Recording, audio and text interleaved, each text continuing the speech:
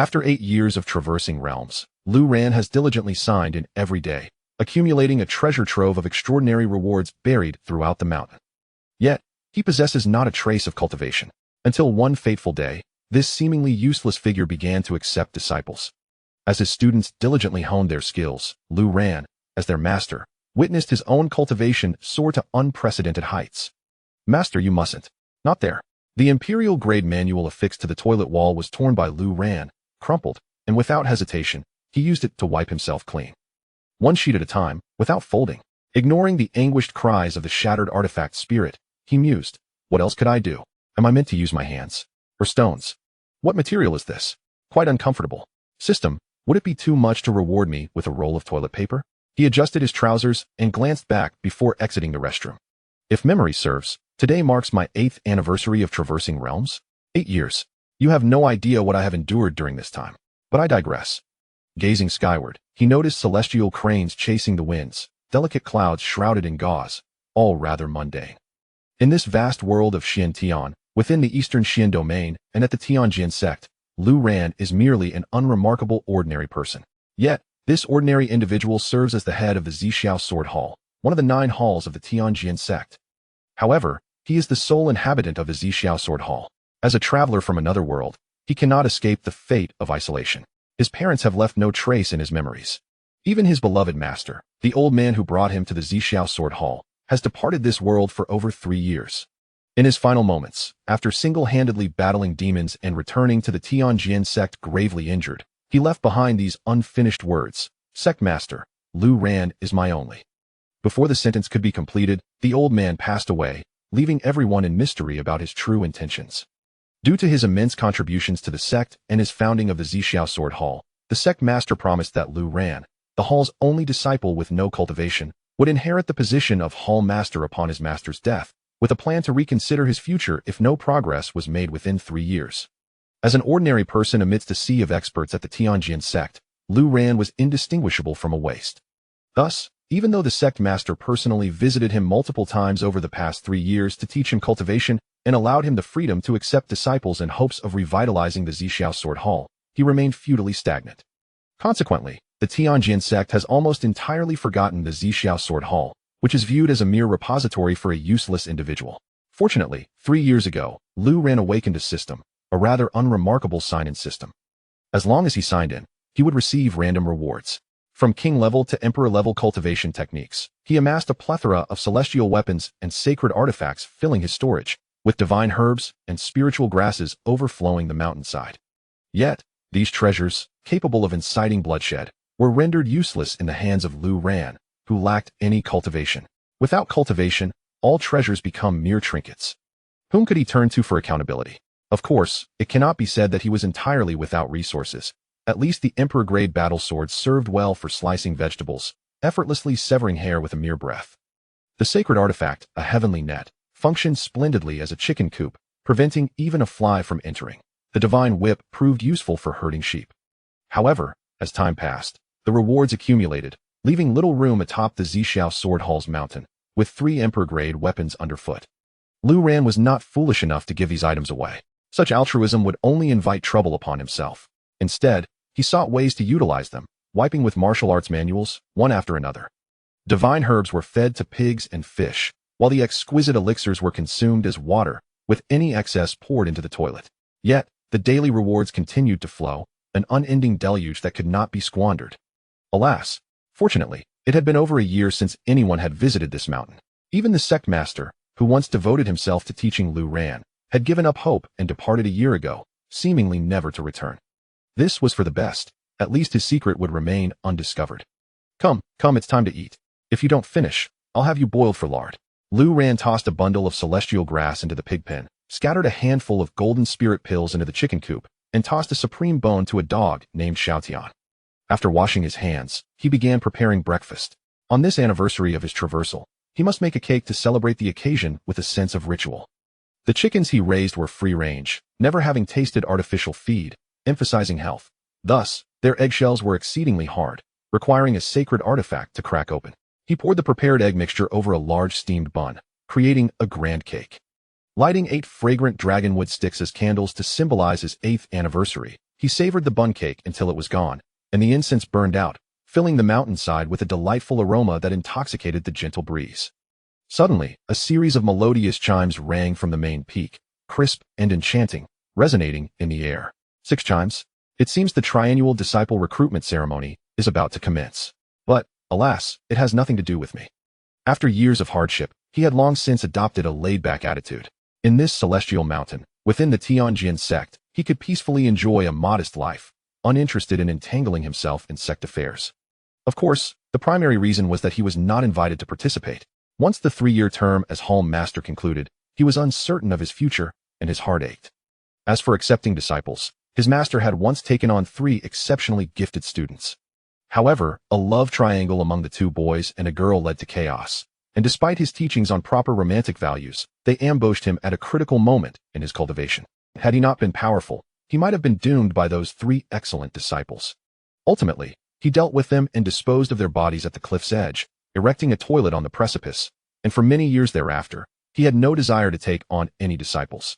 The only reason he accepted Lu Ran was that during a heroic act, he sustained grave injuries, and Lu Ran, appearing like a young beggar fresh from another world, saved him with mouth-to-mouth resuscitation, an act of gratitude that he could not forget.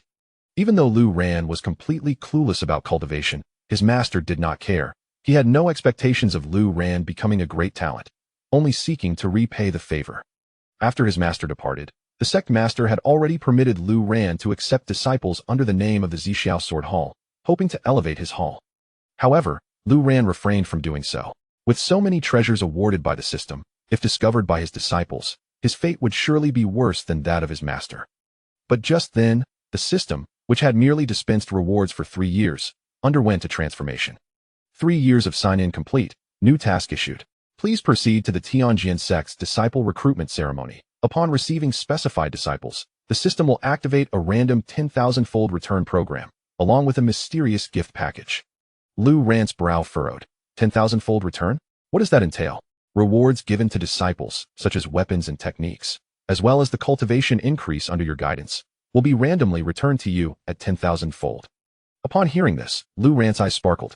Setting aside other matters, the mere notion of returning cultivation was like a thunderous divine light illuminating his life.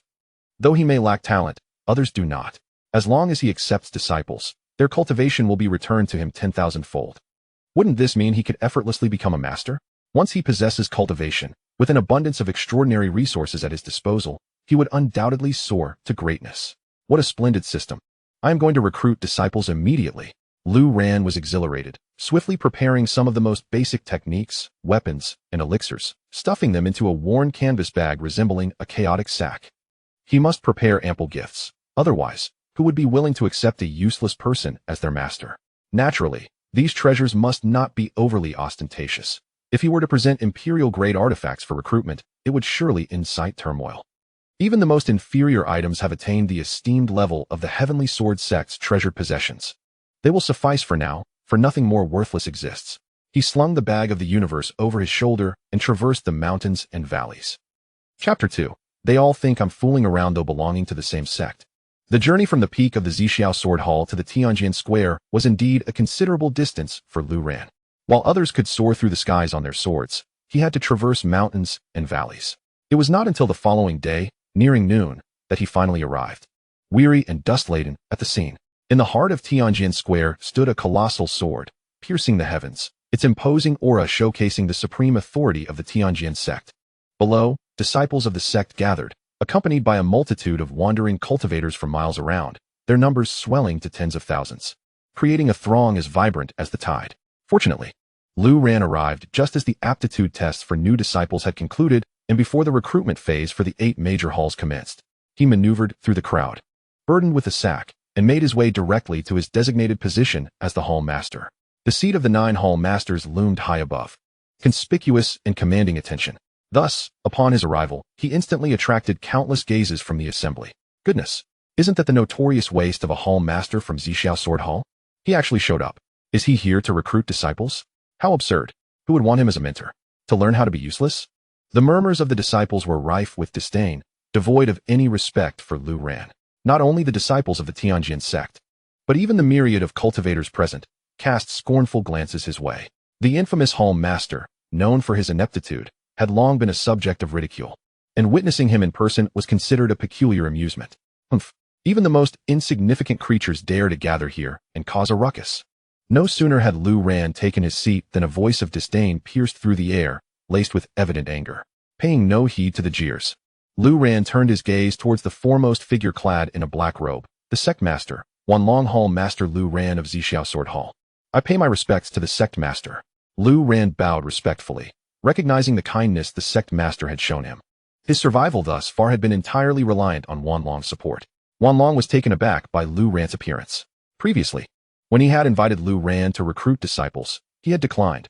What was his purpose for showing up today? Nevertheless, given Lu Ran's status as a Hall Master, his presence at the Hall Master's seat was not inappropriate. Wanlong merely nodded, choosing not to comment.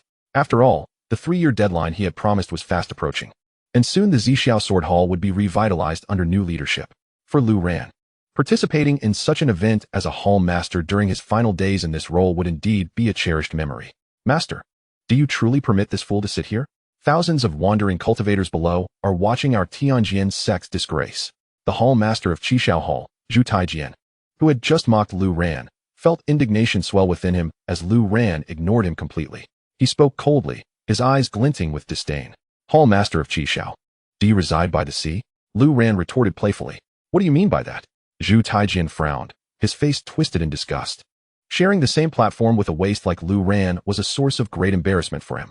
Your concern is quite excessive, Lu Ran replied, showing no regard for his feelings. The Qishao Sword Hall is in close proximity to the Zixiao Sword Hall. For the past 3 years, Zhu Taijian has harbored ambitions of bringing the Zixiao Sword Hall under his command. After all, the spiritual vein beneath it flows abundantly, making it an exceptional place for cultivation, even boasting better feng shui than the Zia Peak, where the Qishao Sword Hall resides. It is a sheer waste for such a prime piece of land to be occupied by a good-for-nothing. Were it not for the restraint of the Sect Master, the Zixiao Sword Hall would already belong to Lu Ran. You, Zhu Taijian, taken aback by Lu Ran's audacity to address him so, slammed the table in fury, his eyes brimming with anger. Observing this, numerous onlookers reveled in the spectacle, a rare scene indeed during a disciple selection event. Enough. Today's disciple recruitment ceremony demands decorum befitting your status as the Hall Master. Sect Master Wanlong's low yet powerful voice commanded attention, resonating with authority. Zhu Taijian, constrained by his formidable presence, ground his teeth, tempering his wrath and choosing silence. Lu Ran, recognizing the moment, refrained from further provocation. Currently, he was still deemed a worthless individual. His paramount objective was to successfully recruit a disciple, thereby elevating himself to a position of cultivation. He had awaited this day for a full 8 years. Elder, let the selection commence, Wanlong declared, evidently eager to dissipate the awkwardness that Lu Ran's arrival had injected into the atmosphere. The esteemed Tianjin sect could not afford to lose face in such a manner. He gestured to the elder in charge of the selection process to initiate the proceedings. The elder cleared his throat. The results of the talent assessment are in. Based on the rankings displayed on the testing stone, 500 disciples have successfully qualified and are now positioned across 5 distinct tiers. The principles for selecting disciples among the 8 major halls of the Tianjin sect adhere to mutual choice. Hall masters may select their preferred disciples, while disciples can express their preference for a hall. Should any discrepancies arise, the sect will allocate disciples to the relevant halls based on their talent types and other considerations. As the most exhilarating moment approached, the 500 qualified disciples were filled with anticipation. However, those positioned at the rear did not share in the excitement of their peers at the front. Their talents were mediocre at best, barely sufficient to qualify. The hall masters scarcely cast a glance in their direction. At the forefront stood several dozen disciples, each exuding an air of superiority, their noses held high. They belonged to the highest tier of talent and were certain to be chosen by the more prestigious halls, propelling their cultivation to new heights. Esteemed hall masters, please proceed. The elder in charge gestured towards the dignitaries gathered at the main seat. The 8 hall masters nodded in acknowledgement, yet their gazes ultimately settled upon Lu Ran. Hall Master Lu Ran, since you have come such a long way, why not take the first selection? It was Zhu Taijian, the hall master of the Qishao Sword Hall, who spoke, his words laced with intent. This was a deliberate taunt. As a mere waste. Even if Lu Ran were to choose the most talented disciple, that individual would likely disregard him. Therefore, Zhu Taijian felt no fear of losing any promising candidates to Lu Ran. His aim was to orchestrate a public humiliation for him. Yet, Lu Ran merely smiled and nodded, unperturbed. Since the esteemed hall masters have extended their courtesy, I shall not be remiss. He spoke as he rose to his feet, directing his gaze towards the 5 disciples from the various factions. However, wherever his eyes fell, the disciples promptly averted their gaze, fearful of being chosen by him. Having finally qualified to enter the Heavenly Sword sect, being selected by a seemingly incompetent hall master would be a fate worse than death. I choose him. As expected, Lu Ran's finger pointed to a young disciple positioned centrally at the front of the faction. This disciple was none other than Pang Biao, the most talented and strongest among the current testing cohort from the esteemed Pang family. No one was surprised. Although Lu Ran lacked cultivation, he was not foolish. Everyone understood the necessity of attracting the most gifted individuals to ensure the future development and ranking of their hall. Yet, Lu Ran's choice elicited a chorus of derisive laughter. Hey, Hallmaster Lu, your vision is commendable. You've managed to pick the most talented disciple in the entire venue. How utterly unfair. The sect leader has long urged you to take on disciples, yet here you are, vying with us for students. Ha ha ha. I fear that after you selected him, he might be cursing you in his heart. Why bother coming here to embarrass yourself? Amidst the crowd's chatter, the elder steward turned to Pang Biao and inquired, Pang Biao, do you wish to join the Zixiao Sword Hall and become a direct disciple of Hallmaster Lu? Upon hearing this, Pang Biao categorically refused. I refuse. His dismissal left no room for negotiation or pretense. Despite his extraordinary talent, he would not squander it under the tutelage of an incompetent. I wish to join the Zixiao Sword Hall. Pang Biao boldly declared his intentions. This pleased Zhu Taijian, the master of the Zixiao Sword Hall, immensely. Lu Ran, however, remained unperturbed, chuckling, refusing so swiftly. Does this hall master lack face? Though Pang Biao had yet to enter the hall, his attitude was brazen, embodying the haughty demeanor typical of a scion from a prominent family. He crossed his arms and challenged Lu Ran. Face? Pray tell, Hallmaster Lu, what exactly can you offer me? These words prompted a fresh wave of laughter. Zhu Taijian felt a surge of satisfaction. This disciple was astute. In response, Lu Ran waved his hand dismissively. Forget it, forget it. If you are unwilling, I cannot force you, can I? What a pity. It seems this treasure is destined to have no connection with you. As he spoke, Lu Ran retrieved a weapon from his sack, a gleaming azure sword. When he unveiled the sword, it initially drew scornful laughter, as no one believed that his tattered sack could contain anything of worth. Yet, in the next moment, a gasp erupted from the crowd. Something is amiss. This sword, it belongs to the spirit tier. This exclamation immediately focused the attention of thousands upon the sword, their gazes growing fervent. My heavens, it truly is of the spirit tier. The realization spread like wildfire. Who would have expected that a seemingly inept hall master possessed a spirit tier weapon? The Heavenly Sword sect was renowned for its 10 treasured artifacts, all of which were of the spirit tier, a coveted rarity, unattainable for ordinary individuals. It's just a sword. It's probably the most valuable item from the Zixiao Sword Hall, brought forth to dupe disciples. Don't be fooled. That makes sense. He simply wishes to deceive his disciples with this sword, even if he were to obtain it. What would it matter? Would he not end up a useless being like himself? To think, I was almost taken in by his ruse. Chapter 3. The Surge of Combat Spirit. Unable to contain it, the imposing aura of the spirit rank sword did not linger for long. Soon replaced by a chorus of derisive voices. Everyone assumed that Lu Ran was trying to lure disciples to his hall by leveraging the allure of the spirit sword. No one was a fool. They saw through his scheme at a glance. Ha ha, Master Lu, what use is a spirit sword? You possess the sword, yet you remain a mere wastrel. How audacious of Pang Biao to utter such disrespectful words publicly, showing utter disregard for Lu Ran. This remark caused Wan Long to narrow his eyes. Although this disciple possessed commendable talent, his disposition was one that Wan Long, as the sect leader, found rather unappealing. However, Wan Long's focus was not on Pang Biao, but rather on the sword in Lu Ran's grasp. This sword was not an artifact of the Tianjin sect. He pondered. Perhaps it was brought in by the former leader of the Zixiao Sword Hall during his lifetime. Meanwhile, the leader of the Zixiao Sword Hall, Zhu Taijian, was visibly thrilled by Pang Biao's words, slapping the table in approval. What a free-spirited and unrestrained disciple. Pang Biao, you are now a disciple of my Zixiao Sword Hall. Furthermore, I shall accept you as my 10th direct disciple. Pang Biao immediately bowed with a smile. Disciple pays respects to master. The exceptionally talented Pang Biao was welcomed into the Zixiao Sword Hall, prompting reactions from other sect leaders. Some expressed envy, others jealousy, while some made snide remarks about Pang Biao's character. Yet, none of this deterred Lu Ran from accepting disciples. The system had already designated a candidate, situated at the very back of the group with the poorest talent. That was a corner overlooked by all the other sect leaders. Lu Ran felt conflicted. He was already quite inept. If he were to accept another who was equally lacking, what progress could he expect in 10 years? Would he truly receive a tenfold return on his efforts, or merely a meager reward? Was there truly no one willing to join my Zixiao sword hall? With the sword in hand, Lu Ran made a circuit before the crowd, yet they regarded him with disdain, completely dismissive. In exasperation, he could only hope that the designated candidate would provide some response. At that moment, in the far corner of the assembly, a girl clad in blue, no more than 15 or 16, stood tall and graceful, her beautiful eyes reflecting a complex array of emotions. For reasons unknown, when Lu Ran unsheathed the sword, a droplet-shaped mark on her palm emitted a faint radiance, perceptible only to her. Meteoric tear, have you sensed something? Could that sword be extraordinary? Qin Yu pondered. Yet she secretly made her choice. Since it was the selection of the meteoric tear, it must be correct. Born unable to absorb spiritual energy, she had relied on the meteoric tear's formidable restorative powers to diligently cultivate her physical form, achieving the 6th level of physical cultivation, thus earning her place in the Tianjin sect. It could be said that this meteoric tear was her savior, a beacon on her path of cultivation. Therefore, at this moment, she reaffirmed her choice. Meanwhile, guided by the system, Lu Ran also noticed Qin Yu. To his astonishment, she was a girl, and a physical cultivator at that. He was utterly bewildered. System, are you certain it is her? Absolutely. Well, I'll inquire if she is willing. When Qin Yu lifted her head, she found Lu Ran gazing at her in astonishment. A wave of inexplicable emotion surged within her. Disciple Qin Yu wishes to join the Zixiao sword hall.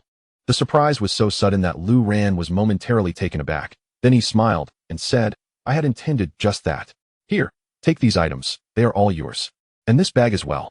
As Lu Ran spoke, he emptied a sack filled with techniques, weapons, elixirs, and spiritual herbs.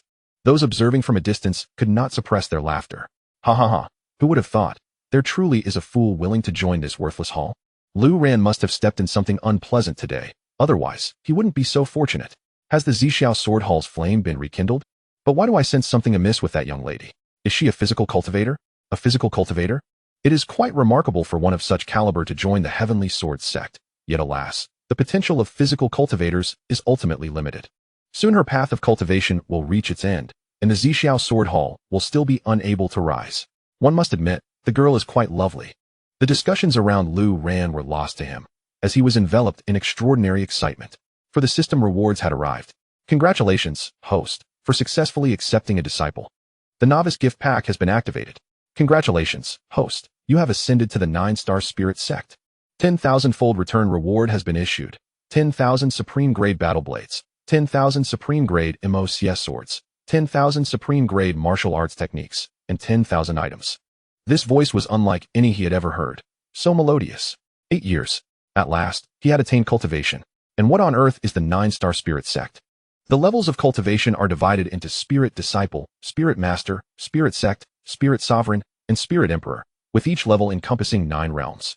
Reaching the spirit sect level signifies becoming a master, establishing a sect, and achieving the status of the sect leader of the Heavenly Sword sect. Yet, the sect leader Wan Long barely stands at the 2nd level of the spirit sect. You are suggesting I ascend to the 9th level in an instant? This is quite unexpected and astonishing. While Lu Ran was in shock, the crowd erupted in exclamations once more. No, something is off. The weapons he displayed are not ordinary. Their quality is remarkable. Each one is of the spiritual tier. Where did he procure such an abundance of weapons and techniques? The Zixiao sword hall certainly does not possess them. He must have stolen them from the treasure hall. Only the sect's treasure hall would have such extraordinary treasures. Audacious Lu Ran. To recruit a disciple, you resort to such underhanded tactics. Stealing the sect's treasures, what punishment shall you face? The atmosphere shifted dramatically, as all eyes fell upon the heap of treasures. They began to scrutinize them closely, only to realize. It turned out that what he had poured from that ragged sack were indeed treasures. Each one a prized possession even within the Heavenly Sword sect. When Wan Long beheld them, his expression turned one of sheer astonishment. Among them were several items he recognized. Treasures that even the treasure hall of the Heavenly Sword sect did not possess. Where on earth did this lad acquire such an abundance of treasures? With Lu Ran's cunning methods, it was hardly surprising that he had acquired such treasures. His master, known for his solitary exploits, often ventured into the abyssal caves alone, upholding justice while inadvertently amassing rare treasures hidden atop Zia Peak. Lu Ran surmised this to be the reason and opted for silence. It was only natural for him to consider such a method of apprenticeship. However, the master of Qixiao Hall, Zhu Taijian, seized upon Lu Ran's vulnerabilities, demanding, Lu Ran, quickly explain the origins of these precious items, or face the consequences of the Tianjin sect's regulations. Lu Ran raised his gaze, a flicker of excitement illuminating his eyes. At that moment, he felt an overwhelming surge of power within him. He yearned for a confrontation. Observing Zhu Taijian's arrogant demeanor, which had long provoked him, his battle spirit began to boil over. What concern is it of yours what belongs to this hall? Begone. The single word begone was enough to incite Zhu Taijian into a reckless attack. Ignoring the presence of sect leader Wan Long, he soared into the air, launching a fist towards Lu Ran. Regardless of the circumstances, Lu Ran was perceived as a worthless individual, even if he were to be slain in public. What could the sect do to Zhu Taijian, the esteemed master of the first hall? Yet, in the next moment, an astonishing scene unfolded, shattering the perceptions of all present. In the face of Zhu Taijian's monstrous punch, Lu Ran remained rooted, effortlessly countering with a punch of his own. Crack! The crisp sound of shattering bones echoed, followed by Zhu Taijian's anguished wail as all his aggression dissipated, his form collapsing to the ground, cradling his arm in relentless agony. Lu Ran stepped forward, forcefully pressing Zhu Taijian's face into the earth.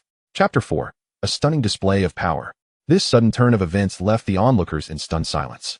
One could not help but cry out, how did this worthless individual become so formidable? How could he possibly match Zhu Taijian? What was transpiring? Even sect leader Wan Long was taken aback. As the head of the sect, he had been utterly unaware of Lu Ran's hidden prowess. The newly initiated Peng Biao was equally bewildered, grappling with the absurdity of his once coveted master being humiliated by a perceived failure. In the midst of the astonishment, Zhu Taijian was enveloped in disbelief, his heart racing with incredulity. It was impossible. How could Lu Ran be his adversary? He was a cultivator of the spirit realm, while Lu Ran had always been regarded as a talentless individual. Despite being pinned down, Zhu Taijian gritted his teeth in defiance, refusing to accept his humiliation. The dignified master of Zixiao Sword Hall, reduced to being trampled by a mere waste, was an affront too great to bear. He was determined to kill Lu Ran and reclaim his honor. In his quest for face saving, he even disregarded Lu Ran's sudden surge of strength. Buzzing, he channeled all the spiritual energy within him, attempting to retaliate against Lu Ran. Yet, no matter how he struggled, he could not extricate his face from beneath Lu Ran's foot. Let me go, you little beast.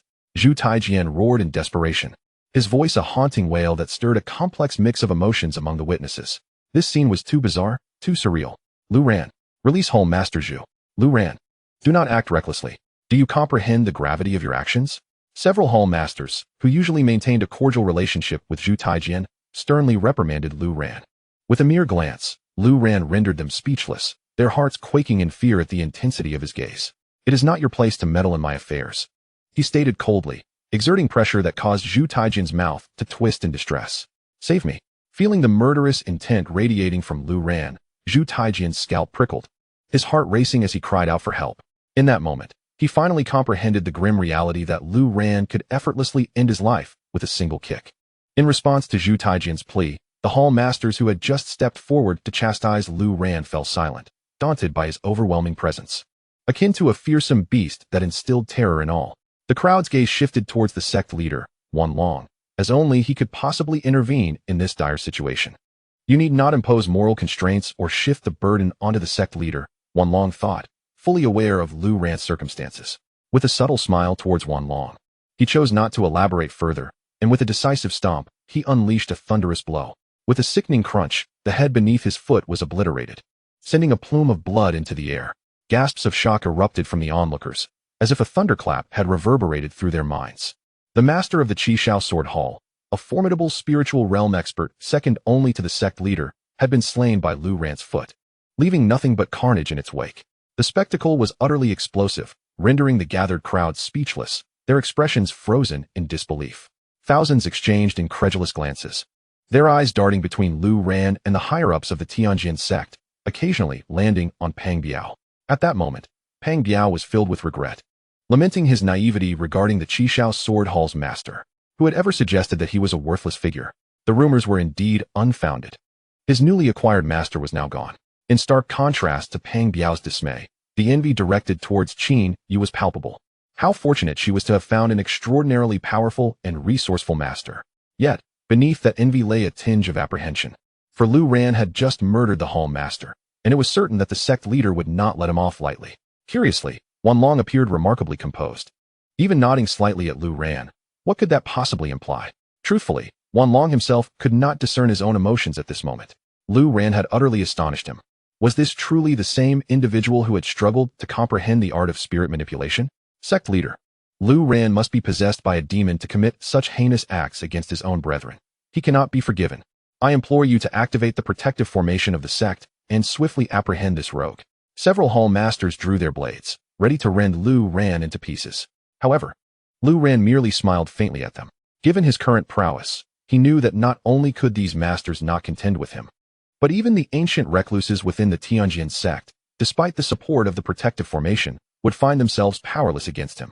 Thus, he turned his gaze to Wanlong, eager to discern the sect leader's stance. If Wanlong too could not tolerate his presence, then he would have no choice but to depart from the Tianjin sect. Fortunately, Wanlong did not disappoint him, continuing to care for him as always. The demise of Master Zhu resulted from his own inadequacy, coupled with an audacious attempt to provoke the authority of Master Lu.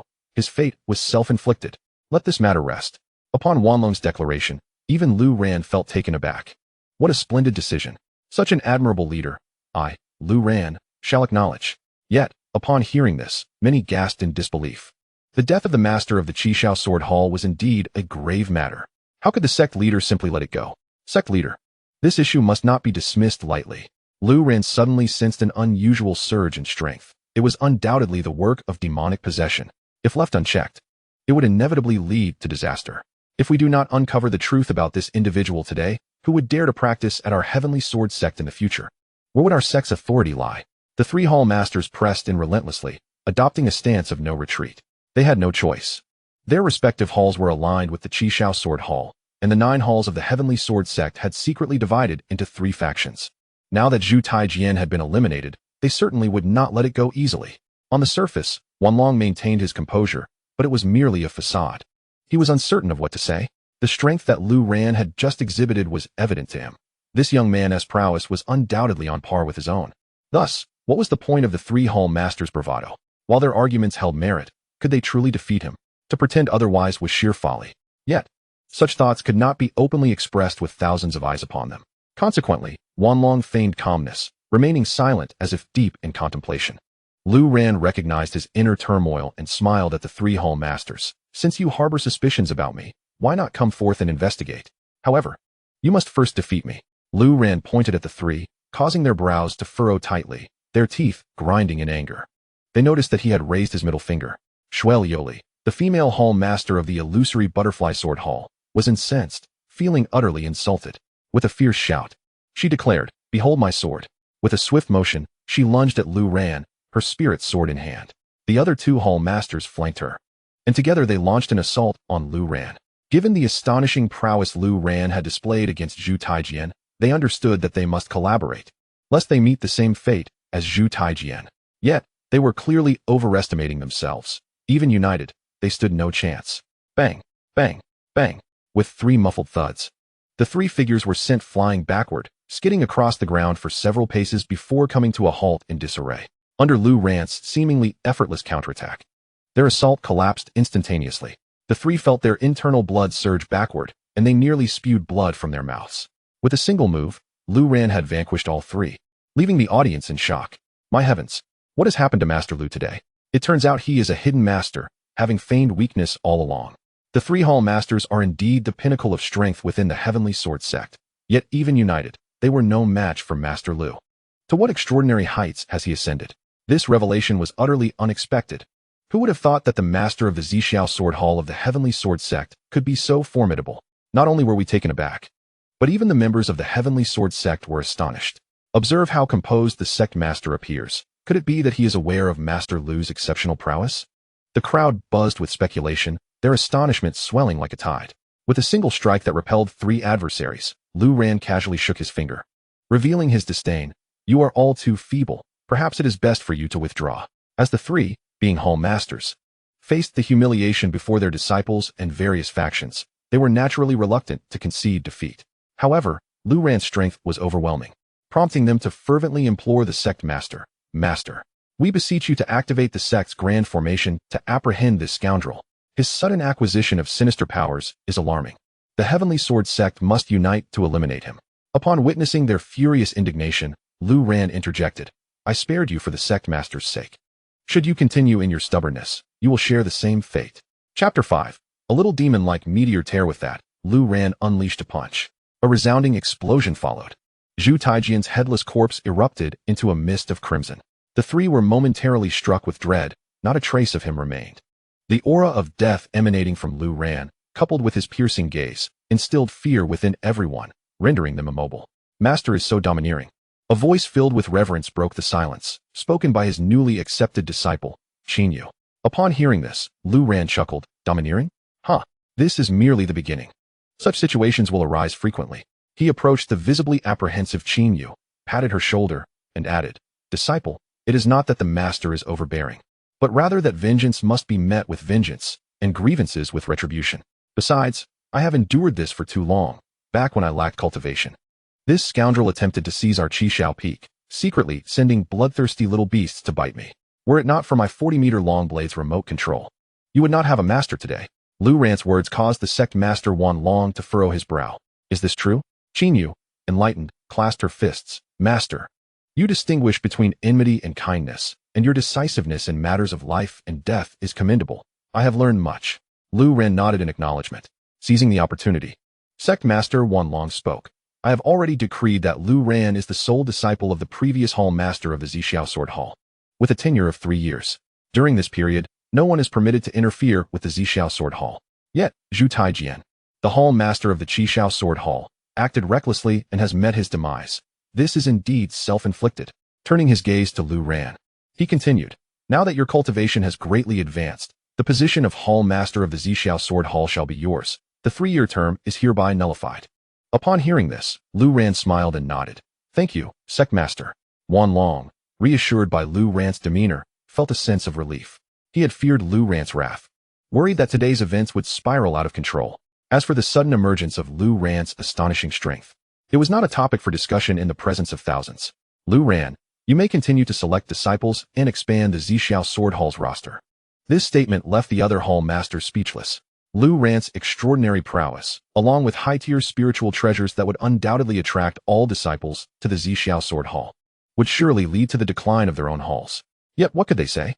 Zhu Taijian has perished. Who would dare vie for disciples with Lu Ran? Such an act would be akin to snatching food from a tiger's mouth. Indeed, as soon as these words were uttered, a fervent chorus of eager voices erupted from the throng of disciples awaiting their fate. Disciple Wu Qi wishes to join the Zixiao Sword Hall. Disciple Zhang Maodai yearns to take Master Lu as his teacher. Disciple Qi Delong implores Master Lu to accept me as his pupil. Disciple Qi Dongxiang wishes to join. If Master Lu does not find it distasteful, Disciple Peng Biao is willing to forsake the Zixiao Sword Hall and transfer to the Zixiao Sword Hall. The advantages of joining the Zixiao Sword Hall were manifold. Not only was Master Lu Ran immensely powerful, but the abundance of revered spiritual treasures alone was enough to captivate anyone, not to mention that he seemed to distribute them freely. Listening to these declarations, Lu Ran merely chuckled. You fickle fair-weather friends, where were you when I was scorned? Have you so swiftly forgotten the disdain you once harbored for me?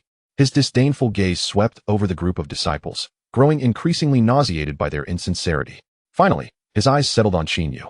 The young lady became ever more enchanting, adorably naive. Thus, Master decided to shower his affections solely upon her today. The Zixiao Sword Hall is not a mere refuse collection station. Go play elsewhere. Upon hearing these words, the crowd fell silent, regret washing over them as they wished they could slap themselves twice over. Alas, such a splendid opportunity had slipped through their fingers. Lu Ran took Qin Yu's hand and turned to Wanlong, stating, Master, I have chosen my disciple. I shall take my leave now. In that moment, Wanlong's heart brimmed with unuttered thoughts, yet he remained silent. Lu Ran harbored profound secrets. To expose him publicly would be impolite. Moreover, he sensed no malevolent aura emanating from Lu Ran. Furthermore, Lu Ran treated him with utmost respect, preserving his dignity. Thus, he ultimately smiled gently and uttered a single word, good. With a swift motion, Lu Ran grasped the air, and a small golden sword soared from his palm, landing at his feet. In a burst of brilliant light, it transformed into a colossal golden sword, radiating a dazzling brilliance that dazzled the eyes. Let us depart. Lu Ran ascended the sword, his garments billowing gracefully, resembling an ethereal being.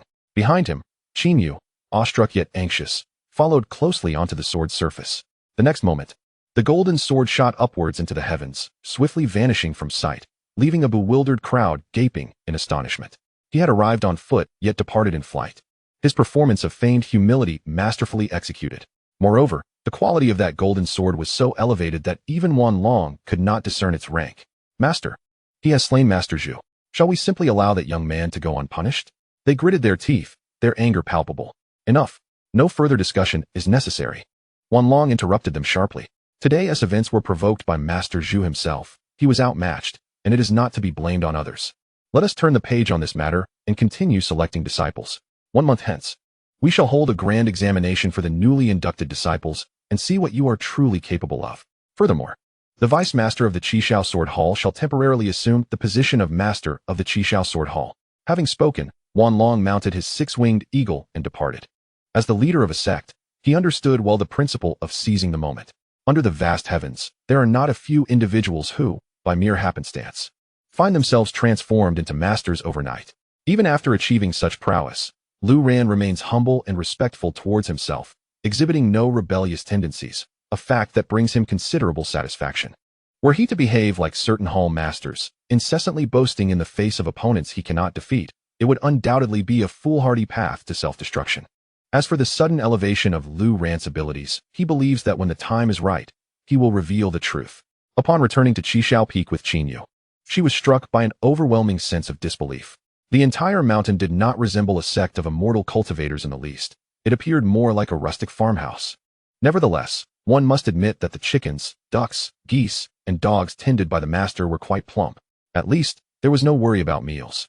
You may explore on your own for now. Feel free to choose any of the thatched cottages over there to reside in.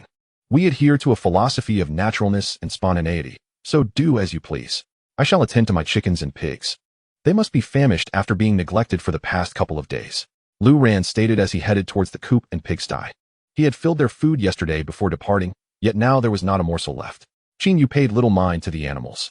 Upon hearing Lu Ran's words, she quickly darted into one of the thatched cottages to hide. For some inexplicable reason, the moment she arrived at Zia Peak, her meteor tear began to glow, and with a brilliance surpassing any previous instances. This was her secret, one she had no intention of revealing easily, even to her master, Lu Ran. Meteor tear. Why do you react so intensely? This feels quite wrong. Qin Yu thought, a sense of unease creeping in. Ever since she acquired the meteor tear, this enigmatic treasure had brought her countless surprises. Whenever it sensed the presence of other treasures, it would emit a faint glow, guiding her to investigate, each time leading to significant discoveries.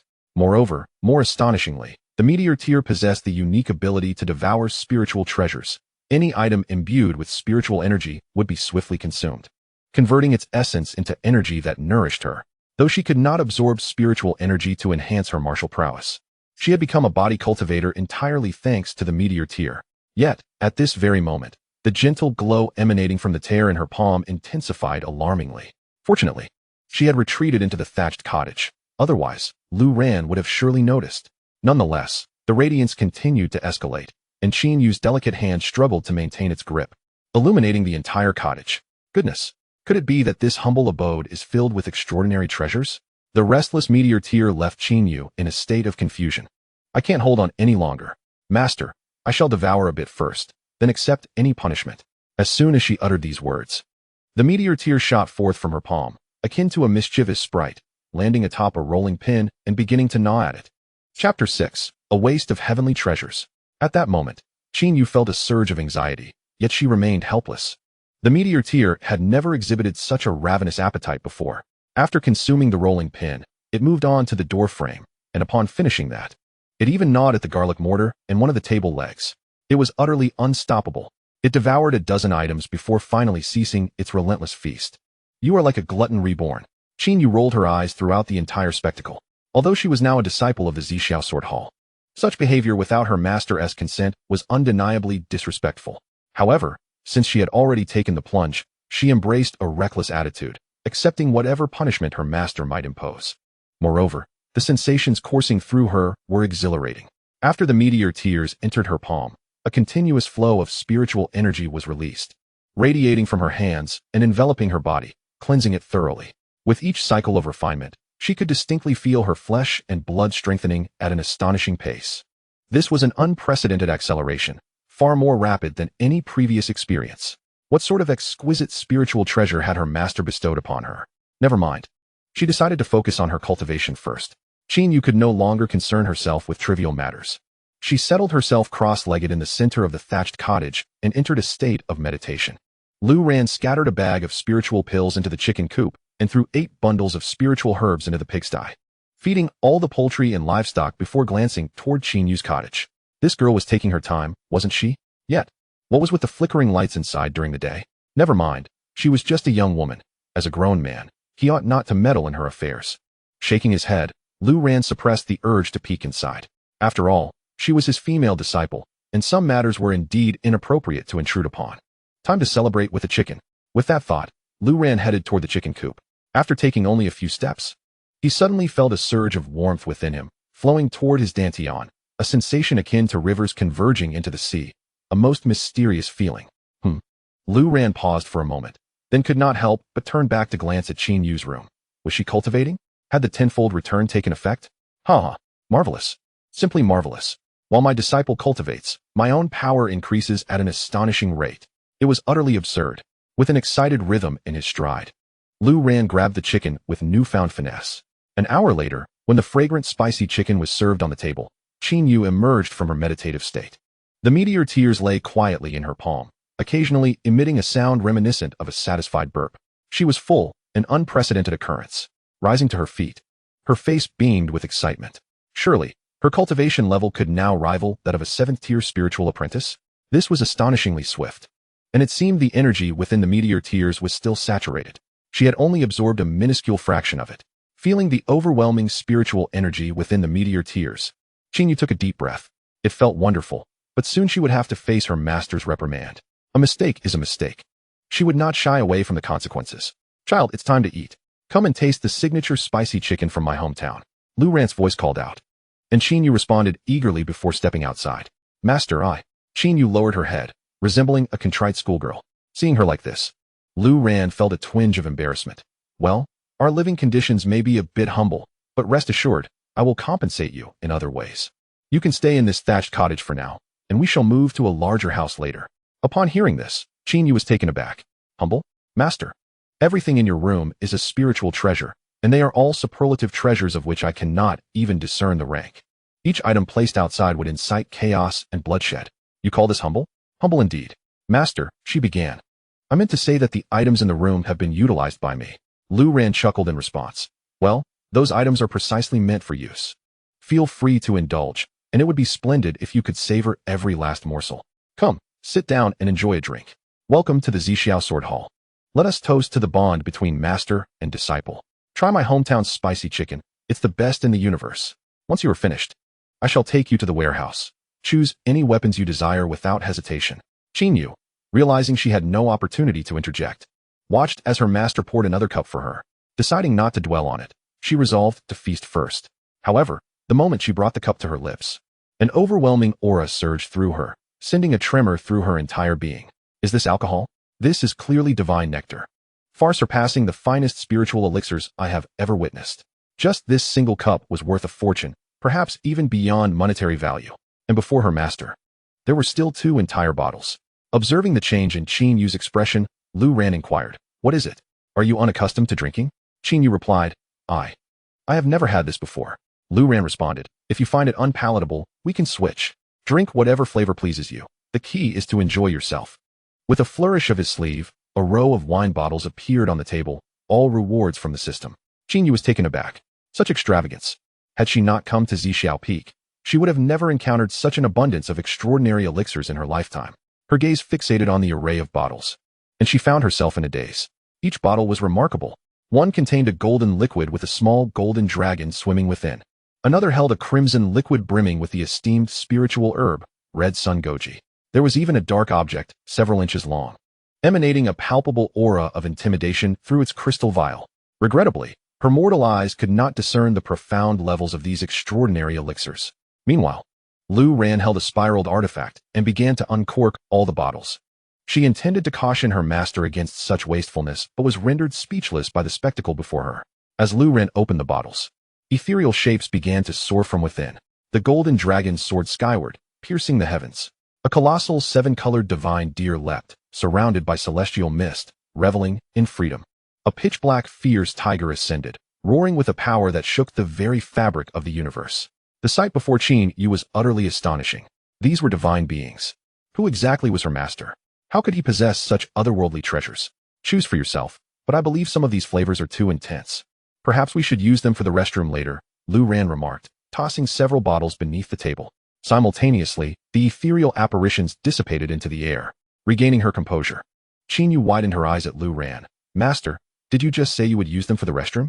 Lu Ran nodded. They take up too much space. Feel free to use them. There are plenty more. Qin Yu fell silent, her heart raging. Master, is this truly how one speaks? Such wastefulness, such extravagance. Chapter 7. This is spicy phoenix stir-fry. Lu Ran was undoubtedly aware that these wines were of the highest caliber, crafted from certain parts of the divine dragon and divine deer, conferring indescribable benefits upon cultivators. However, the rewards from the system were simply too plentiful.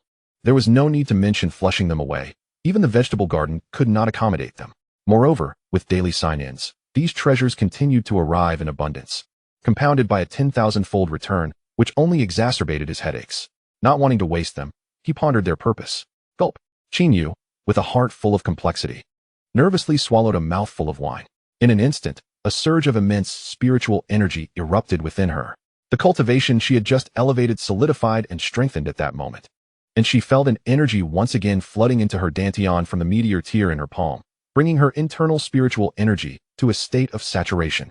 As this energy entered Qin Yu's body, the meteor tear astonishingly began to emit a halo, encompassing a bottle of wine.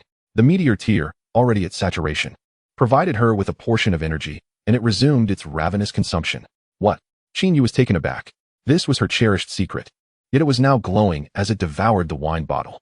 At that moment, Lu Ran watched the scene with great interest. Exposed, Qin Yu lowered her head, a look of resignation on her face. However, Lu Ran waved his hand, gazing at the meteor tear with a smile, saying, "This must be the meteor tear, right? You and Qin Yu, sharing the feather character, what is your relationship?" Qin Yu exclaimed, "Huh? I don't know her." She was astonished. Not only did her master remain calm upon discovering her treasure, but he even named the meteor tear. This was a name she had given it herself. How could her master know? He was an extraordinary figure. No secret could elude him. Suddenly, Qin Yu felt a wave of shame wash over her. She had intended to conceal her possession of the meteor tear, but her master had seen through it all. In front of her master, she felt utterly transparent. Lu Ran, oblivious to Qin Yu's inner turmoil, chuckled and mused, "I suspect that the world I have traversed is not on the same plane as that of Qin Yu." This statement left Qin Yu in shock. Plane. Only immortals, deities, and transcendent cultivators could traverse among planes. She had only encountered the term in legends she read in books. But her master had spoken of plane traversal so casually? He must be a hidden deity in this world. Qin Yu felt dazed, her worldview shaken to its core. Lu Ran's gaze turned to the droplet-like meteor tear and remarked, "This little thing can really eat, can't it? Why gnaw on a wine bottle when it could indulge in wine and meat?" He seemed to have discovered a treasure capable of consuming resources and seized the meteor tear, pouring wine into its glowing halo with great enthusiasm. Having consumed half of a wine bottle, the meteor tear evidently reached saturation once more, struggling yet unable to escape Lu Ran's grasp. Qin Yu said, "Master, it seems to have had its fill." To be frank, earlier in the room, it had already devoured the rolling pin and even gnawed the table leg into a slant. Lu Ran laughed. "Ha ha, how gluttonous. I like it. Let it feast." Regarding the precious meteor tear possessed by Qin Yu, Lu Ran was not particularly surprised. Those chosen by the system undoubtedly possess unique qualities. For him, this was certainly a delightful revelation. With a disciple bearing such a treasure and rapidly advancing in cultivation, he, as the master, would undoubtedly experience an even swifter elevation in his own prowess. Qin Yu had fallen silent. The spicy chicken from her master's hometown erupted within her with an unprecedented impact, akin to a meteor plunging into the sea, stirring up tumultuous waves. That overwhelming energy surged through her limbs, allowing her to distinctly perceive the essence emanating from the chicken, merging with her flesh and blood, bestowing upon her an exhilarating sense of strength. As a body cultivator, she was acutely aware of the arduous journey of cultivation. Achieving her current level required tenfold, 100-fold more effort than others, a relentless decade of dedication. Yet, despite this, she had still found herself among the last in the selection of disciples at the Tianjin sect, nearly facing elimination. But now, Merely consuming a bite of the chicken equated to 3 months of her arduous training. This was no ordinary chicken. It was a fiery phoenix in disguise. After this meal, Qin Yu's heart surged with emotions. Her cultivation firmly solidified at the peak of the 7th level of Spirit Apprentice. The meteor tier, having been forcefully fed 3 bottles of wine by Lu Ran, now lay motionless in the palm of Qin Yu's hand. Lu Ran felt somewhat disappointed by the meteor tier's reaction. It had consumed too little. When would it be fully satisfied? What Lu Ran was unaware of was that within the internal space of the meteor tier, a voluptuous figure was reclining amidst a crimson glow, her hands rhythmically caressing her belly, emitting soft sounds of contentment. However, as time passed, that ethereal figure gradually became more corporeal. After the meal, Lu Ran patted his belly and stood up. Xiao Yu, let us visit the warehouse. What cultivation method are you practicing now? Qin Yu was overjoyed. Her master was about to guide her in her cultivation. Master, my method is something I unearthed from my family's treasure house, discarded by others. Saying this, Qin Yu retrieved a severely damaged, thread-bound book from her Chinquan bag. Upon seeing it, Lu Ran sighed and shook his head. Cultivation methods, like weapons, are categorized into various grades, ranging from low to high: yellow, profound, earth, heaven, spirit, noble, king, emperor. The nameless body cultivation method in Qin Yu's hands was evidently below even the yellow grade. However, Lu Ran greatly admired her perseverance in reaching the Tianjin sect despite relying on such a subpar technique. The young girl, seemingly delicate, possessed an extraordinary resolve. Impressive indeed. Come, follow your master from now on. There is no need to endure such constraints. Yes, thank you, master. Having just consumed a bit of wine, Qin Yu's cheeks flushed a vibrant red, resembling a ripe apple. Although she referred to Lu Ran as her master, he appeared to be only a couple of years her senior. If she had not previously witnessed Lu Ran's astonishing prowess, cohabiting a mountain peak with such a handsome master would have surely embarrassed her. However, upon reflection, she pondered, what did she truly have? A timid individual, standing beside a master of celestial prowess, should remain humble and refrain from any untoward thoughts. As Qin Yu followed Lu Ran to the warehouse, such notions surfaced in her mind. She immediately shook her head and sternly reprimanded herself. Alas! Qin Yu, are you intoxicated? Be wary that your thoughts do not reach your master. Just then, Lu Ran extracted several tomes of martial arts from a nearby shelf and turned to her, casually advising, do not overthink. Simply devote yourself to your cultivation. Qin Yu's heart raced at his words. However, Lu Ran's intention was solely to encourage her to focus on her training. He was more anxious for her progress than she was. A good master, I shall certainly strive to cultivate diligently. Qin Yu endeavored to calm her tumultuous emotions. Yet when she received the volumes Lu Ran offered and listened to his descriptions, she was utterly astounded. These are introductory spirit-level body refining techniques. You may start with these. Spirit level? Introductory? She stammered, momentarily at a loss for words. It is important to note that body refining techniques are already exceedingly rare, spirit-level techniques. Let alone foundational ones like yellow or mysterious levels, are treasures that one seldom encounters. Yet here, under her master's tutelage, what would incite turmoil in the outside world was merely considered introductory. Lu Ran, observing her astonishment, shook his head slightly. Thankfully, he had merely presented them as spirit-level techniques. Were she to learn that these tomes were, in fact, unparalleled imperial-level methods, she might have been overwhelmed with excitement. Dumbfounded, Qin Yu stood frozen as Lu Ran busily rummaged through the storeroom, producing additional items and placing them in her hands. As a body cultivator, you must not be without these: boxing gloves, elbow guards, and wrist supports. Here, don the complete set. When Qin Yu beheld the spiritual treasures Lu Ran bestowed upon her, an overwhelming sense of elation surged through her, nearly causing her to faint. These were the coveted artifacts she had longed for. She had never imagined that a girl like her, deemed a waste by others due to her inability to cultivate spiritual energy, would one day possess such extraordinary treasures, nor that she would be blessed with a master who cared for her so deeply. In that moment, tears streamed down her face.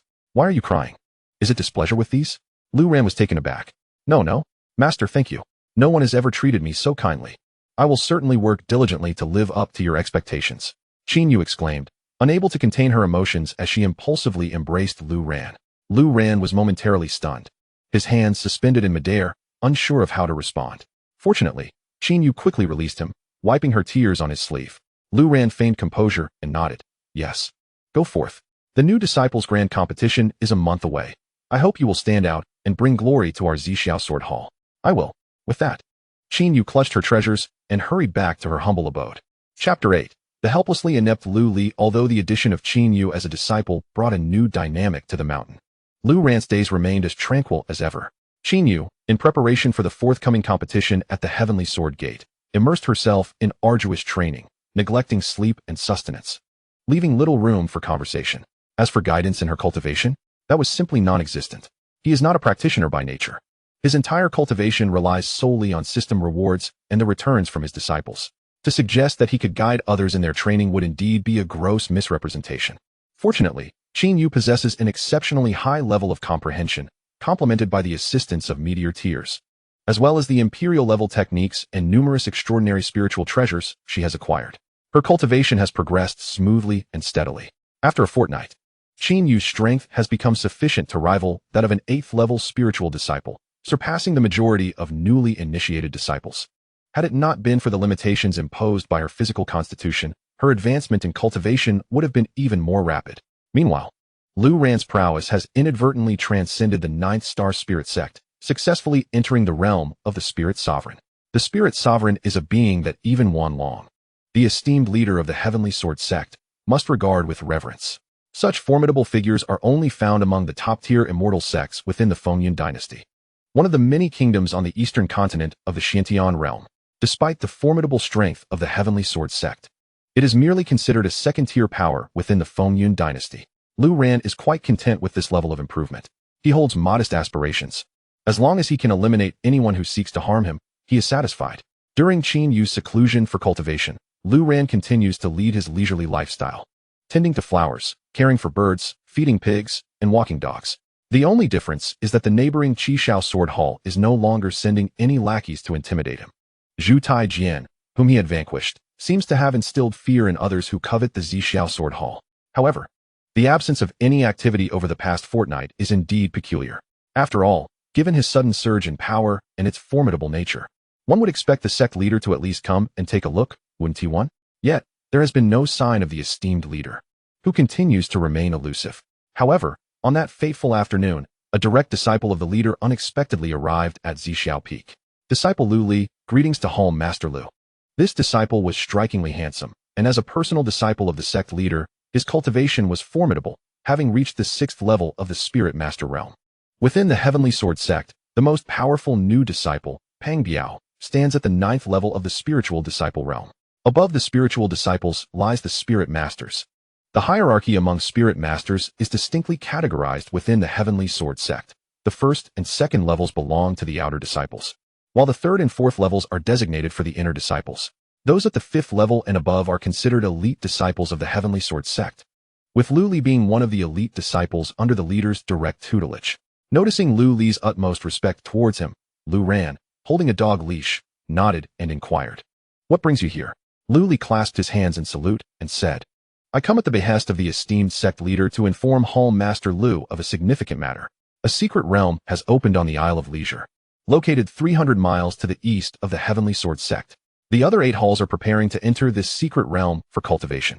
The sect leader wishes for Hall Master Lu not to miss this opportunity, hence my visit."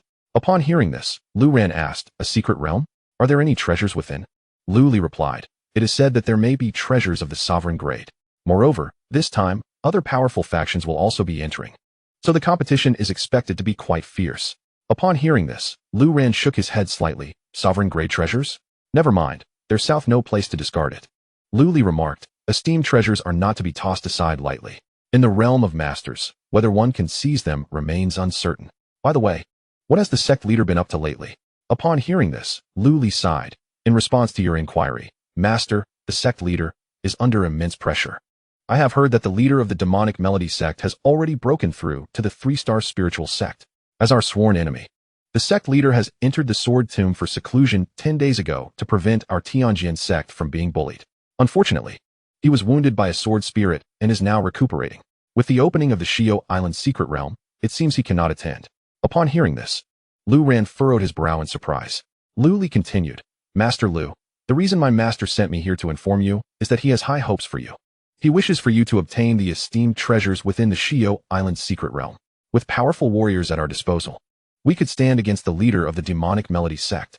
Lu Ran nodded, "I see, but I still do not intend to go."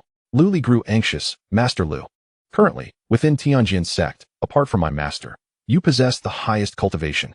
If you do not go, and the leader of the demonic melody sect does, should he acquire the esteemed treasures, our Tianjin sect may face a great calamity. Lu Li's urgency surprised Lu Ran, instilling in him a measure of fondness for the young man, especially since they both shared the surname Lu. He patted Lu Li on the shoulder and produced a pitch-black pill. Take this pill back. When the sect leader consumes it, he will surely recover. As for the demonic melody sect, tell them not to worry. If they dare to provoke us, I shall annihilate their stronghold.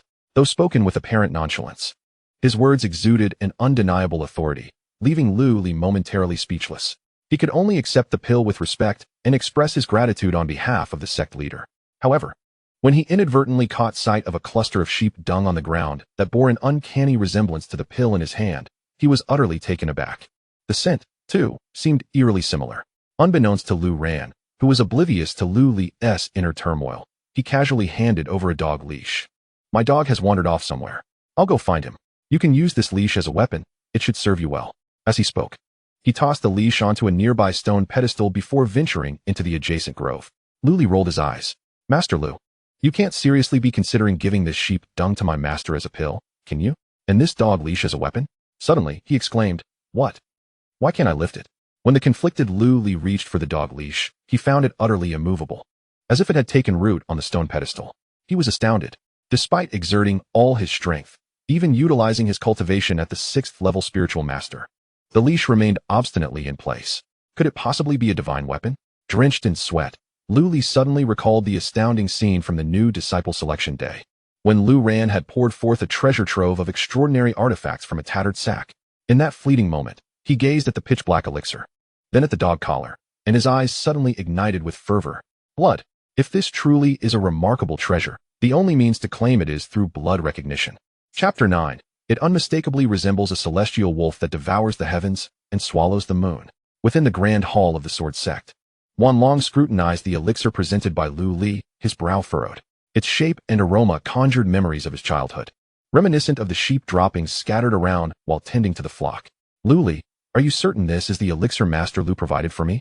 Master, I too was initially skeptical, but behold what I possess. Lu Li, in an effort to persuade Wan Long to consume the elixir, produced the dog collar.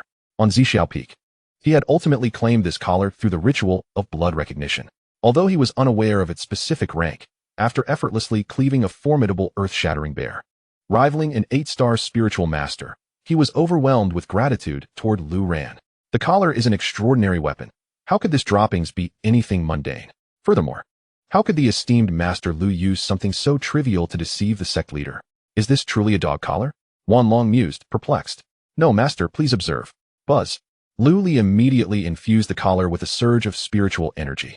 In an instant, a dazzling golden radiance erupted from the collar, illuminating the hall in resplendent glory, akin to a celestial palace bathed in golden light. Amidst this soaring brilliance, a series of runes flickered, spinning rapidly in accordance with the principles of Yin and Yang, the I Ching, and the boundless Tao, leaving Wan Long utterly mesmerized.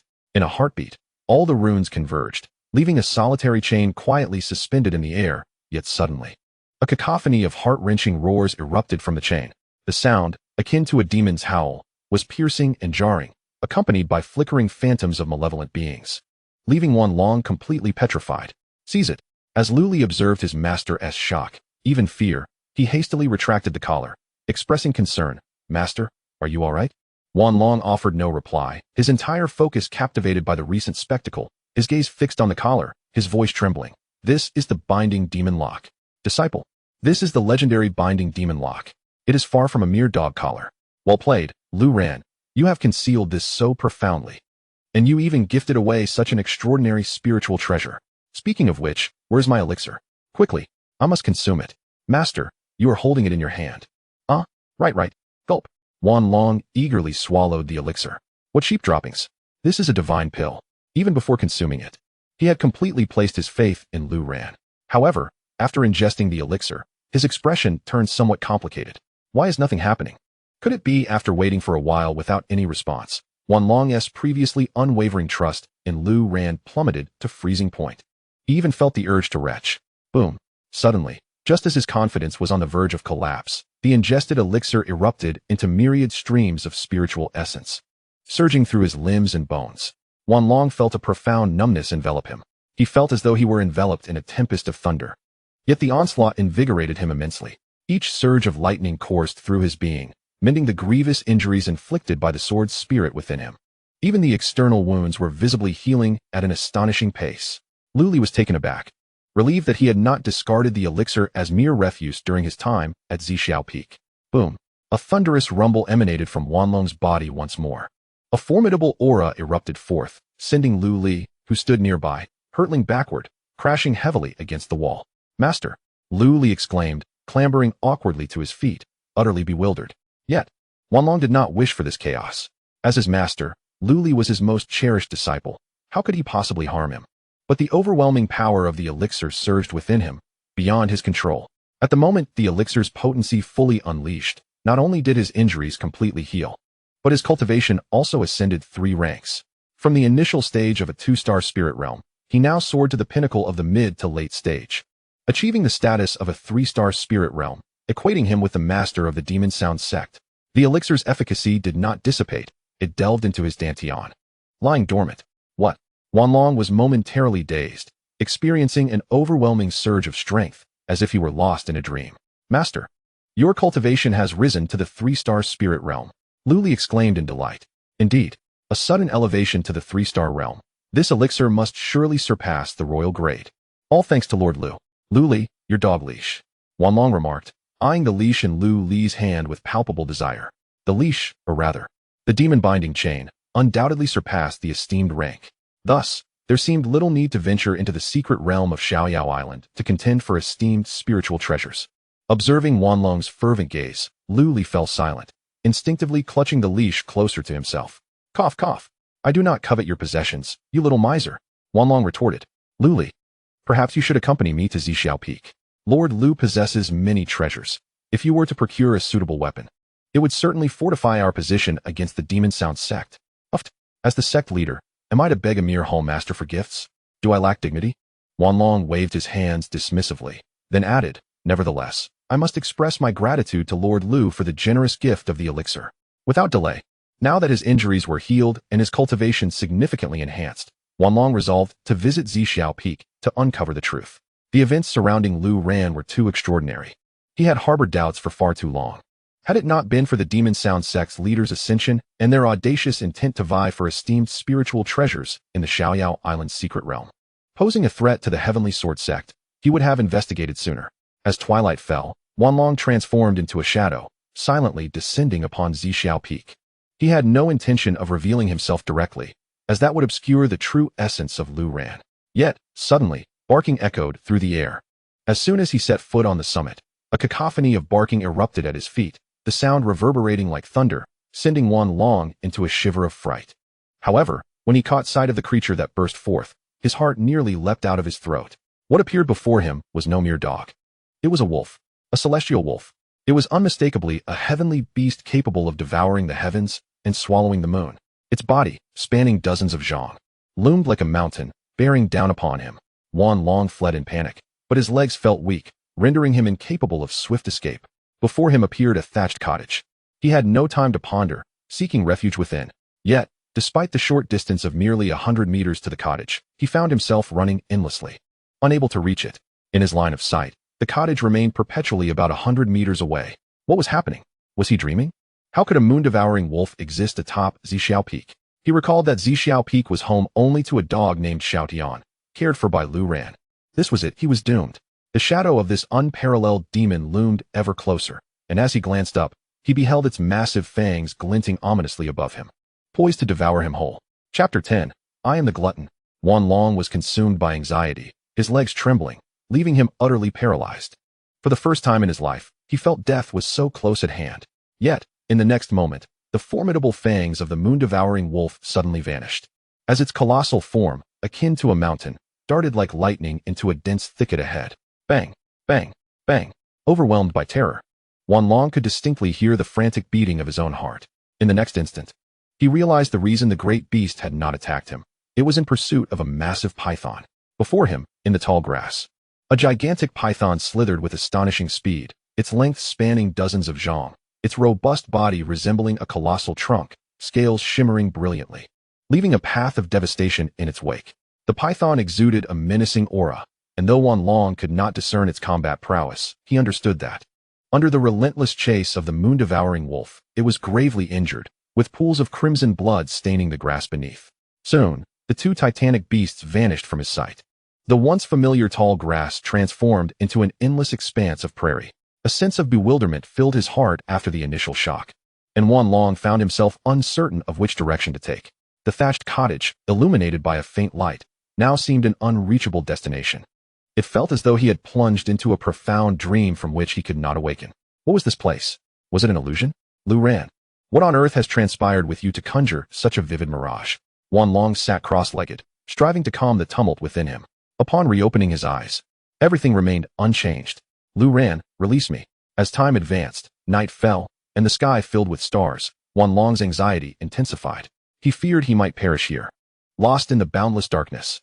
Yet, impatience solved nothing. The situation showed no signs of improvement, and indeed, it worsened. The night was a haven for the beasts.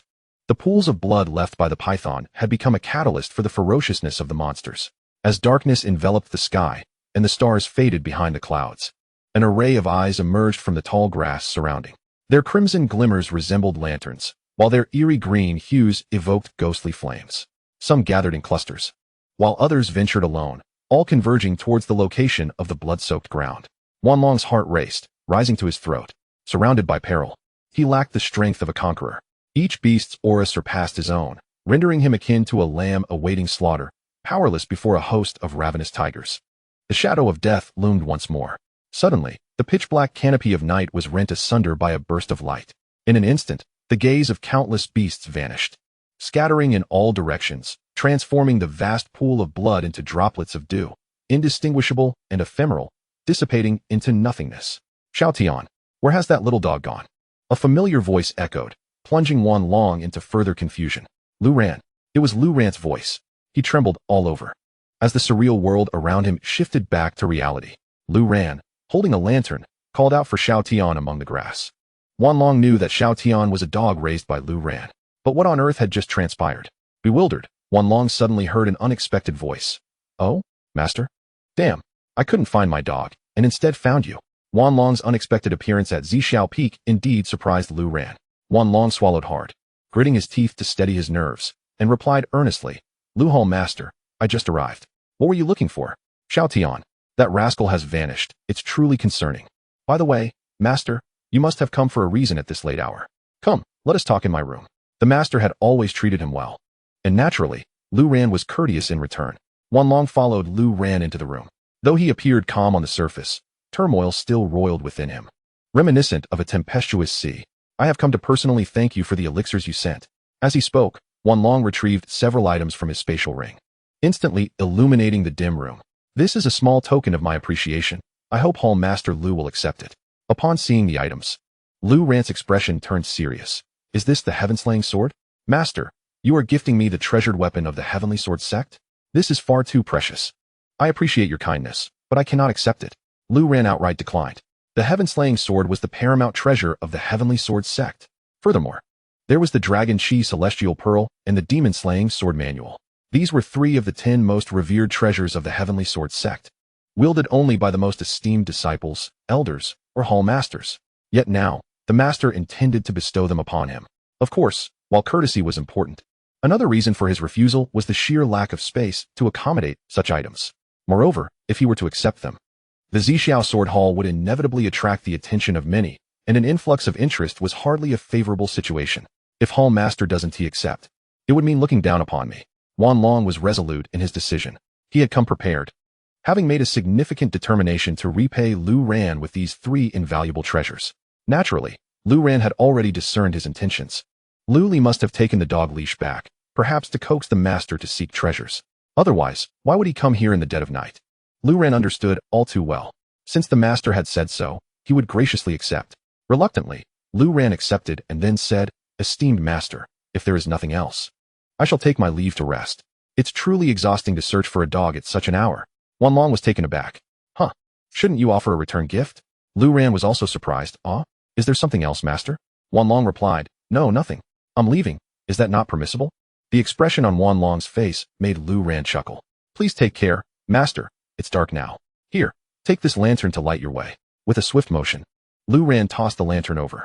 Wanlong reached out to catch it, but inexplicably, he stumbled and fell to his knees. When Lu Ran rushed over to assist him, he was already drenched in sweat. Master, are you all right? Be careful of your footing in the dark. I'm fine, Lu Hole master. No need to see me off. Wanlong was internally astonished, quickly filled with joy. This lantern was no ordinary item. In that fleeting moment, he had glimpsed myriad divine rays emanating from the lantern. It was no mere candlelight, but clearly the flames of a red lotus, the cold fire of ancient spirits, and the true fire of Samadhi. This Lu Ran was no ordinary person. Exiting the thatched cottage, Wanlong leaped into the air, turning back to gaze at the peak of Zixiao mountain, unable to suppress his murmurs. His gaze then fell upon the lantern. What rank was this treasure? What had transpired with Lu Ran? Never mind. First, he would harness the super flames within this lantern. With that, his dazzling fire sword technique would surely enhance his combat prowess immensely. With that thought, he soared away with excitement. Meanwhile, Lu Ran watched Wanlong depart before turning back into the house. At the same time, a shadow darted into the thatched cottage. Xiaotian, damn it. Where have you been? You've made me search tirelessly in the dead of night. Lu Ran scolded, then flopped onto the bed, quickly falling into a light snore. By the bedside, Xiaotian widened his dog-like eyes, muttering softly, Master, how many times must I say it? I am not a dog, I am a Taodai. Do you understand what a Taodai is? Chapter 11. The woman in the meteor tears. The next morning, Lu Ran awoke leisurely, suddenly catching a whiff of a delightful aroma. What is that delightful scent? Who is roasting meat? Stepping out of the thatched cottage, he spotted Qin Yu squatting by the stove, grilling food. He was unaware of when she had emerged from her secluded retreat. Ah, you're out, Xiao Yu? Lu Ran noted a distinct change in Qin Yu's aura, prompting a knowing smile from him. Over these past few days of seclusion, he had clearly sensed a tremendous enhancement in her strength, significantly elevated from when she first arrived. After all, his own cultivation had also broken through to the spirit sovereign realm, with the potential for imminent advancement to the second tier of spirit sovereign. This was all thanks to his diligent disciple. Master, come quickly and see the rabbit meat I've roasted. Isn't it fragrant? Indeed, it is quite aromatic. I can hardly contain my saliva. Where did you procure this rabbit? Master, I experienced another breakthrough in my cultivation last night, feeling an abundance of strength surging through me. Thus, I ventured into the adjacent forest seeking a confrontation with some demonic beasts. However, I encountered none. Instead, I managed to catch 2 wild rabbits, one of which ended up in Xiaoyan's belly. Lu Ran nodded approvingly. Well done. You should now be capable of overpowering an 8th-tier spiritual apprentice. With just over 10 days remaining until the grand competition, do you possess the confidence to defeat the newcomer, Peng Biao, who currently holds the first position? Qin Yu handed a rabbit leg to Lu Ran. At this pace, it should pose no problem. Lu Ran took a bite of the fragrant rabbit meat. Delicious. Your culinary skills are commendable. Thank you for the praise, master. Lu Ran continued to savor the meat, grease coating his lips as he remarked. However, the disciples of the Heavenly Sword Sect are planning to venture to the eastern secret realm of Xiaoyao Island for training. By then, Peng Biao's cultivation may ascend to the spirit sect level. Therefore, you must put in diligent effort these days. My reputation relies on your success. Qin Yu smiled. Master, you're not old. You look just as young as my brother. At her words, Lu Ran felt a desire to engage Qin Yu in further conversation. Although they had established a master-disciple relationship, he realized he knew very little about her. Xiao Yu, could you share your family background with me? Upon hearing Lu Ran's inquiry, Qin Yu immediately set down her rabbit meat, her expression dimming. Master, I do not come from a notable family.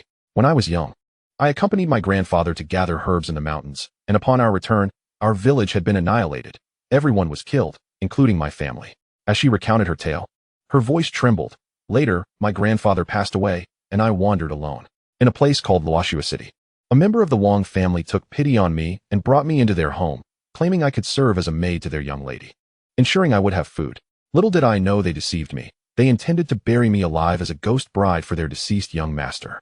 Lu Ran's brows furrowed in disbelief. How outrageous. How did you escape? With tears streaming down her face, Qin Yu smiled softly. It was the meteor tear that saved me.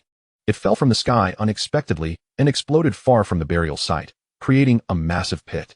The Wang family was greatly frightened, and I seized the opportunity to flee. I ran desperately towards the explosion, and they dared not pursue me. I escaped and even discovered a drop of water in the pit, which I named Meteor Tear. Were you not afraid? Since I was destined to die, I thought perhaps I could escape instead. After hearing all this, Lu Ran gazed at Qin Yu with admiration and awe. Such resilience and courage at such a tender age, born from despair. From now on, with me as your master, no one shall dare to bully you. Lu Ran affectionately ruffled Qin Yu's hair, his gaze filled with warmth akin to a gentle flame. Indeed, meeting you, master, is the greatest fortune of my life. Lu Ran gently embraced Qin Yu's shoulders, his expression suddenly turning solemn. Disciple, have you considered seeking revenge? At his words, Qin Yu was taken aback.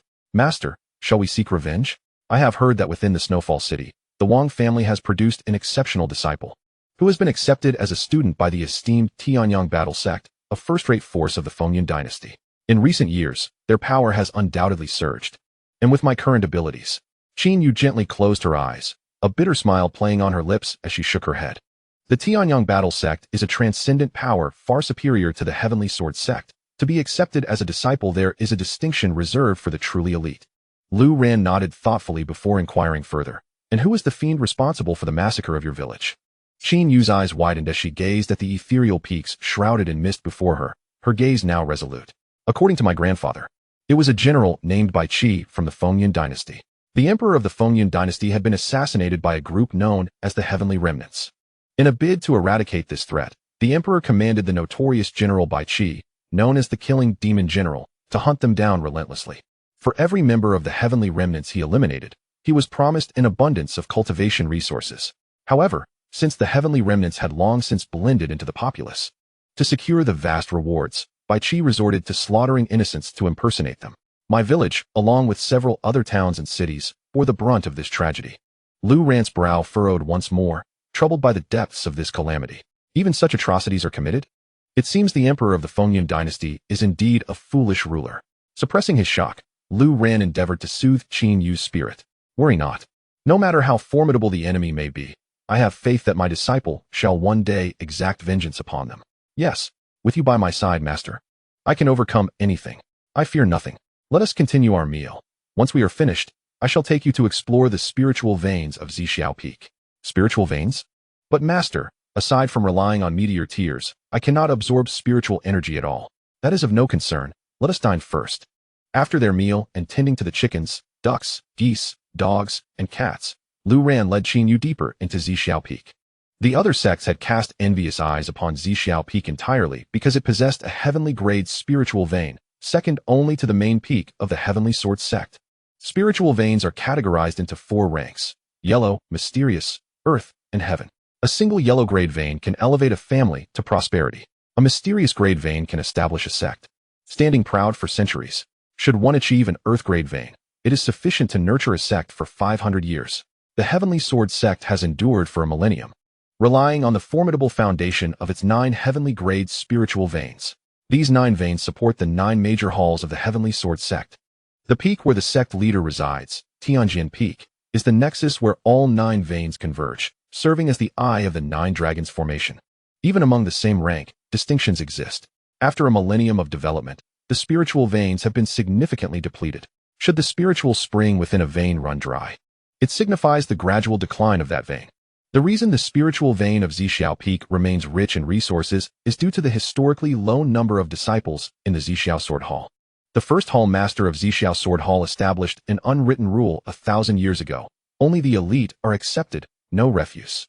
Of course, Lu Ran is an exception. Thankfully, his master, having been deeply hurt by 3 elite disciples, afforded him, the so-called waste, the opportunity to become hall master. Fewer disciples mean less resource consumption. Over the years, this has resulted in the spiritual vein of Zixiao Peak being far more abundant than that of other halls. Resources abound, and thus they attract attention. Zhu Taijin of Qishao Peak is a prime example. Alas, he has the misfortune of encountering Lu Ran, a peculiar individual endowed with a system. How does it feel? Surely, it is far more comfortable than cultivating in a thatched hut.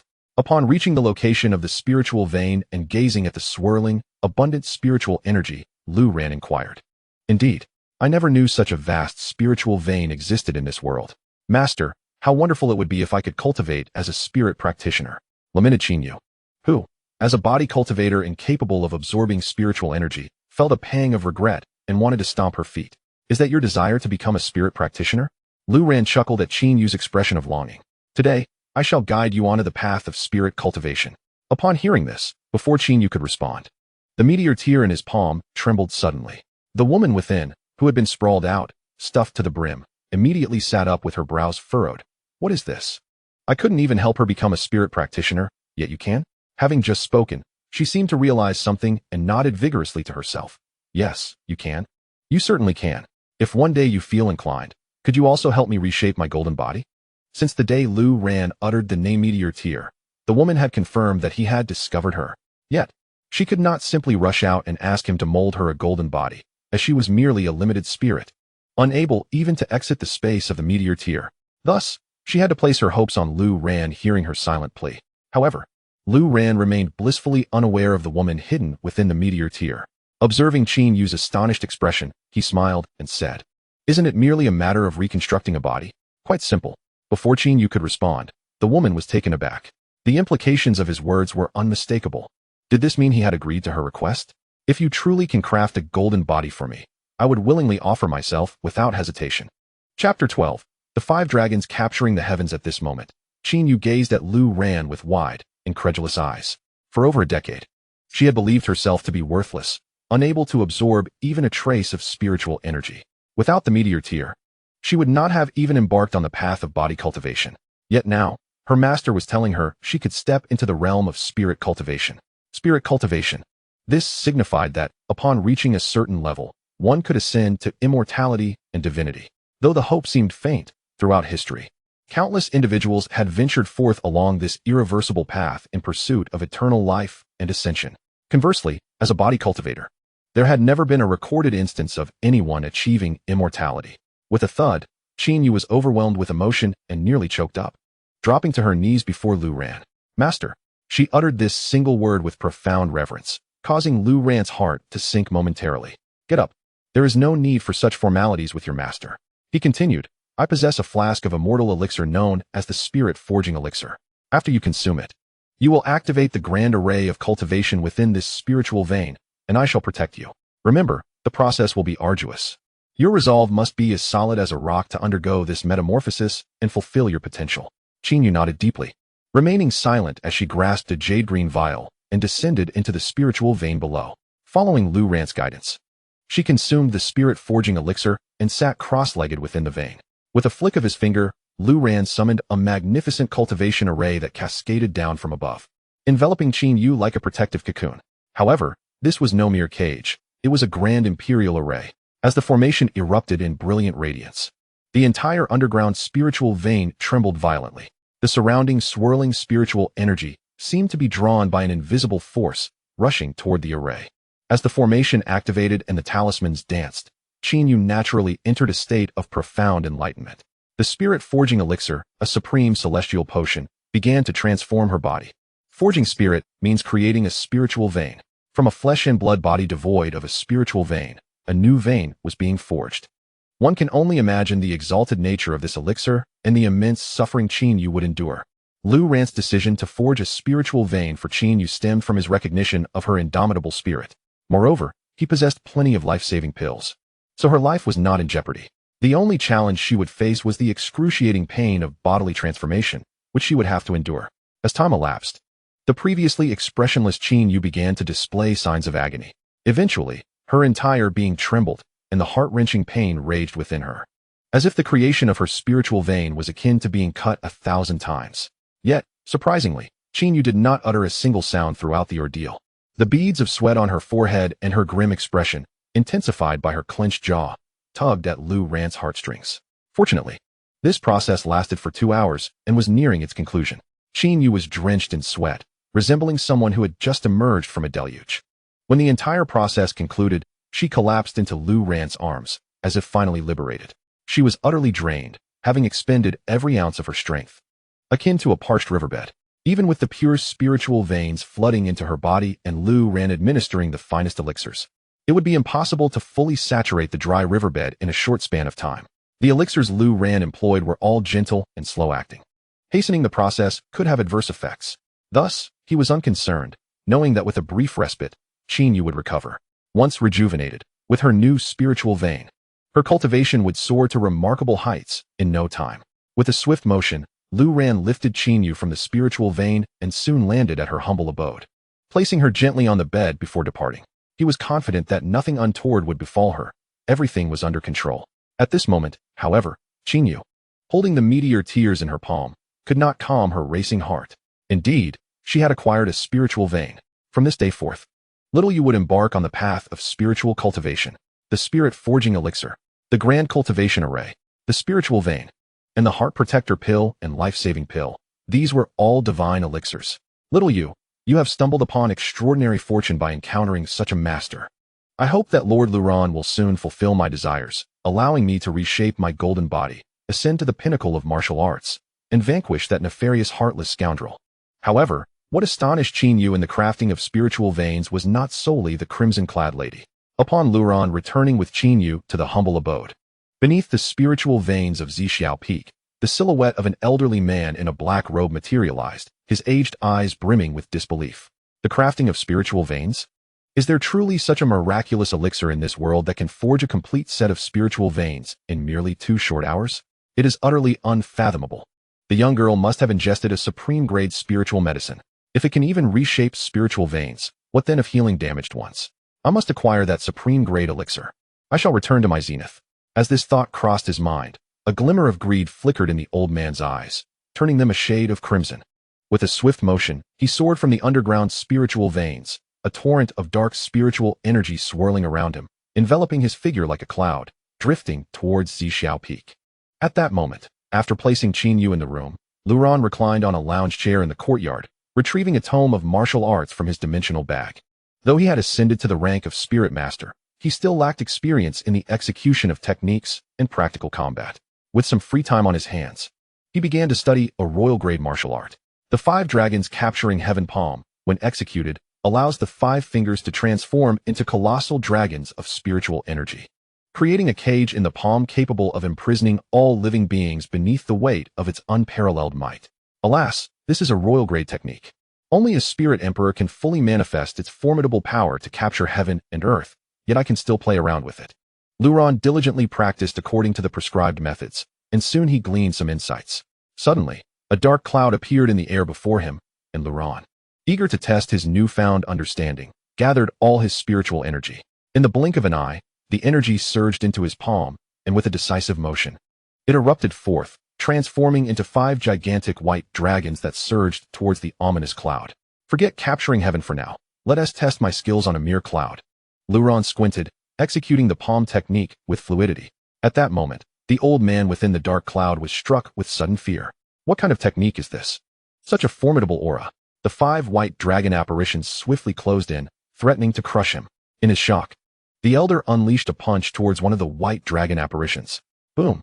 A resounding explosion echoed through the air, the sound sharp and piercing. One of the white dragons trembled slightly but remained unscathed, while the elder's spiritual energy fist detonated instantly, the powerful backlash sending him hurtling backward. What is happening? Is there something within this cloud? The feedback from the 5 dragons capturing heaven palm left Luran astounded. He gazed at the dark cloud, his palm tightening into a fist. Within the cloud, all of the elders' defenses crumbled in an instant. A piercing wail resonated through the air. Chapter 13. Sword Aura Like a Dragon. What have I truly captured? Luran stared in astonishment at the sky. At this moment, the dark cloud had been shattered, revealing nothing. But from where did that scream arise? What, pray tell, is the sudden and pungent scent of blood? How utterly bizarre. In broad daylight, do refrain from frightening me. He scanned the surroundings, yet discerned nothing amiss. A solitary vulture, startled, soared into the distance from the forest, and aside from that, all remained eerily silent. Could it be that a mere vulture was emitting such a cry? Shaking his head, he suppressed all aura of the 5 dragon prison heaven palm and reclined once more on his chair. After a few moments of cultivation, he shattered a cloud with a single strike, quite impressive indeed. At this very moment, the vulture that had just taken flight was filled with unbridled terror, desperately flapping its wings as it landed awkwardly on a great tree, panting heavily. This vulture was no longer just a vulture. Its soul had been usurped by the old man in the black robe. In that fleeting moment, the dark cloud conjured by the elder was obliterated by Lu Ran with overwhelming force, rendering all his resistance futile. Even the most formidable defensive spirit, the Xianling turtle shell, crumbled as if it were mere tofu. In a critical moment, the elder's soul escaped, narrowly avoiding obliteration, and seized the opportunity to possess the vulture. How frightful! How utterly terrifying! The vulture spoke with human words, its wide, bulging eyes filled with dread as if it had seen a ghost. Had it not been for the swift escape of its soul, it would have surely faced annihilation. Meanwhile, the young man atop Zia Peak seemed blissfully unaware that he had, in silence, caused one to perish. I am a master of the spirit realm. Has the spirit realm become so trivial during my years of seclusion? Lost in confusion, a sudden voice thundered in his ear like a clap of thunder, nearly causing him to tumble from the tree. Hey, you with the Mediterranean hairstyle. Come here. I have a question for you. Were you not the one shrieking in agony just now? The elder looked over in horror, his gaze landing upon the young man in the recliner, who was beckoning him from afar. He was paralyzed with fear. His entire body trembled, unable to flee. His wings limp and weak. Lu Ran was merely jesting. He could scarcely believe that the vulture would heed his summons. Yet, in the next instant, he was left utterly astonished. The vulture actually took flight, gliding down towards him before landing at his feet. Lu Ran scratched his head, his eyes wide with surprise. It truly came? Confounded, utterly confounded. However, since the vulture had descended, he was eager to inquire further, for in this fantastical realm, anything was possible. Thus, he spoke. Were you not the one crying in anguish? The elder fell silent, daunted by fear. He dared not respond, terrified that a single misstep in speech could lead to dire consequences. Lu Ran chuckled, shaking his head. I knew it. How could a bird cry out in such a manner? He lifted the vulture, turning it upside down and shaking it a few times, investigating what peculiarities it possessed. Yet, he found nothing of note. Come now, eat. Help this young master expend some energy. Lu Ran produced a handful of shimmering golden pills, all of royal-grade elixirs, having received dozens of them today, leaving him quite vexed. Thus, upon seeing the vulture, he was unable to resist the urge to make use of it. The vulture was instantly bewildered. Golden elixirs. The elder's soul roared in astonishment. He could not discern the grade of these golden pills, for their level transcended his comprehension entirely. The pinnacle of golden pills he had ever encountered in his lifetime was merely of the kingly tier. Yet, the aura emanating from these pills transcended even that level, multiplying in ferocity by 10-fold or 100-fold. Astonishingly, this young man before him was able to grasp a handful, and even enlisted his assistance in consumption. His worldview quaked, his features contorted, leaving behind any semblance of avian grace. Nevertheless, the elder maintained some composure, for he too was a formidable expert, adept at traversing the world. He steadied his mind and cautiously took a golden pill in his beak, his eyes silently questioning Lu Ran. Are you truly offering this to me? Lu Ran nodded, gesturing for him to proceed. The elder, emboldened, promptly swallowed a golden pill whole. Boom. As the pill entered his body, his entire avian form trembled violently. His feathers bristled, standing on end in disarray.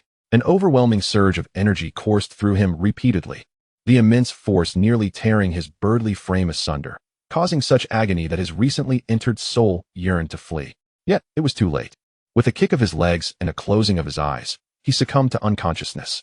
Lu Ran furrowed his brow, not particularly surprised. It appeared that the potency of such high-tier elixirs was beyond the capacity of ordinary creatures to endure and digest gradually. Success was contingent upon one's own fortitude. With that thought, Lu Ran seized the vulture and cast it into a cage, scattering a handful of golden pills within before departing. Approximately 3 hours later, the vulture slowly opened its eyes. Have I been ensnared in a web of fate? Panic gripped the elder's soul. The cage was a reward from the system. And as for the so-called web of fate, it was a concept he had never pondered. Yet, the cage instilled in him a sense of despair. The entire enclosure exuded an overwhelming aura of confinement over all beings. Standing amidst it, he found himself unable to maintain his stance. What should I do? Am I truly destined to become a domesticated bird, unable to escape the fate of being stewed? In the midst of his panic, he suddenly spotted a pile of golden pills in the feeding bowl. By the heavens, I cannot concern myself with anything else, he thought. I shall consume these golden pills and elevate my strength. Thus, he swallowed one pill, once again engulfed by the surging medicinal potency, crashing to the ground in a flurry of feathers. Wan Long, the leader of the Sword of Heaven sect, retreated into seclusion after acquiring the lantern from Lu Ran. The brilliant dragon sword technique was his sole opportunity to defeat the master of the Demon Sound sect, and he deemed this endeavor more crucial than any other. Meanwhile, the other sect leaders independently decided to embark on an expedition to the secret realm of Carefree Island. Several leaders had already taken elite disciples from their halls to the island, drawn by the emergence of a treasured spirit artifact at the revered tier, which attracted countless aspirants. However, to Lu Ran, this was nothing more than a waste of time, merely a treasured artifact of the revered tier. Yet, several days later, Those who returned from the secret realm of Carefree Island were utterly disheveled, their heads hanging low, even the leaders resembling defeated roosters in their dejection. As anticipated, the solitary revered tier artifact within the realm had been seized by the master of the Demon Sound sect. Furthermore, within the confines of the realm, the master, who had always been at odds with the Sword of Heaven sect, had nonchalantly inflicted injuries upon several disciples of the sect, leaving one leader gravely wounded upon return. The recent expedition to the mysterious realm of Xiaoyao Island has plunged the entire Tianjin sect into an inexplicable state of panic. The key factor was the message relayed by the injured Hall Master from the leader of the Demon Sound sect. Once he refines the esteemed grade's spiritual treasure, he intends to come and trample the Tianjin sect. Faced with such blatant provocation, they find themselves utterly powerless. This atmosphere persisted for several days, until a surge of sword energy erupted from the peak of Tianjin Mountain. The sword energy, like a dragon and as fiery as the sun, stirred the hearts of over 10,000 disciples.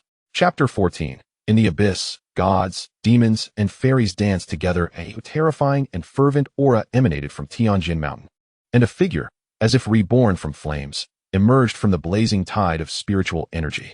It was none other than the master of the Tianjin sect, Wanlong. It is the master. Our esteemed leader has ascended to the 3-star spirit sect. How wonderful! How splendid! We need no longer fear the leader of the Demon Sound sect. The Demon Sound sect leader is of the 3-star spirit sect, and now our master is of the same caliber. However, the Demon Sound sect leader acquired the esteemed grade treasure, the fierce dragon battle blade, within the Xiaoyao Island's secret realm. His combat prowess is indeed formidable. If he dares to invade our Tianjin sect, I shall confront him directly. The master's aura feels strangely peculiar. There seems to be a hint of intense flame within it. May our master triumph over the leader of the Demon Sound sect. A multitude of disciples, elders, and even several hall masters were invigorated at this moment, no matter how one looks at it. Their master is now a 3-star spirit sect member, and the leader of the Demon Sound sect must think twice before provoking them. Welcome back, esteemed master. The voices of thousands resounded, and on the other mountain peaks, numerous disciples bowed reverently towards Tianjin Mountain, creating a scene of great enthusiasm. Yet, on Zixiao Peak, the atmosphere remained rather cold. Lu Ran stood at the edge of the cliff, hands clasped behind his back, gazing at the descending figure on Tianjin Peak, nodding with satisfaction. It appeared that the master had indeed mastered the radiant dragon sword technique. Not bad at all. I shall celebrate with a pig's trotter. Meanwhile, Wanlong descended to the ground and, surprisingly, bowed respectfully towards Zixiao Peak, displaying a demeanor of utmost sincerity. Without the magnificent spiritual fire lantern bestowed by Lu Ran, he would not possess the strength he has today. His gratitude towards Lu Ran flowed ceaselessly like an unending river.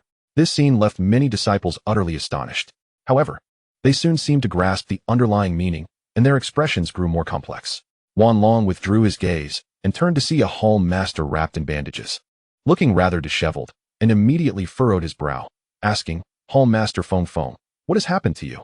Feng Feng had been severely injured, unable to even raise his arm to return the salute, and gritted his teeth as he replied, reporting to the master. It was the doing of the Demon Sound sect leader. Nearby, several other hall masters echoed his sentiments with clenched teeth. Esteemed master. The leader of the Demon Sound sect has not only injured Hall Master Feng Feng within the Xiaoyao Island secret realm, but has also slain several of our disciples. He has successfully obtained the esteemed grade treasure, the fierce dragon battle blade, significantly enhancing his combat strength, and we are no match for him. Moreover, what infuriates us even more is that he sent word through Hall Master Feng Feng, declaring that once he refines the fierce dragon battle blade, he will come to provoke our Tianjin sect and avenge the destruction of his ancestor. Upon hearing this, Wanlong's gaze suddenly turned icy. What a formidable Demon Sound sect. Our Heavenly Sword sect has never held enmity towards them.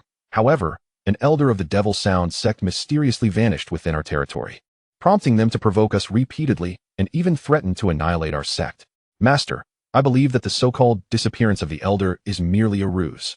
Indeed, to fabricate a charge, one need not lack a pretext. Master, you have attained the realm of the 3-star spiritual sect. Are you truly fearful of him?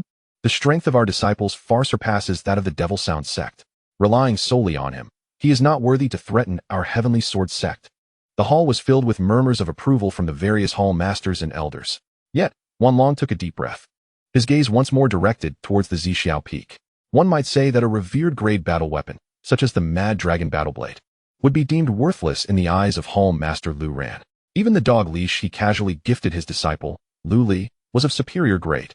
With Lu Ran's unwavering support, Wan Long waved his hand decisively. There is no need for concern. If the Devil Sound sect dares to come, let them return empty-handed. Furthermore, in 3 days, the new disciple trial shall proceed as scheduled. Indeed, after Wan Long emerged from his seclusion, the despondent atmosphere that had lingered over the Heavenly Sword sect dissipated, replaced by diligent figures bustling about. Following the new disciple trials, the esteemed disciple selection battle would commence. This selection, held biennially, offers victors the opportunity to be chosen by the first-rate forces of the Fengyun dynasty, propelling their cultivation journey to unprecedented heights. The Heavenly Sword sect is merely a second-rate force within the Fengyun dynasty. Entering a first-rate sect would present limitless prospects for our disciples. Yet, every selection is fiercely competitive, as brutal as a life-or-death struggle. Though the odds of success are slim, they do not dampen the fervor of the disciples. Dreams must persist. For what if they do come to fruition? On Zia Peak, Qin Yu had just completed her cultivation in the spiritual vein at the foot of the mountain. Sweaty and breathless, she soared into the air on her sword, spotting Lu Ran and respectfully clasping her fists. Master, I shall prepare the meal immediately. Lu Ran stood at the edge of a precipice, lost in thought as he gazed into the dark abyss below, though it appeared shrouded in darkness. He knew it was filled with countless treasures, all cast into the depths by him, leaving him uncertain of who might ultimately benefit from them. While immersed in contemplation, he heard Qin Yu's words and turned with a smile. There's no rush. Go take a bath first. Qin Yu's cheeks flushed red as she nodded and departed. Lu Ran's gaze shifted to a chicken coop nearby, where a vulture was fixated on him, as if eyeing a piece of carrion. Hey, foolish bird. Go down and see what is happening in that abyss. Why does it occasionally emanate light? With that, he seized the vulture by its neck and hurled it downwards. The vulture, momentarily stunned, plummeted for several seconds before recalling the need to flap its wings. It wished to escape and flee the area, but dared not disobey Lu Ran's command, forcing itself to fly downward. After quite a while, it had not yet reached the bottom, but the chaotic scene below had thoroughly terrified it. Hence, it flapped its wings desperately, unaware of how long it soared until it finally broke through the clouds. Returning to the edge of the cliff, upon seeing Lu Ran, it remained silent, merely crouching on the ground, trembling. Foolish bird, what's wrong? What did you see? Regardless of how much Lu Ran inquired, the vulture remained utterly silent, instilling a sense of dread. Who could have imagined that beneath this abyss lay a realm where celestial beings, demons, and mythical creatures coexisted? Countless demons and gods, enlightened imperial spirits, sentient celestial weapons, sacred artifacts, and even the legendary divine birds and mythical beasts from ancient tales thrived below. The astonishing scene resembled a grand dream from the spring and autumn period. Even witnessing it firsthand felt surreal.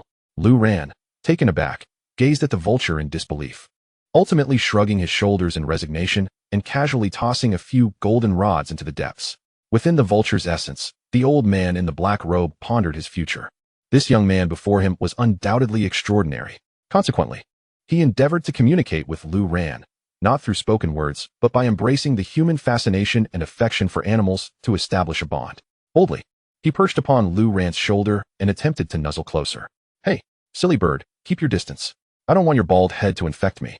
Lu Ran jested, and the old man recognized the success of this approach, pressing in closer. Thus, in the ensuing days, whether Lu Ran was eating, sleeping, strolling, or even relieving himself, a vulture with twinkling eyes of mischief remained steadfast upon his shoulder. 3 fleeting days passed. When Qin Yu opened her eyes after a night of relentless cultivation, a formidable aura gradually receded from her being, and her eyes shimmered with anticipation. Although she sensed her cultivation had been steadily increasing over these days, she remained unaware of her precise combat prowess. This disciple's trial offered her a chance to gauge her strength. Xiao Yu, how are you? Are you ready? Lu Ran inquired with a smile as he regarded Qin Yu. Her current cultivation level, relying solely on her physical training, could effortlessly overwhelm any opponent below the Spirit Master realm. Moreover, her spiritual cultivation had ascended to the 5th tier. Reaching this level within the Tianjin sect marked her entry into the ranks of elite disciples, standing out among thousands. Rest assured, Master, I shall bring glory to the Zixiao Sword Hall and never tarnish your reputation, Qin Yu declared, her cheeks flushing crimson at Lu Ran's teasing remark. The central square of the Tianjin sect was now a sea of people. Although not all disciples had gathered due to the preparations for the upcoming elite celestial sect selection, a significant number were present, and many newcomers felt the stirrings of anxiety. Amidst the crowd, the most noteworthy newcomers were undoubtedly Qin Yu and Pang Biao. Once perceived as a useless sect leader, Lu Ran had transformed into a formidable powerhouse, earning the utmost respect from the sect leader himself. And everyone was eager to witness the surprises his protege, a physical cultivator, would unveil today. Naturally, Peng Biao had once held the title of the top newcomer. Having just joined the Zixiao Sword Hall, he had seen his master, Zhu Taijian, fall to Lu Ran. Would today provide him an opportunity to redeem his past humiliation? Chapter 15. The Disciples' Trial, the Spirit Stone Array Unveiled. As Lu Ran accompanied Qin Yu to the venue, they instantly became the center of attention. At present, Lu Ran is flourishing within the Tianjin sect. Although the surface appears tranquil, it is well understood by all that he possesses remarkable treasures and extraordinary combat prowess, the extent of which remains shrouded in mystery. Perhaps he could even rival the sect leader? Of course, such speculation is merely conjecture among the masses. With the emergence of the formidable threat posed by the leader of the Demon Sound sect, most hope that Lu Ran's cultivation is sufficiently formidable to safeguard the sect. However, amidst the crowd, a pair of eyes coldly scrutinizes Lu Ran's position. Peng Biao, today's battle is not just a confrontation, but an opportunity for vengeance on behalf of the esteemed Zhu Hall master. Though my master may not be Lu Ran's equal, you have the chance to defeat his disciple. That Qin Yu is merely a body cultivator, while you have successfully stepped into the realm of spirit masters. I entrust you with the task of teaching her a lesson, restoring the dignity of our Zixiao Sword Hall. The speaker is Han Zhonglu, the former vice master of Zixiao Sword Hall, now serving as the master in place of Zhu Taijian. Upon hearing this, Peng Biao gritted his teeth and nodded resolutely. When he first joined the Tianjin sect, he was filled with youthful arrogance, believing himself to be invincible, only to suffer a crushing defeat at the hands of Lu Ran. Today's battle is not merely for Zixiao Sword Hall, but also a means for him to reclaim his own honor. Whoosh! As the crowd gathered, a figure descended from Tianjin Peak, landing precisely in the lofty position of the sect leader. It was Wan Long. We pay our respects to the sect leader. Upon Wan Long's arrival, the elders, hall masters, and thousands of disciples bowed in unison. However, to their astonishment, Wan Long did not return the gesture of respect immediately, instead offering a fist salute to Lu Ran. It is evident how elevated Lu Ran's status has become in Wan Long's eyes. This scene sparked discontent among several hall masters and elders. After all, Lu Ran is merely a hall master. Yet, they found themselves at a loss for words. Ultimately, a master who can effortlessly vanquish Zhu Taijian is beyond their capacity to challenge. Discontent, they must endure it. Or, like Han Zhonglu, seek to have their disciples exact vengeance on their behalf. Observing Wan Long bowing to him, Lu Ran nodded in acknowledgement, a mere grunt escaping his lips. This indifferent demeanor was of no concern to Wan Long. In his heart, this was only fitting, as he willingly submits before Lu Ran. However, to the onlookers, this was seen as an affront to propriety. Lu Hall Master, your attitude towards the sect leader is utterly disrespectful and unbecoming. Han Zhonglu could no longer contain his indignation, his eyes icy with disdain. He felt no fear of Lu Ran's formidable strength being used against him, for he believed himself to represent justice and righteousness. Should Lu Ran dare to act against him, it would mean declaring enmity with the entire Tianjin sect, a perilous move indeed. Lu Ran furrowed his brow, about to speak, when Wan Long waved his hand dismissively. No matter, Hallmaster Han, it is a trivial matter. Why elevate it to such importance? His words left Han Zhonglu speechless. Elder Steward, enough of the idle chatter. Let the new disciples' grand trial commence directly. Wan Long issued a command to the Elder Steward. Having perceived the lingering resentment some within Zixiao Sword Hall harbored against Lu Ran, stemming from the demise of Zhu Taijian at his hands. However, he swiftly bypassed the preliminaries and delved into the main subject. The crowd murmured in surprise, yet refrained from further comment. The Elder Steward, having grasped the situation, proclaimed, "Today, the grand trial for the new disciples of the Heavenly Sword Sect shall commence.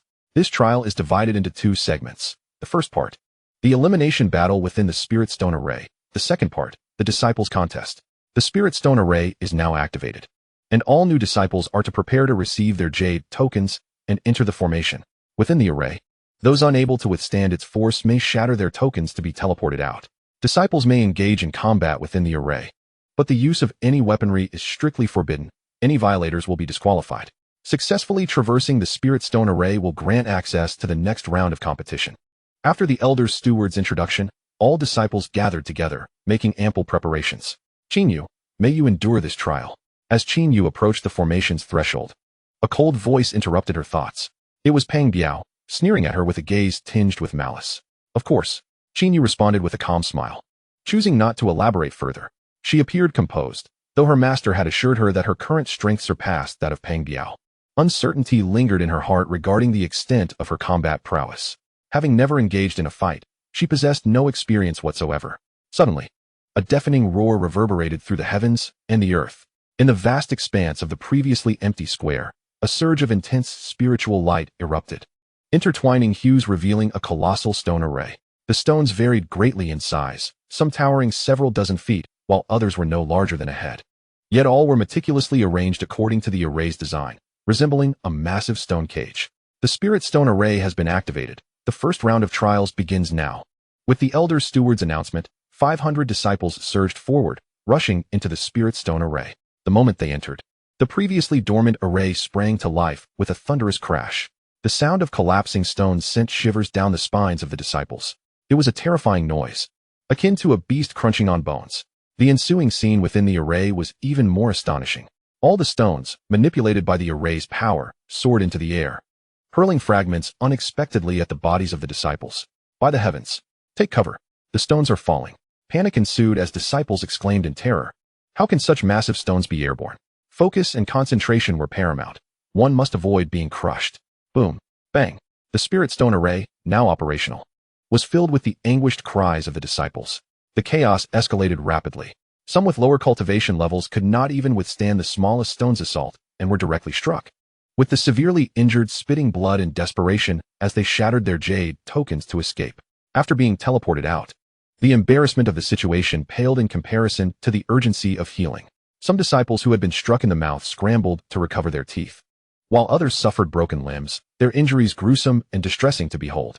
Fortunately, the Heavenly Sword Sect demonstrated compassion, as various halls had already arranged for rescue disciples to carry the injured away for treatment. Lu Ran sat in the seat of the leader, his gaze following the graceful figure of Qin Yu as she performed within the array, a faint smile gracing his lips. The assault of the Spirit Stone Formation posed a considerable threat to disciples at the Spirit Apprentice level. Even the strongest newcomers, who had been selected alongside Pang Biao to stand at the forefront, were forced to tread carefully. Most of them possessed strengths at levels 8 and 9 of the Spirit Apprentice realm, yet they found it challenging to counter the formidable strikes of the formation with ease. However, for Qin Yu, such attacks posed no peril whatsoever. Even relying solely on her physical prowess, she could easily navigate through the trials. In Lu Ran's eyes, her physical strength far surpassed that of the mystical stones within the formation. From the beginning until now, she had diligently trained her body using meteor tears, and her flesh had become exceedingly robust, transcending that of an ordinary spiritual cultivator.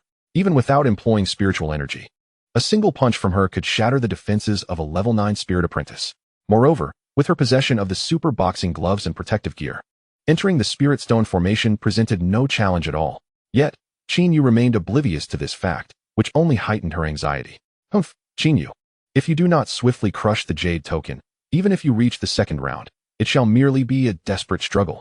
Just as Qin Yu evaded a flying stone, an irksome voice pierced her ears. What are you planning? Upon glancing at the attire of the other disciples, she noticed the crimson sword emblem embroidered on their chests. They were disciples of the Zixiao Sword Hall. The leader among them was none other than Pang Biao. What are you up to? If you wish to enter the second round, hand over your spirit-level Qingguang sword. Without the Qingguang sword, Qin Yu, as a mere physical cultivator, would be left vulnerable in the second round. Weapons are not permitted in this round. What? Do you intend to draw your sword? The spirit stones were flying incessantly, and the attacking boulders grew larger and more ferocious by the moment. Suddenly, a massive rock hurtled toward Pang Biao. Unfazed, he chuckled coldly, his expression brimming with arrogance. In the next instant, he unleashed a punch, and the giant stone shattered upon impact, scattering debris everywhere. Brother Pang is magnificent. Truly a genius who has ascended to the first level of Spirit Master. The other disciples immediately lavished praise upon him. Hearing of his ascension to the Spirit Master realm, Qin Yu felt a twinge of surprise. This fellow indeed possessed some skill. He had transformed from a Spirit Apprentice upon arriving at the Heavenly Sword Sect to a first-level Spirit Master now. Nonetheless, Qin Yu had no intention of engaging further. She merely scoffed and turned away. I can't be bothered with you. If you wish to fight, see you in the next round. Just then, a towering boulder came roaring toward her, aimed directly at her face. Witnessing this, Pang Biao made a despicable move, darting behind Qin Yu to block her escape route. As the boulder descended, Qin Yu had no intention of dodging. With a fierce grip, she launched a punch. Chapter 16. With a single punch. In that fleeting moment, Neither the spectators in the stands nor the disciples within the formation held any hope for Qin Yu. In their eyes, she was merely a physical cultivator, utterly incapable of withstanding the impact of such a colossal stone from the spirit stone formation. Yet, an unexpected scene unfolded. With a resounding boom, the massive stone was shattered into pieces. What an astonishing display of physical strength. She actually crushed that mysterious stone, seemingly with ease. Could it be that even Pang Biao would have to retreat in the face of such an assault? It appears that under Master Lu's guidance, Qin Yu's cultivation has made remarkable strides. One wonders how far she can advance with such brute force. Everyone present was taken aback by this spectacle, including Pang Biao, who was quite surprised. He had believed he had blocked Qin Yu's escape route, only to realize she had no intention of retreating. Moreover, the power of her punch seemed to rival his own. As the crowd marveled, Qin Yu wasted no time and swiftly made her way deeper into the spirit stone formation. In this first round of assessment, passing through the formation was sufficient for qualification, and she had no intention of lingering.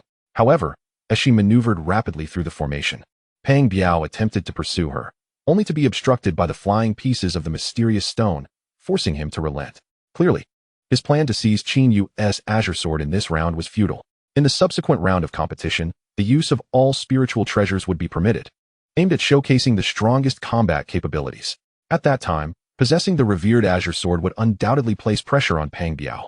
Yet, he remained unperturbed, as he still perceived Qin Yu merely as a physically strong practitioner. With his level 1 spiritual master cultivation, dealing with a body cultivator would be more than manageable. As the competition progressed, the number of disciples eliminated by the formation steadily increased. From 500, within the time it takes to burn a stick of incense, only a little over 100 remained. Among these, some had already sustained severe injuries, gritting their teeth to persist, on the verge of collapse. It was evident that fewer than 100 would successfully navigate through the formation. After another stick of incense had burned, a graceful figure emerged from the exit of the spirit stone formation, instantly provoking a chorus of astonished exclamations. It was Qin Yu. Who would have thought that a body cultivator would be the first disciple to emerge from the formation? Such formidable strength. One could only wonder what preparations would be needed to take her home as a wife. Perhaps one should prepare for death. As the disciples gasped, the high-ranking members of the sect turned their gazes toward Lu Ran. Apart from the other halls, the expressions of the hall masters were filled with surprise and admiration. Lu Ran was no longer the despised waste of the past, but had transformed into a figure of absolute strength within the sect. His teaching methods were remarkable. Within just a few days, he had elevated his disciple to such heights. Congratulations, Master Lu. I eagerly anticipate Qin Yu's performance in the second round. A body cultivator being the first to exit the spirit stone formation is indeed unprecedented in the history of the Tianjin sect. Faced with such compliments, Lu Ran maintained a calm demeanor, returning a respectful gesture. Meanwhile, Han Zhonglu from the Zixiao Sword Hall wore an expression dark with malice. He was perplexed by how Lu Ran managed to elevate the most mediocre of the new disciples to such astonishing heights in such a short period. The speed of this improvement was indeed unexpected. Nevertheless, his heart brimmed with anticipation. Shortly after Qin Yu departed, his own disciple, Pang Biao, also succeeded in breaking through the array. Undoubtedly, the second round would witness fierce competition, and the outcome remained uncertain. Once Qin Yu exited the array, the other disciples could not endure much longer, and soon the elimination of this round came to a close. A total of 82 disciples successfully navigated the Spirit Stone array in the first round. After the Elder Steward announced the results, the disciple duels of the second round swiftly unfolded. It's a bit dull, Sect Master. Call me when the final showdown begins. As the duel commenced, Lu Ran felt drowsy and, tilting his body, succumbed to sleep. Sect Master Wanlong, witnessing this, could only shake his head and smile wryly. Indeed, with only Qin Yu as his disciple, most of the excitement stemmed from the other disciples battling it out, failing to capture his interest. This also subtly highlighted his confidence in Qin Yu. As anticipated, after a series of elimination rounds, Qin Yu lived up to expectations, advancing directly to the top 3. Qin Yu, Pang Biao, and a disciple from the Misty Sword Hall named Yang Qi ultimately emerged victorious from the fray. Sect leader, wake up. Wanlong gently called to the slumbering Lu Ran, fearing a potential grumpiness that would prevent him from speaking loudly. Oh, Lu Ran opened his eyes, yawning and stretching lazily. In this round of drawing lots, Qin Yu had a bye? Next up were the duels between Yang Qi and Pang Biao. The Elder Steward's voice was somewhat hoarse. The matches had indeed taken a toll on his vocal cords. Hearing that Qin Yu had a bye, Lu Ran's freshly opened eyes closed once more. He had little interest in watching a match devoid of suspense. Of course, should Pang Biao manage to defeat the disciple named Yang Qi, he would still be keen to witness the scene where Qin Yu would impart a lesson to Peng Biao.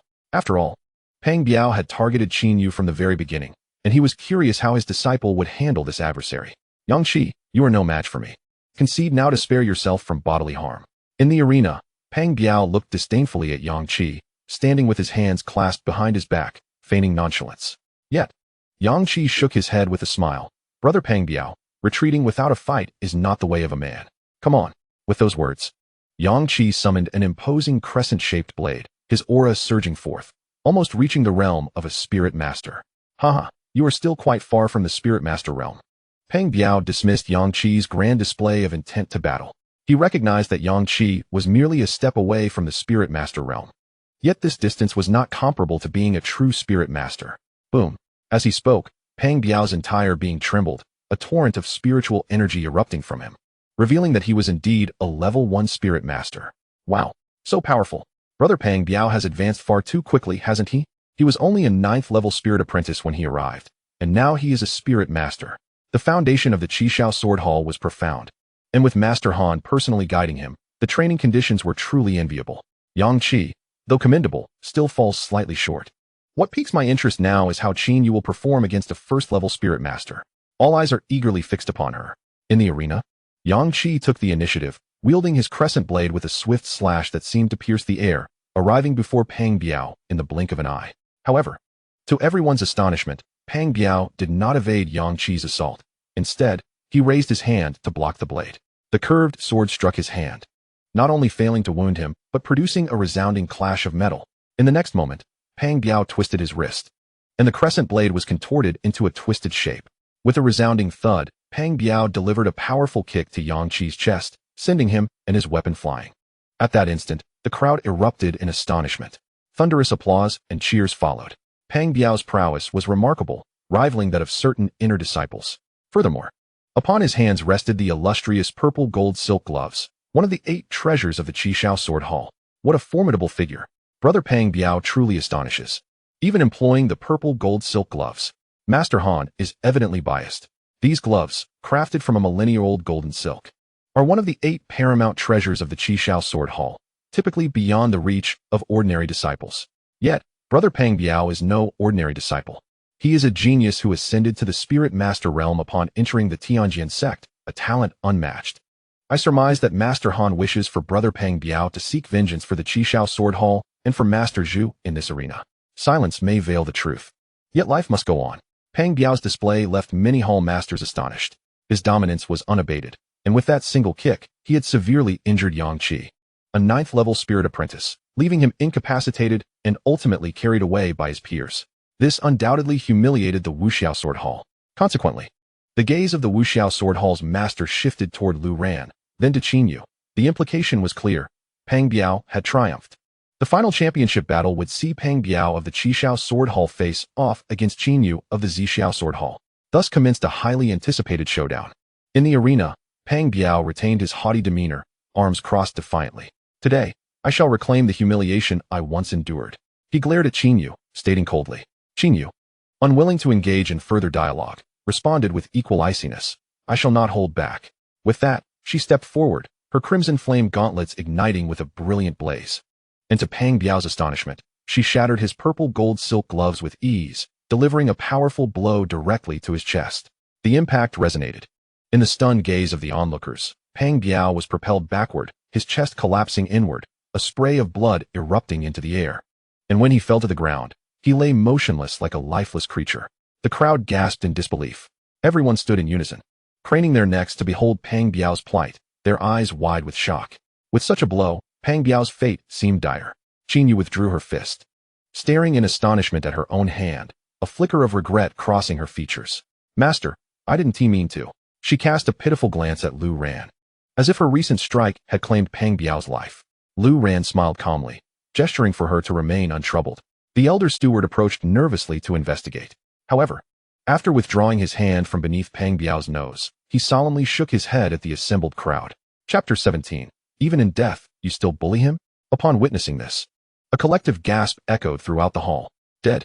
Peng Biao had been killed by Qin Yu's punch? This was utterly unthinkable. Peng Biao was the most formidable among the new disciples, having received meticulous guidance from Hall Master Han of the Zixiao Sword Hall, who had even entrusted him with the hall's most treasured possessions. The fact that he had perished from a mere blow was beyond anyone's expectations. As the crowd grappled with their shock, they also pondered Qin Yu's cultivation level. With such raw power unleashed in a barehanded strike, one could only wonder how formidable her combat prowess would be when wielding the Qingguang sword. Such ostentation deserves its fate. At that moment, within the Misty Sky Hall's faction, a group of disciples, including their hall master, wore expressions of schadenfreude. Peng Biao had previously gravely injured their senior brother, Yang Qi, and now, retribution had finally arrived, filling them with secret delight. However, as they witnessed the scene unfold, most gazes turned toward Hall Master Han. They were eager to see how he would respond now that his most cherished disciple had been felled by a single blow. Boom! Amidst the complex expressions of the onlookers, a sudden thunderous sound erupted as Han Jianglu could no longer contain himself and hurled a punch toward Qin Yu. Little Demonis, if your master is possessed by evil, you are not far removed from that fate. Before his words had even fully escaped his lips, a massive fist of condensed spiritual energy struck toward Qin Yu. The crowd gasped in horror. As a high-ranking member of the Tianjin sect, he had unleashed such a ferocious assault on a mere newcomer, audaciously branding her as possessed by demons, clearly intending to strike her down in one fell swoop. Stop! Wanlong's voice boomed, but it was too late. The violent attack was already upon her, and there was no time to intervene. Yet, at that moment, Lu Ran remained unmoved, displaying no hint of concern in his gaze. Qin Yu, facing such a formidable hall master, felt a surge of panic. Before she could fully comprehend the situation, she found herself engulfed by the tempest of the oncoming attack. To her astonishment, however, she instinctively retaliated with a punch of her own. In the next heartbeat, to the shock of all present, her fist collided forcefully with Hall Master Han's spiritual energy fist. With a resounding explosion, the massive spiritual fist was instantly obliterated. The tremendous backlash sent Han Jianglu staggering back, unsteady on his feet, nearly losing his balance. In stark contrast, Qin Yu seemed rooted to the ground, solid as a rock, remaining utterly unmoved. A wave of astonishment swept through the crowd once more. How was this possible? She had withstood Hall Master Han's ferocious strike. It was simply unfathomable.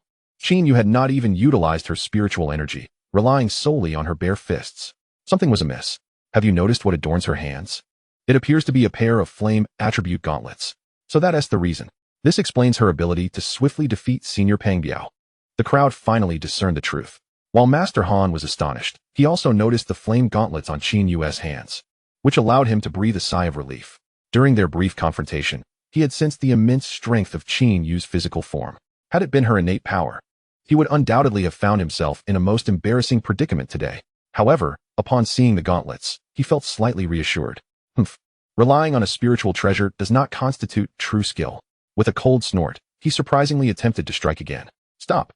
Wanlong immediately intervened, his gaze stern, and Master Han was forcefully subdued. As a master, how could he lay hands on a disciple? Yet, Master, she has slain my disciple. With her capabilities, she could never have defeated Peng Biao.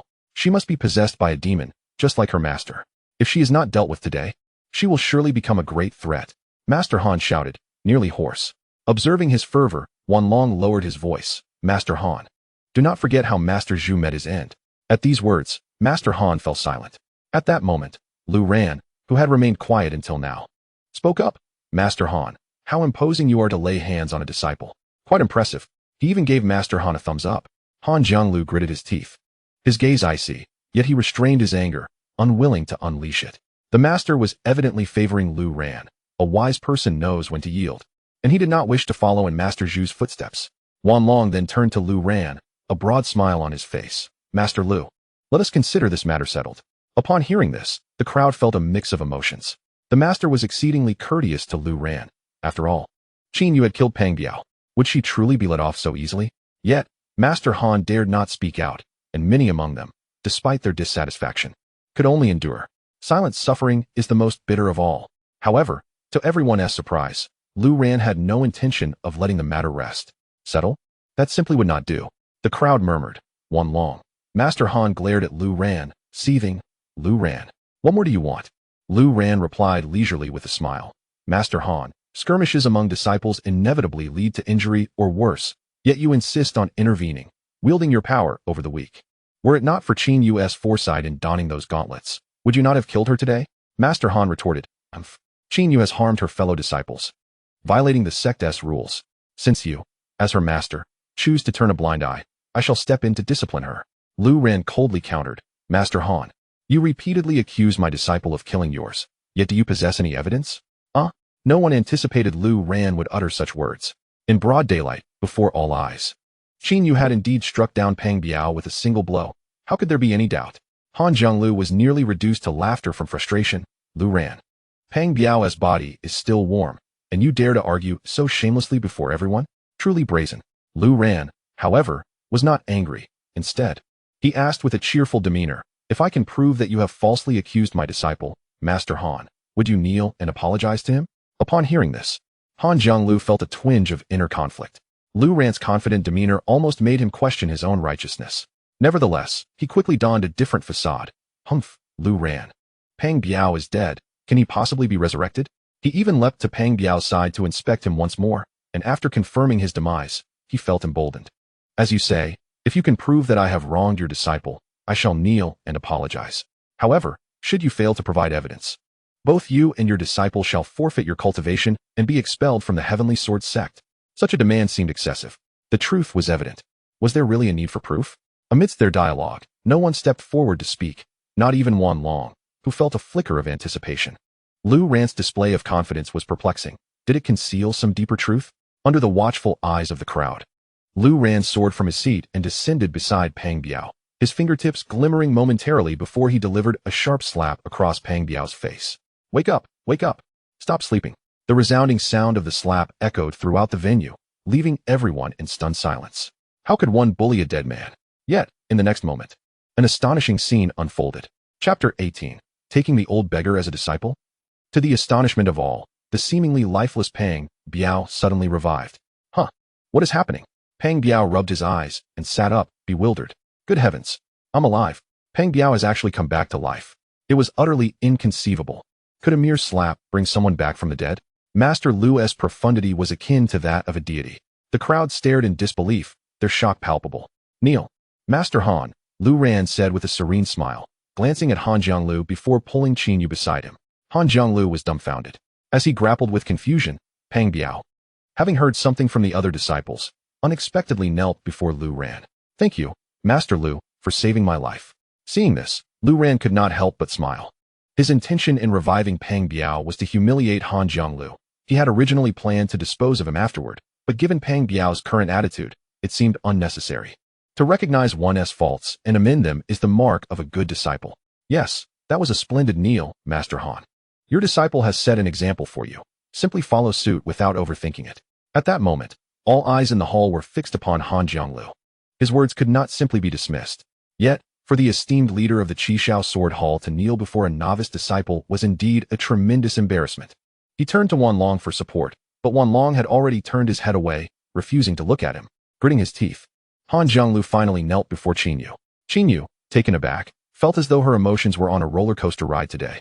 First, he inadvertently struck down Peng Biao with a single punch, and then, by some inexplicable twist of fate, he shattered the lethal blow from Master Han. At this moment, still reeling from the shock of it all, he found the lofty master kneeling at his feet. What a thrill! Enough! Enough! It's merely a matter of killing and bowing. Master Han, let us coexist harmoniously in the Heavenly Sword Sect from now on. No more of these extravagant internal conflicts, shall we? Han Zhonglu gritted his teeth in agreement, his mind racing to find a skilled ally for revenge, yet he could not fathom anyone capable of dealing with Lu Ran. I accept this bitter reality. The inaugural competition for new disciples concluded successfully, with the first prize awarded to Qin Yu. She would receive a carefully prepared Earth-grade martial art, an Earth-grade weapon, and an Earth-grade elixir. The voice of the elder steward echoed, but was abruptly interrupted by Lu Ran. Enough, enough, you keep these treasures. My disciple has no need for them. This declaration left everyone in disbelief. No need. While Earth-grade treasures may not be top tier within the Heavenly Sword Sect, they are still quite remarkable for new disciples, with many yearning for them. Yet, recalling Lu Ran's earlier display of wealth, it suddenly made sense. It was akin to someone accustomed to lavish feasts being offered mere buns. They simply wouldn't be interested. Very well then. The championess prize shall be bestowed upon the runner-up, Peng Biao. Grateful, Peng Biao bowed his head several times to Lu Ran. Master Lu, since Qin Yu has claimed the championship, surely you should receive something in return? At this moment, the sect leader, Wanlong, spoke up. Although he understood that the Heavenly Sword Sect's treasures were somewhat beneath Lu Ran's stature, he still felt obliged to demonstrate courtesy and care. Lu Ran turned to Qin Yu. What would you like? Qin Yu shook her head emphatically. With a resigned shrug, Lu Ran replied, in that case, let us all answer a few questions together. Wanlong paused. Answer questions? Lu Ran smiled. Fear not, it's quite simple. All right. Lu Ran raised his voice. Is my disciple Qin Yu formidable? The crowd echoed. Indeed. Lu Ran continued. Is she not the pride of my Zixiao sword hall? Yes. Am I not proud of her? Absolutely. Qin Yu blushed furiously at the side. Master, your display is quite impressive. With the competition concluded, Lu Ran declared, we shall take our leave. He then ascended with Qin Yu on his sword, soaring into the sky. Below, the crowd cheered. Farewell, Master Lu. Farewell, Sister Qin Yu. This spectacle left Wanlong swallowing hard, truly a fresh and unprecedented sight. 3 days after the competition, Qin Yu emerged once more from her retreat within the spiritual vein. Inspired by the earlier contest, her enthusiasm for cultivation surged, and upon her return, she had reached the 6th tier of Spirit Master, armed with numerous formidable treasures and martial arts. Alongside the spiritual veins forged within her by Lu Ran using the spirit forging elixir, her cultivation speed far surpassed that of ordinary individuals. This time, upon her emergence, she eagerly posed a question to Lu Ran. Master, how formidable is my current combat power? Lu Ran responded, quite high? How high is quite high? What do you intend to do? I wish to visit Snowfall City. I shall accompany you. Thank you, Master. For a gentleman, it is unbecoming to leave a grudge unavenged. The hatred weighing heavily on Qin Yu's heart, if not alleviated, could very well transform into a mental barrier as her cultivation progressed.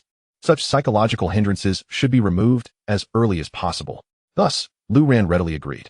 Moreover, having finally attained a level of cultivation, he yearned to step beyond the confines of the Heavenly Sword Sect and explore the outside world.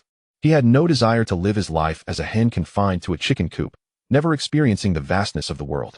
As for the disciple selection event at the Heavenly Sword Sect in 3 days, he held no interest. Although formidable powers from the Windswept dynasty would be present to recruit disciples, it bore no significance to him. Only in Qin Yu's hands could true talent be nurtured. Under the heavens, Lu Ran considered himself the finest master. Without further ado, the following morning, Lu Ran fed all the small creatures on the mountaintop before descending with Qin Yu.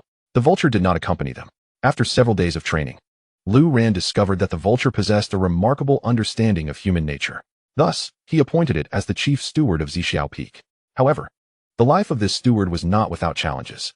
Once Lu Ran left, various divine beings emerged from all corners of the mountain. Not only did wild animals appear, but even a single mosquito flitting about could cast a shadow over the land. The moment it settled on a rock, an imperial spirit would emerge from within.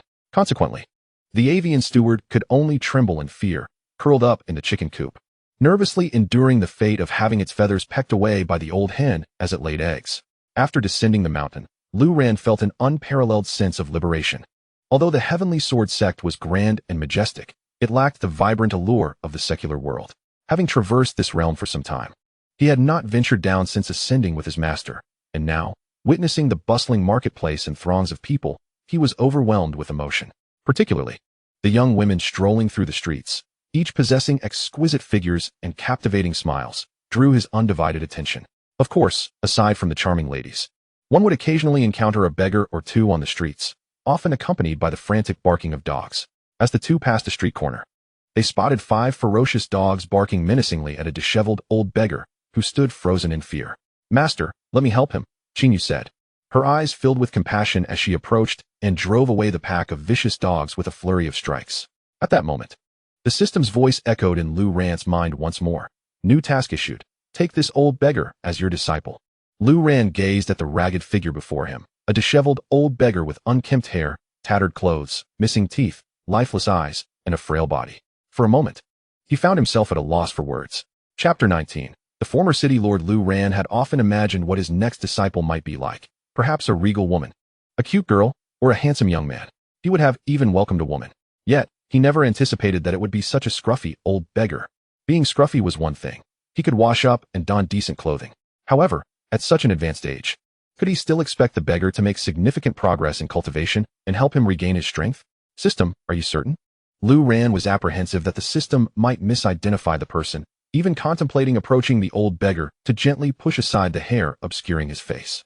The system's voice was resolute. assuring him that it would not err in recognizing the individual. With a roll of his eyes, Lu Ran conceded. Since the system had designated this person, he felt he had no grounds to object. Now a formidable spiritual master. He possessed a keen perception of the aura surrounding the elderly man. The old beggar exuded no trace of spiritual energy. Indeed, he seemed less capable than Qin Yu, who had merely a hint of physical cultivation at that time. Yet, since the system had chosen him, perhaps this old man harbored potential that escaped his notice. One could only hope. However, upon deciding to accept him as a disciple, Lu Ran found himself in a quandary. How could he, a youth, take an elderly man as his apprentice? It felt rather awkward to voice such a notion. Well, he thought, perhaps it would be best to first establish a rapport. Excuse me, sir, are you all right? Qin Yu inquired with genuine concern. I am fine, young lady, thank you. The old beggar replied with a hoarse voice, weary yet courteous in his bow. Observing the beggar's gesture, Lu Ran's brow furrowed. Regardless of one's appearance, the essence of a person cannot be concealed. The manner in which he bowed revealed to Lu Ran that this man was no ordinary individual. Moreover, the system's endorsement further convinced him of the old man's uniqueness. Sir, you should leave here quickly. I fear that group of dogs might return to harm you, Qin Yu kindly warned.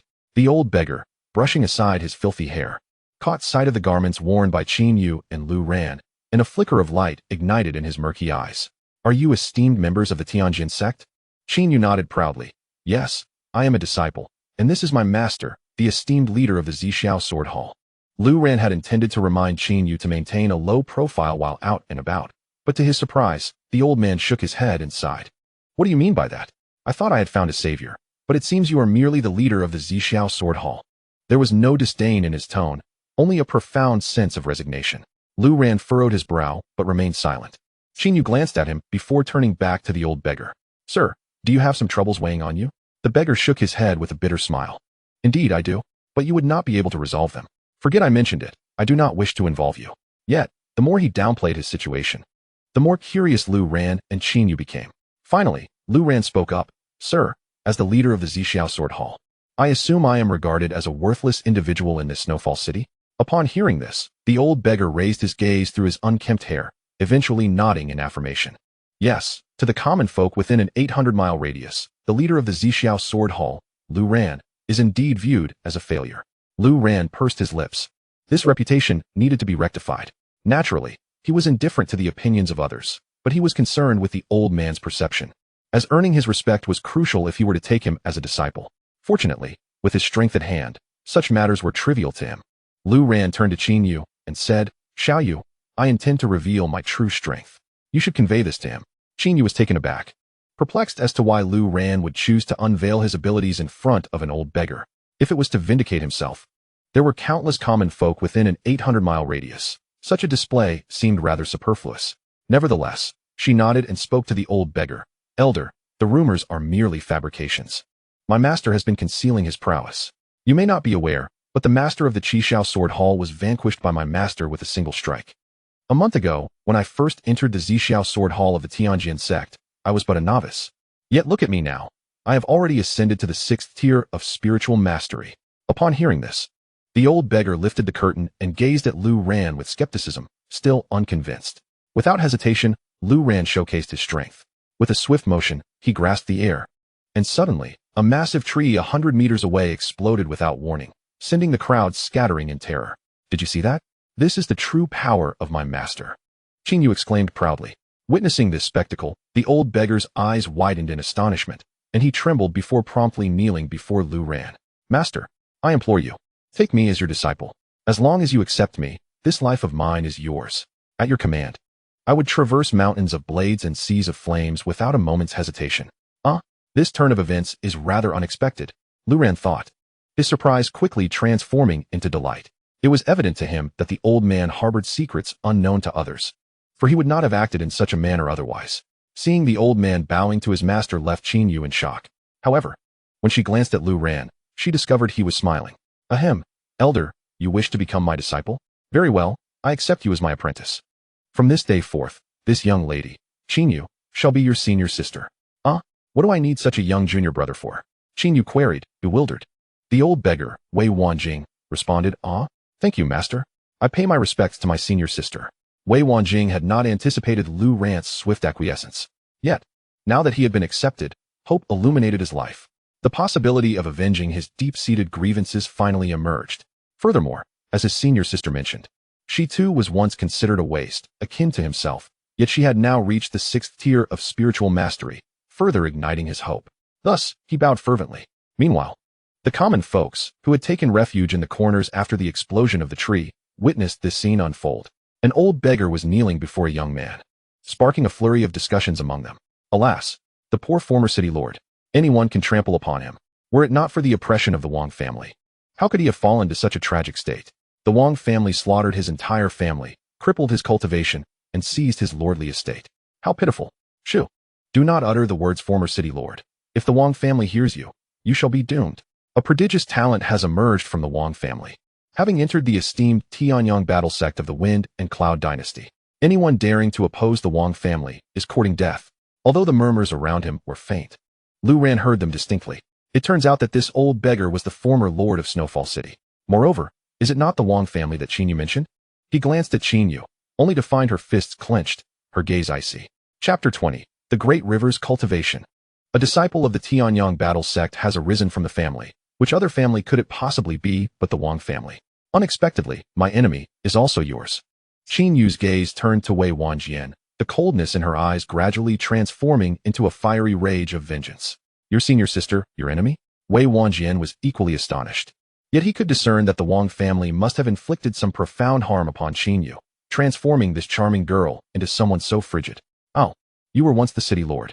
Might you know that a young master from the Wang family passed away prematurely, and then the Wang family deceived a girl, intending to marry her posthumously to this young master?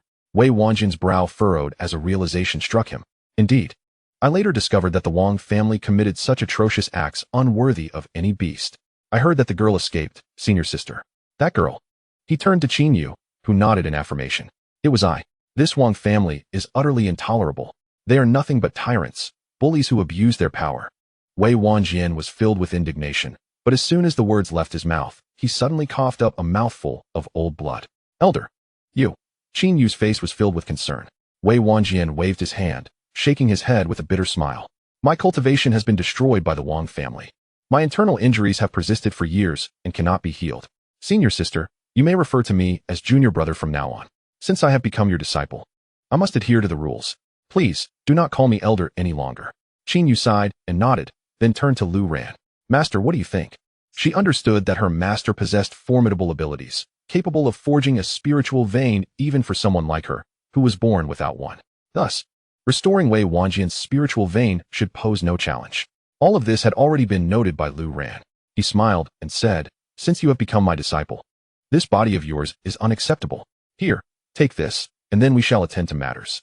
As he spoke, he produced a dark pill, which Wei Wanjian held in his hands, feeling as if it were a lump of dirt scraped from his own body. Nevertheless, he swallowed it without hesitation. Xiao Yu, do not rush into revenge against the Wang family. First, we must restore your junior brother, and then we shall go together. Qin Yu nodded, and Lu Ran turned his gaze to a nearby river. Let us wash up. Your current appearance hardly befits a city lord. Wei Wanjian nodded, but the next moment, he seemed rooted to the ground, motionless, as his skin rapidly flushed crimson, as if a fire were igniting within him. Qin Yu gazed at him in astonishment, seemingly struck by a thought, and then looked at her master. Lu Ran smiled serenely. Why not hurry and take a bath? As Wei Wanjing found himself immobilized under the effects of the elixir bestowed upon him, his body became rigid, his skin igniting into a fiery crimson hue. With a swift kick, he was sent flying several dozen feet into the great river. Master, Qin Yu pondered, bewildered by Lu Ran's intentions. She even doubted whether Lu Ran was jesting when he proposed to take the old beggar as his disciple. Yet, Lu Ran remained silent, standing with his hands clasped behind his back, as if awaiting something. At that moment, Wei Wanjing emerged from the water, his head breaking the surface, causing the river in a radius of several feet around him to bubble violently, as though boiling. A piercing scream erupted from his lips, drawing the townsfolk of Snowfall City to the riverbank, their eyes wide with astonishment as they witnessed the unfolding spectacle. Heavens! What has befallen the old city lord? Why does he appear as if engulfed in flames? The water is boiling from his very temperature. Who is this youth? How did he manage to kick the city lord into the river? Did you not hear? The city lord has already taken this young man as his master. Furthermore, he has ingested an elixir. It must be the elixir's influence. Are they from the Heavenly Sword Sect? Look at their garments. They bear the insignia of the Heavenly Sword Sect. Will the old city lord survive this ordeal? The crowd murmured, their expressions tinged with a blend of concern and anticipation. They too wished to witness the transformation that the elixir would bring upon their city lord. As time passed, the once frigid waters surrounding Wei Wanjing began to boil more vigorously, and a swarm of dead fish floated to the surface, their scent unmistakable in the air. Wei Wanjing endured excruciating pain, his roars echoing like a water beast thrashing in the river. Initially, Qin Yu watched with trepidation, but as moments turned into minutes, she noticed the crimson hue on Wei Wanjing's body gradually fading, his anguished cries diminishing, allowing her to breathe easier. She then regarded Lu Ran with newfound admiration, realizing that this master possessed profound and inscrutable abilities, and she would no longer underestimate his power. The process of repairing damaged spiritual veins is fraught with agony and extends over time. While a super elixir can aid in this restoration, it carries its own risks. Lu Ran remained quietly by the riverbank, his demeanor unyielding, yet he was, in truth, safeguarding his elderly disciple. As time progressed, the crowd gathered in ever-increasing numbers, filling both banks of the river. Their astonishment grew when they recognized the figure undergoing transformation in the water as their former city lord. The once deposed leader, who had been reduced to a beggar, was now experiencing a resurgence of power, igniting their hopes for what was to come. The Wang family of Snowfall City had ruthlessly slaughtered the city lord's kin in their quest for the lordship, leaving only the old city lord to endure the scorn and derision of society. This was a tale known to all in Snowfall City. If the former city lord suddenly attains cultivation, then it is likely that the skies over Snowfall City will once again shift. Observing the waves of spiritual energy emanating from Wei Wanjian, as his meridians are restored, the townsfolk's gazes toward Lu Ran gradually shift to one of incredulity. Amidst the astonishment of the common people, after enduring excruciating pain, Wei Wanjian is equally taken aback by his transformation. My meridians have been restored? Such a remarkable elixir. It appears I can cultivate again. I must seek vengeance for my deceased kin. Wei Wanjian momentarily sets aside his hatred, casting grateful eyes toward Lu Ran on the riverbank, then slowly kneels upon the water's surface. Lu Ran, however, chuckles. Do not be overly excited. The restoration of your meridians is merely the appetizer. Embrace the forthcoming experience. With a resounding boom, as Lu Ran's words fade, an overwhelming surge of spiritual energy erupts from within Wei Wanjian, sending torrents crashing upon the riverbanks. Level 1 Spirit Apprentice. Level 2 Spirit Apprentice. Level 3. Half an hour passes, and Wei Wanjian's cultivation ascends to the 9th level of Spirit Apprentice. Moreover, this process is far from over. The riverbank teems with onlookers, the crowd swelling as they are left in utter shock. Is that Wei Wanjian? He has actually regained his cultivation? We must inform the family head immediately. Among the throng, members of the Wang family, drawn by the commotion, are taken aback to witness the rapid enhancement of the former city lord, Wei Wanjian, and immediately rush back to report to their clan. Chapter 21. Enemies confront each other. When Wang Yuanjin, the head of the Wang family, arrives at the riverbank with his entourage, he too is astonished by the spectacle before him. At this moment, Wei Wanjian is on the verge of breaking through to the spirit master realm. A magnificent surge of spiritual energy encircles him, stirring up great waves. And after cleansing in the water, he appears a far cry from the former beggar he once was. Now, he is adorned in flowing robes, an astonishing aura continuously emanating from him, seemingly boundless. How can this be? A once downtrodden man has attained the spirit master realm? This cannot be allowed. In his shock, Wang Yuanjin promptly issues a command to his subordinates. Go. Regardless of what has transpired with him, he must not be permitted to continue his ascension. Initially, he had spared Wei Wanjian with the intent to humiliate him, transforming the once revered city lord into a despised outcast. This current scenario is one he cannot abide. Upon hearing Wang Yuanjin's command, dozens of elite members of the Wang family charge forth, their swift steps creating a piercing wind that instills terror among all present on the riverbank. Heavens, it's the Wang family. The commotion caused by city lord Wei has drawn them here. Wang Yuanjin is also coming. This is dire. The townsfolk, while seeking refuge, murmur in concern, their anxiety for Wei Wanjian palpable. The Wang family, having amassed their wealth through plunder and oppression, views the lives of commoners as worthless. And since Wang Yuanjin's ascension to city lord, the populace has endured great suffering, yet they dare not oppose him. Once the lord of the city, Wei Wanjian, driven by a sense of justice for the common folk, led the 10 most formidable experts from the lord's manor on a daring raid of the Wang family, intending to eradicate this venomous thorn.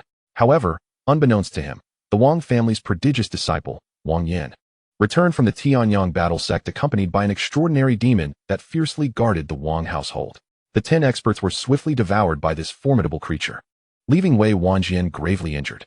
Subsequently, Wang Yuanjin spearheaded an assault with the Wang family's masters, annihilating the Lord's manor and stripping Wei Wanjian of his cultivation, reducing him to the status of a beggar as a warning to others. In this tumultuous moment, Wei Wanjian was striving to break through to the first level of Spirit Master, while a throng of powerful figures from the Wang family, including a second-level Spirit Master, converged upon him, revealing their ferocity and brutality. It was evident that they intended to eradicate Wei Wanjian completely.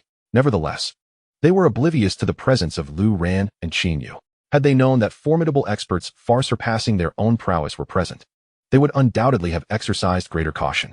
Amidst the chaos wrought by the Wang family's relentless assault, a subtle hum resonated throughout the arena, and before Wei Wanjian, a young woman's silhouette materialized upon the surface of the water. Qin Yu strode gracefully across the waves, unarmed, and launched a powerful punch at the first Wang family expert who charged at her. This individual was the mightiest among them, a second-level spirit master wielding a menacing blade. Upon seeing Qin Yu, a flicker of surprise crossed his eyes, yet sensing her lack of overwhelming spirit energy, he swung his blade downwards with lethal intent. Die, he bellowed. Despite her benevolent heart, even as she sought vengeance, Qin Yu believed that grievances should be settled with their rightful authors, and she bore no desire to harm the others from the Wang family. Yet, witnessing the intent to kill directed at her ignited a fiery wrath within her. With a resounding punch, the second-level spirit master was sent reeling, his formidable blade shattered into several pieces by the sheer force of her strike. The other experts were caught off guard and were unable to dodge. Under Qin Yu's swift counterattack, they were all flung back like discarded dolls, landing in the water, their fates uncertain. At this moment, the crowd erupted in astonishment, mouths agape, their eyes wide with shock as they beheld the young woman's figure. Their hearts stirred with tumultuous waves of emotion. How is this possible? Could that girl be a celestial being? They wondered, utterly incredulous. This was indeed the most formidable group from the Wang family. One punch for each, and they were all dispatched in an instant. It seemed that the former lord had enlisted a superlative powerhouse as an ally. The Wang family, arrogant and oppressive towards the populace, would hopefully meet their downfall at the hands of the old lord. Yet, with the prodigy Wang Yan from the Tanyong battle sect in their ranks, the task of dismantling the Wang family appeared daunting. The citizens murmured among themselves, their hearts brimming with anticipation. Ever since Wei Wanjian was ousted by the Wang family, the entire city of Luoxue had been shrouded in turmoil, with the Wang family reigning supreme and ruthlessly oppressing other clans, leading to the tragic demise of once prominent families in the city. Many longed for a champion to rise against the Wang family. Yet due to the presence of the Tianyong battle sect disciple Wang Yin, few dared to risk their lives. Now, Wei Wanjian has made a formidable return, and with powerful allies at his side, could it be that the fate of Luoxue City is truly about to change? Amidst the astonishment of the crowd, their gazes shifted towards the riverbank, where Wang Yuanjin, the head of the Wang family, stood equally dumbfounded. This cannot be possible. He watched in disbelief as a group of Wang family experts vanished from the river's surface, his lips quivering as he grappled with an unprecedented shock. Master, what should we do? There are powerful beings protecting Wei Wanjian. A worried servant of the Wang family queried from behind. Quickly return and summon the mountain-shaking violent bear, he commanded. Yes. The servant sprang into action. In this dire situation, only the formidable beast from their lineage could help him regain control. The mountain-shaking violent bear was a mighty creature brought back by Wang Yin from the Tianyong battle sect, possessing extraordinary strength. Even a third-tier spiritual master would be obliterated by its claw. Wang Yuanjin himself was a third-tier spiritual master, and thanks to the beast-taming circle gifted to him by Wang Yin, this great beast would obediently follow his commands. After annihilating the Wang family experts, Qin Yu's beautiful eyes turned towards the riverbank, where Wang Yuanjin stood. In that moment, a torrent of hatred surged within her. Years ago, it was Wang Yuanjin who had captured her, intending to arrange a ghostly marriage with the young master of the Wang family, nearly burying her alive. At that time, she was a lonely little girl forced to confront such overwhelming terror, trembling and nearly suffocating. Thankfully, with the help of the meteor tears, she managed to escape with her life. Now, facing the enemy who had nearly taken her life, the deep-seated hatred that had been buried for years erupted from her eyes. Yet, as Wang Yuanjin looked at the red-eyed Qin Yu, he clearly failed to recognize her. Back then, she was not yet 10 years old. People change dramatically as they grow, and it was only natural for him not to recognize her.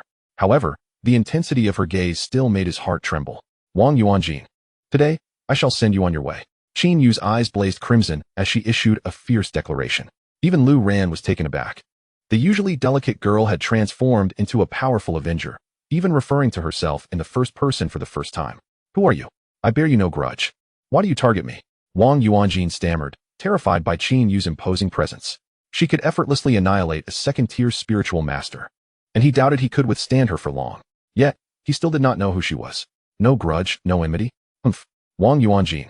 Do you not remember the girl who was to be wed to your deceased young master in a ghostly marriage? Do you recall her heart-wrenching pleas for mercy as you pressed her into the coffin? Do you remember that fateful day when the heavens poured down rain, and the girl you nearly condemned to death vanished without a trace? Now, she has returned. Qin Yu's voice sent a shock through Wang Yuanjin.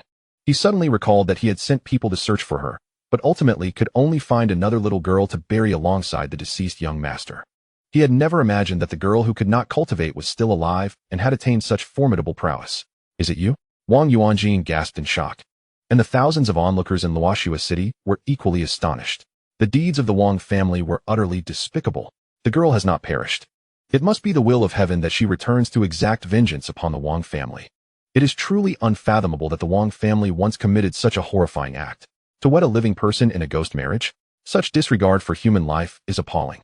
I can only hope that this girl will bring about the downfall of the Wang family and avenge the innocent citizens of Luoxua City who have suffered untimely deaths. The former city lord has also attained a certain level of cultivation. Together, they will surely turn the Wang family's world upside down. Yet, let us not forget that the Wang family is not merely backed by Wang Yin, a disciple of the Tanyong War Sect, but also by the formidable mountain-shaking bear. Setting aside the power of the Tanyong War Sect, who among us can slay such a monstrous beast? As the citizens debated, the ground suddenly trembled. The mountain-shaking bear, as massive as a small mountain, approached step by step, each footfall striking the earth like a hammer, shattering the sturdy stone path beneath. Witnessing this, the citizens scattered in panic. Chapter 22. The time for revenge has arrived. The imposing presence of the mountain-shaking bear instilled fear, sending the citizens fleeing in terror. This fearsome creature not only possessed incredible destructive power, but it also preyed on humans, leaving the populace of Luoxua City pale with dread. Lu Ran also beheld this great demon and furrowed his brow. It is astonishing that the Wang family in such a small city has such a monstrous guardian. It appears the treatment of the Tianyong War Sect disciples is rather generous. He discerned that the combat prowess of this beast was at the 5th level of the Spirit Master realm, although this power is a tier below that of Qin Yu. In Luoxua City, it is a terrifying presence that surpasses all others. However, he had no intention of intervening. Firstly, Qin Yu would be capable of dealing with it. Secondly, now that Qin Yu had encountered his sworn enemy, he would be eager to exact revenge. Moreover, Wei Wanjing had also soared forth from the river, his aura temporarily stabilizing at the 3rd tier of the Spirit Master realm. With such strength, the two of them united in vengeance would pose little challenge, even against a multitude from the Wang family. Thus, he settled himself upon a large stone by the riverbank, quietly observing the unfolding conflict. Revenge is a matter best left to those directly involved. As both Qin Yu and Wei Wanjing are my disciples, it is essential that they personally confront and resolve their deep-seated grievances. Otherwise, it may adversely impact their future cultivation, potentially giving rise to inner demons. At this moment, upon seeing the great demon approach from behind, Wang Yuanjin, the head of the Wang family, shifted from worry to unwarranted confidence. He could not believe that Qin Yu possessed the strength to contend with the mountain-shaking bear. His gaze drifted from Qin Yu to Wei Wanjing, a look of surprise crossing his face. It is indeed astonishing that a supposed waste has attained the level of a first-tier spirit master. And you, young lady, who once lacked even a spiritual vein, now boasts such formidable power. This truly astonishes me. However, before my cherished treasure, you are fated to meet your demise. Wang Yuanjin's eyes narrowed as he caressed a ring upon his finger. In the next moment, a blue halo emerged around the neck of the mountain-shaking bear, and its enormous eyes glowed with a crimson light. With a roar that echoed like thunder, the mountain-shaking bear bellowed to the heavens, silencing the citizens in fear. This great demon had arrived, and it would likely prove to be a formidable adversary. A flicker of trepidation appeared in Wei Wanjing's gaze. When he had previously infiltrated the Wang family, all the powerful allies he had brought along had been devoured by this very beast. Without it, the royal family today would not be so unrestrained. Junior brother, leave this great demon to me. You must capture Wang Yuanjin and ensure he does not escape. Yes, sister. Wei Wanjiang had initially felt concern for Qin Yu, but upon witnessing her resolute demeanor, he understood that this battle was unavoidable. As for his master, Lu Ran, he was leisurely reclining on a stone, observing the confrontation with no intention of intervening. His own vendetta was not something that required his master's assistance. Whoosh! Wei Wanzhong stepped forward, charging directly at Wang Yuanjin. You seek death. Annihilate them. Wang Yuanjin bellowed, and the mountain-shaking brutal bear surged forward. Its massive form radiated an overwhelming aura, causing the very air to ripple violently. Roar! As Wei Wanzhong approached, the mountain-shaking brutal bear let out a deafening roar and charged toward him. Wei Wanzhong felt a deep-seated trepidation. Although he had reached the 3rd-tier Spirit Master realm, he was no match for the 5th-tier Spirit Master level of the mountain-shaking brutal bear. Just as he prepared to evade, a graceful figure swept in like a tempest. The ferocious energy radiating from her caused Wei Wanzhong's expression to change dramatically. He witnessed Qin Yu effortlessly kick the mountain-shaking brutal bear back, sending it stumbling for 30 or so feet before it finally regained its footing. This single kick shook the mountains and left the onlooking crowd in awe. Wei Wanzhong's heart soared with joy. If Qin Yu possessed the ability to contend with the mountain-shaking brutal bear, then he too could certainly engage Wang Yuanjin in battle. Though fraught with peril, victory was within reach. After a brief moment of astonishment, Wei Wanzhong dashed toward Wang Yuanjin with fervor. As his form flickered, a purple glowing sword materialized in his hand, its radiance resembling that of a dragon, with sword qi as sharp as frost. Witnessing the mountain-shaking brutal bear being sent flying by Qin Yu, Wang Yuanjin's face was etched with disbelief. Yet, there was no time for astonishment. Wei Wanzhong's purple lightning sword technique was formidable. In his days as city lord, despite being merely a 2nd-tier spirit master, he had battled against 3rd-tier spirit masters using this technique, showcasing its exceptional prowess. Therefore, upon seeing Wei Wanzhong rush at him with reckless abandon, Wang Yuanjin wasted no time. Gritting his teeth, he grasped the air, summoning a massive black gleaming axe into his hands. In the next moment, under the astonished gazes of the crowd, the 2 3rd-tier spirit masters clashed violently, their weapons colliding with a resonant clang that reverberated through the air. Although their battle was fierce, it paled in comparison to the other arena. The delicate girl, Qin Yu, engaged in combat with the mountain-shaking brutal bear, offering an even more intense visual spectacle to the multitude of onlookers. To everyone's astonishment, Qin Yu held her ground. How could this be? For years, the mountain-shaking brutal bear had been a stalwart guardian of the Wang family, instilling fear throughout the city. Even families from thousands of miles around had sought to ally with the Wang family to avoid becoming enemies of this formidable demon. In the past, the Wang family had relied on this great demon to annihilate the 3 prominent families of the neighboring tiger-watching city, seizing vast resources and creating a sensation. At this moment, the young girl Qin Yu astonishingly finds herself able to contend with the formidable beast, the mountain-shaking bear, and even seems to hold the upper hand. A sight that captivates all onlookers. Abominable creature. It appears that unless I unleash my true strength, you shall not relent. Faced with the relentless attacks of the beast, Qin Yu's gaze turned icy. Her azure sword materialized in her hand as she soared into the air, piercing towards the mountain-shaking bear. The azure light was piercing, and the sword's brilliance howled through the air, yet the bear showed no inclination to evade, its crimson eyes filled with madness as it charged forward. However, to the astonishment of the crowd, an incredible scene unfolded. The azure sword pierced straight through the bear's neck, blood gushing forth like a fountain. In that instant, countless gasps erupted from the crowd. The mountain-shaking bear had indeed been impaled. Despite its thick skin and robust physique, protected by demonic energy, this girl's azure sword managed to breach its defenses, a testament to her remarkable prowess. The beast was finally doomed. We have suffered under its tyranny for far too long. This young maiden is a savior for our city of Luoxua, a true hero. The crowd even began to cheer, revealing the extent of their oppression under the Wang family. After withdrawing her azure sword from the bear's neck, fearing it had not yet perished, Qin Yu struck several more times, watching as the demonic energy dissipated from its massive form, finally rendering it motionless, at which point she ceased her assault. Then, her gaze turned towards Wang Yuanjin, the head of the Wang family. At that moment, Wang Yuanjin was locked in a fierce battle with Wei Wanjing. Although Wei had just ascended to the 3rd tier of Spirit Master, his combat prowess was formidable, yet he was no match for Wang, who had long since attained this level, thus maintaining the upper hand. However, upon witnessing the mountain-shaking bear's demise at Qin Yu's hands, Wang Yuanjin's spirit shattered in an instant, allowing Wei Wanjing to exploit the opportunity and strike, severing one of Wang Yuanjin's arms with his violet sword like a bolt of lightning. Wang Yuanjin let out a piercing scream, his body convulsing as if electrified, the axe in his hand clattering to the ground, his momentum instantly deflating. Master. The members of the Wang family, upon hearing the commotion, rushed in, their faces filled with horror as they beheld Wang Yunjin's injury. They quickly encircled him. Weapons drawn against Qin Yu and Wei Wanjing, their eyes wide with fear, trembling, and trepidation. Sister, the time for vengeance has arrived. Chapter 23, Rivers of Blood. Upon hearing Wei Wanjing's words, Qin Yu exchanged a glance with him, and in each other's eyes, they discerned a resolute determination. The Wang family had inflicted upon them wounds that could never be erased. Today, they would repay that suffering 100-fold. Kill! With a thunderous shout, Qin Yu gripped her azure sword and charged forth alongside Wei Wanjing. At that moment, the members of the Wang family were filled with palpable dread.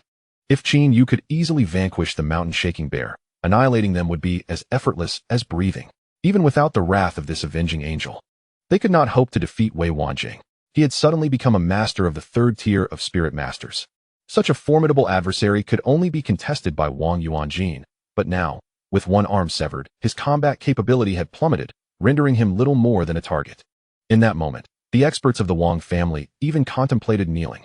To kneel might offer them a chance at survival. However, they were acutely aware that their adversaries would not show them any mercy. Qin Yu had nearly lost her life at the hands of the Wang family, while Wei Wanjian had suffered the annihilation of his entire clan. Such deep-seated enmity could never be forgiven. Understanding this truth, a collective resolve surged among them in the face of death, their weapons gripped tightly, determined to perish alongside their formidable foes. Yet, the notion of mutual destruction remained merely a fleeting thought. Wherever Qin Yu's azure sword swept, blood painted the skies. Wei Wanjian's purple longsword slashed forth, a harbinger of devastation. The harrowing battle swiftly devolved into a one-sided massacre. The citizens of Luoxua City cautiously peeked from their hiding spots.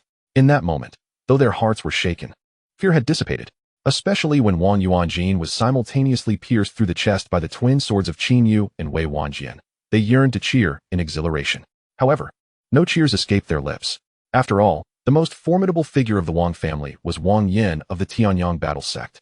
Once he learned of the upheaval within his family, he would undoubtedly seek retribution, and who could withstand the wrath of a disciple of the Tanyong battle sect? At last, the battle concluded, and every member of the Wang family present was annihilated, none spared. Yet, Wei Wanjian had no intention of halting his quest for vengeance. Sister, my hatred runs deeper than yours. The Wang family slaughtered every soul in my Wei family's lordly mansion, young and old alike, not leaving a single survivor. Therefore, I will not rest until the Wang family is eradicated. Qin Yu nodded and then approached Lu Ran.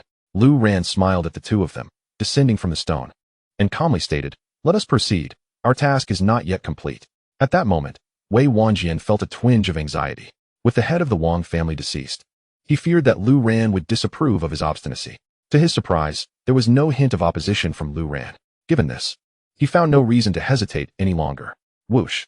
The purple longsword soared into the air as Wei Wanjian, under the astonished gazes of countless citizens, swiftly propelled himself toward the Wang family estate, now the lordly mansion. Whoosh whoosh! Lu Ran and Qin Yu also took to the skies, following Wei Wanjian. The citizens below hurriedly trailed behind, eager not to miss this grand spectacle. Hurry, hurry! The Wang family is about to be exterminated today. Haha! Wang Yuanjin is finally dead. What a relief indeed. That wretch. He bullied the weak and oppressed the meek. Now, where are you to torment my family again? Some even kicked Wang Yuanjin's corpse in a fit of rage, venting their pent-up fury. As all the citizens crossed the Qin Yu recognized her. She was the wife of the Wang family patriarch, the very woman who had coerced her into donning a funeral garment. You shall not rest in peace, Qin Yu declared, sending her flying with a powerful kick. Do you wish to know who I am? Go ask your kin. Thus, the entire Wang clan met their demise, the lord's mansion awash in blood. An eerie silence enveloping the scene. Had they been annihilated? The shock was palpable. The once mighty Wang family had finally been eradicated. Welcome back, Lord Wei. You are the heroes who saved Luoxua City. A throng of citizens, once silenced by fear, erupted into a tidal wave of cheers. Their hatred for the Wang family's oppression was unmistakably profound. In that moment, Qin Yu and Wei Wanjian found themselves encircled by the jubilant crowd. As if welcoming a great hero home, the atmosphere was charged with fervor and radiant smiles. Ha ha! Wei Wanjian laughed skyward, years of sorrow dissolving in that instant. Yet, despite his mirth, tears streamed down his face. Although vengeance had been fulfilled, his family would never return. Junior brother, let us go, follow the master. Our lives shall surely herald glory. Qin Yu's resolve was unwavering, even more so than Wei Wanjian's. Thus, she remained composed. offering solace to him amidst the tumult of emotions following their revenge. Master, I owe my ability to avenge this blood-soaked enmity entirely to you. Please allow your disciple to pay their respects. Suddenly, Wei Wanjian knelt deeply before Lu Ran, overwhelmed with gratitude and reverence. Rise, Lu Ran replied calmly. Our true adversary still lives. We must dedicate our time to cultivation. You are right, Master. Wang Yin, the prodigy of the Wang family, is a disciple of the Tanyong battle sect. As long as he remains alive, I shall not find peace. Wei Wanjian understood Lu Ran's implication and ceased further discussion. Soaring into the sky alongside him toward the direction of the sword sect. Is that it? They've left, and we in Luoxua City are in a precarious position. If Wang Yin returns and cannot find them, will he not seek vengeance on us, or even massacre the city? Quite likely. Though Wang Yin possesses extraordinary talent, he is notoriously vengeful. We should consider leaving Luoxua City. Where could we possibly go? Anywhere, as long as we can preserve our lives. The Tianyong battle sect, one of the 8 foremost powers of the Fengyun dynasty, was renowned and dominated the western borders. At that moment, in a serene cultivation chamber deep within the Tianyong battle sect, a young man, radiating spiritual energy, suddenly opened his eyes. His expression turned to one of shock as he pulled from his neck a jade token, his countenance shifting dramatically. The token had just shattered into 2 pieces. What? Father? Mother? What has happened to you? The young man's aura erupted, causing ripples in the surrounding cultivation space. Wang Yin, what transpired? Several fellow disciples, also in training, looked on in astonishment. They had never seen Wang Yin so unhinged, so filled with grief and fury. This is my parents' soul token, and now it lies in ruins. Upon hearing this, the group of disciples was instantly filled with disbelief. This is dire indeed. As a disciple of the Tianyong battle sect, who dares to lay a hand upon my family? It is tantamount to seeking death. Brother Wang Yin, let us descend the mountain at once and head to Snowfall City, where we shall rend our enemies into countless pieces. Not only do I seek to annihilate him, but I shall also eradicate his entire lineage. With that, 5 disciples soared into the air, vanishing in the blink of an eye from this place rich in spiritual energy. The training grounds of the Tianyong battle sect are nestled within the Tanyong Divine Mountain Range, divided into areas for outer disciples and inner disciples.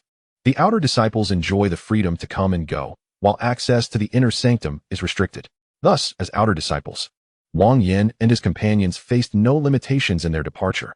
They need not even notify the outer elders, as long as they returned the same day. The sect would not inquire further. Though Snowfall City lay 1,000 miles away, the 5 of them, all at the 6th and 7th stages of spiritual mastery, found this distance trivial, especially with each possessing a flying mount. Wang Yin rode a 6-winged purple tiger, a creature of formidable aerial prowess. Its own cultivation at the 6th stage, boasting immense combat strength that struck terror into the hearts of countless citizens upon their return to Snowfall City. The other 4, while slightly less powerful than Wang Yin, rode equally impressive mounts of the same grade, making them a fearsome force indeed. However, upon arriving in Snowfall City and witnessing the gruesome scene of bloodshed at the Wang family estate, where his kin lay slain in a horrific manner, all remnants of his former haughty demeanor dissipated, leaving only an overwhelming sorrow within him. Father, mother, I swear to avenge you. His roar echoed throughout Snowfall City. In this moment, all understood that the prodigious talent of the Wang family had returned. Remarkably, it had been merely half a day since the massacre of his family, and this gifted disciple of the Tianyong battle sect had already raced back. A storm of blood and carnage was imminent in Snowfall City. Suddenly, a thunderous explosion reverberated near the Wang estate, sending shockwaves through the terrified populace. Heavens! The Sun family is doomed. Their residence has been obliterated. They were too close. Flee for your lives. If he becomes enraged, he may slaughter the entire city. Thus, the citizens began to scatter, fearing for their lives. Convinced that Snowfall City was on the brink of destruction, the disciples of the Tianyong battle sect could easily obliterate a city such as this. Boom, boom, boom. Amidst the shock of the populace, several buildings nearby crumbled once more. Above, 5 figures unleashed their weapons, emitting a piercing shriek as they rained destruction upon the ground below, venting their pent-up fury. The other 4 were Wang Yan's brothers. Having witnessed the slaughter of their kin, they could not stand idly by. In the frenzy of their assault, many innocent lives were lost. After unleashing their wrath, Wang Yan descended, seizing a man and demanding, "Speak. Who is responsible?" The man, utterly terrified, fainted away. With a tremor of his hand, he was reduced to a mere mist of blood. Wang Yin then grasped another individual, pressing him for answers. The man stammered. It was the disciples of the Heavenly Sword Sect, led by Wei Wanjian, and a little girl. At the mention of the Heavenly Sword Sect, Wang Yin paused momentarily, his gaze growing ever colder. The Heavenly Sword Sect? I bear no enmity toward the Heavenly Sword Sect. Can this be believed? Absolutely. Even Wei Wanjing has become a disciple of the Heavenly Sword Sect. Wasn't Wei Wanjing considered worthless? How could this come to pass? He suddenly attained cultivation, having advanced his power within that great river. I have heard that it was the master of the Zixiao Sword Hall of the Heavenly Sword Sect who aided him. I speak only the truth. I implore you, young Master Wang, spare me. Go to hell. With a thud, Wang Yin lifted his blood-red gaze toward the direction of the Heavenly Sword Sect. Swish, swish, swish. 4 figures descended beside him, each radiating a formidable aura. Brother Wang. The Heavenly Sword Sect is no insignificant force. What do you intend to do? Wang Yan's eyes blazed with fury. I care not for their size, be it small or grand.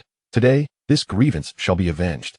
With a roar, the 6-winged purple tiger let out a thunderous bellow and soared into the sky. The citizens of Snowfall City watched their departure, finally exhaling in relief. How terrifying! Yet, with the Wang family's corpses strewn beneath the sun, it was certain that Wang Yin and his companions would return. At that time, these innocent souls would likely suffer greatly. Thus, a throng of citizens hastily fled toward the outskirts, escaping the Heavenly Sword Sect. Lu Ran and Qin Yu led Wei Wanjing into the Heavenly Sword Sect. Upon stepping into such a colossal and powerful sect for the first time, Wei Wanjing was both astonished and exhilarated. He had never dreamed that one day he would have the opportunity to enter such a renowned cultivation faction, and even take Lu Ran, a formidable master, as his teacher. However, when the trio arrived at Zixiao Peak, Wei Wanjing was somewhat surprised to find that the peak did not possess the grandiose palaces and towers he had anticipated. Senior sister, is the Heavenly Sword Sect always this humble? He inquired. This place appears even more shabby than the Lord's Manor in Snowfall City. Not entirely. Our master is immensely powerful and indifferent to such trivialities. The other peaks, in contrast, are resplendent, yet collectively, they do not measure up to even a fragment of our master's strength, Qin Yu replied, leaving Wei Wanjing astounded. Meanwhile, Lu Ran, reclining in a rocking chair, lifted his eyelids to glance at Qin Yu. Little Yu, do not exaggerate. Qin Yu chuckled. Master, I am not exaggerating. Your true strength could likely overpower our sect leader. Wouldn't you agree? Lu Ran shook his head, closing his eyes. First, take your junior brother to select a simple hut, and then seek out some techniques and weapons from the storeroom for practice. Understood, master. Qin Yu led Wei Wanjing away, while Lu Ran closed his eyes, contemplating the potential events that might unfold. After all, the talented Wang Yin from the Wang family in Snowfall City was a disciple of the Tanyong battle sect. Even if his strength could not match Lu Ran's, the influence of the Tanyong battle sect should not be underestimated. It seemed prudent to gather some information regarding the Tanyong battle sect. As soon as he finished speaking, several celestial cranes suddenly flew overhead. Master Lu. The newcomers were Han Jianglu, the master of the Zixiao Sword Hall, along with his disciple Peng Biao and several other disciples. Oh, you are indeed rare visitors. Seeing Han Jianglu, Lu Ran was taken aback. Though they had visited before, it was always with ulterior motives, such as stealing something. This time, they arrived openly and confidently, each wearing a smile of flattery, suggesting that there was a matter at hand. Disciple pays respects to Master Lu. After Han Jianglu clasped his fists in greeting to Lu Ran, the disciples behind him, including Peng Biao, also bowed, their expressions filled with piety. A stark contrast to their previous antagonistic demeanor. Is there something you wish to discuss? Lu Ran inquired, raising his gaze. Cough, cough, Master Lu. We at Zixiao Sword Hall have wronged you before. This time, we have come to personally apologize, and we hope you can set aside past grievances and forgive us. As he spoke, Han Jianglu produced several weapons from his bag and placed them before Lu Ran. These are 3 of the 8 treasured artifacts of our Zixiao Sword Hall, a token of our sincerity. We implore you, Master Lu, to accept them. Lu Ran was taken aback. Typically, the Zixiao Sword Hall sought to seize benefits from him. Yet now, it seemed as though the sun had risen from the west. Of course, this was also related to their previous confrontations on the battlefield. After all, this Han master had even made his own disciple kneel. To persist in defiance would be sheer obstinacy. Originally, Lu Ran had no intention of dealing with such individuals. But since they were all from the Heavenly Sword Sect and had sincerely come to apologize, he waved his hand and smiled, saying, Very well, in light of your sincerity, I shall accept these 3 items. Please, have a seat. Since you are here, let us enjoy a cup of tea before you depart. Han Jianglu was momentarily stunned. A cup of tea? Just a cup of tea? Before coming, the sect leader had mentioned that if their sincerity was sufficient, Master Lu might very well bestow upon him a treasure of royal rank or higher. Yet, he was merely offering tea. Sigh, tea it is then. As for the treasure, Let it be. After all, it is only natural for one to bear a grudge after having wronged another. Watching the simple kettle pour a yellowish-brown liquid into a cup, Han Jianglu felt a sense of resignation. However, unable to refuse Lu Ran's warm hospitality, he lifted the cup and drank it in one gulp. In the next moment, boom. As the tea filled his stomach, Han Jianglu became utterly petrified, his eyes wide with astonishment, trembling uncontrollably. What was this? This was no mere tea. It was clearly a divine elixir, a holy potion. The torrent of liquid surged through him, flooding his entire being with an indescribable sense of refreshment and clarity, even breaking through the stagnation of his cultivation that had persisted for 2 years, hinting at a potential breakthrough. Han Master, are you well? Lu Ran observed the dazed Han Jianglu with concern. And no, I'm fine, Master Lu. Thank you for your hospitality. May I have another cup? Of course. There is plenty for everyone. Come, let us each have a cup. Peng Biao and the other disciples settled onto the stone bench. Seeing everyone lifting their cups, Han Jianglu cautioned, drink slowly, take care not to gulp it down. His tone sounded slightly off, and the disciples seemed to sense something amiss. So they began to sip cautiously. Yet, even with just a small sip, they felt a torrent of spiritual energy surging into their bodies, like a raging river creating tumultuous waves. What? This tea is extraordinary. Is this really tea? Surely, it cannot be a divine remedy. A few disciples were profoundly shaken, yet they forced themselves to suppress their emotions. As they exchanged glances, they discerned each other's thoughts. However, their master, Han Jianglu, remained silent, and naturally, they dared not voice their concerns. Nevertheless, it soon became apparent to everyone that this must be Master Lu imparting guidance to assist them in their cultivation. In fact, one disciple could no longer contain himself and felt his internal energy surge dramatically, propelling his cultivation to the realm of a 7th-tier spirit master in an instant. Originally an inner disciple of the Zixiao Sword Hall, he had now ascended to the rank of a 7th-tier spirit master, placing him among the elite disciples of the entire Tianjin sect, even granting him the qualification to enter the first-rate forces of the Fengyun dynasty. At that moment, a thunderous roar echoed like a clap of thunder. You rascals from the Zixiao Sword Hall, come forth and meet your demise. Chapter 25, The Peerless Great Demon. The sudden shout startled the tea drinkers, causing their hands to tremble and nearly drop their cups. Who are they? Han Jianglu gazed into the sky as immense shadows of mounts descended, an imposing sight that was truly alarming. Heavens! It's the 6-winged purple tiger. Who possesses such mounts? Even the disciples of Tianjin sect do not have them. They all have one each. Wu Xiao, the newly ascended 7th-tier spirit master, exclaimed in astonishment. They must be disciples of a first-rate power. Master Lu, who are they? Han Jianglu turned to Lu Ran, furrowing his brow in inquiry. He had not anticipated encountering such a situation upon arriving here. It is known that the Zia Peak is typically a serene place, with only a few visitors throughout the year. They are likely disciples of the Tanyong battle sect, Lu Ran replied nonchalantly, unfazed. What? Disciples of the Tanyong battle sect? Master Lu, when did you offend them? Han Jianglu's heart raced. The Tanyong battle sect was not something the Tianjin sect could contend with. Although the most powerful among these disciples was merely at the 7th-tier spirit master level, they were backed by the colossal force of the Tianyong battle sect, a titan within the Fengyun dynasty. While the Tianjin sect was formidable, it was virtually inconsequential compared to the Tanyong battle sect.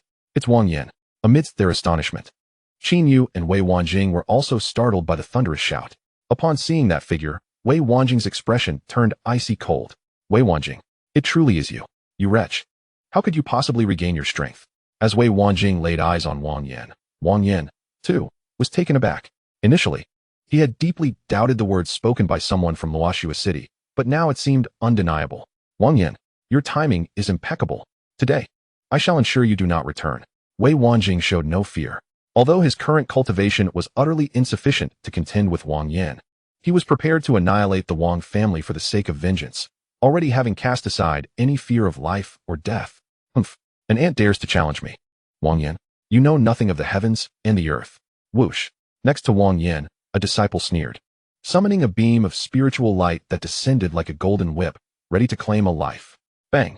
However, for reasons unknown, at the moment the ethereal whip descended, a luminous stream erupted from the earth atop the mountain, shattering it into fragments in an instant.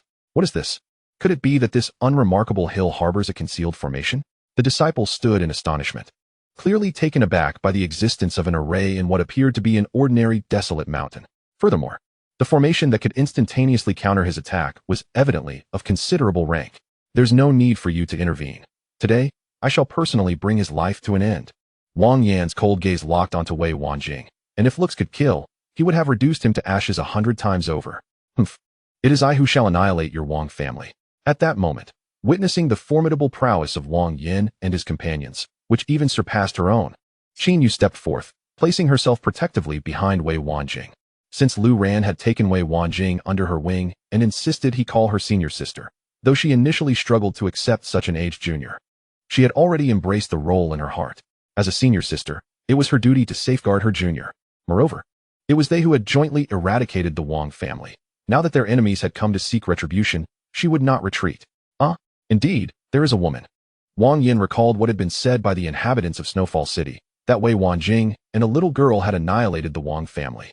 To his surprise, a young girl had truly stepped forward. You all possess immense audacity. You shall all perish, including you. Wang Yan's aura surged as he pointed menacingly at Lu Ran and Han Jianglu among others. Although the Heavenly Sword sect was a second-tier power, in his eyes, it was insignificant. Seeing his finger directed at them, Han Jianglu and the others turned pale, clearly anxious. They had no desire to offend someone from the Tanyong battle sect. Yet Lu Ran merely scoffed, dismissing the threat with a disdainful expression.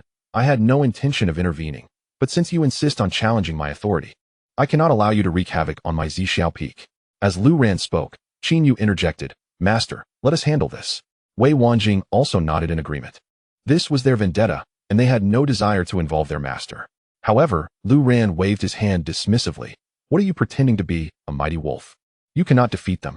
The two exchanged awkward glances, their expressions darkening. Master, what shall we do then? Fool, release the dog. Qin Yu was momentarily taken aback. The pup shouted on, Master, is this really the time for jokes? Rascal. Lu Ran's words ignited a deep sense of humiliation within Wang Yan. With a thunderous roar, he dove down, unleashing a punch aimed squarely at Wei Wanjing.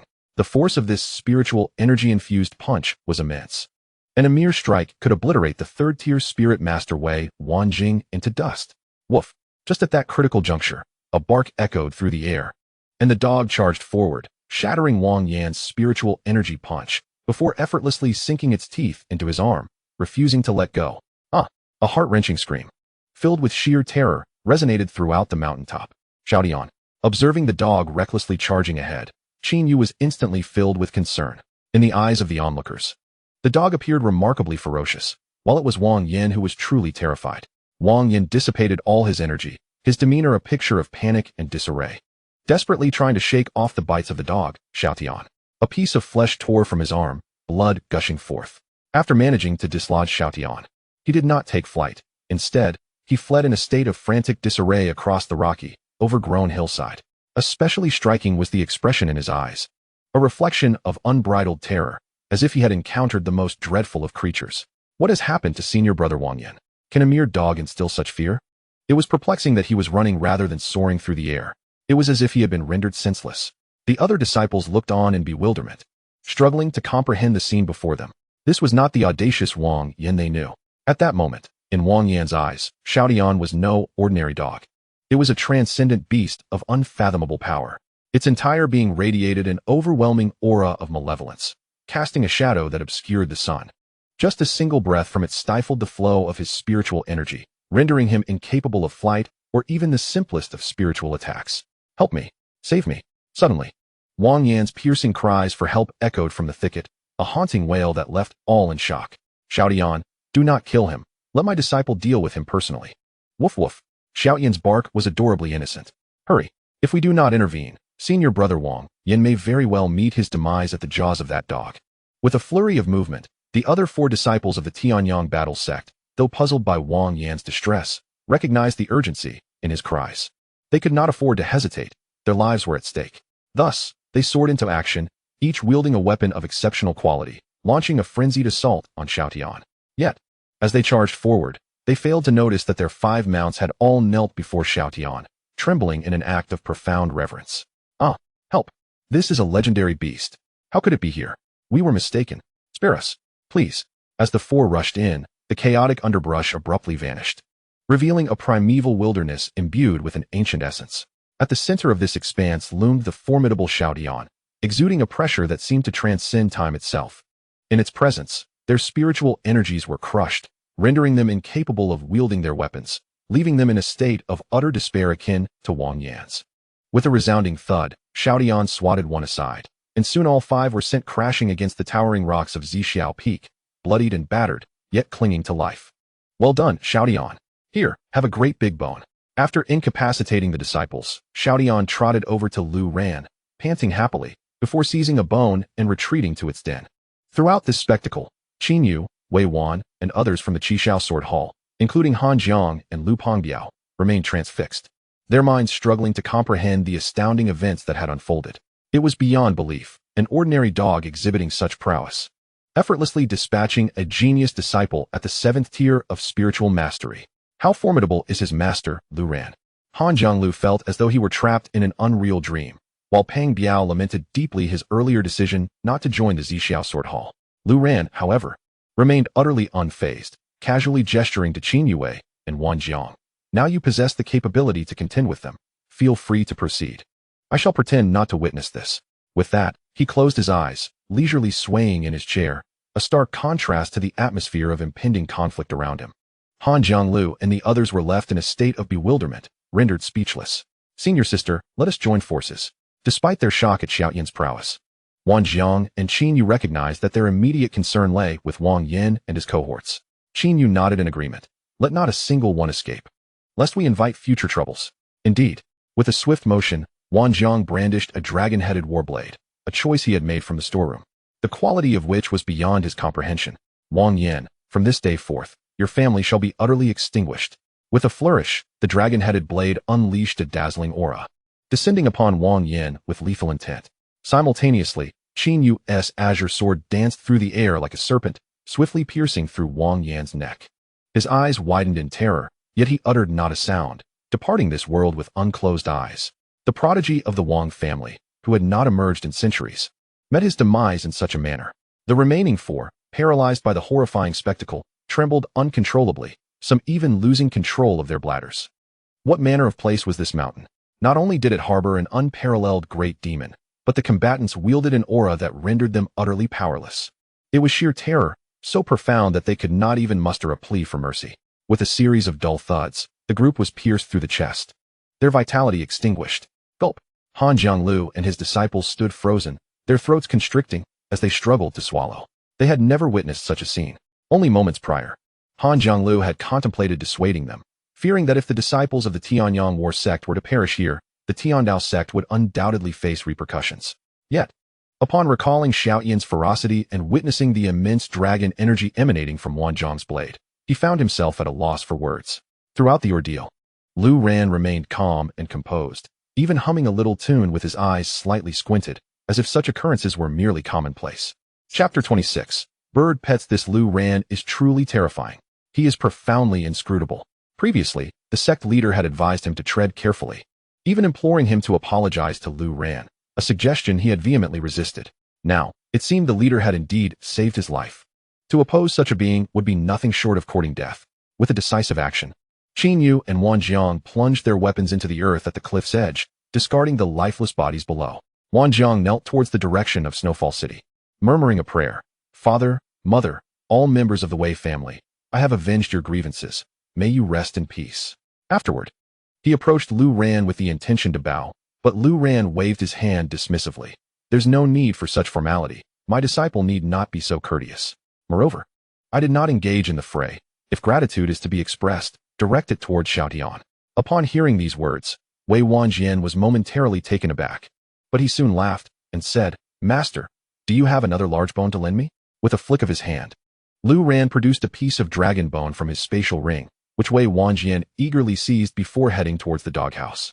Perhaps due to his insufficient strength, he failed to perceive the dragon energy emanating from the bone. Yet this scene was crystal clear to Han Jianglu. His heart was overwhelmed with astonishment. Dragon bone, dragon energy, and Lu Ran was using it to feed a dog. Of course, that dog was no ordinary creature. What caliber of existence was this? Han Jianglu acknowledged his own mental limitations. Master Han, please continue. Do not let the recent interruption disturb our tea enjoyment, Lu Ran remarked with a smile, subsequently refilling the cups for everyone. Han Jianglu was flabbergasted. In fact, he even knelt before Lu Ran. Master? Several disciples, including Pang Biao, were momentarily stunned. Their cultivation and perspective could not compare to Han Jianglu's, thus they could not fully grasp Lu Ran's might. As Han Jianglu, who truly understood Lu Ran's power, knelt down, they remained oblivious to the reason behind his actions. This illustrates the significance of insight. Be careful, the ground is slippery, Lu Ran said with an air of apology. Observing Lu Ran's demeanor, Han Jianglu speculated. It must be that Lu Ran preferred not to display his true strength, hence his humble stance. Therefore, he felt he could not remain kneeling. Revealing a superior's humility would be a grave mistake. Ahem, it's nothing. Just a bit of weakness in my legs these past few days, Han Jianglu replied. Upon hearing this, Lu Ran chuckled. Weak legs? That must be from overexertion. I happen to have medicine for you. Please don't hesitate to take it. He placed a bottle of 18-flavor Di Huang pills before Han Jianglu. Thank you, Master Lu. Han Jianglu's heart soared with joy. This was precisely what he had sought, an opportunity to acquire something valuable. Gazing at the intricately carved bottle, he could hardly contain his excitement. Coupled with the effects of the tea within him, he stood to take his leave, but, in his exuberance, stumbled and fell. Master Lu, you should use this sparingly. It can affect your health. Qin Yu, standing nearby, blushed at the implication. Although she was a young girl, she understood the underlying meaning. Han Jianglu chuckled awkwardly, remaining silent as he accepted the cane offered by Lu Ran. Master Lu, is this truly necessary? My master is still young. He has no need for a cane. Peng Biao laughed at the sight of Lu Ran presenting a cane. However, his words were swiftly interrupted by Han Jianglu. Ignorant. This is no mere cane. This is a token of Master Lu's concern. How could I disregard such kindness? He hurriedly accepted the cane, fearing that his disciple's careless words might cost him a priceless treasure. This is no ordinary cane. Are you blind? This is a weapon shaped like a cane, far superior to my most cherished serpent bone staff. As for its true rank, he could not discern it. The highest grade weapon he had encountered was at the distinguished tier. Yet this cane clearly surpassed that level. What a windfall. Take care, I shan't see you out. Han Jianglu initially contemplated lingering, hoping to acquire more treasures. But upon hearing Lu Ran's farewell, he had no choice but to depart. Nevertheless, this visit had proven worthwhile. A bottle of bone powder derived from a formidable supernatural beast has been meticulously crafted into the 18 flavors of rejuvenation pill, accompanied by a weapon of superior rank. The 3 treasures I presented to others are utterly insignificant in comparison. I shall take my leave now. However, Master Lu, there is another matter I wish to discuss, the disciples of the Tanyong battle sect. Han Jianglu hesitated, acutely aware that, as a mere hall master, he had no authority to intervene in such matters. Yet, an undercurrent of concern gnawed at him. Should a master from the Tanyong battle sect discover that their disciples had perished at the Tianjin gate, it could spell disaster for the entire sect. He felt compelled to voice his thoughts. Fear not, the Tanyong battle sect is of little concern, Lu Ran replied nonchalantly. Though a moment's reflection led him to consider the potential for underhanded tactics. Indeed, the Tianjin gate might struggle to withstand such an onslaught. Thus, he continued, ahem. Hall Master Han, it would be prudent for you to inform the sect leader upon your return, allowing him to arrange for our sect's defenses. Should any situation arise, do not hesitate to seek my assistance. Yes, Master Lu, I shall take my leave. With that, the group departed on their celestial cranes. Upon reaching another mountaintop, an inexplicable shift occurred, altering the expressions of Han Jianglu and the others. They exchanged bewildered glances before scattering in all directions across the peak. Moments later, the air resonated with the sound of surging spiritual energy. Lu Ran, having consumed tea, could no longer contain the torrent of spiritual essence within him, which surged forth, manifesting as dragons, serpents, tigers, and leopards in midair, coalescing in response to their collective aura. Atop the Zixiao Peak, Lu Ran's gaze fell upon the 6-winged purple tigers and their 5 formidable mounts, the brightness in his eyes intensifying. Come, no need to lie about. Rise and partake of the feast. With their masters deceased, these beasts had become unclaimed entities, yet they made for splendid steeds for his disciples. However, Lu Ran was not primarily interested in their aerial capabilities. Rather, he sought their assistance in consuming some spiritual herbs and medicines. Today, he had received a reward of 10 tons of spiritual herbs upon signing in, and his storage rings and bags were brimming. How vexing.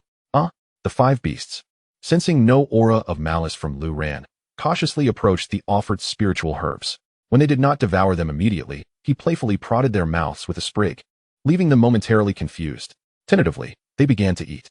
Seeing them indulge brought Lu Ran great joy, and their enthusiasm for the feast only grew. Though these beasts possessed limited intelligence, they had served as mounts for humans for quite some time and had developed a modicum of understanding. Given that their previous master had treated them kindly, they felt no immediate fear of being attacked. Moreover, the fare before them far surpassed what they had received in the Tanyong battle sect. It was wise to fill their bellies first. Master, how shall we deal with these mounts? Qin Yu inquired as she approached. Let us nurture them. Choose one for yourself as a steed, and you shall no longer need to fly on your own. Thank you, master. I choose that grand wild bird. Take it. Wei Wanjian stepped forward, hesitant to speak. Lu Ran decisively stated, you shall select that six-winged purple tiger. How does that sound? Thank you, master. As Qin Yu and Wei Wanjian joyfully established bonds with their chosen mounts, a great eagle perched atop a towering ancient tree on Zia Peak observed the scene with wide, terrified eyes. Here they come again. 5 more have arrived. The question of whether I can continue to survive on this mountaintop lingers. No, absolutely not. I cannot remain passive. It is unacceptable that others are stronger than I. Thus, he swiftly descended onto Lu Ran's shoulder.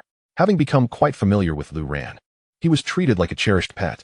Each time he was fed or given something to drink, it was of the highest quality. Yet, alas, his noble soul was shackled by an ordinary physical form. Though he consumed high-grade spiritual pills, his body could neither digest nor absorb them. Bound by the limitations of his corporeal vessel, his cultivation could not advance rapidly. Then, a scene unfolded that astonished Lu Ran. The bird unexpectedly performed somersaults on the table, followed by a series of rapid kicks, all while emitting a series of sounds akin to Ada. It even wiped its beak with its wing. This was its way of expressing a desire for cultivation, seeking Lu Ran's assistance. What a revelation! Lu Ran was not unfamiliar with such antics. These were the signature moves of his idol, long ago. But how could such a display manifest from a mere bird? Are you indeed wishing to cultivate? Lu Ran inquired tentatively. Clever. The bird rejoiced. But you have already consumed quite a bit of fine fare, yet your cultivation has hardly progressed. It seems your physical form is hindering your development. How about I help you reshape your body? Gaga. Fantastic. The bird was elated, speaking human words, which startled Lu Ran greatly. What? You can speak? You silly bird can talk. What a shock. Suppressing his astonishment, Lu Ran's mind remained clear. If this bird could speak, it must have an extraordinary background. I am actually the ancestral spirit of the Demon Sound Sect, it confessed. What? The Demon Sound Sect? Go on, Lu Ran urged. Years ago, I attempted to steal the spiritual veins of Zia Peak, but was defeated by your master and his 8 girlfriends, leading to my physical demise. My soul could only linger in the depths of the spiritual veins, awaiting the opportunity to re-emerge. However, after that fateful day, I was shattered by your master, and my lingering soul fled, ultimately finding refuge within this bird's body. Goodness! Lu Ran was astounded, his eyes gleaming with envy. I never imagined my master had 8 girlfriends. The bird, bemused, remarked, I thought you would be astonished by my origins. But it seems you are envious of someone with 8 partners. Lu Ran stifled his feelings and crossed his arms, scrutinizing the bird. Very well, what are your intentions now? With a thud, the bird bowed its head to the ground, its beak embedding itself into the earth. After a struggle, it extracted its beak and proclaimed, I wish to take you as my master and pledge my life to you, provided you grant me the opportunity to cultivate. Upon hearing this, Lu Ran furrowed his brow. Taking on a disciple? There were no regulations preventing him from doing so. He waved his hand dismissively. You are not yet qualified to be my disciple. How about this? You can remain my pet bird, as I am quite fond of avian companions.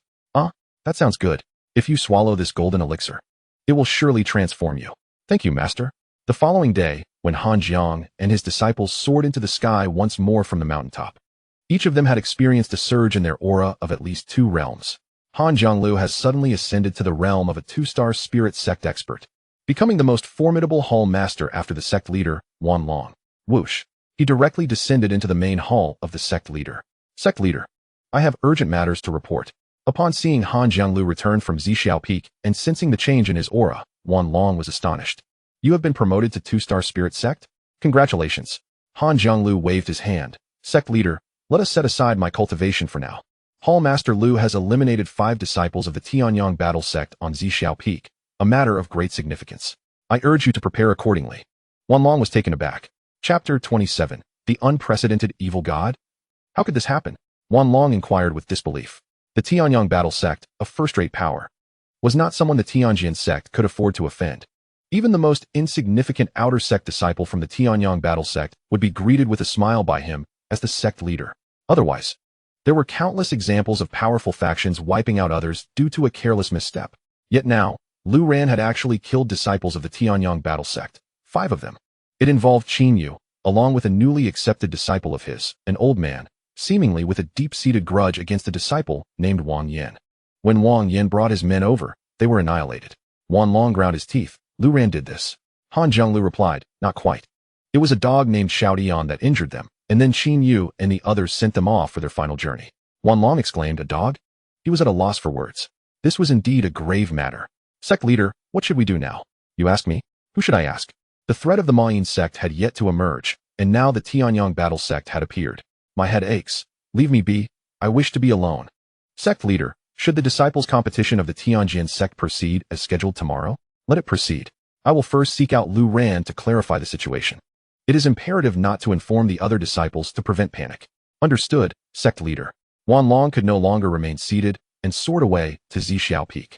Lu Ran had yet to rise, stretching lazily when he heard Xiaodian barking wildly. Sect leader? Is there something urgent so early in the morning? Seeing Lu Ran's languid demeanor, Wan Long's fury was on the verge of eruption. What a fine hall master you are.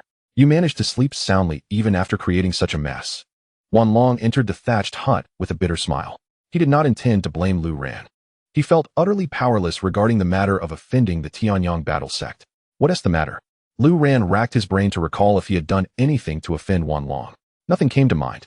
What is going on with the Tianyong battle sect? You killed their disciples. Hall Master Lu, is this something you could have done? Upon hearing this, Lu Ran immediately chuckled and pointed at the dog lying nearby, saying, it wasn't me, it was this dog that did it. I have no part in it. Wang Xiaodian, who had been lying quietly, suddenly perked up, his ears standing erect. Master, you truly know how to shirk responsibility. Wasn't it you who commanded me to do this? Wan Long was bewildered. You're blaming a dog? Ha ha ha. Dear sect leader, you need not worry. If the Tianyong battle sect comes seeking revenge, just let them find me, and I shall have my dog deal with them. Wan Long remained in a state of confusion. Can we communicate properly? Wan Long inquired with concern. Master Lu, I simply wish to know your intentions. Lu Ran shrugged. Master, have I not just conveyed my thoughts? My expression was clear, was it not? Wan Long fell silent once more. Communication proved futile. Master, come, let us enjoy a breakfast together. Noticing Wan Long's gloomy demeanor, Lu Ran spoke gently. Alas! Wan Long sighed as he took a seat at the table. Lu Ran, the threat from the Demon Sound sect still looms. And now you bring troubles from the Tianyong battle sect. To be honest, as the master of the sword sect, the pressure upon me is immense. Wan Long spoke from the depths of his heart. Demon Sound sect? Upon hearing this, Lu Ran chuckled and pointed at the large eagle perched on the doorframe. Master, take this eagle back for a few days. When the Demon Sound sect arrives, it will undoubtedly assist you. Wan Long, Master Lu, I beseech you, please refrain from jesting. This is a grave matter that pertains to the life and death of our sword sect. Lu Ran scratched his head, somewhat bewildered. You do not comprehend when I speak earnestly, do you? Very well, allow me to be more explicit. Master, this eagle is an ancestor of the Demon Sound sect. If you take it back, it will surely establish order. Is that sufficiently clear? Wan Long's brow furrowed. He realized that today, Lu Ran was being utterly unreasonable. Yet he found himself unable to express his frustration. Farewell. Wan Long stood and departed, evidently agitated. To think he could be placated with a mere bird? How absurd. Yet he also granted Lu Ran considerable grace, refraining from blaming him despite the significant blunder, which warmed Lu Ran's heart. Eagle, accompany me. I rely on you for the matters concerning the Demon Sound sect. The eagle had already absorbed the transformative pill. Its combat prowess was extraordinary. Even restored to the realm of a 4-star spirit sect, surpassing Wan Long in strength. Yes, rest assured, master. With that, the eagle soared out and landed on Wan Long's shoulder. Get off. Wan Long swatted at it. The eagle took flight again, only to settle back down. Wan Long attempted to shoo it away once more. Observing the man and bird departing from Zixiao Peak, Lu Ran scratched his head. I forgot to ask. What is the cultivation level of the Tianyong battle sect's master? He worried that he might have overlooked something. If he could not match their strength, it would be disastrous. His current cultivation was at the spirit sovereign level, and he had heard that the Tianyong battle sect had powerful spirit sovereigns in residence. But he was uncertain of their exact ranks. Therefore, after breakfast, he asked, my dear disciples, would you like to accompany your master to the Tianyong battle sect for a visit? Huh, Tianyong battle sect? I'm going. You're going? No, I meant. I'm going. That was an exclamation. Then will you go or not? If master goes, then I shall go. I will also go. Very well, let us set off. They departed without hesitation. Know thyself and know thy enemy, and you shall never be defeated. The higher-ups of the sword sect had little understanding of the Tianyong battle sect. Naturally, as a premier force, they would not disclose their true foundation. It was best to inquire personally. On this outing, Lu Ran directly retrieved a flying vessel from the storeroom, which was covered in a layer of dust, indicating it had been unused for quite some time. A flying vessel? Master, can this thing actually fly? Of course it can. Behold, once the spirit pill power formation is activated, we shall soar to great heights, Lu Ran declared, scattering a handful of spirit pills throughout the flying vessel. Boom. In the next moment, beams of ethereal light surged into the sky, intertwining and forming a resplendent glow that enveloped the entire craft. The radiance resembled a web of lightning, illuminating the vessel with a brilliance that starkly contrasted its previous disheveled state. Master, my great wilderness bird. Master, my six-winged purple tiger. Qin Yu and Wang Jiang stared in bewilderment at their steeds, which had attempted to keep pace, but vanished in an instant. Their levels were far too low for such a journey. Reclining on the vessel, Lu Ran gazed at the rolling sea of clouds, feeling utterly exhilarated. What a delightful feeling it is to be out adventuring. Master, I wish to lie down too. Could you shift a bit to the side? The vessel was not spacious enough for three to recline simultaneously. As Qin Yu attempted to settle down, Lu Ran shot her a glare. Hurry and cultivate. Learn from your junior. How can you waste your prime youth lying idle? Do you think you are me? Qin Yu pouted, abandoning her desire to lounge, and obediently settled cross-legged to enter a meditative state. As for Wang Jiang, he was acutely aware of his insufficient cultivation and refused to squander a moment. The instant he boarded the vessel, he too adopted a meditative posture. Now this is more like it. Watching Qin Yu's compliance, Lu Ran nodded with satisfaction. If they did not cultivate, how could their own prowess advance? You all continue practicing. I shall rest for a while. The Tanyong battle sect stood as a colossal entity, dominating the western borders of the Fengyun dynasty, a revered sanctuary for countless cultivators. With an outer sect comprising 100,000 disciples and over 10,000 inner sect members, augmented by formidable spirit-level experts, its might was unparalleled. Even among the premier forces of the Fengyun dynasty, the Tianyong battle sect ranked among the top 3, compelling the royal family to maintain a cordial relationship, ensuring annual tributes in hopes of gaining their support to stabilize their reign. Lu Ran's flying vessel was an imperial-grade flying spiritual treasure, capable of traversing 1,000 miles in the blink of an eye, provided it was fueled by abundant spirit stones. However, concerned for their physical endurance, Lu Ran refrained from accelerating the vessel too swiftly. Yet, as the trio soared above the western borders of the dynasty, it was still only midday. Master, have we arrived? Qin Yu exclaimed, gazing down at the majestic mountains below, dotted with grand structures and clusters of disciples soaring in their training, her eyes widening as she believed they had reached the Tianyong battle sect. Lu Ran rummaged through his bag, frowning as he realized he could not locate the map he distinctly remembered bringing. Never mind. Let us descend and inquire. Qin Yu shrugged. I suppose that is our only option. Thus, Lu Ran stowed the vessel and the three descended on their swords, landing atop a mountain peak. At the summit stood a large stone inscribed with the words Juyun Cliff. However, no sooner had they landed than they were met with a menacing threat.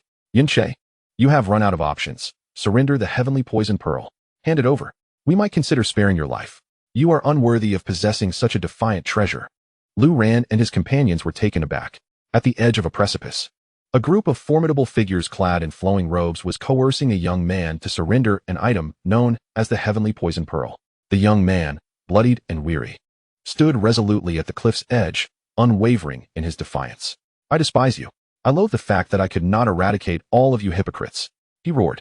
Years ago, you joined forces to murder my master for the heavenly poison pearl, and now you seek to claim my life for it as well. Come if you dare. With a fierce shout, he burst into a wild laugh, seemingly prepared to leap into the abyss below. This spectacle left the three assailants utterly astonished, particularly Lu Ran, who was profoundly shaken. Yunche, the heavenly poison pearl? Do you presume to be an otherworldly demon? Brother, you mustn't. Just then, Lu Ran's voice unexpectedly rang out from a distance. The tension in the air dissipated momentarily, causing the young man, named Yunche, to pause. Who are you? Are you not disciples of the Tang sect? An elderly man, his gaze shrouded in malice, scrutinized Lu Ran and his companions. Please do not misunderstand. I merely seek directions. Would you be so kind as to tell me how to reach the Heavenly Sun battle sect? The crowd was taken aback. What the hell? Asking for directions? Yunche, maintaining his composure, thought, even asking for directions shouldn't impede my leap. However, Lu Ran was determined to prevent him from jumping. The accursed system had mandated that he take Yunche as his disciple. Get lost. An elderly man bellowed, only to be abruptly halted by a middle-aged man beside him. Since they are aware of our intent to kill and seize the heavenly poison pearl, they cannot be allowed to live. The atmosphere grew tense. and the group of powerful beings directed their hostility towards Lu Ran and his companions. What the hell? I simply asked for directions. Asking for directions has led to a death sentence? The three were utterly speechless. Cough, cough, please do not be angered. I come to assist you in reclaiming the heavenly poison pearl. Could you spare us? Lu Ran said with a smile. The adage holds that one should not strike a smiling face, and the group of strongmen squinted at him. The leader, a middle-aged man, coldly remarked. He is already at his wit's end. What use is there in your assistance? Lu Ran waved his hand dismissively. No, no, consider this. If he jumps, how will you attain the heavenly poison pearl? Leave this matter to me. He then stepped forward to Yunshe, gesturing with his eyes. Brother, hand me the heavenly poison pearl. Trust me. Yunshe was bewildered. Had the plot shifted? Was a mysterious savior sent by fate to rescue him? With his blood nearly drained, his mind was clouded, leading him to entertain absurd thoughts. Under Lu Ran's persuasive guidance, he retrieved the heavenly poison pearl. Upon sighting the coveted pearl, the eyes of the powerful figures gleamed with unmasked avarice. Do you truly desire it? Lu Ran inquired, clutching the pearl. Quickly hand it over. Bring it here, they urged, barely containing their impatience. Yet, contrary to their expectations, Lu Ran did not relinquish it. Instead, he tossed the heavenly poison pearl into the fathomless chasm behind him. The crowd was left in stunned silence, and so was Yunshe. Chapter 28. The Poison Dragon Unleashed. Betrayal of Master and Ancestor? What? Upon witnessing Lu Ran cast the heavenly poison pearl into the abyss, a palpable shock enveloped the crowd. Even Qin Yu and Wei Wan, who stood behind, were momentarily at a loss for words. You reckless child, have you truly thrown the heavenly poison pearl away? Are you courting death? Below lies a bottomless pit where no one has ever emerged alive. How could you discard such a treasure of supreme rank? The onlookers, filled with rage, seemed ready to devour Lu Ran alive. After all their efforts to chase the prodigious Yunshe to this very place, with no escape in sight, the heavenly poison pearl lay before them, only for this naive fool to toss it away. Their fury was palpable. Master Hu, the heavenly poison pearl is lost. Our efforts have been in vain. We must eliminate these two scoundrels to appease our wrath. With that, a burly man with a thick beard hurled a punch towards Lu Ran. With the heavenly poison pearl gone, their only recourse was to eradicate Lu Ran and Yunshe to quell their indignation. Brother, flee. At that moment, Yunshe unexpectedly pushed Lu Ran aside, exerting all his strength to protect him. Yet, Lu Ran remained unmoved. Huh, excellent. Lu Ran thought, pleased that Yunshe, in such a perilous moment, had chosen to shield him. Such loyalty and kindness were commendable traits for a disciple. Naturally, if the system were to assign him a mere street urchin, he would still accept him. Boom. In the next instant, the man's spiritual, energy-laden fist struck the air before Lu Ran, producing a deafening roar. However, Lu Ran remained unfazed, as did Yunshe, untouched by the assault. Yunshe gasped in astonishment. Slowly, he turned to see Lu Ran casually wave his hand, sending the burly man flying backward, crashing into a massive boulder several dozen feet away. The force left the man spitting blood, kneeling on the ground in a state of utter disarray. What? This elder is not merely a trivial opponent? Who are you? State your name. Master Hu, taken aback, stared incredulously, though Lu Ran appeared to be merely 16 or 17 years old. The defensive and offensive prowess he had just displayed far surpassed that of an average youth his age. Ignoring Master Hu's inquiry, Lu Ran turned his attention to Yunshe and remarked with an air of nonchalance. Were you just attempting to push me aside? Young men of such valor are rare. Speak plainly. I wish to take you as my disciple. Bow down. Yunshe, bewildered, replied, Huh? I considered you a brother, yet you wish to take me as your disciple? Before he could finish his thought, Lu Ran interjected, If I help you annihilate them all, would you be willing to take me as your master? Yunshe remained momentarily speechless. Lu Ran continued, If I were to present you with a treasure of toxic attributes, 100 times stronger than the heavenly poison pearl, would you be willing to take me as your master? Yunshe's mouth fell agape, disbelief etched across his face, rendering him utterly speechless. Luran, if I were to restore your strength and elevate your cultivation to a level surpassing that of these scoundrels, granting you the opportunity for revenge, would you be willing to become my disciple? Upon hearing this, Yunshe gazed at him as if he were a fool. Who but a fool could utter such words? Yet, how could a fool instantaneously defeat a senior elder of the 3-star spirit sect? What secrets lie within this seemingly pure-aged individual before him? I am posing a question to you. At this moment, seeing Luran disregard him completely, the leader who let out a cold snarl, gritting his teeth. Luran remained unperturbed, continuing to focus on Yunshe. I am asking you a question. Only then did Yunshe snap back to reality from Luran's earlier words, nodding in response. Although I am unaware of your identity, Should you truly be able to assist me in regaining my peak strength, I willingly accept you as my master. Yunche's demands were modest. He merely wished to restore his cultivation to a state prior to his battles. As a 4-star spirit sect cultivator, he possessed the power to contend against Hu and his associates. Of course, relying solely on brute force would place him at a disadvantage. But as a rare embodiment of the heavenly poison body, and with the heavenly poison pearl at his side, dealing with this group was well within his capabilities. Although the heavenly poison pearl was now lost, a remnant of its essence still lingered within him, sufficient to handle this band of adversaries. Previously, he had possessed the strength to confront them, but unfortunately, the hypocritical elders of the Tang sect had chosen to ambush him during his breakthrough, resulting in a drastic decline in his cultivation, chaos within his spiritual veins, and a significant drop in combat capability. Nevertheless, he had managed to escape, fleeing until he was nearly exhausted and on the brink of death at the abyssal cloud cliff. Then, by some twist of fate, he encountered Luran. "Here, consume this," Luran said with a smile, producing a pill to hand to Yunche. Yunche's gaze sharpened as he regarded the unremarkable, dark pill, feeling as though Luran were a wandering herbalist. Could this unremarkable concoction truly restore him to his peak combat prowess? Yet, seeing that Luran appeared earnest, Yunche opened his mouth and swallowed it. In such dire circumstances, he had no recourse but to seize any glimmer of hope. What if it were indeed genuine? Humph. Boy, are you attempting to deceive me? I shall send you all straight to hell. Leader who could no longer tolerate being ignored by Luran. His aura surged ominously, preventing the elders beside him from intervening. He intended to act personally. However, Luran raised a hand. "Wait a moment. You are not yet worthy to fight me. Let my disciple handle you, one-on-one, and no cheating." The crowd frowned at his words. What did he mean by that? At that very moment, as Yunche swallowed the pill, his injuries began to visibly heal at an astonishing rate. Not only were the wounds on his surface mending, but the internal injuries were also rapidly recovering. To Yunche's surprise, under the influence of the pill's power, the aura of his heavenly poison body was actually intensifying at an incredible pace. His cultivation, originally at the 4-star spirit sect level, unexpectedly began to ascend, swiftly reaching the 5-star level. Yunche was taken aback, yet he steadied his mind, restrained his aura, and turned to Lu Ran, who, without uttering a word, knelt down before him. "Master, please allow your disciple to pay his respects." Lu Ran promptly assisted him to his feet, saying, "No need for formalities. Let us engage in battle first. I, along with your senior sister and brother, will observe your performance." Lu Ran chuckled, and upon hearing this, Qin Yu and Wang Jiang, who were approaching, exchanged awkward smiles. After all, this junior's prowess far surpassed that of his seniors. Nevertheless, they clenched their fists, encouraging Yunche, "Go for it. We believe in you." Yunche felt a bit dazed. The senior sister seemed unfazed, but who was that old man, the senior brother? However, the fact that Lu Ran could restore his cultivation and even elevate him a level was indicative of his extraordinary nature. A disciple of such an extraordinary figure must also possess remarkable talent. For instance, he himself was certainly not ordinary.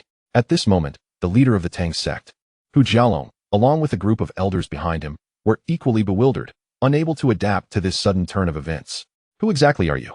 That elixir must be of royal grade. Otherwise, it would not have allowed Yunche to leap to the same realm as the sect leader."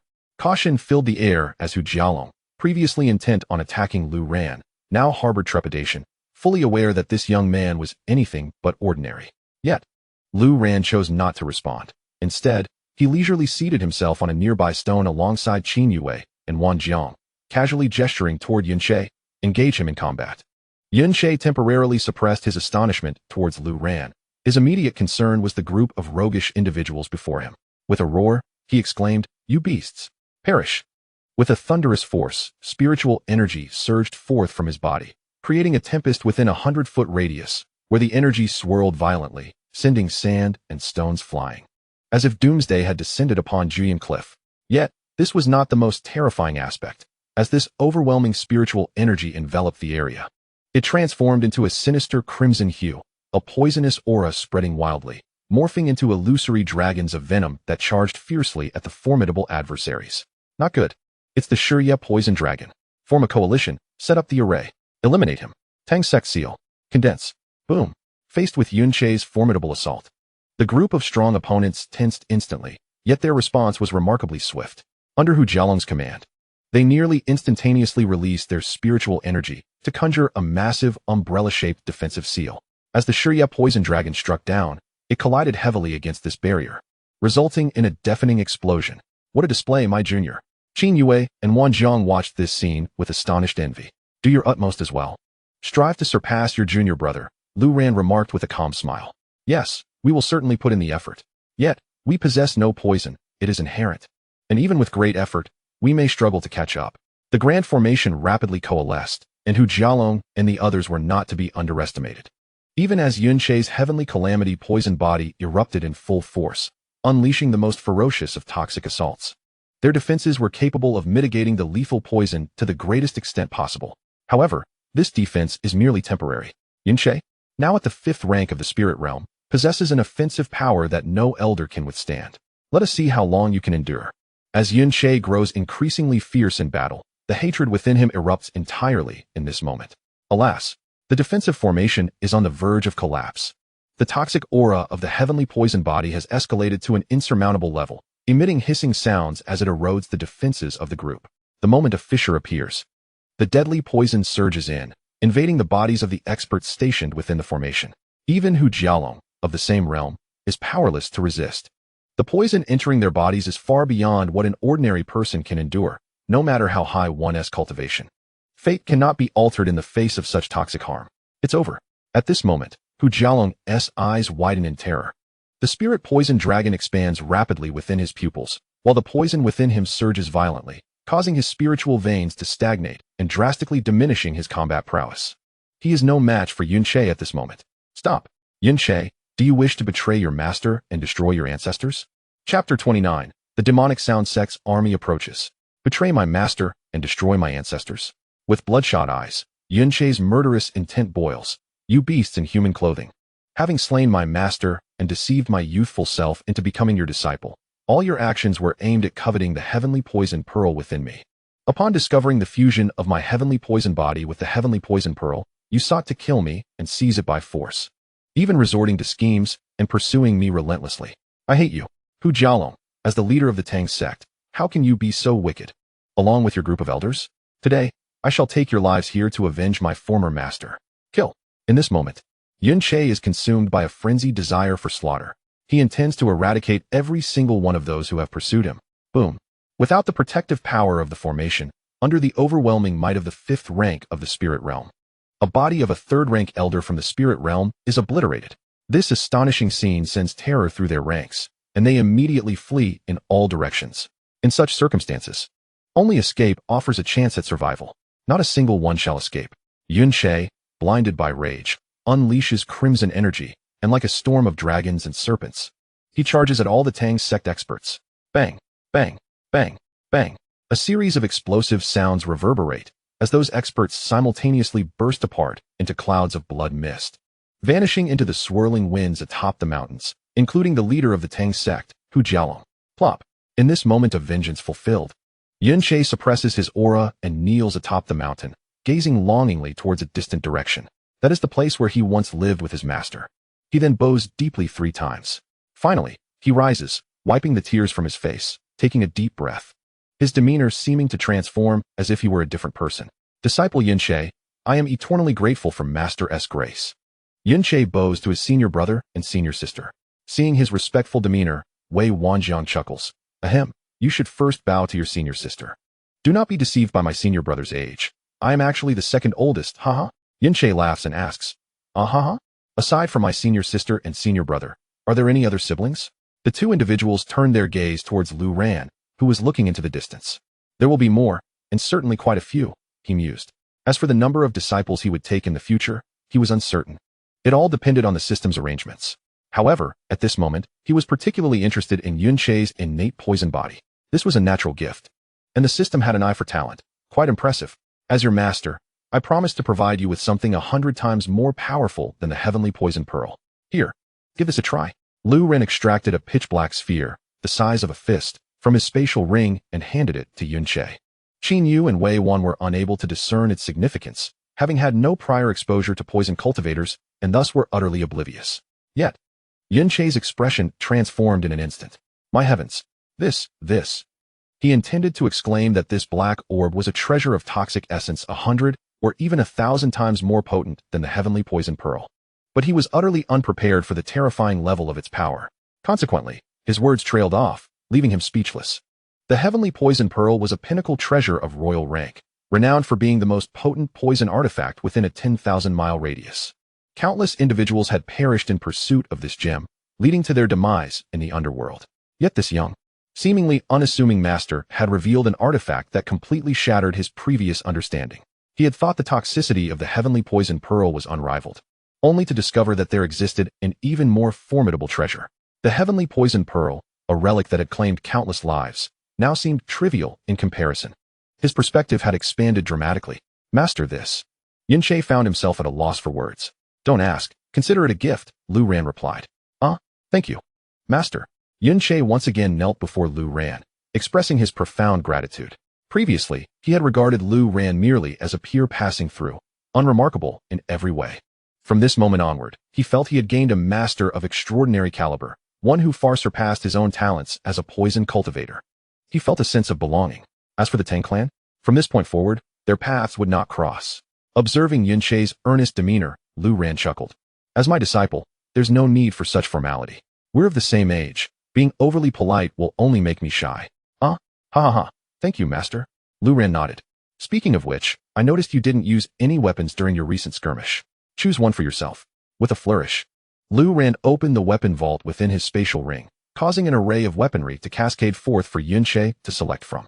Yunche stood in stunned silence, even rubbing his eyes in disbelief. Yet, everything was undeniably real. The gleaming poison daggers, the toxic staffs, arrows, swords, maces, and even poison shears. He examined them all, overwhelmed by indecision. Each item was exquisite, surpassing the last, leaving him in a state of turmoil. Forget it, forget it. It seems you're struggling to choose. Since you're the only poison cultivator here, take them all, Lu Ran declared, retrieving another spatial ring and packing all the poison weapons inside before handing it to Yunche. Dazed, Yunche could hardly react as the man adorned him with the ring. Oh, and there are also these. Lu Ran selected several secret manuals on toxic cultivation techniques, all of which he placed into his spatial ring. At this moment, words could scarcely encapsulate Yunche's emotions. Haha. Junior brother, by following master, your life is just beginning. Qin Yu patted Yunche's shoulder, offering a comforting smile to his excited heart. What the senior sister says is true. I will devote myself to cultivation and never disappoint master's guidance. Lu Ran displayed an ant-like smile. By the way, master, were you originally here to ask for directions? It was only after Yunche had finally calmed his excitement that he recalled Lu Ran's earlier words. Indeed, we intended to visit the Tanyong battle sect. We did not anticipate encountering such a situation while seeking directions. It seems fate has played its hand. Haha. Surely it was heaven that sent master to rescue a disciple like me. But master, what is your purpose in going to the Tanyong battle sect? It has not been very peaceful there lately. Oh, pray elaborate. Well, the Tanyong battle sect is currently hosting its triannual disciple hunting competition, and individuals from other sects and families are strictly prohibited from entering a 100-mile radius. This has been their long-standing rule. However, since they will open the Tanyong Mountain secret realm during the competition, it still attracts a multitude of cultivators willing to risk their lives to venture there. For within the secret realm lie not only formidable beasts, but also countless treasures. Securing even one of these could lead to a significant transformation. Oh, hee. It appears that greed leads to peril. Since we are here, shall we not join the revelry? Upon hearing this, Yunche felt a twinge of worry. Nevertheless, recalling Lu Ran's grand gestures, his fears subsided. Since master wishes to go, we shall accompany you. However, the Tanyong battle sect is situated at the heart of Tanyong Mountain, surrounded by forests on all sides. To enter, one can only use the 4 designated mountain pathways. Currently, these pathways are only open to disciples of their sect due to the hunting competition, making our entry seemingly impossible. Originally, Lu Ran had come to inquire about the prowess of the Tanyong battle sect's experts and the true strength of their sect. Yet, upon hearing Yunche's remarks, his interest piqued. The more they restrict others, the more we must go. What fun is there for their disciples to engage in combat amongst themselves? Come. It would be a shame not to join the excitement. At the Tianjin sect, it was likely time for their disciples' tournament as well. However, he found little interest in such competitions. The Tanyong battle sect's disciple hunting contest, on the other hand, sparked a flicker of anticipation within him. As master, Lu Ran's words were akin to royal decrees. The 3 disciples nodded in agreement and followed Yunche towards the direction of the Tanyong battle sect. The flying vessel beneath them once again left Yunche in awe. With 2 days remaining until the hunting event commenced, Lu Ran was in no rush, allowing the vessel to glide leisurely through the vast void. The three disciples, however, took the initiative to cultivate, displaying a commendable level of diligence without needing any prodding from Lu Ran. Through their continuous practice and the system's effects, Lu Ran's cultivation level ascended once more. As dusk enveloped the sky and they reached the outskirts of the Tanyong mountain, he had already attained the realm of a second-level spirit master. Master, the demonic beasts are rampant in Tanyong mountain. Let us find lodgings in the town outside the mountain tonight and resume our journey at dawn for our safety, Yin Che suggested, having grown quite familiar with the area. All right, I shall follow your lead. Lu Ran nodded in agreement, subsequently guiding their flying vessel down, and the four of them settled into an inn. Meanwhile, within the Tianjin sect, as the sun dipped low in the horizon, the forest was cloaked in a layer of crimson glow. This very glow enveloped a group of formidable warriors soaring through the skies on their swords. At the entrance of the Tianjin sect, the patrolling disciples spotted hundreds of sword-wielding figures approaching, their hearts racing as they reported enemy attack. The Moin sect's formidable army is advancing upon us. The Tianjin sect must prepare to confront them. In an instant, the once tranquil Tianjin sect erupted into chaos. Panic spreading as people congregated in the vast square outside the mountain gate, standing defiantly against the approaching hundreds of strong adversaries. The Moin sect? Have they finally arrived? Atop Tianjin Peak, the sect leader, Wanlong, narrowed his eyes, and in the next moment, he soared into the air, quickly descending before the mountain gate. Facing the throng of warriors, he stood resolute, exuding an air of righteousness, unperturbed by their presence. Perched upon his shoulder was a hawk, the ancestral spirit of the Moin sect. On either side, the leaders of the various halls rushed to the scene, with Han Jianglu, the leader of the Zixiao sword hall, gripping the cane that Lu Ran had given him, preparing for battle. Ha! Wanlong, I trust you know why I have come. The leader of the Moin sect, Mo Qiancheng, let out a chilling laugh, his ominous beast, the underworld demon hound, growling menacingly. Its gaze fierce enough to instill fear in the hearts of even the most courageous Tianjin disciples. Clad in a flowing black cloak, he emanated an aura of dark smoke, particularly menacing with the battle blade in his hand, a murderous intent enveloping the surroundings. Is this the mad dragon blade you acquired in the secret realm of Xiaoyao Island? Wanlong's eyes narrowed as he regarded the imposing weapon. It was precisely due to this blade that the Moin sect dared to come forth and provoke them. Chapter 30, Instant Annihilation. Humph, Wanlong, I commend your discernment. Mo Qiansheng sneered, and with a swift motion, the mad dragon blade flew from his grasp, plummeting towards the earth, embedding itself deeply into the ground. Cracks spiderwebbed across the surface as the blade's aura kicked up a cloud of dust, instilling a palpable fear that compelled many Tianjin disciples to retreat. Now that you comprehend the prowess of a revered grade battle blade, I trust you understand what must be done. One sect leader, though his words were gentle, they brimmed with an intense threat. The Moin sect and the Tianjin sect had long been embroiled in a covert struggle, their intricate grievances impossible to untangle. The only resolution lay in the demonstration of force, one side decisively overwhelming the other to achieve peace. Both factions were acutely aware of this reality.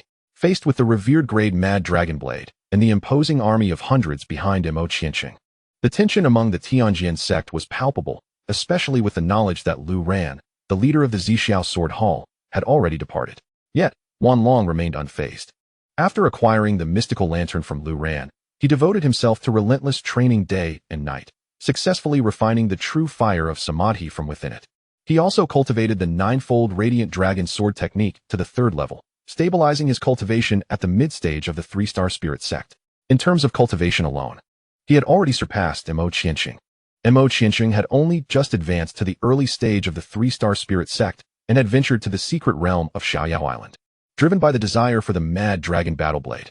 The reason Wanlong did not follow was that the lantern given to him by Lu Ran was far superior to the esteemed mad dragon battle blade. Unfortunately, due to his inherent limitations, he was unable to fully unleash the power of the true fire of samadhi, which rendered the radiant dragon sword technique, fueled by spiritual fire, incapable of exhibiting its utmost combat strength. Nevertheless, confronting Mo Qiansheng, who wielded a revered grade battle blade and had evidently refined it to an exquisite level, should not pose a significant challenge.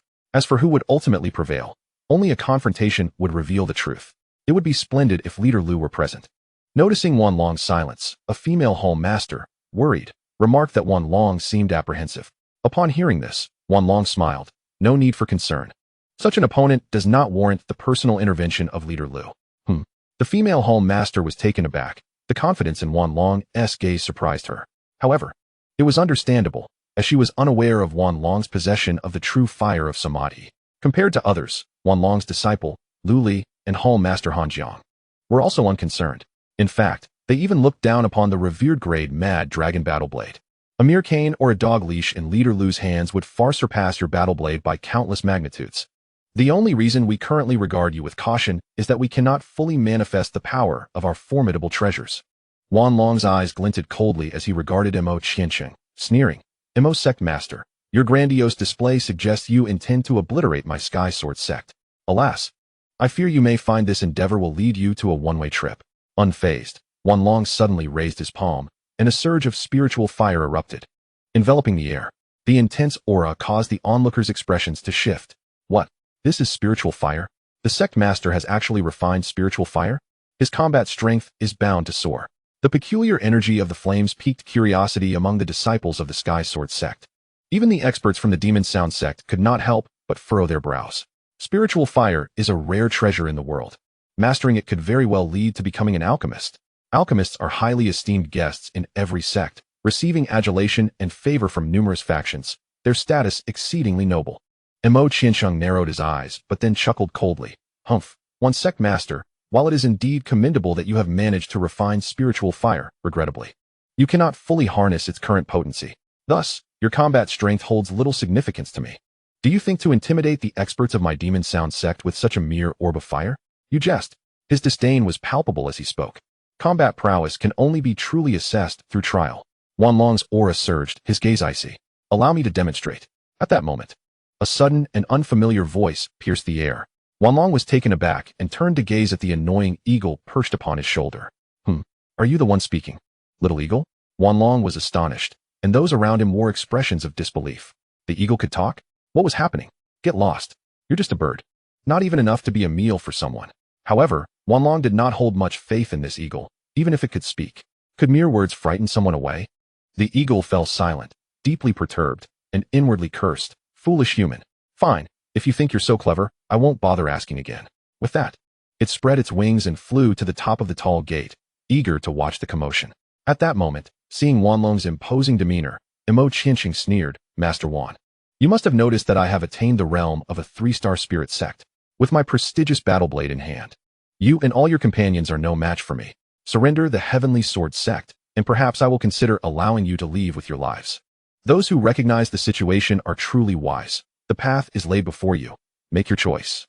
His words were exceedingly arrogant, and the disciples of the Heavenly Sword sect wore grim expressions. Master, we, the disciples of the Heavenly Sword sect, fear not death. Let us fight them. A prominent inner disciple stepped forward, his prowess ranking among the top within the sect. Upon his declaration, all disciples were filled with righteous indignation, raising their fists in a fervent vow to defend their sect to the death. The hall masters, witnessing the unwavering resolve of their disciples, were equally fired up, ready for a decisive battle. Seeing their fervent enthusiasm, Mo Qiansheng chuckled coldly. It seems you are obstinately stubborn, refusing to heed the warning. Beside him, a disciple of the Demon Sound sect, with hair as fiery as flames and wielding a black wolf fawn club radiating immense spiritual energy, leaped forward. After exchanging a glance with Mo Qiansheng, he turned to taunt the Heavenly Sword sect. Are you trash disciples of the Heavenly Sword sect relying solely on words to defend your sect? Which one of you dares to step forward and measure skills with me?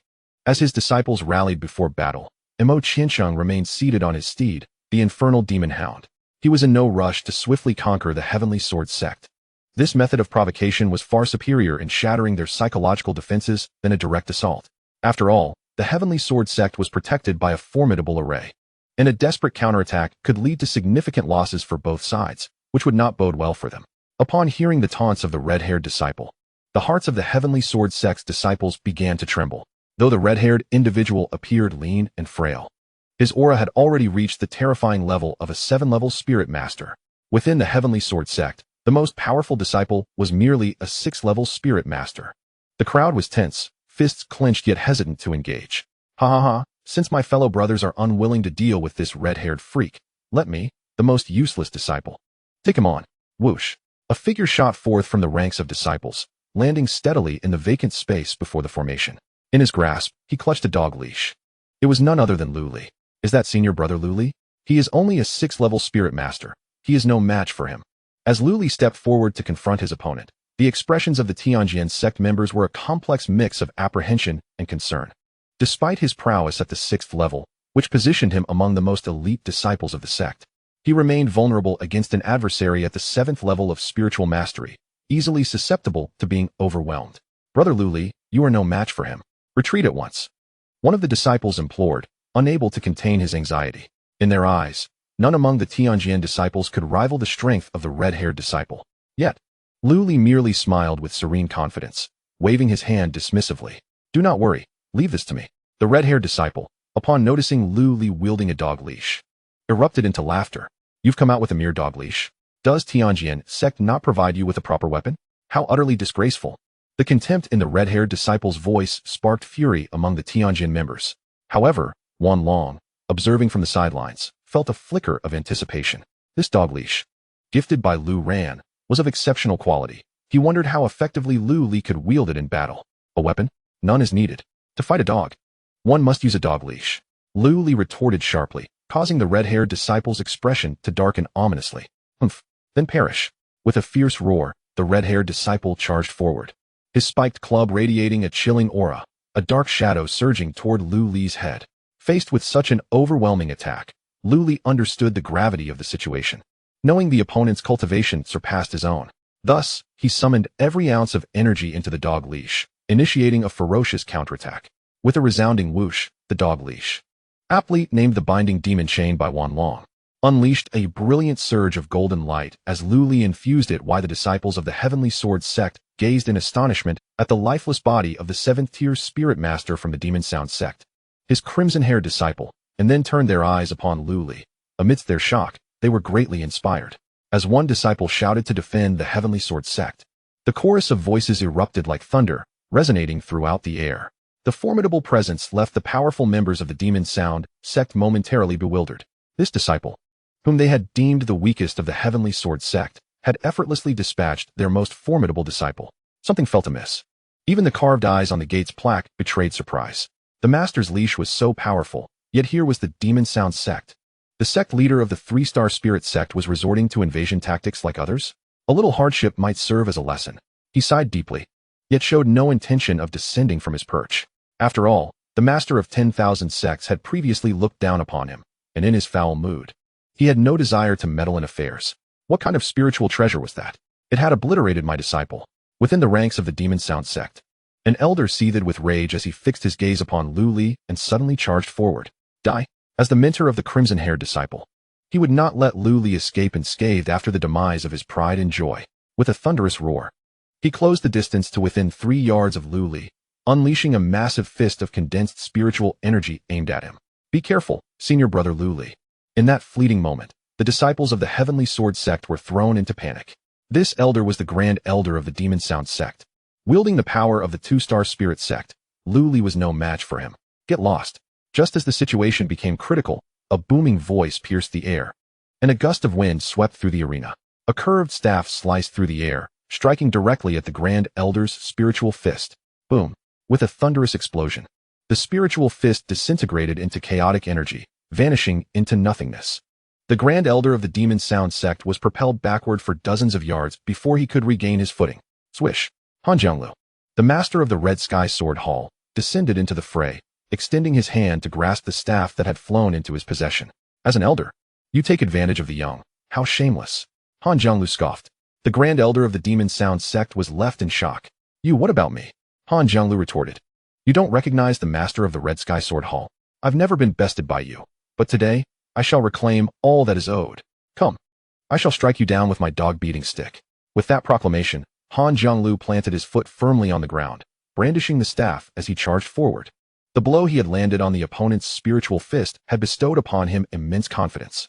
Meanwhile, the Grand Elder of the Demon Sound sect was still in a daze. Suddenly attacked, he gritted his teeth, releasing a torrent of spiritual energy that swiftly formed into a massive bell. Sound of the demon world, roared the Grand Elder. As the bell manifested, he unleashed a fierce shout, the bell's mouth resonating with a roar akin to that of a tiger mixed with the growl of a dragon. The immense sound transformed into a surging wave of sonic energy, crashing toward Hall Master Han. In that very moment, Several disciples of lower cultivation levels could not help but spit out blood. Yet, in the face of such a peculiar and formidable assault, Han Jianglu ground his teeth and brandished his staff as he charged forward. I shall make you scream. I shall make you roar. Die. Boom. Boom. Boom. Han Jianglu hurled himself beside the great bell, swinging the staff with wild abandon. The great bell was struck, its resonant waves thrown into utter disarray, transforming into chaotic surges that even surged back. The Grand Elder's countenance turned pale with shock. Never had he encountered such ferocity. The assailant disregarded the melodic assaults of the demonic sound sect's martial arts and boldly targeted his bell.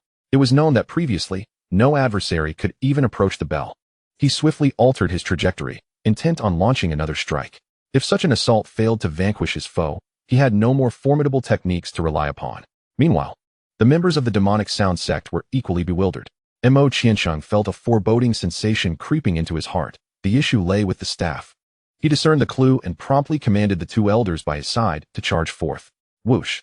The two elders, the second and third elders of the demonic sound sect, joined forces with him against Han Jianglu, prompting an immediate tension from the Tianjin sect.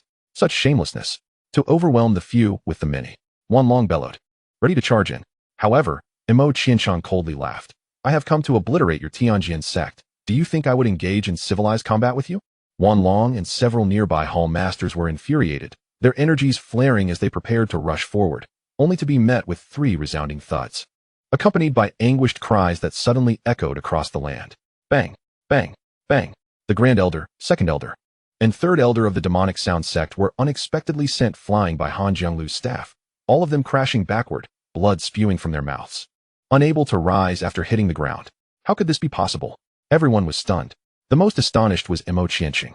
He felt he had made a grave misstep, as if he had stepped out without consulting the omens, stumbling at every turn. When did the Tianjin sect produce such formidable individuals? The disciple deemed the weakest had effortlessly eliminated his most powerful disciple. The master of the Zixiao Sword Hall had single-handedly dispatched 3 of his elders. Was this even human? Behind him, a group of elders and disciples from the demonic sound sect exchanged bewildered glances, their hearts a tumult of emotions. It had been agreed to storm the Tianjin sect stronghold. What were they to do now? Meanwhile, within the Tianjin sect, the members stood agape, astounded by Han Jianglu's formidable prowess. One Lu Li had already been a source of astonishment, and now another had emerged. It was rumored that the staff in Han Hall Master S hand, along with the dog leash wielded by Lu Li, were gifts from Master Lu Ran. Goodness! So Master Lu had been prepared all along.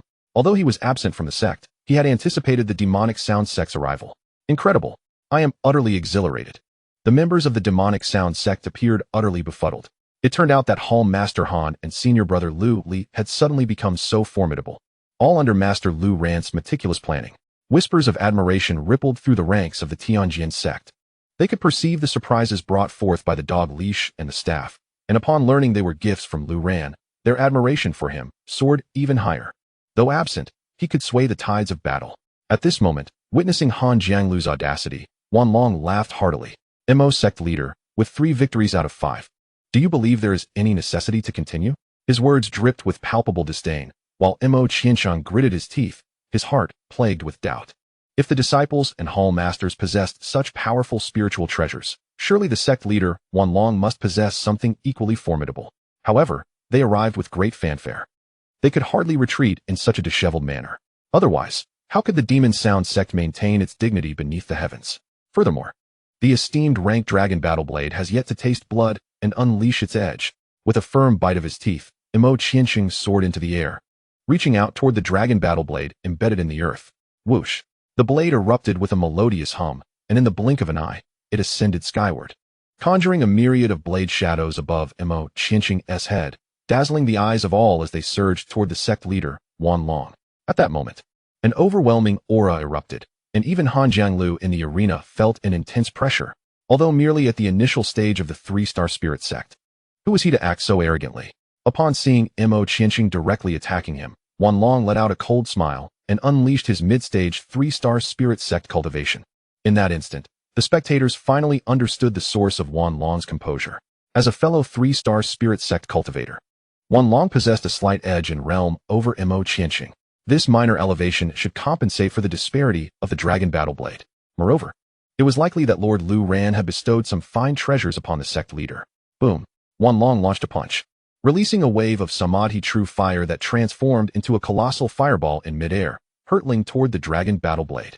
The thunderous sound reverberated through the air, prompting the surrounding disciples to evade, while the elders and leaders activated their protective defenses.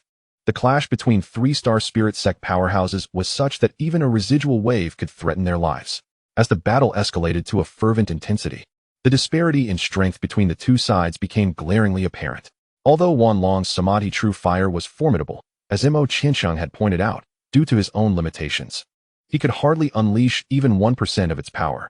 Conversely, Mo Qiansheng had completely refined the dragon battle blade and achieved a state of unity between man and blade. Thus, from the outset, Mo Qiansheng held the upper hand. Once I vanquish you, they shall be of no consequence. With a single strike, he forced Wanlong back. His gaze icy, filled with a sinister grin. Clearly, in his eyes, as long as he eliminated Wanlong, he could subdue Han Jianglu and the others with ease. Behold the sword.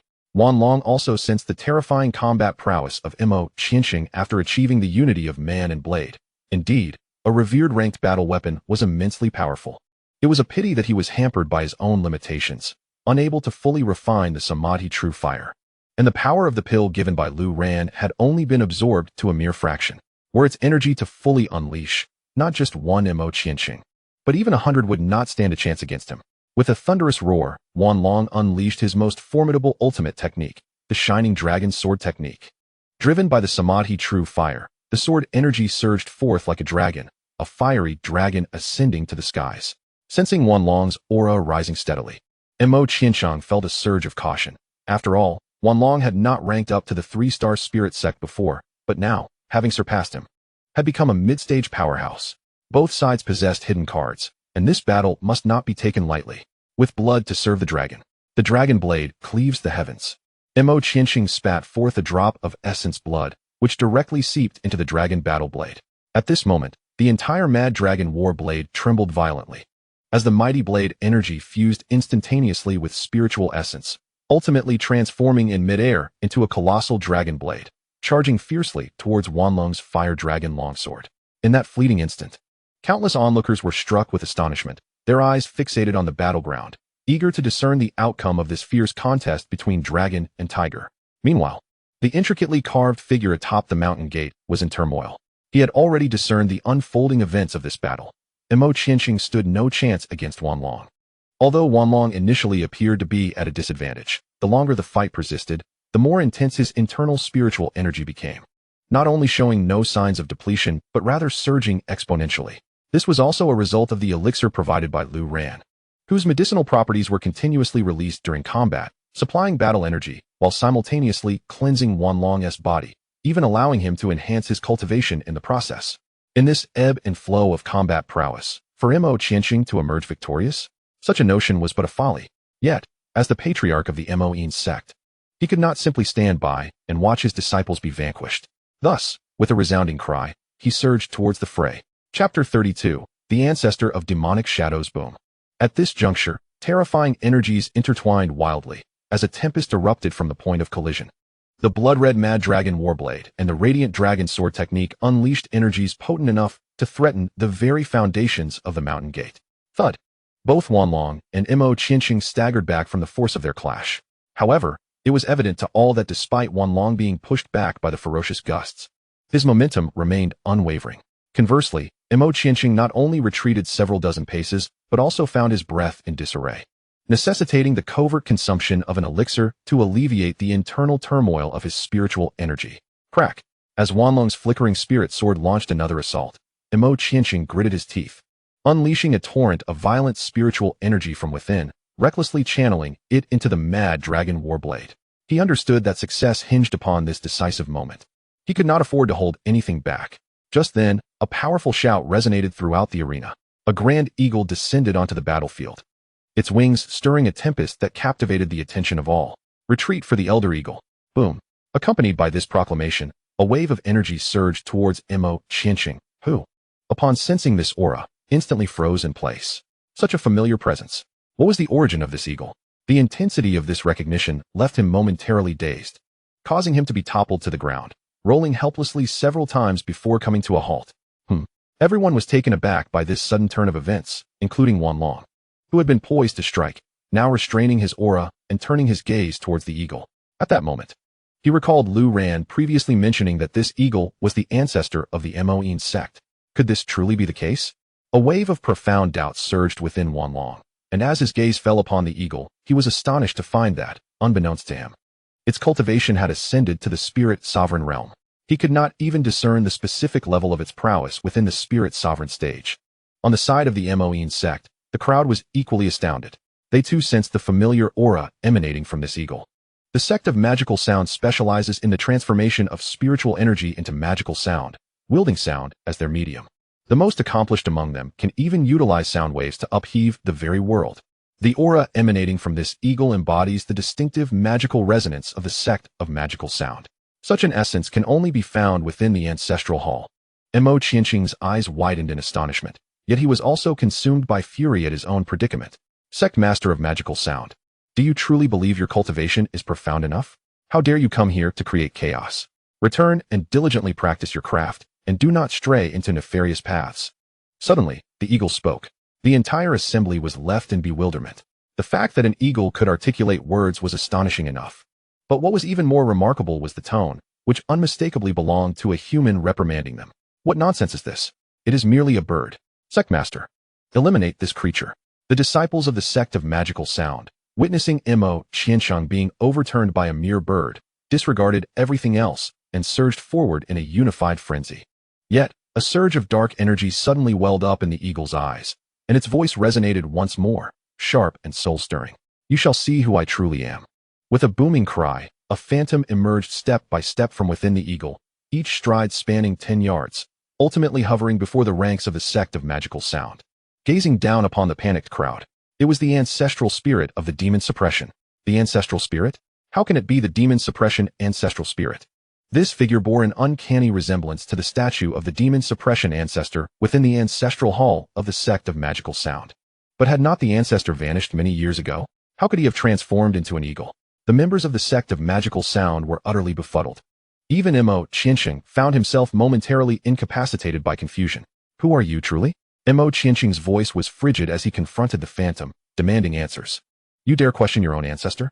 The demon suppression ancestor's expression was one of indignation, while the eagle behind him exhibited a furious demeanor. Humph! Do not attempt to deceive me. Our demon suppression ancestor perished decades ago. Impersonating our ancestor is tantamount to seeking death. Mo Qianqing clearly had no intention of yielding to an eagle. He brandished his dragon blade and aimed it directly at the majestic bird. You vile traitor, defiling the teachings of our forebears. The demon suppression ancestor was taken aback. He had never intended to chastise his wayward disciples. He had come to intervene. For if he delayed any longer, the sect of magical sound would face destruction. Yet, this audacious youth suddenly launched an attack against him. As Mo Qianqing's assault approached, the soul of the demon suppression ancestor dove directly into the body of the eagle. In the next moment, a wave of spiritual sound energy erupted from the eagle's beak, reverberating like thunder, surpassing even the earlier roar unleashed by the Grand Elder utilizing the Great Bell. With a tremendous bellow, Mo Qianqing was once again sent sprawling to the ground, and the entirety of the sect of magical sound followed suit, all tumbling out in utter disarray. On the side of the Heavenly Sword sect, everyone stood in stunned disbelief. What manner of creature was this eagle? It was exceedingly bizarre. Where had their sect master procured such a formidable eagle? With a single roar, it had overturned the entire sect of magical sound. Its combat prowess was astonishing beyond imagination. Truly remarkable. A single eagle could render the sect of magical sound utterly irretrievable today. The majestic eagle astonishingly claims to be the ancient ancestor of the demon sound sect, leaving the onlookers in utter disbelief. However, an even more incredulous scene unfolds before their eyes. After Mo Qianqing rolls away, he astonishingly crawls back, accompanied by a throng of formidable practitioners from the demon sound sect, who kneel before the great eagle in reverence. We are blind to the greatness before us. We pay our respects to the demon ancestral lord. We pay our respects to the demon ancestral lord. The crowd, now kneeling with sincere devotion, even displays signs of fervent excitement. Humph, at least some of you possess discernment, recognizing the unique manifestation of my creation, the demon form of heavenly terror. The demon ancestral lord nods approvingly and gestures with his claw toward Mo Qianqing's steed, the ethereal demon hound. To everyone's astonishment, the hound obediently approaches and lies down, exhibiting a posture of submission. The ethereal demon hound was originally the ancestor's mount. Ha ha ha. I never anticipated, old companion, that we would meet again. Despite its fierce appearance, the hound now resembles a docile pet beneath the great eagle. Ancestor, how have you come to be like this? Qianxing could not help but inquire. How did this happen? Ahem, I have been enlightened by a great master, which is how I have come to be in this state. The demon ancestral lord certainly wouldn't divulge the embarrassing details of his predicament. Initially, he had intended to steal the spiritual vein of another, only to be vanquished by Lu Ran's master and his 8 consorts, resulting in his physical demise. He managed to preserve a fragment of his soul, but was subsequently shattered by Lu Ran, seizing his form and transforming into an eagle. Yet, as the ancestor, how could he speak of such disgrace? Great master? Where is this great master? Qianxing pressed. The great master is, of course, within the Heavenly Sword sect. However, such a master is not one you are qualified to meet. Indeed. Ancestor, return. The Demon Sound sect needs you. Ancestor, return. With you here. The annihilation of the Heavenly Sword sect is but a matter of time. Upon hearing this, the formidable practitioners of the Heavenly Sword sect, led by Wanlong, immediately expressed their discontent. However, due to the overwhelming aura emanating from the Great Eagle, they hesitated to voice their displeasure too boldly, feigning indignation instead. Humph. Do you dare to threaten our Heavenly Sword sect? The Demon Sound sect is not worthy of such a claim. Yet, behind them, some hall masters, unafraid, shouted in unison. Qianxing, today we shall ensure you leave with no return. You, who cannot even defeat a mere bird, dare to come to our Heavenly Sword sect and threaten us? You truly do not know the meaning of death. Listening to the furious remarks from the crowd, the demon ancestral lord too refrained from making any bold statements towards the Heavenly Sword sect, carefully maintaining their dignity. After all, with the unparalleled powerhouse, Lu Ran, present, he felt a distinct lack of significance. However, the members of the Demon Sound sect, enraged by the words of the Heavenly Sword sect, were about to erupt. Yet they were suppressed by their own ancestor. Indeed, Qianxing, bringing the Demon Sound sect to the Heavenly Sword sect was the gravest error of your life. Kneel and apologize to Sect Master Wan at once. The crowd was taken aback. The Demon Ancestral Lord was instructing the leader of the Demon Sound sect to kneel and apologize to Wanlong, his peer. What was the meaning of this? Even Wanlong was somewhat bewildered. If this eagle were to confront the Demon Sound sect, it would be quite powerless. However, it seems that its actions stem from Lu Ran's influence. In light of this, perhaps it could leverage Lu Ran's authority to assert itself. Kneel? Humph. This sect leader has no interest in such submission, Wanlong bellowed, asserting that any apology must be accompanied by genuine sincerity. Upon hearing this, the members of the Sky Sword sect were taken aback. This eagle is the esteemed ancestor of the Demon Sound sect. So formidable. Are you truly certain, sect leader, that you wish to threaten them in front of such an ancestor? The Demon Shadow ancestor was equally astonished by Wanlong's words. Yet, he dared not refute him. He felt compelled to support Wanlong, believing it to be in the best interest of the Demon Sound sect. Alas, my dear ancestor, your good intentions. Sect leader one speaks wisely. Qianxing, if you wish to return alive to the Demon Sound sect, you must demonstrate adequate sincerity. Relinquish your dragon blade. Upon hearing this, Qianxing inwardly cursed. He had painstakingly acquired it from the mystic realm of the Carefree Island, and with the dragon blade, his combat prowess would double. How could he possibly part with it? Ancestor, this is mine. Silence. Do you dare disregard the words of your ancestor? Unfilial descendant. The Demon Shadow ancestor aimed to minimize the losses for the Demon Sound sect, yet Qianxing failed to grasp his benevolent intentions. Sect Leader 1. What are your thoughts on the dragon blade remaining with the Sky Sword sect? The Demon Shadow ancestor had already taken the initiative, yet Wanlong remained unsatisfied. Humph. Merely a worthless blade. Do you think I have never encountered finer? Wanlong feigned indifference. You are still unsatisfied? Qianxing struggled to suppress his mounting fury. You insolent fool, be quiet. The Demon Shadow ancestor cursed through the eagle's beak, compelling Qianxing to timidly fall silent. He could not comprehend why his ancestor was so preoccupied with others' concerns. Was he truly his ancestor or merely an impostor, conspiring with Wanlong to deceive them? Chapter 33. Do you think you can breach the gates? Great Eagle, I suspect you are impersonating our ancestor. An elder from the Demon Sound sect could no longer contain himself. He leaped up, shouting at the Demon Shadow ancestor. How dare you? Bow down before the ancestor. Boom. The massive body of the Demon Shadow ancestor trembled violently, and a colossal talon descended upon the elder's head, forcefully pinning him down. What more do you want from me? I am striving to protect you all. You foolish beings, none of you can comprehend the ancestor's intentions. The Demon Shadow ancestor felt a surge of frustration. Fortunately, the imposing nature of his talon struck awe into the members of the Demon Sound sect, even leaving the Sky Sword sect members in shock. Wanlong began to worry that he had overstepped his bounds. Yet, the Demon Shadow Ancestor turned his head and asked, "Sect Leader Wan, do you have any further demands? I shall do my utmost to fulfill them." The Demon Shadow Ancestor addressed Wanlong with utmost respect, even using the term Yu to signify his sincere heart. Of course, this sincerity ultimately reflected his loyalty to Lu Ran. Upon hearing this, Wanlong's earlier concerns dissipated entirely. Mo Qiansheng led the members of the Mo Yin sect in a plot to annihilate my Tianjian men. To let him off so easily would be too lenient. Each person must leave behind a weapon, and Mo Qiansheng must abandon his cultivation and henceforth pledge allegiance to my Tianjian men if I am to spare you. A clamor erupted. Even the members of Tianjian men were greatly taken aback by this demand. Was this not excessively audacious? To require one to forsake their cultivation and submit to Tianjian men? Not even the members of Tianjian men would acquiesce to such a demand. Very well. Mo Qiansheng, be swift and utter no further words. Otherwise, I will replace you as the sect master. The voice of the demon lord caused the hearts of the Mo Yin sect members to crumble utterly. This elder must have been brainwashed. He no longer held any allegiance to the Mo Yin sect. What use is an elder like you? Suddenly, Mo Qiansheng erupted in fury, disregarding the might of the demon lord, and prepared to launch a fatal strike. Roar! The demon lord had no choice but to unleash a demonic roar, obliterating Mo Qiansheng. For the sake of the entire Mo Yin sect, sacrificing one was worth it. Moreover, his swift execution of Mo Qiansheng was devoid of anguish, which could be deemed merciful. For how could you be so obstinate? What of your abandoned cultivation? With Lord Lu Ran present, you would eventually soar to great heights. Yet you chose to resist. Witnessing the instant annihilation of Mo Qiansheng, the members of the Mo Yin sect were left utterly dumbfounded. Who would dare to resist any longer? They could only obediently surrender their treasures, for now. All they desired was to return alive to the Mo Yin sect. This was indeed an unexpected turn of events. Wanlong gazed in bewilderment at the demon lord's carved eyes. This outcome was beyond his anticipation. However, he suppressed his inner elation and said, "Very well. In light of the demon lord's favor, you may all return.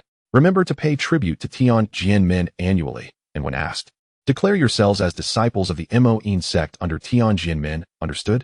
Understood. Begone." Yes, the elders of the Mo Yin sect, accompanied by their disciples, departed from Tianjian men. They left as dejected and beleaguered as they had arrived with such fervor.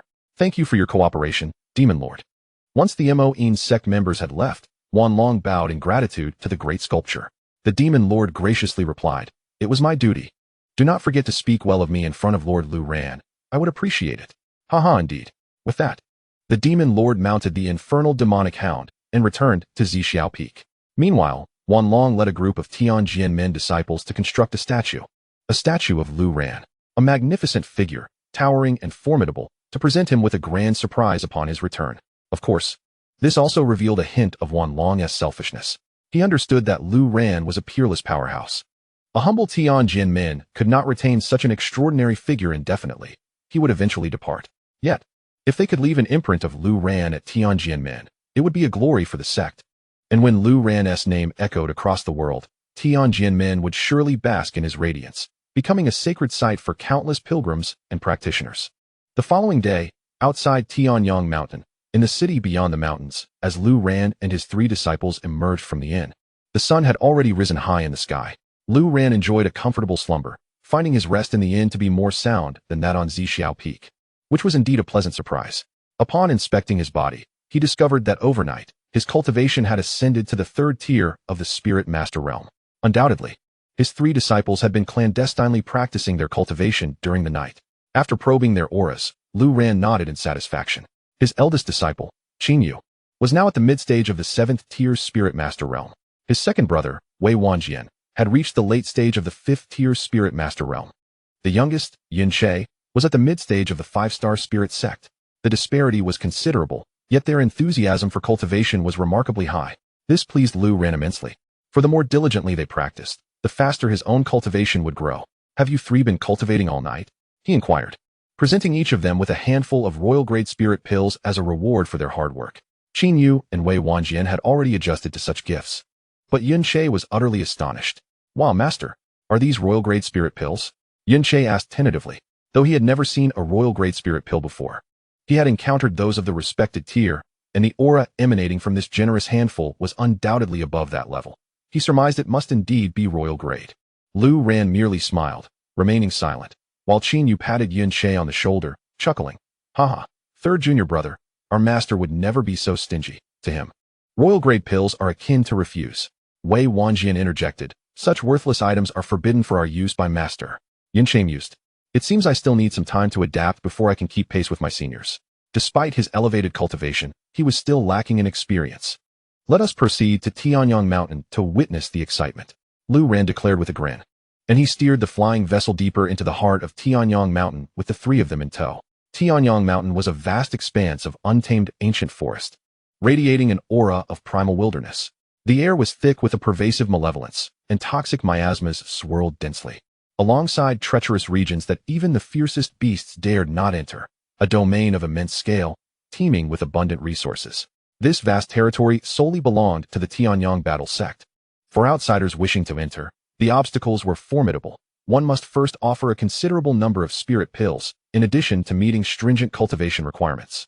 These were merely the most fundamental conditions. During the hunting festival of the Tanyong battle sect disciples, no outsiders were permitted entry.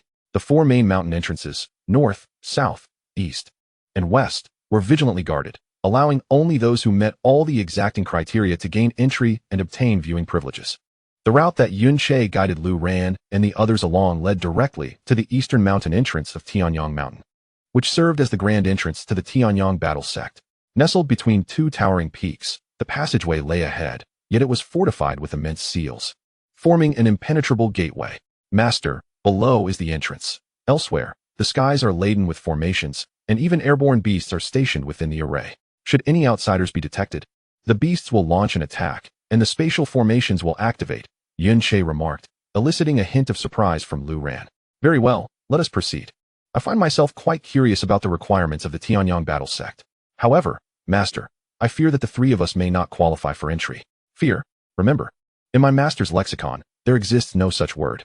As my direct disciples, you must also cast aside any notion of fear. Understood, Master. Whoosh. The flying vessel descended swiftly, landing upon a mountain path leading to the east gate. This road was bustling with a considerable number of people, yet most seemed content to linger without any intent to advance further. What? Are you not going in to take a look? After Lu Ran landed, he stowed away the vessel and began his journey along the mountain path. Along the way, he took the initiative to greet others, particularly the charming female cultivators, for whom he was even more forthcoming. We're not going up, it would be futile. The Tanyong battle sect enforces stringent requirements. No weapons allowed.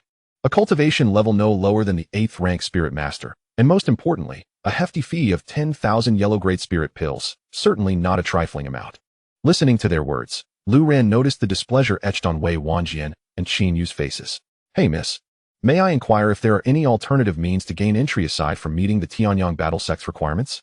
Lu Ran approached a stunningly beautiful young lady with his question. Indeed, as long as you can defeat them, you may enter. However, let it be known that the disciples of the Tanyong battle sect possess formidable cultivation levels. It would be quite a challenge. Upon hearing this, Lu Ran perked up. How do you ascertain that I would struggle? By intuition.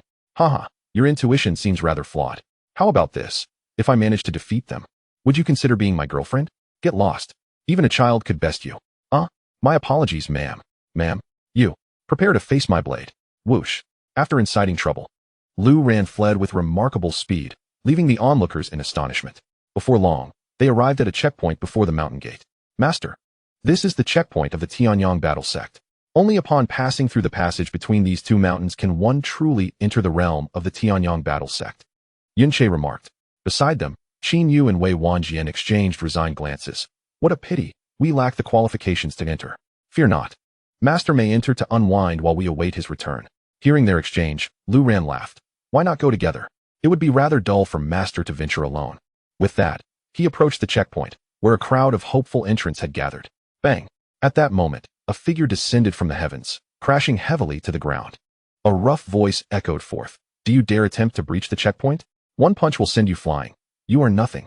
In response, Lu Ran stepped forward. Excuse me, young brother, how many punches must one endure to attempt this challenge? The disciple frowned, exhibiting impatience.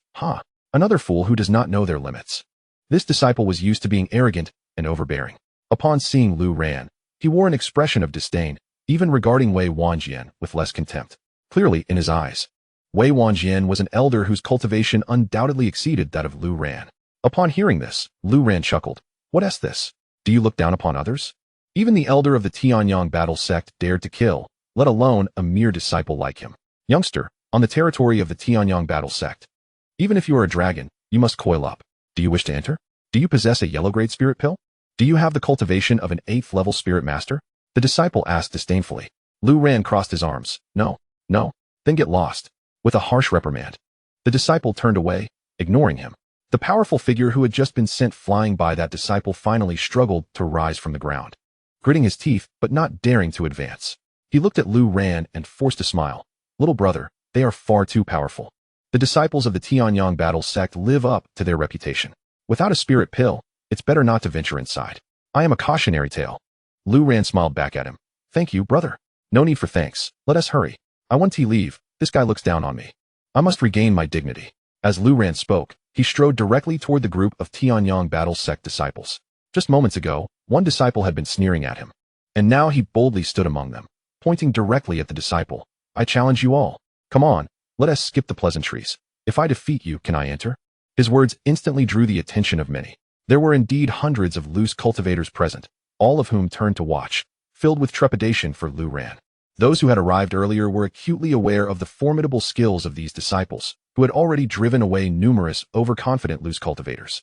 Some of whom had been severely injured, their fates unknown, ultimately carried away. And now, a brash young man had appeared. Truly, what a peculiar sight. Hee kid. You're about to meet your doom, yet you're still pretending to be tough. The disciple, seeing Lu Ran daring to point at him, sneered and then launched a punch toward him. But the next moment brought an unexpected turn. The disciple's body, in mid-attack, inexplicably froze in the air. It was as if an invisible hand had grasped him, rendering him unable to advance even an inch. His aura suddenly sealed as the spiritual energy of his punch solidified in midair, the very ripples of space calming down. This scene astonished everyone. What just happened? What is going on? What kind of martial arts is this? Has the local time and space stopped?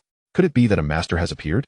Everyone was left in shock, including the disciples of the Tanyong battle sect, who wore expressions of disbelief. They had never witnessed such a phenomenon. Meanwhile, Lu Ran appeared unfazed. He looked at the disciple and smiled. You still haven't answered me. How many punches do I need to take before I can enter? His tone was polite.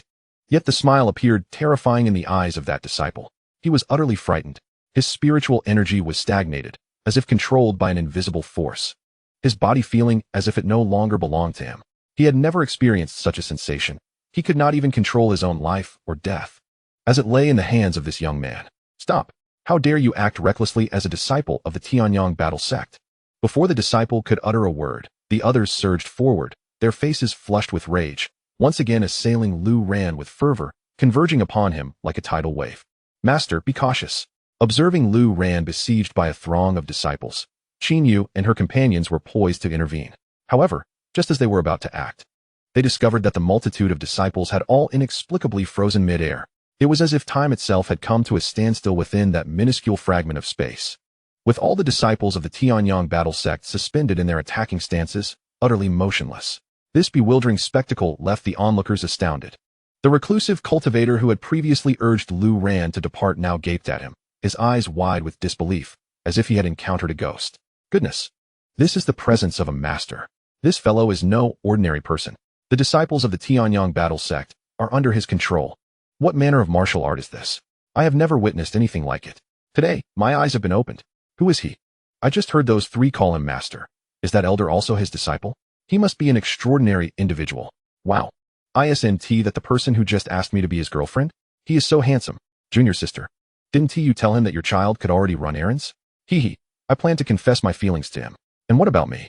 What? I regard you as a senior brother, yet you wish to pursue someone else? Conversations erupted among the crowd, their minds reeling from the shock. Meanwhile, Lu Ran continued to press the same question. Speak. What must I do to gain entry? If you remain silent, I shall have no choice but to incapacitate you all. Upon hearing this, the disciples became visibly anxious, clamoring in unison. Let us in. You are already qualified. Bring as many people as you wish. We acknowledge our ignorance and recklessness. Please, kind sir, do not hold our folly against us. Let us down. A group of disciples, before the eyes of all the onlookers, lamented woefully, their faces drained of color, truly a spectacle of humiliation. Hearing their pleas, Lu Ran gently set them down and clapped his hands. Why didn't you say so earlier? I thought I would have to incapacitate you all to gain passage. Now off we go. Farewell. With that, Lu Ran beckoned to his 3 disciples, who immediately followed suit. Just then, a striking young woman darted towards Lu Ran, grasping his arm with a tender tone. Young man, could you possibly take me in as well? I have given it much thought, and I would be delighted to be your girlfriend. Lu Ran, recognizing her as the earlier suitor, frowned and replied, Auntie, please let go. I have no interest in older women. Do you wish for me to help raise your children? The girl pouted playfully. Oh, I was merely joking. I'm still young, and I don't even have a significant other, let alone children. Lu Ran's expression grew troubled as he glanced at his 3 disciples, who all averted their gazes in unison. At that moment, a young man approached from behind.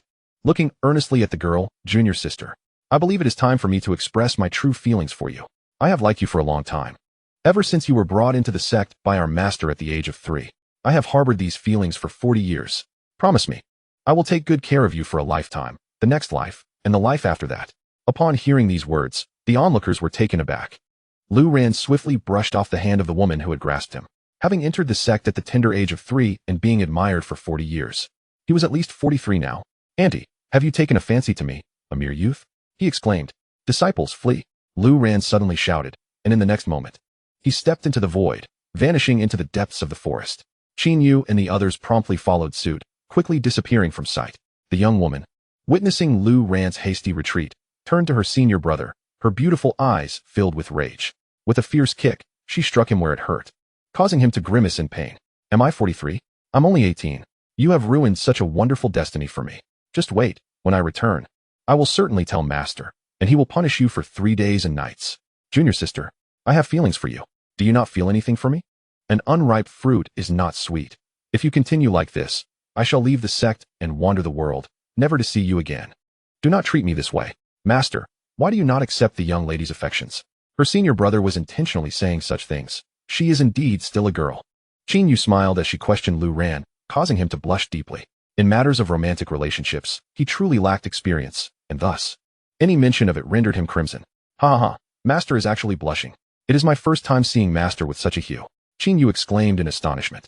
Ahem, no. This is not blushing. It is merely a result of increased blood circulation from my recent sprint. Lu Ran quickly justified, yet his face only reddened further. Master, look. At that moment, Yunche suddenly shouted, pointing towards a direction in the forest. The others turned to gaze, and their astonishment was palpable. My heavens, so many people? There must be several thousand. Are all these individuals participating in the hunting tournament? The outer disciples of the Tanyong battle sect number over 100,000, far surpassing the Tianjin sect. Truly, the first-rate power of the Fengyun dynasty is astonishing in scale. In their line of sight, thousands of disciples congregated beyond several hundred feet. A sea of humanity, with many mounted on various beasts, flying creatures, and numerous disciples adept at wielding flying spiritual treasures, creating a grand spectacle that was nothing short of remarkable. In contrast, a small group of scattered cultivators observed from a distance, equally awestruck by the magnificent scene. They must have spent a considerable amount of spiritual pills to gain entry, they mused. It seems that the investment in such pills was worthwhile. For this sight is indeed a rare one. Moreover, once the hunting tournament commenced, they would have the opportunity to follow those disciples into the Tianyong mountain hunting grounds, seeking treasures and slaying beasts, all of which they would be permitted to take away. Yunche remarked, his eyes gleaming with fervor. Lu Ran discerned Yunche's intentions and chuckled. Well, you 3 should join in the competition shortly. If you encounter an opponent you cannot defeat, simply crush this object, and I shall appear. With that, Lu Ran handed each of them a stone. Master, there are countless such stones on this mountain. Are you certain this item is of any use? Yunche inquired, a look of confusion etched on his face. What nonsense! When have I ever deceived you? Qin Yu, standing nearby, feigned profundity. Third junior brother, trust the master. Eternal life awaits. Chapter 35, The Heaven-Toppling Venomous Crocodile. Indeed, Yunche nodded earnestly. He understood that he must swiftly adapt to this new master, placing his faith in him like his senior sister and brother. At that moment, a melodious chime resonated from the camp of the Tianyong battle sect disciples ahead. The sound was distant and profound. Upon its ringing, figures suddenly soared into the sky, transforming into streaks of light that rapidly dispersed in all directions, soon vanishing amidst the lush expanse of the forest. Has it begun? You may proceed, but remember, we shall not take anything inside. No matter how precious the spiritual treasures may be, we can easily discard them as refuse. Never allow such temptations to jeopardize your lives. Understood? Yes, master. We shall heed your teachings. Go forth. With a whoosh, the three figures darted into the depths of the thicket. This was fundamentally a trial of experience. Lu Ran observed the trio depart, then ascended to a sturdy ancient tree, finding a large horizontal branch to recline upon, embodying the essence of leisure. Soon, the forest was filled with the roars of demonic beasts, various clamors, and the sounds of clashing weapons. Some disciples, having cultivated thunderous martial arts, unleashed torrents of thunder amidst the woodland, shaking the very core of the heart. Such commotion was rather disruptive to his slumber. Thus, he crossed his legs, lounging on the branch, and with a wave of his hand, enveloped the entire tree in a protective aura of spiritual energy. However, he remained oblivious to the fact that a massive golden-eyed python was slowly emerging from a burrow at the tree's roots. Its enormous body coiled around the trunk several times, flicking its forked tongue, while its golden, inverted triangular eyes radiated a chilling light. It had already marked Lu Ran as its prey, and now, the great serpent was poised to launch a lethal strike. Lu Ran had let his guard down. Alternatively, he simply could not fathom that reclining on a random tree would attract such a ferocious beast. Furthermore, he had sealed a tree at his whim, never considering that he might inadvertently trap a python within it. What purpose could such a seal serve? Thus, he fell victim to its bite. Hiss. Poisonous. Upon realizing he had been bitten, he grimaced in pain, quickly retrieving a detoxifying pill from his spatial ring and swallowing it. The venom dissipated instantaneously. Yet, the golden-eyed python remained latched onto him, refusing to release its grip. Lu Ran grimaced. If you don't depart soon, I shall be forced to kill you with poison. The golden-eyed python, unable to comprehend his words, sank its fangs deeper into his calf, seemingly intent on devouring him whole. Then perish. As he spoke, Lu Ran consumed another pill.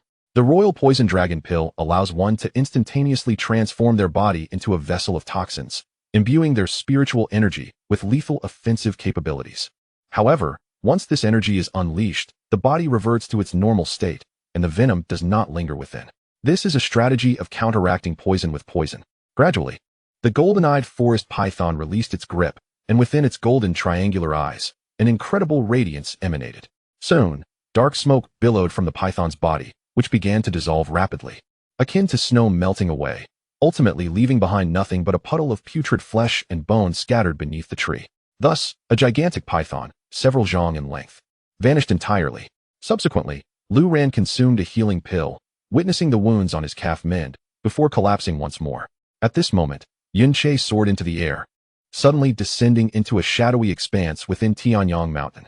Here, he discovered a swamp suffused with poisonous vapors.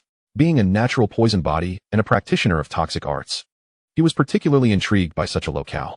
Yet, upon his arrival, regret washed over him as he failed to sense the immense danger lurking within the swamp. A colossal, formidable poison crocodile, whose cultivation surpassed his own. The creature's combat prowess was at the late stage of the 5-star spiritual realm, while he was merely in the mid-stage. Thus, before this adept predator, adept at concealing its presence, Yunche unwittingly fell within its hunting grounds. With a thunderous roar, the poison crocodile unleashed a potent wave of toxin from its body, creating a ripple of lethal poison that spread across 100 zhang and enveloped Yunche entirely.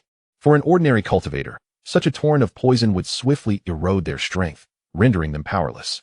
Yet, Yunche remained undaunted. His innate poison body possessed formidable digestive capabilities, swiftly absorbing the venom and allowing him to soar into the air. What a sight! How massive! While concealed in the swamp, the true size of the poison crocodile was indiscernible, but as it leaped to pursue Yunche in midair, he realized the creature measured an astonishing 30 zhang in length. A behemoth, the most devastating of its abilities, the death roll, wielded unparalleled lethality, akin to the scythe of death, reaping all life in its path. Alas, you cannot fly. You can only leap for a moment. Observing the great beast take flight towards him, Yunche did not confront it directly, but continued ascending into the sky. Fortunately, the poison crocodile could not soar alongside him, hindered by the constraints of its own form. It leaped but failed to catch Yunche, crashing back into the swamp, sending mud flying as its massive body sank into the mire, disappearing from sight, all its presence concealed. Even when Yunche released his spiritual energy to search, he could not locate it. The hiding skills of this poison crocodile were quite impressive. I shall claim your demon core.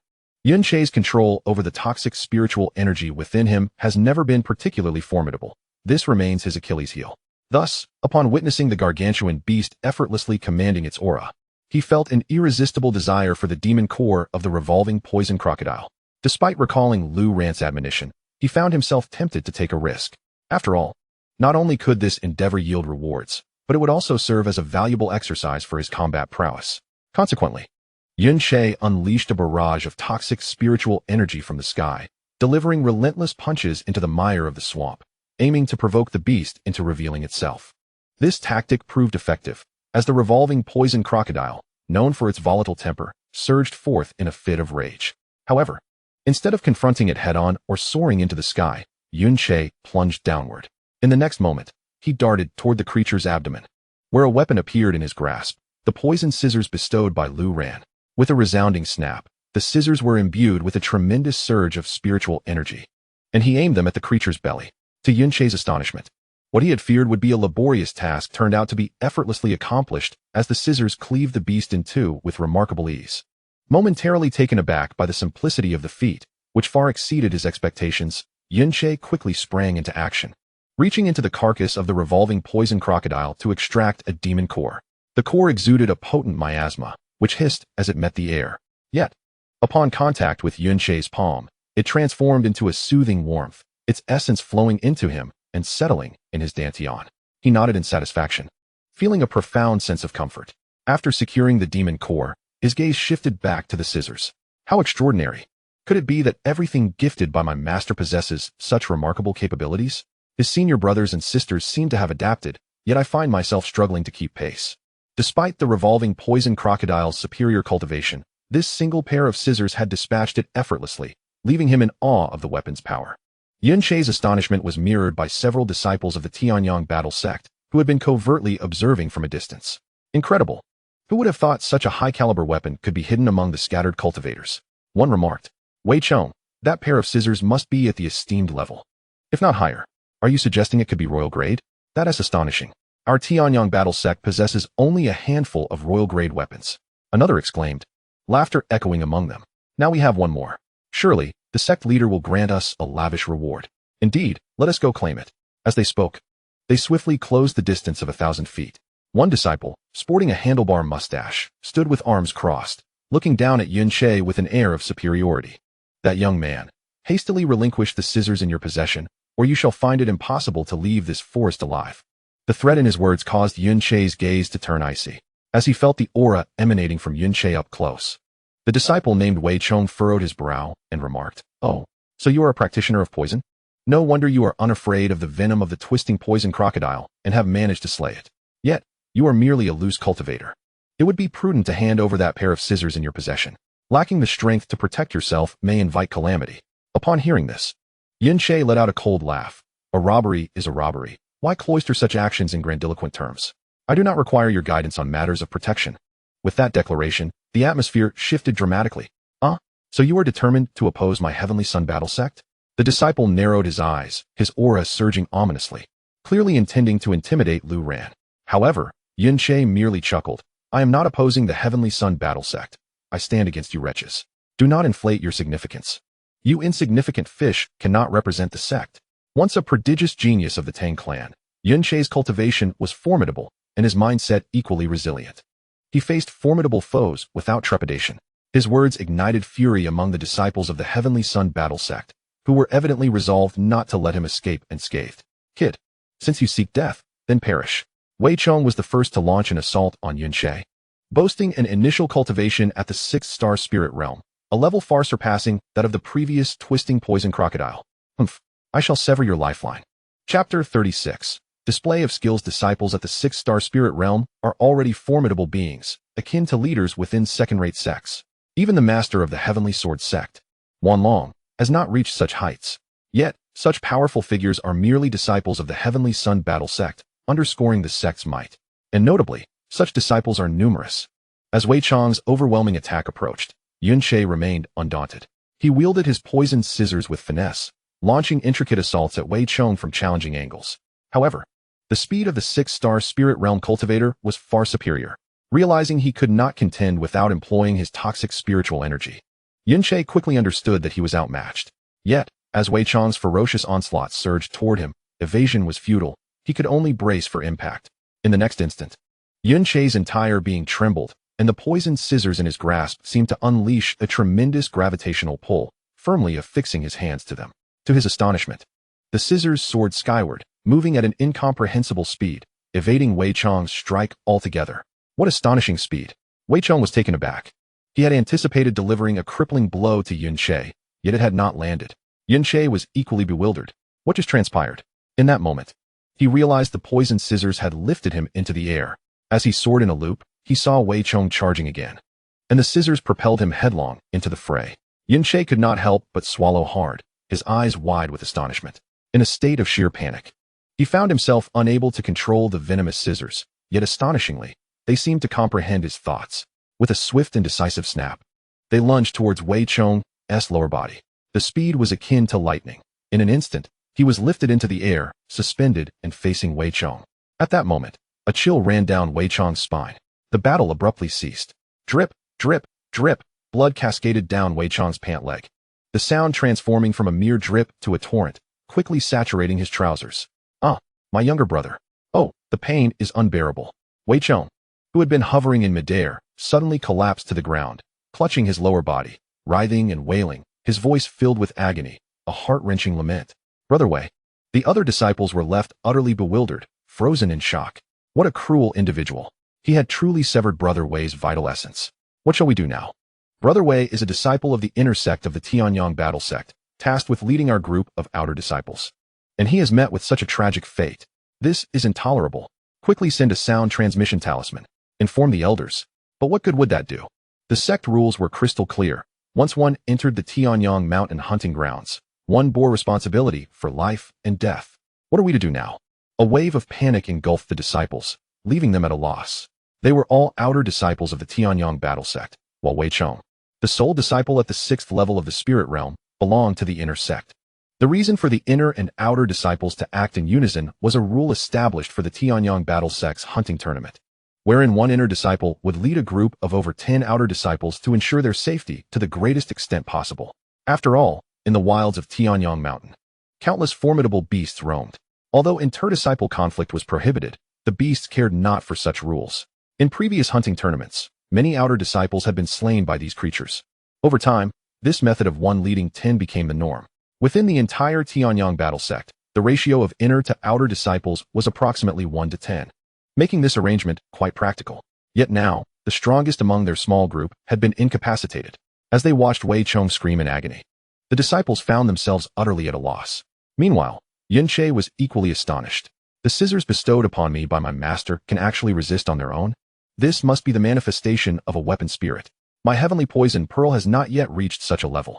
To what tier has this scissors ascended? The more he pondered, the more astonished he became. This scissors was merely one of the unremarkable weapons given to him by Master Lu Ran. Upon this realization, he felt an overwhelming urge to immediately empty his spatial ring and test all the weapons within. Overwhelmed with excitement, Yunche felt his worldview once again upended. Previously, he had been blissfully ignorant. Wretched thing, how dare you harm Brother Wei Chong of the inner sect? You shall pay dearly for this. Let us join forces and avenge Brother Wei Chong. I have discerned that he himself is not particularly formidable. Rather, it is the powerful scissors in his hand that bestow upon him such strength. It appears that he cannot fully master this weapon. Thus, everyone joined forces to form a formation. Although the other disciples were profoundly shocked, they found themselves with no alternative. Since the Tianyong battle sect had decreed that in the forest, life and death were their own responsibilities, they united to confront the adversary. After all, when Yunche had just unleashed the poisonous scissors, he exhibited a certain clumsiness. They recognized this state and concluded he could not entirely wield such a formidable weapon. In an instant, figures moved swiftly, their coordination remarkably harmonious. All had cultivated the martial arts of the Tianyong battle sect, and their formations were quite consistent. Thus, in the blink of an eye, a colossal formation net covering a radius of 300 zhong descended upon Yunche. The winds howled, and on the net, the spiritual energy surged and roared, transforming into sharp hooks, spikes, daggers, blades, and thorns. Faced with such a striking formation, Yunche steadied his mind. Within his dantian, the toxic spiritual energy retained within the heavenly poison pearl surged forth in an instant, which he then infused into the poisonous scissors. With a hum, the scissors instantaneously expanded.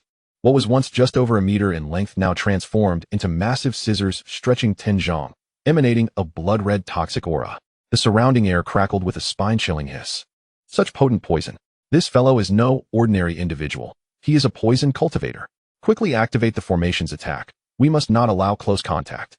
With a resounding boom, a multitude of Tanyong battle sect disciples united in their assault against Yunche, an unknown outsider, yet their hearts were filled with trepidation. The toxic aura unleashed by Yunche was unlike anything they had ever encountered. Even among the poison cultivators within the Tanyong battle sect, none had reached such a level of mastery. Amidst this tense atmosphere, the formation operated with ferocity, beams of spiritual energy hurtling down, each one embodying an unparalleled crushing force, endeavoring to swiftly eliminate Yunche. However, regardless of the ferocity of the assault, under the evasive maneuvers of the poisonous scissors, Yunche remained unscathed. Moreover, when he sensed that the toxic energy within the scissors had reached its zenith, they suddenly executed a piercing motion, and in an instant, the attack formation composed of over a dozen individuals shattered into pieces. The explosive backlash from the formation's destruction instantly sent them all flying. Before they even touched the ground, they spat out blood, landing in a wretched state, unable to rise. The battle came to an abrupt halt.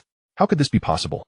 Beside him, Wei Chong, having swallowed a healing elixir, gazed in disbelief as the formation was obliterated in an instant. His heart had completely shattered. He had originally hoped they would avenge him. But now, despair loomed large. The fury within surged through his fractured being, as he clutched the second brother he had discovered amidst the grass. A wave of endless sorrow engulfed him, drowning him in a sense of despair so profound that he lost consciousness. Yunche observed the disheveled disciples around him, unwilling to linger any longer amidst the chaos, and soared into the air, vanishing into the tumultuous woods. The circumstances faced by Wei Wanjiang were starkly different. His cultivation was merely that of a fifth-level spirit master, rendering him woefully inadequate in the presence of the disciples of the Tanyong battle sect. Upon entering the fray, he sought refuge in a secluded cave, retreating into its depths to meditate and cultivate. If only he could regain his youth. At his advanced age, being among his master and fellow disciples, who were also youthful, felt rather out of place.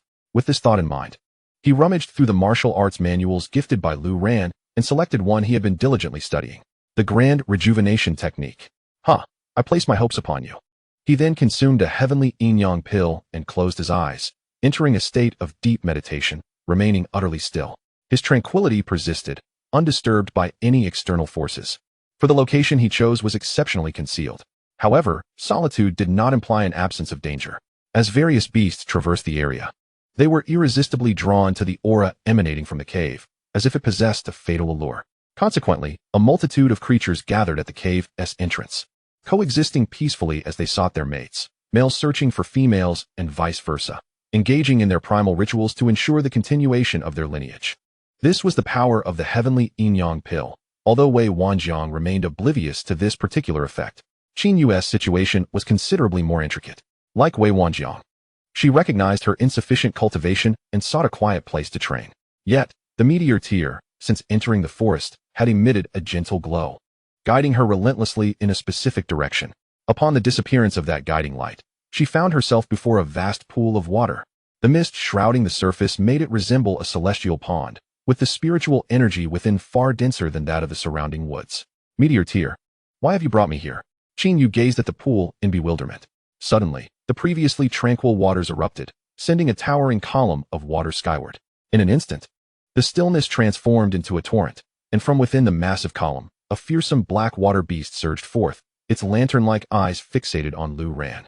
Breaking free from the buoyancy of the water, it opened its gaping maw, prepared to devour Qin Yu. Chapter 37. Unvarnished truth confronted with such a colossal creature. Qin Yu was filled with terror and prepared to flee. Yet, a voice echoed in her mind, urging her not to escape, even compelling her to enter the maw of the 100-foot beast. In her hesitation, the creature lunged and swallowed her whole. It then plunged into the depths of the water. Vanishing from sight, the surface roiled violently but soon returned to calm, as if nothing had transpired. So dark, am I to be digested by the water beast? Inside the belly of the water monster, Qin Yu trembled with anxiety, overwhelmed by a sense of dread. She had never encountered anything like this before. Who was the woman whose voice had just echoed in her mind? Meteor, is it you speaking?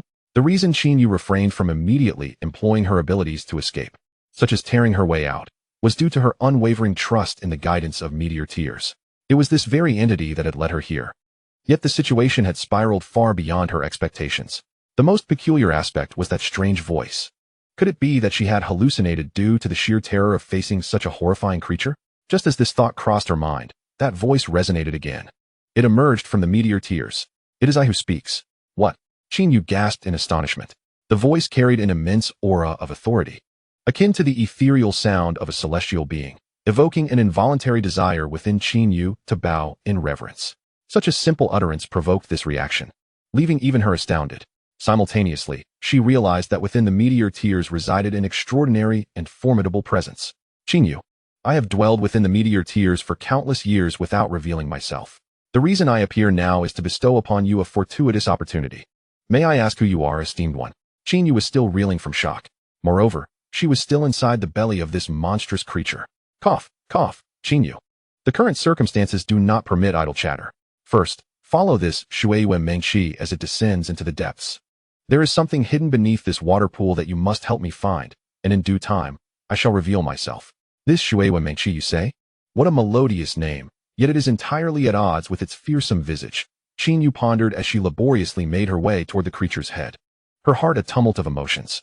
After swallowing her whole, the Shui Mengshi seemed to have settled into a profound silence, steadily descending, its massive form frightening off countless creatures in the water.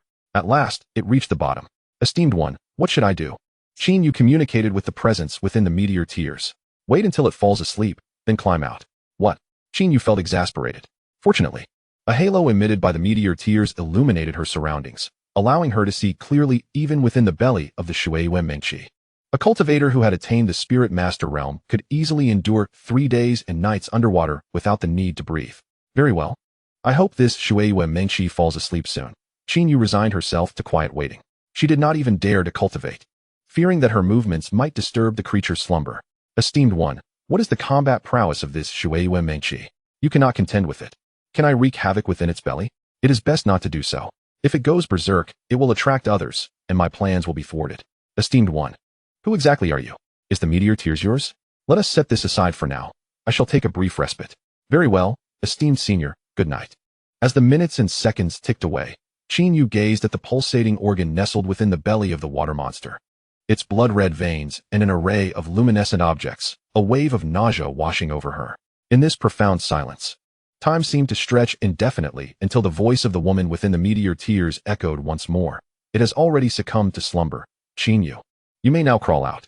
Nodding in acknowledgement, Qin Yu cautiously began her ascent, shielded by the gentle radiance of the light within the meteor tears. She was spared from the corrosive liquids swirling in the creature's belly, yet the sight of the grotesque objects still threatened to induce her retching. "Qin Yu, do not vomit. Do not awaken it. Senior, I shall endeavor to be careful." With meticulous effort, she pressed onward until she finally beheld the enormous fangs of the water beast. A current swirled in eddies, pulsating with a vast volume of water. Thankfully, she managed to slip through the gaps between its teeth without rousing the water moon dream chi. Emerging from the creature's maw, a profound sense of survival enveloped her. "Senior, where's that thing?" "Right ahead." This. Before her, an unexpected sight unfolded beneath the water's surface.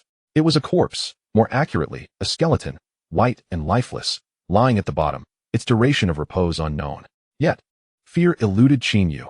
Her past experiences with the deceased had long since dulled her senses to terror. "Senior, are you certain you wish to seek it?" "Indeed." With the finality of the woman's words, a soft hum emanated from the meteor tears, a white light spreading forth to envelop the skeleton. Boom. A deep rumble reverberated as the white light erupted into a brilliant explosion. Qin Yu distinctly witnessed a radiant glow rising from the skeleton, repelling the light from the meteor tears. My goodness, this skeleton still possesses a reaction? How extraordinary. She marveled at the unexpected vitality of a skeleton that had seemingly lain in repose for ages. This is a restriction. Qin Yu, I cannot continue to exert my powers. My strength is too formidable, and it may awaken the water moon dream chi. This creature is the guardian of the skeleton, and should it stir, my objectives will be thwarted. Could you assist me in relocating this skeleton? Qin Yu was momentarily taken aback. Senior, if even you are unable, how can I manage it? Of course you can. Your spatial ring contains many treasures.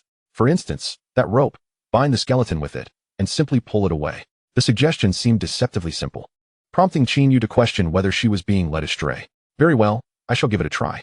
Reluctantly, she complied, although she was unaware of the woman's identity. Her presence within the meteor tiers assured her safety. After all, having coexisted with the meteor tiers, if there were ill intentions, she would have perished long ago. To her astonishment, when she finally secured the skeleton with the rope gifted by Lu Ran, it remained utterly unresponsive. As she exerted a strong pull, the skeletal remains effortlessly floated up, as if in perfect harmony with her actions. Ah, splendid work, Qin Yu. Thank you. Qin Yu was equally taken aback, but managed to inquire, Senior, what do you intend to do with this skeleton? Where shall I assist you in taking it? Just bring it to the shore and find a secluded cave to hide in. Beyond that, do not ask. Very well, Qin Yu replied obediently. She swiftly dragged the skeleton to the shore and soon discovered a nearby cave, promptly entering it. Qin Yu, stand guard at the entrance of the cave for me. Remember, no one is to be allowed inside, for this concerns my future. Understood, Senior. Qin Yu responded dutifully, committed to her task, which perhaps would deepen her understanding of the meteor tiers. Suddenly, a flash of light burst forth from the meteor tiers, transforming into the ethereal silhouette of a woman. Floating gracefully, as if she were a specter, Qin Yu gazed in astonishment, her heart racing. After years of companionship with meteor tiers, she had been oblivious to the fact that a woman's soul resided within. Who could this woman be? However, in the next moment, a peculiar dark energy surged forth, obscuring her vision. Realizing the gravity of the situation, Qin Yu stepped out of the cave, diligently taking on her role as protector. Before long, a tremor echoed from within the cave, the air quivering violently. Qin Yu began to worry that the cave might collapse under the strain. Meanwhile, 3 disciples busied themselves in the forest, while Lu Ran lay soundly asleep against a towering ancient tree. Yet, his slumber was not peaceful. Periodically, his aura would surge, a reflection of his disciples' cultivation breakthroughs, which returned to him manifold, elevating his own power. How vexing. Even sleep is disrupted. It's truly bothersome. He lamented. If others were to hear him complain about gaining power even in his dreams, they would likely scoff at him. Just as Lu Ran was jolted awake again by the surge of energy, he stretched and caught sight of several figures gliding through the sky. Rubbing his eyes, he furrowed his brow and gasped, wow, such formidable energy. They must be high-ranking members of the Tanyong battle sect. Indeed, they are in the spirit sovereign realm.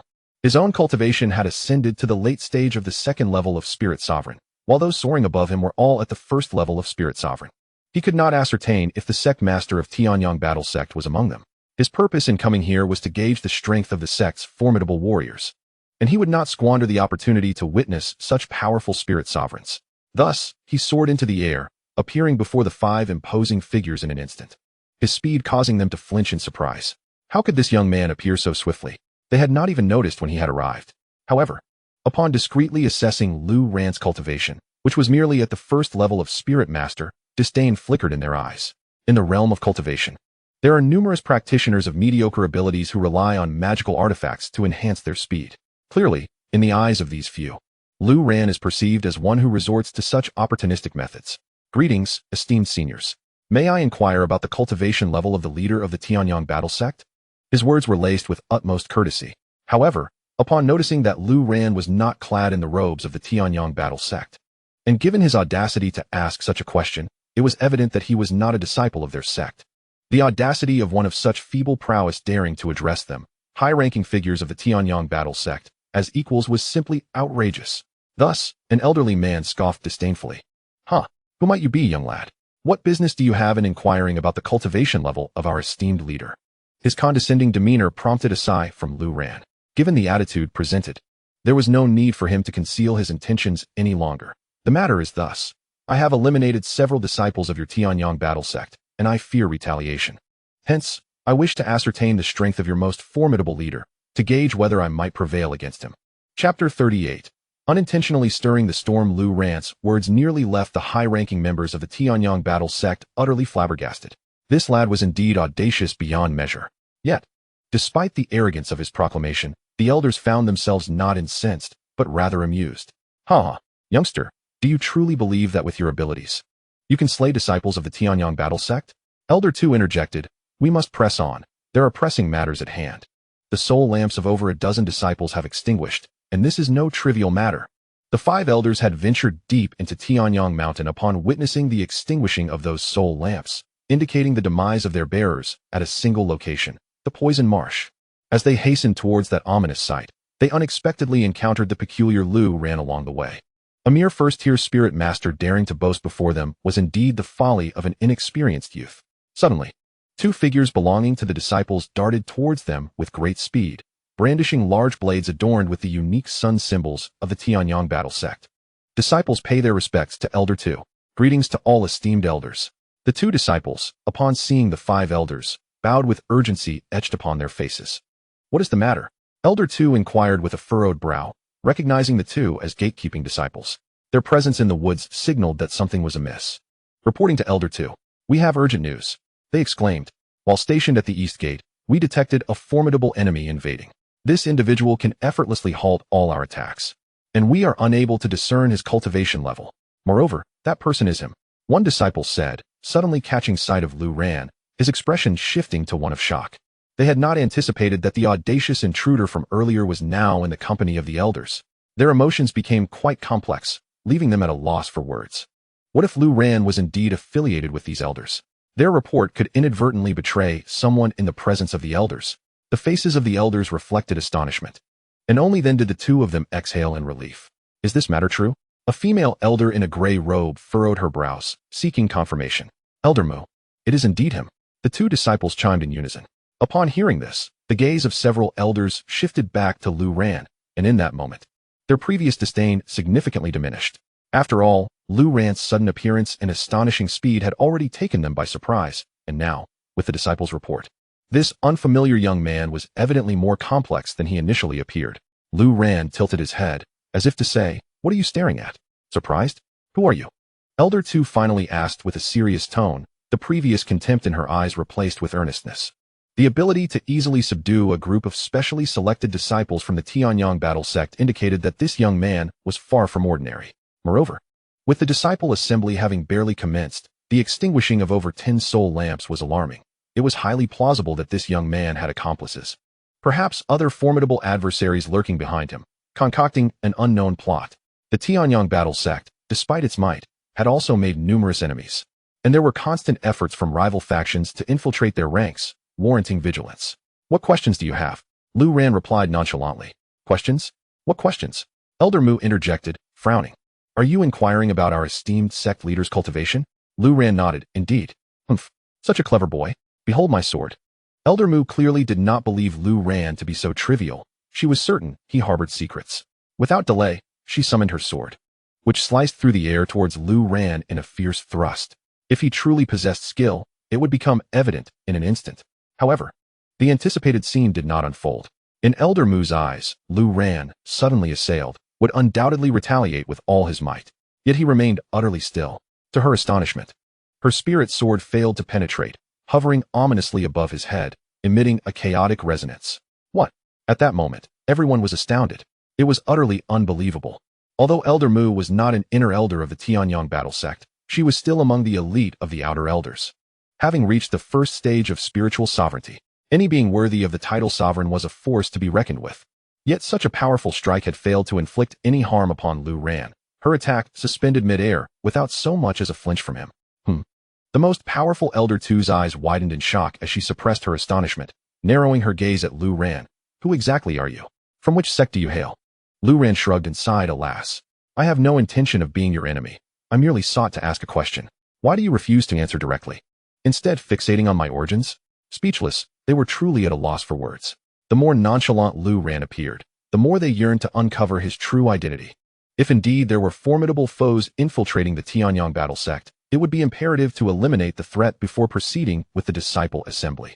As Lu Ran found himself unable to extract any information from them, he astonishingly vanished into thin air in the next instant. Truly gone. The prowess of this young man eludes my understanding. Elder 2, can it be that even you are unable to perceive it? After all, you stand at the pinnacle of the first realm of spirit sect. Elder 2 ground his teeth in frustration. It appears that his claims hold merit. Elder Mu, hasten to the Soul Hall and investigate whether any disciples have indeed perished in recent days. Furthermore, report this individual's matters to the sect master, urging utmost caution. Elder Lu, let us swiftly proceed to the poison fog marsh.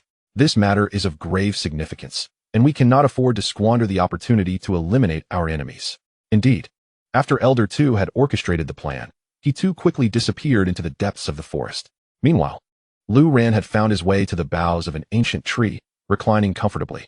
The female elder who had previously attacked possessed a cultivation level at the first realm of spirit sovereign, which was quite formidable. However, in his eyes, she lacked any real combat prowess. Yet, thanks to the tenfold return on his disciples' training, he had ascended to the third realm of Spirit Sovereign. In truth, this level did not surpass that of the Elder significantly. Thus he resolved to maintain a low profile, for without a considerable advantage, subtlety was the wiser course of action. Upon their arrival at the Poison Fog Marsh, Elder 2 and his companions indeed discovered traces of battle, alongside the corpses of several disciples, including that of the inner sect disciple Wei Chong. Who could have committed such an atrocity? To dare challenge the dignity of the Tanyong battle sect, we must identify and annihilate the perpetrator. Elder 2. At this moment, another elder suddenly noticed Wei Chong's severed lower body lying aside, glimmering ominously in crimson hues. Crack! Witnessing this, Elder 2 gritted his teeth, nearly roaring in outrage. This is an affront to the Tianyong battle sect. Such an incident cannot be overlooked. Hunt them down. Inform all elders to mobilize and swiftly pursue the culprit. Even if we must dig 3 feet into the ground, we shall unearth them. As an elder of the inner sect, witnessing the gruesome demise of an inner disciple, coupled with such egregious humiliation, was unbearable for him. He immediately commanded all outer sect elders to act in unison, determined to uncover the perpetrator. Meanwhile, Yunche, having extinguished Wei Chong and his cohorts, eagerly sought a tranquil forest for his cultivation. The demon core of the earth-shattering poison crocodile was swiftly refined, causing his aura to ascend once more. However, in comparison to the demon core, he was far more eager about the array of weapons, elixirs, and various toxic martial arts techniques bestowed upon him by Lu Ran.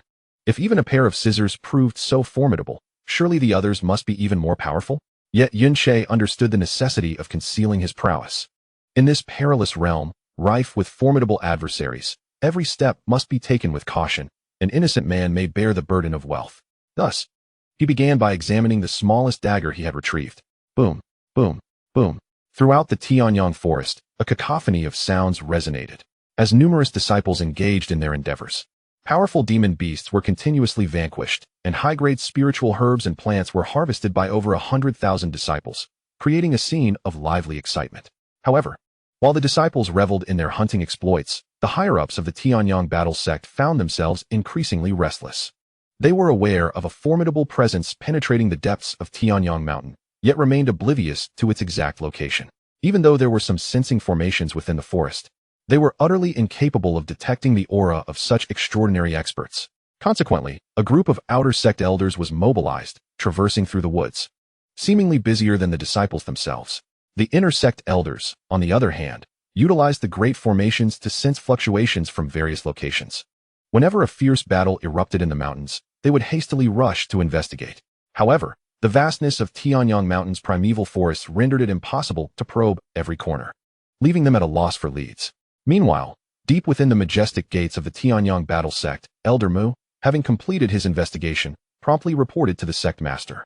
Lin Tianbiao, sect master, what that person said is true. I have examined the Soul Lantern Hall, and a few days ago, several disciple soul lanterns extinguished inexplicably, vanishing towards the Tianjin Gate. Tianjin Gate. Lin Tianbiao, seated regally in his grand tiger-headed chair, emanated a formidable aura merely by his presence. His voice resonated with authority, and his fierce gaze commanded respect without the need for anger. Investigate further. If they truly perished at Tianjin Gate, we shall eradicate this second-rate power. Understood, sect master. As for the young man, he chuckled. Oh, you wish to know my cultivation level? Humph. I will grant you that opportunity. With that, Lin Tianbiao's figure vanished from the lofty hall. At that moment, Lu Ran continued to recline leisurely upon a great tree, observing the myriad birds soaring across the sky and the bustling disciples below, unaware that he had inadvertently stirred the tempest within the Tianyong battle sect. Chapter 39. Do not drag us into your demise. Upon receiving Lin Tianbiao's command, Elder Mu, accompanied by Elder Zhongqing of the Soul Lantern Hall, mounted their 3-headed lion steed and set forth towards the Tianjin Gate. Elder Zhongqing, the chief elder guarding the Soul Lantern Hall, was chosen for his unique tracking abilities. His extraordinary eye, known as the Ghost Eye, could perceive the traces of extinguished souls. His moniker, Half-Life, referred to his existence straddling the realms of life and death. With his half-dead eye reputed to see the souls of the departed, discerning what others could not. Their journey to Tianjin Gate aimed to investigate whether the deceased Wang Yin and his companions truly met their end there. As a formidable spirit venerable, coupled with the speed of the 3-headed lion steed, they would reach Tianjin Gate in merely 2 hours. Whoosh! The 3-headed lion, radiating an aura of terror, descended upon the entrance of Tianjin Gate, stirring up a fierce wind across the vast plaza, leaving all in shock. Quickly report. A powerful enemy approaches. Sensing the menacing presence of the three-headed lion, the guarding disciples immediately alerted their superiors. However, Elder Mu offered them no opportunity, sweeping her palm forward, sending all the guarding disciples flying, their whereabouts unknown. Elder Zhongqing, I rely on you, she said to him, her voice steady. Elder Zhongqing possessed one eye with a black pupil and the other a white one. He nodded slightly, and a radiant white light emanated from his white pupils, enveloping several extinguished soul lamps in his hands. He then raised his gaze towards a mountain peak deep within the Tianjin sect, the very location of Zia Peak. Over there, Elder Zhongqing remarked, as the two of them once again mounted the three-headed Lion King and soared towards Zixiao Peak. At the moment they vanished. The occurrences at the sect's entrance had yet to be reported to Wanlong. Upon learning of such a formidable demon's invasion, Wanlong immediately took to the skies, unaware of the whereabouts of the three-headed beast. In an instant, amidst the astonished expressions of Wanlong and the many experts of the Tianjin sect, a powerful tremor suddenly erupted, reverberating throughout the surroundings like the clang of a colossal bell, instantly captivating everyone's attention. Master of the sect. It originates from Zixiao Peak. Han Jianglu anxiously glanced towards the peak, while Wanlong felt a tightening in his chest. Could it be that the people from the Tanyong battle sect were coming to exact revenge? A wave of dread washed over him. With Lu Ran currently absent from the Tianjin sect, if they truly came seeking vengeance, the sect would undoubtedly face utter ruin. Yet, despite such dire circumstances, they would not sit idly by. Notify the entire sect. All hall masters, disciples, and all experts, converge upon Zixiao Peak and protect our Tianjin sect with all your might. Understood. In an instant, the Tianjin sect was bustling with activity. All disciples, under the guidance of their hall masters, swiftly flew towards Zixiao Peak, their overwhelming momentum awe-inspiring. At this moment, no one faltered in their resolve to safeguard the Tianjin sect, a spirit that deeply moved Wanlong. Amidst his emotions, he fervently hoped for Lu Ran's swift return. In this critical juncture of the sect's survival, who else could possibly turn the tide but Lu Ran? Boom.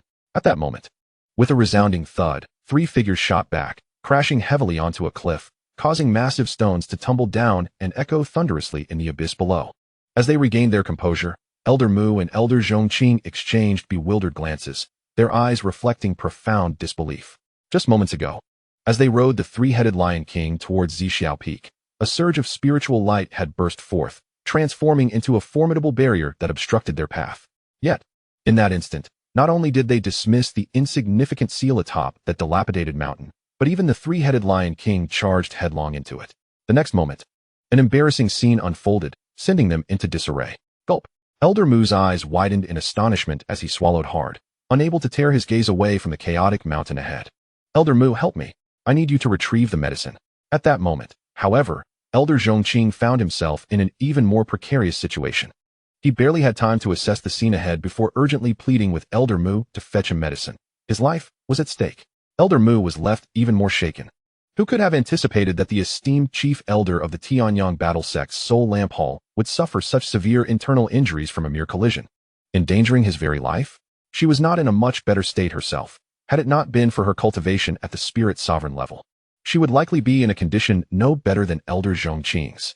Extracting a medicinal vial from Elder Zhongqing, she administered a pill to him, and gradually, the terror-stricken expression on his face began to restore itself. However, when the two heard a wail and turned to look, they were utterly bewildered. The three-headed Lion King mount, a creature only possessed by formidable sects like the Tianyong battle sect, let out a mournful cry before meeting its demise. Gulp. The two exchanged incredulous glances, momentarily rendered speechless. After a long pause, they regained their composure, their hearts pounding with dread. Elder Zhongqing, are you certain that Wang Yin and the others emitted their last breath here? Elder Mu even began to doubt whether they had come to the right place. This was the Tianjin sect, a second-rate force within the Fengyan dynasty, utterly incomparable to the might of the Tianyong battle sect.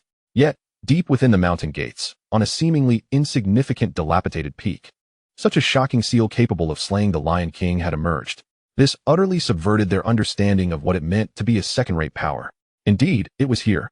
For the first time, Elder Zhongqing began to question his own judgment. Woof, woof. At that moment, the tremendous commotion had attracted a dog. The howling beast, Xiaodian, who had been napping on the mountain, dashed towards the source of the disturbance. Spotting the two figures and the lifeless great demon not far away, it barked incessantly. How audacious! With the master absent, you dare intrude upon his abode?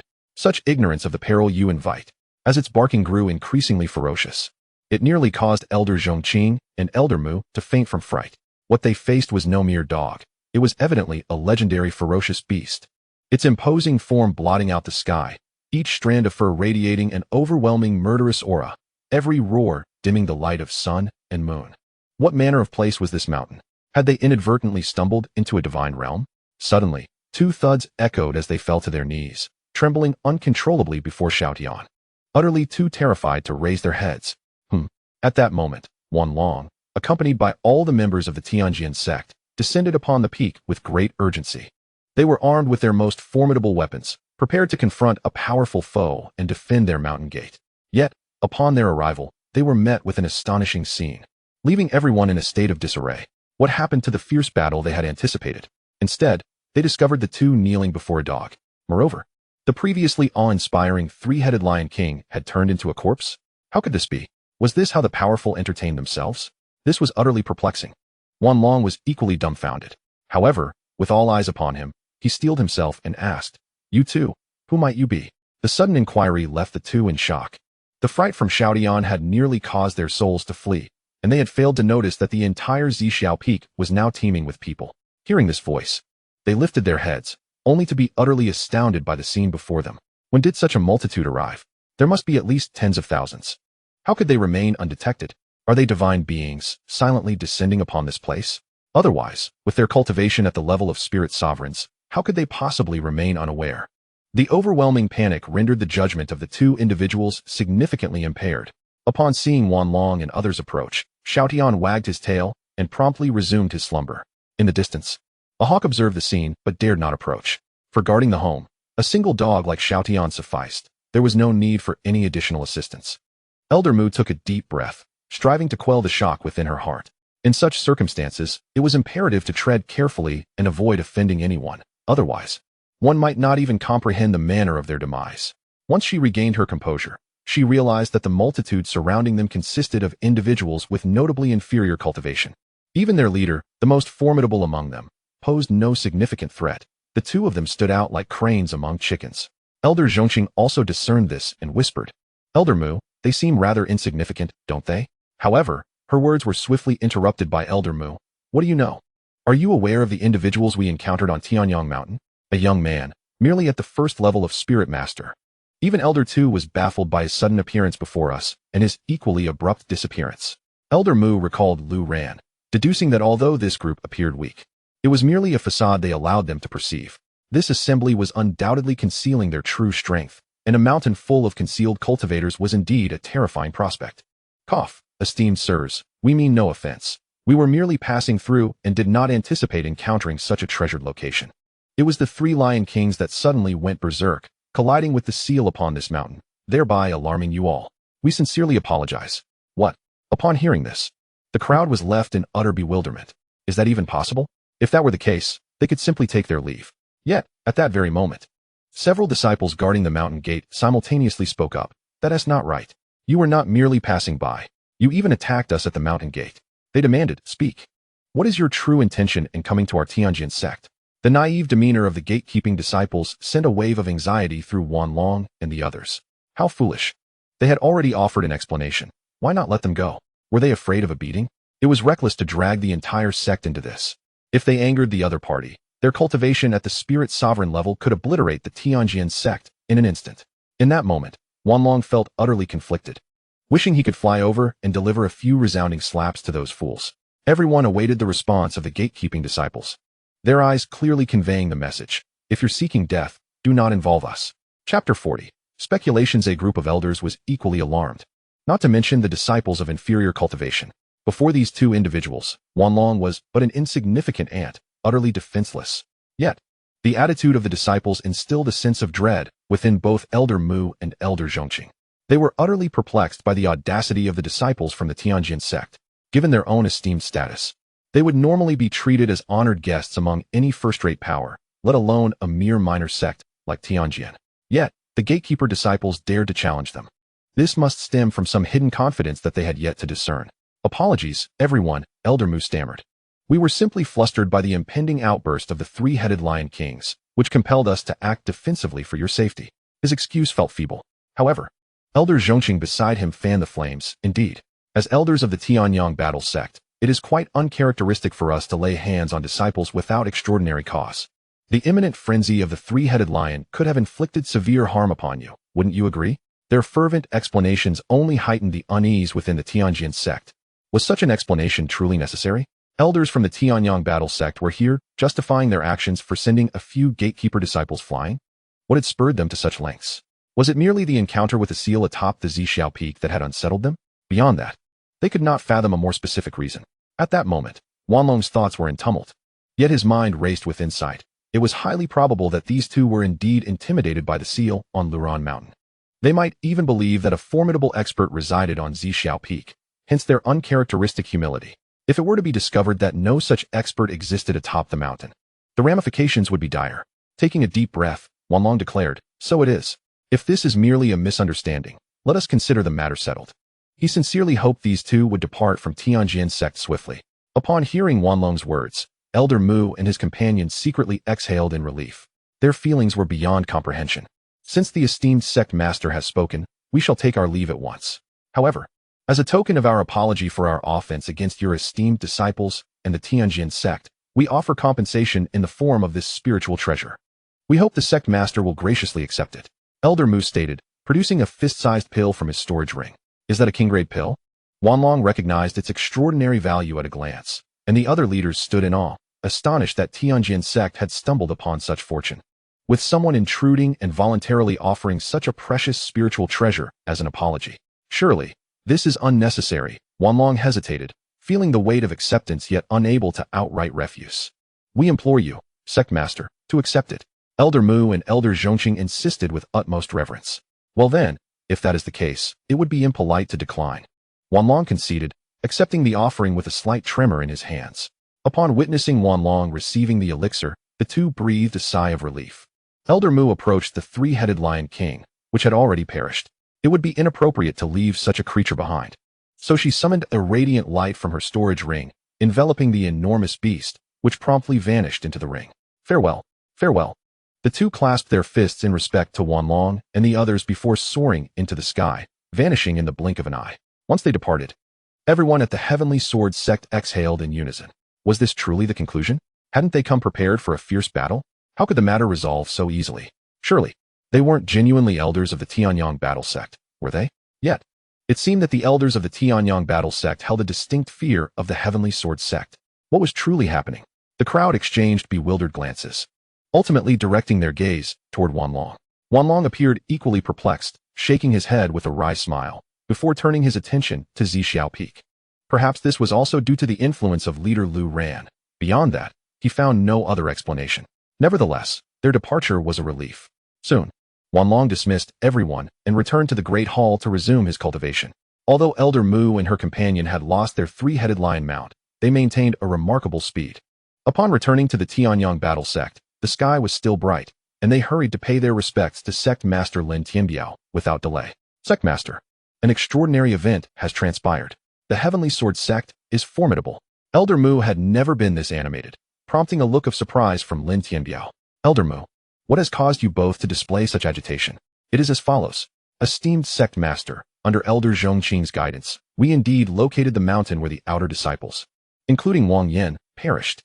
However, upon our intrusion into the Heavenly Sword sect, as we reached that mountain, a sudden and overwhelming barrier rose to obstruct us.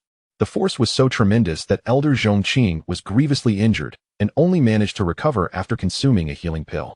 Our mount, the three-headed lion king, met its demise on the spot. Lin Tianbiao was taken aback by this revelation. Is this truly the case? Elder Mu nodded and retrieved the corpse of the three-headed lion king from her storage ring. This shocked Lin Tianbiao. As the leader of a prominent force within the Fengyun dynasty, he was well acquainted with such matters and could immediately discern that the three-headed lion king had indeed been harmed by a sealing force.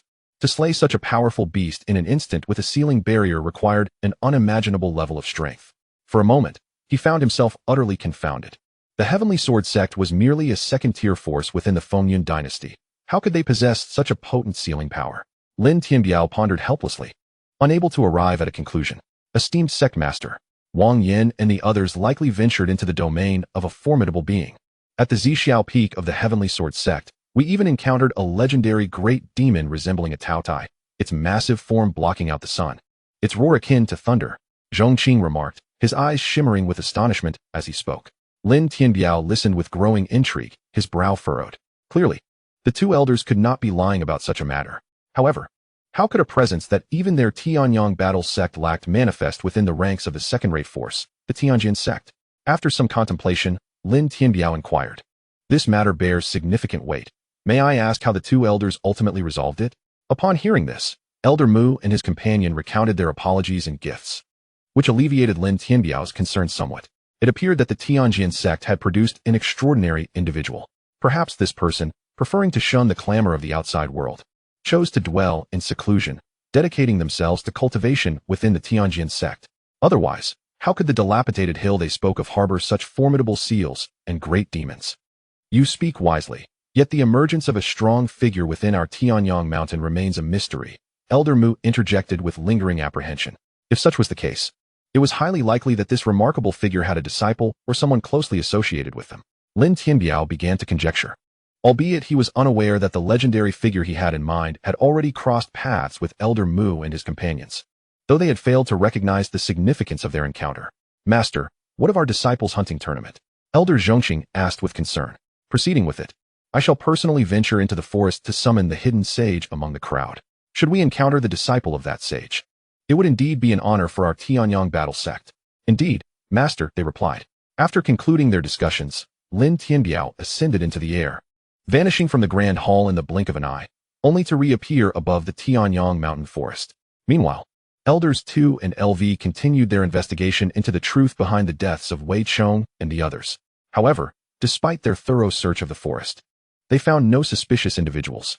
During their patrol, they did come across a solitary cultivator, an elderly man whose aura surged rapidly, practicing a martial art focused on longevity, which would not significantly enhance combat prowess.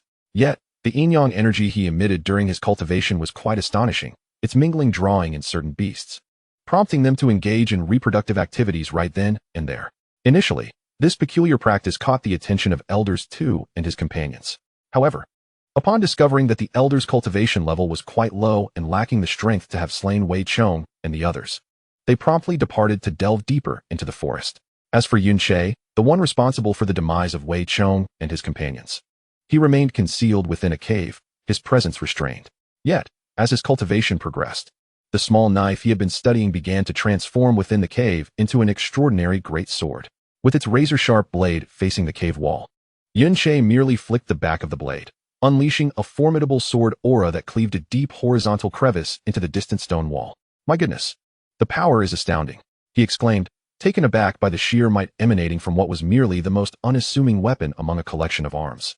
Yun Che marveled at the array of weapons in his Qinquan pouch, profoundly shaken, unaware of the immense impact these weapons would ultimately have on him. As Yun Che refined a weapon in his hands, he contemplated venturing forth to hunt a few demonic beasts for practice. At that moment, several figures descended, sealing the entrance of the cave where he resided. Chapter 41, Deep Suspicion. Outside the cave, a group of formidable experts had arrived, comprising disciples of the Tianyong War Sect. Brother Zhang, that aura just now erupted from here. One exclaimed. The brilliance of that blade was too intense. There must be a powerful treasure within the cave. This place is exceedingly remote. Who would conceal such a formidable treasure in a desolate location? Let us enter and investigate further. 7 disciples appeared, drawn to the scene after witnessing a flash of blade light slicing through the mountainside while traversing the forest. The sheer spectacle was unprecedented, even during their sect leaders' training. Thus, they concluded that a treasure surely lay hidden within the cave. Just as they were about to enter, a figure emerged. Yun Che himself. An outsider? Upon noticing Yun Che's attire, which was not that of the Tianyong War Sect, the disciples exchanged scornful laughter. Brother, your cultivation seems impressive. Having made it here for the Tianyong mountain hunt, your family must possess considerable influence, correct? The disciple known as Brother Zhang smiled at Yun Che.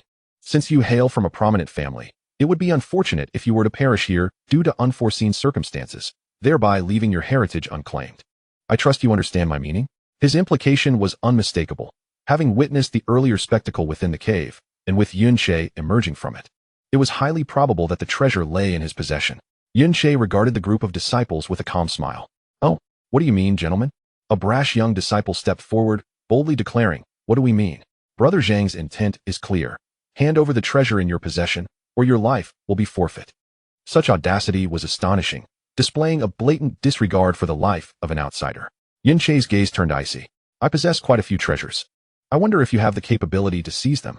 With his words, an aura emanated from Yunche, and a wave of poisonous energy erupted, intertwining with his spiritual essence, giving him an eerily powerful appearance. A poison cultivator. How surprising. This lad is indeed a rarity. However, the more unique he was, the more they felt compelled to preserve his rarity. "Brother, hand it over, and we might spare you. Perhaps we could even become friends." The disciples, now aware of Yunche's poison cultivation, felt a twinge of apprehension. After all, the toxicity of poison cultivators was notoriously difficult to contend with. If they were to be afflicted, even if they did not perish, their cultivation would suffer greatly. The Tanyong War sect had seen many disciples face off against poison cultivators. Some had perished instantly, while others were left ensnared in toxicity, rendering years of cultivation futile, a truly tragic fate. However, the aura emanating from that blade was overwhelmingly intense, and this treasure held a formidable allure for them. Therefore, even in the face of a poison cultivator, they would not retreat. Confronted by the pressure from this group of disciples, Yunche chose to engage in battle without hesitation. Previously, he had vanquished Wei Chong, and now, after undergoing rigorous training, his cultivation had ascended to the realm of 6-star spirit realm. This rapid advancement, though somewhat disorienting, filled him with pride and exhilaration. "Young man, it appears you are refusing to heed the warning. Very well, today I shall extinguish you and seize the spirit treasure." Brother Zhang's expression hardened, and an overwhelming aura erupted from him, as well as from the 6 disciples behind him. Their spiritual energies intertwined, encircling Yunche completely. Yunche smirked. "Join forces? How delightful.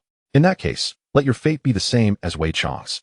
Although Yunche spoke casually, this declaration instantly astonished Zhang Wang and the other disciples. "What? Are you implying that you killed Wei Chong?" The news of Wei Chong's demise had spread slowly in Tanyong Mountain, yet they had inadvertently learned of it from other disciples. Now, hearing Yunche claim responsibility for Wei Chong's death sent a chill through Zhang Wang and his companions. Could it be that this fellow truly possessed the means to deal with them? It was worth noting that Zhang Wang's cultivation was not significantly inferior to Wei Chong's. "Indeed, if you seek death, I shall oblige." With this, Yunche unleashed his small dagger, which whistled through the air, exuding a powerful blade aura that instantaneously transformed into a 40-meter-long spiritual blade, crashing down upon the surrounding disciples. "What the? Is that the aura of that blade? Is it a dagger or a sword?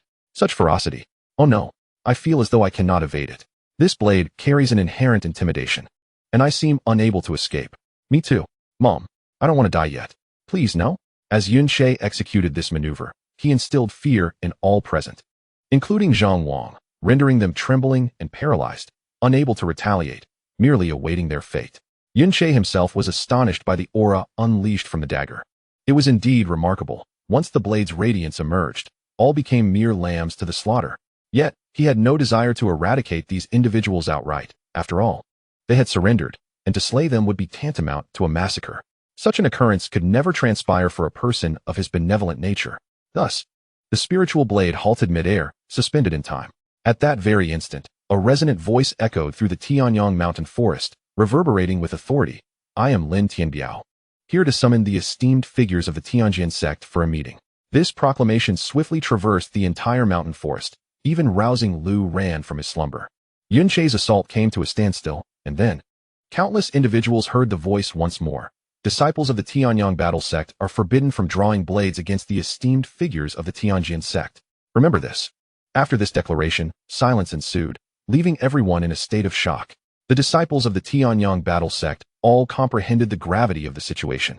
It was evident that the esteemed sect master was imparting instructions, explicitly forbidding them from taking action against the eminent figures of the Tianjin sect. Yet, who could be deemed as eminent? With so many outsiders entering Tianyong Mountain, how could they discern who was who? The summoning spell? At that moment, Lu Ran found himself intrigued by this voice, though his curiosity was piqued more by the question of why the sect master of the Tianyong battle sect would suddenly speak of such matters. Was he referring to himself as one of the eminent figures of the Tianjin sect? He felt a sense of skepticism. However, apart from him, only his 3 disciples were present. With this thought, He concluded that it must be his disciples who had accomplished something extraordinary amidst the mountains and forests, thereby attracting the attention of the sect master of the Tanyong battle sect. The only reason that the sect master would utter such words must be due to the remarkable abilities of his disciples, which had left a profound impression within Tanyong Mountain. After all, who would expect a sect master to demean himself by making such self-deprecating remarks? The Tianjin sect was merely a second-rate power, inconsequential in the face of a first-rate force like the Tanyong battle sect. Yet, the sect master had just expressed a desire to invite the eminent figures of the Tianjin sect for a meeting. Thus, he swiftly soared out of the forest, hovering in midair and surveying the surroundings.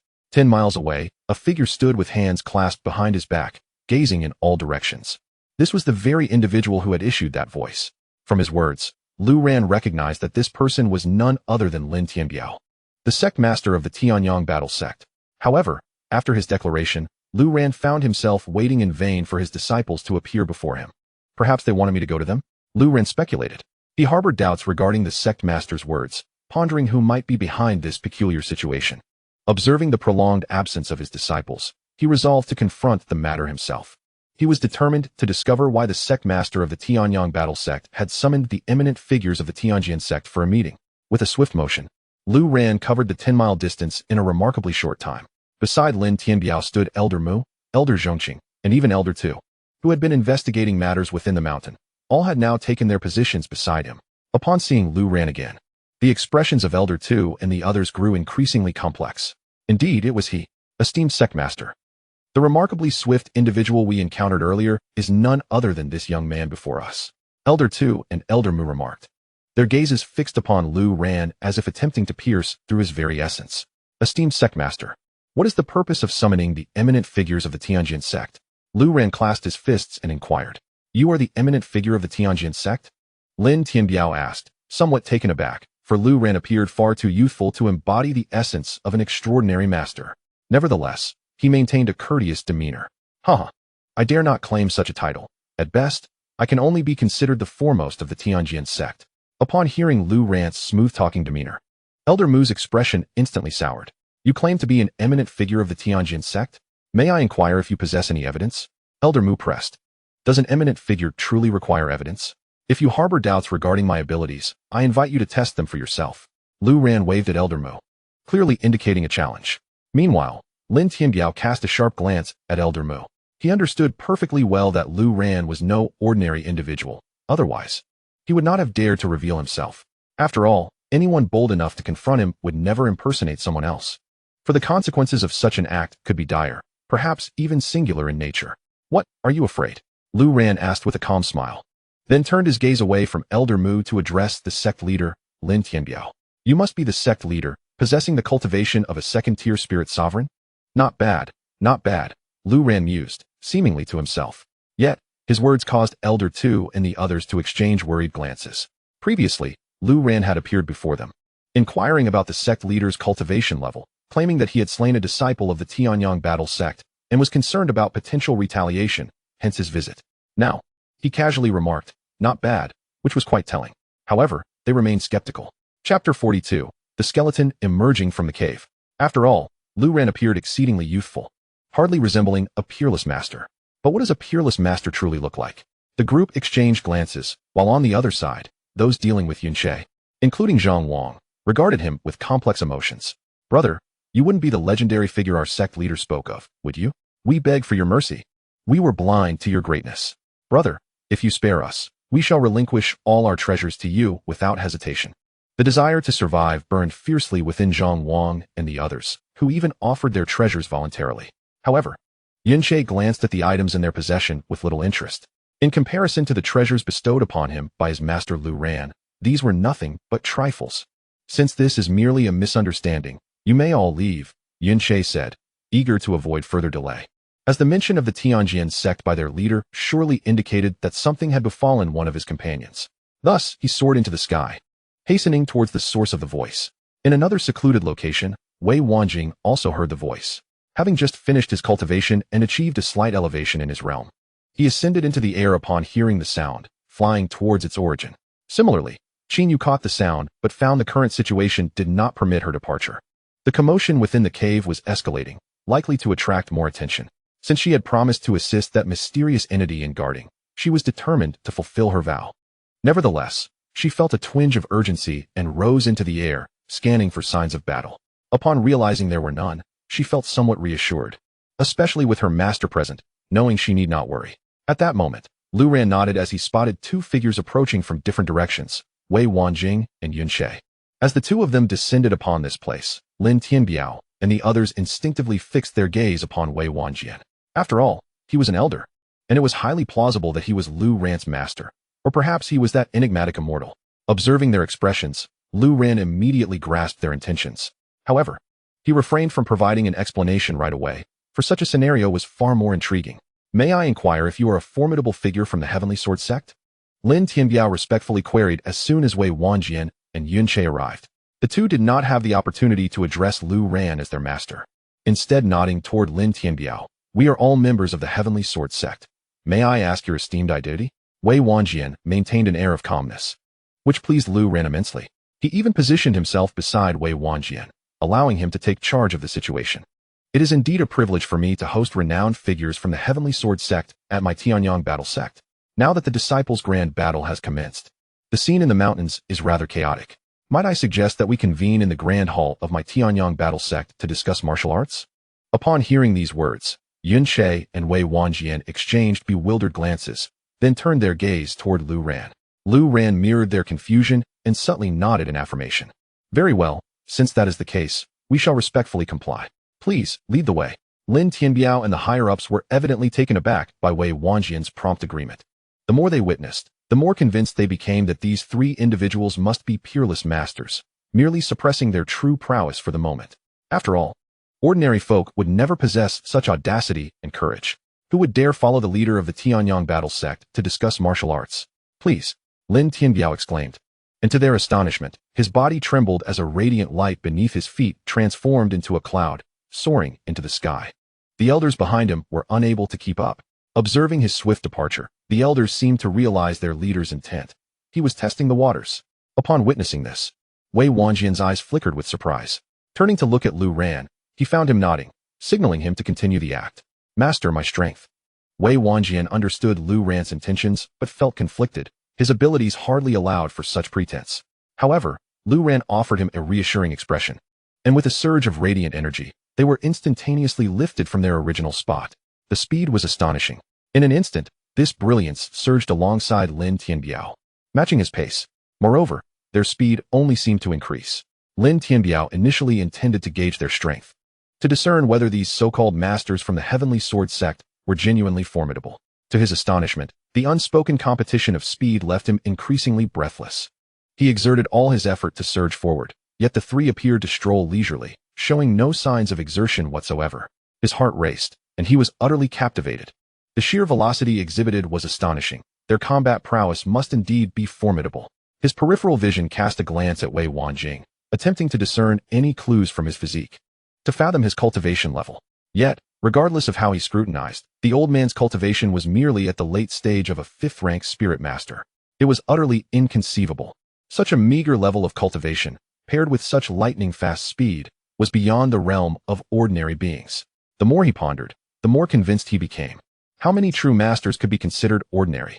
To them, cultivation held little significance. If they desired, they could even present themselves as mere wastrels. His gaze was one of profound astonishment, entirely fixated on Wei Wanjing. This elicited a quiet amusement from Lu Ran and Yun Che. Soon, they soared through the air and gracefully descended at the entrance of the Tianyong battle sect, where the grandiose palace, the immense temple, the towering celestial pillars, and the vast altar left Lu Ran in awe. The architectural style here was breathtaking, exuding an imposing grandeur, far surpassing that of the diminutive Tianjin sect, rendering his own dilapidated Zixiao Peak utterly incomparable. Upon their arrival in the main hall, Elder Mu and Elder Tu arrived somewhat belatedly. Their expressions were equally filled with trepidation, for the speed demonstrated by the trio had not only captivated Lin Tianbiao, but had also left them profoundly shaken. These were true masters, unparalleled experts, perhaps unmatched throughout the entire Fengyun dynasty. Uncertain of the purpose behind the visit of these formidable figures to the Tianyong battle sect, Lin Tianbiao inquired with a smile, eager to uncover their ultimate intention. Clearly, the mere disciple hunting event could not entice such powerful beings. It served merely as a facade. Oh, regarding that. I believe I have mentioned it before. Did the elders not convey this to the sect master? Lu Ran interjected. Elder 2 and the others exchanged glances, evidently taken aback by Lu Ran's words. Oh, haha, this is quite unexpected. Could it be that the true purpose of this young brother's visit aligns with that of our esteemed elder? Lin Tianbiao expressed utmost respect towards Wei Wanjing, even referring to him as senior. Indeed, it is, Wei Wanjing acknowledged, having grasped the implication, nodding in affirmation. If it was Lu Ran who spoke, it was a certainty that he would acquiesce. Such occurrences are unavoidable. I have already investigated the matter. The outer disciple named Wang Yin often behaves arrogantly and has offended seniors, resulting in his untimely demise, a consequence he brought upon himself. There is no need for the senior to concern himself. I shall ensure the aftermath is properly managed by dispatching someone to their family, Lu Ran reassured. Upon hearing this, Wei Wanjing nodded and turned his gaze towards Lu Ran, genuinely unsure of what to do next. Lu Ran then smiled. In that case, let us take our leave. Sect Master Lin, I have another disciple cultivating within your mountains. I shall not impose further. With that, he rose and departed, followed closely by Wei Wanjing and Yunshe, swiftly vanishing from the grand hall, leaving a group of bewildered individuals in his wake. What does it mean?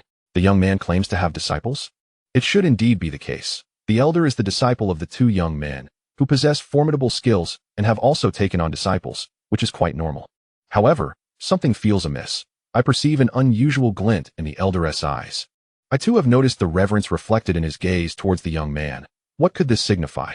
The group of high-ranking individuals exchanged puzzled glances, utterly perplexed. It would be best not to pry into the affairs of such extraordinary beings, nonetheless. I must seek an opportunity to visit the Heavenly Sword Sect and pay my respects to the unparalleled powerhouse with formidable abilities. Yes, sect leader. Do take us along when the time comes. I yearn for another visit. That mountain's array, that gluttonous divine beast, is simply beyond description in its might. Lu Ran, accompanied by Yunshe and Wan Jiang, once again ventured deep into the forest, seeking a tranquil spot to sit in meditation, awaiting Qin Yu's return. Meanwhile, at this moment, Qin Yu stood before a trembling stone wall, which shook violently as massive rocks tumbled down, cascading off the cliff with a deafening roar. Such overwhelming power. Who is this mysterious entity? What secrets lie hidden within the meteor tears? Qin Yu gazed in astonishment, awestruck. As time elapsed, when the cacophony of rumbling finally erupted in full force, a figure surged forth from the collapsing cavern. Qin Yu looked on in amazement, only to be taken aback by the sight of a stark white skeleton hastily escaping from the cave. What on earth is this? Qin Yu gasped in shock. Just then, the skeleton seized her and soared into the sky, evading the peril brought by the crumbling rocks. Crack, crack, crack. The skeleton soared high, visibly exhilarated, producing sounds akin to bones clashing in a playful manner. Chapter 43. My master is young and handsome. Initially flustered, Qin Yu instinctively surmised that this must be the mysterious presence within the meteor tears, now attached to the skeleton. Especially since this very skeleton had just pulled her from the landslide. It appeared not malevolent at all. Elder, is it you? Qin Yu tentatively inquired. Indeed. Ha ha ha, cough. Cough. That laughter is truly unappealing. I shall have to find a new host another day. This skeleton lacks flesh. How embarrassing.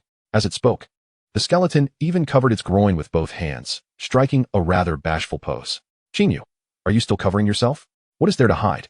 Elder, who are you? Skeleton, do not address me as your master. You already have one. Let us see. You may call me aunt, for I shall be your aunt. And you shall benefit greatly. Qin Yu, once you possess sufficient strength, I shall reveal my origins. For now, help your aunt find a bone body. I shall be sure to thank you properly. Now come. Your aunt will assist you in acquiring a treasure to serve as your steed. With that, the skeleton grasped Qin Yu's hand and soared towards the vast pool from which it had emerged. Since leaving the cave, the skeleton had gained the ability to fly and speak, even exuding an aura of formidable strength. This left Qin Yu utterly astonished. She was now being dragged by the skeleton, devoid of any agency, compelled to follow its lead. Soon, they arrived once more at the edge of the water pool. Qin Yu, wait here. Aunt will return shortly. Plop. A sense of worry washed over Qin Yu, for she had previously encountered the formidable water moon dream chimeras down below. However, recalling that this skeleton had remained submerged in the water for countless years without incident, she felt somewhat reassured.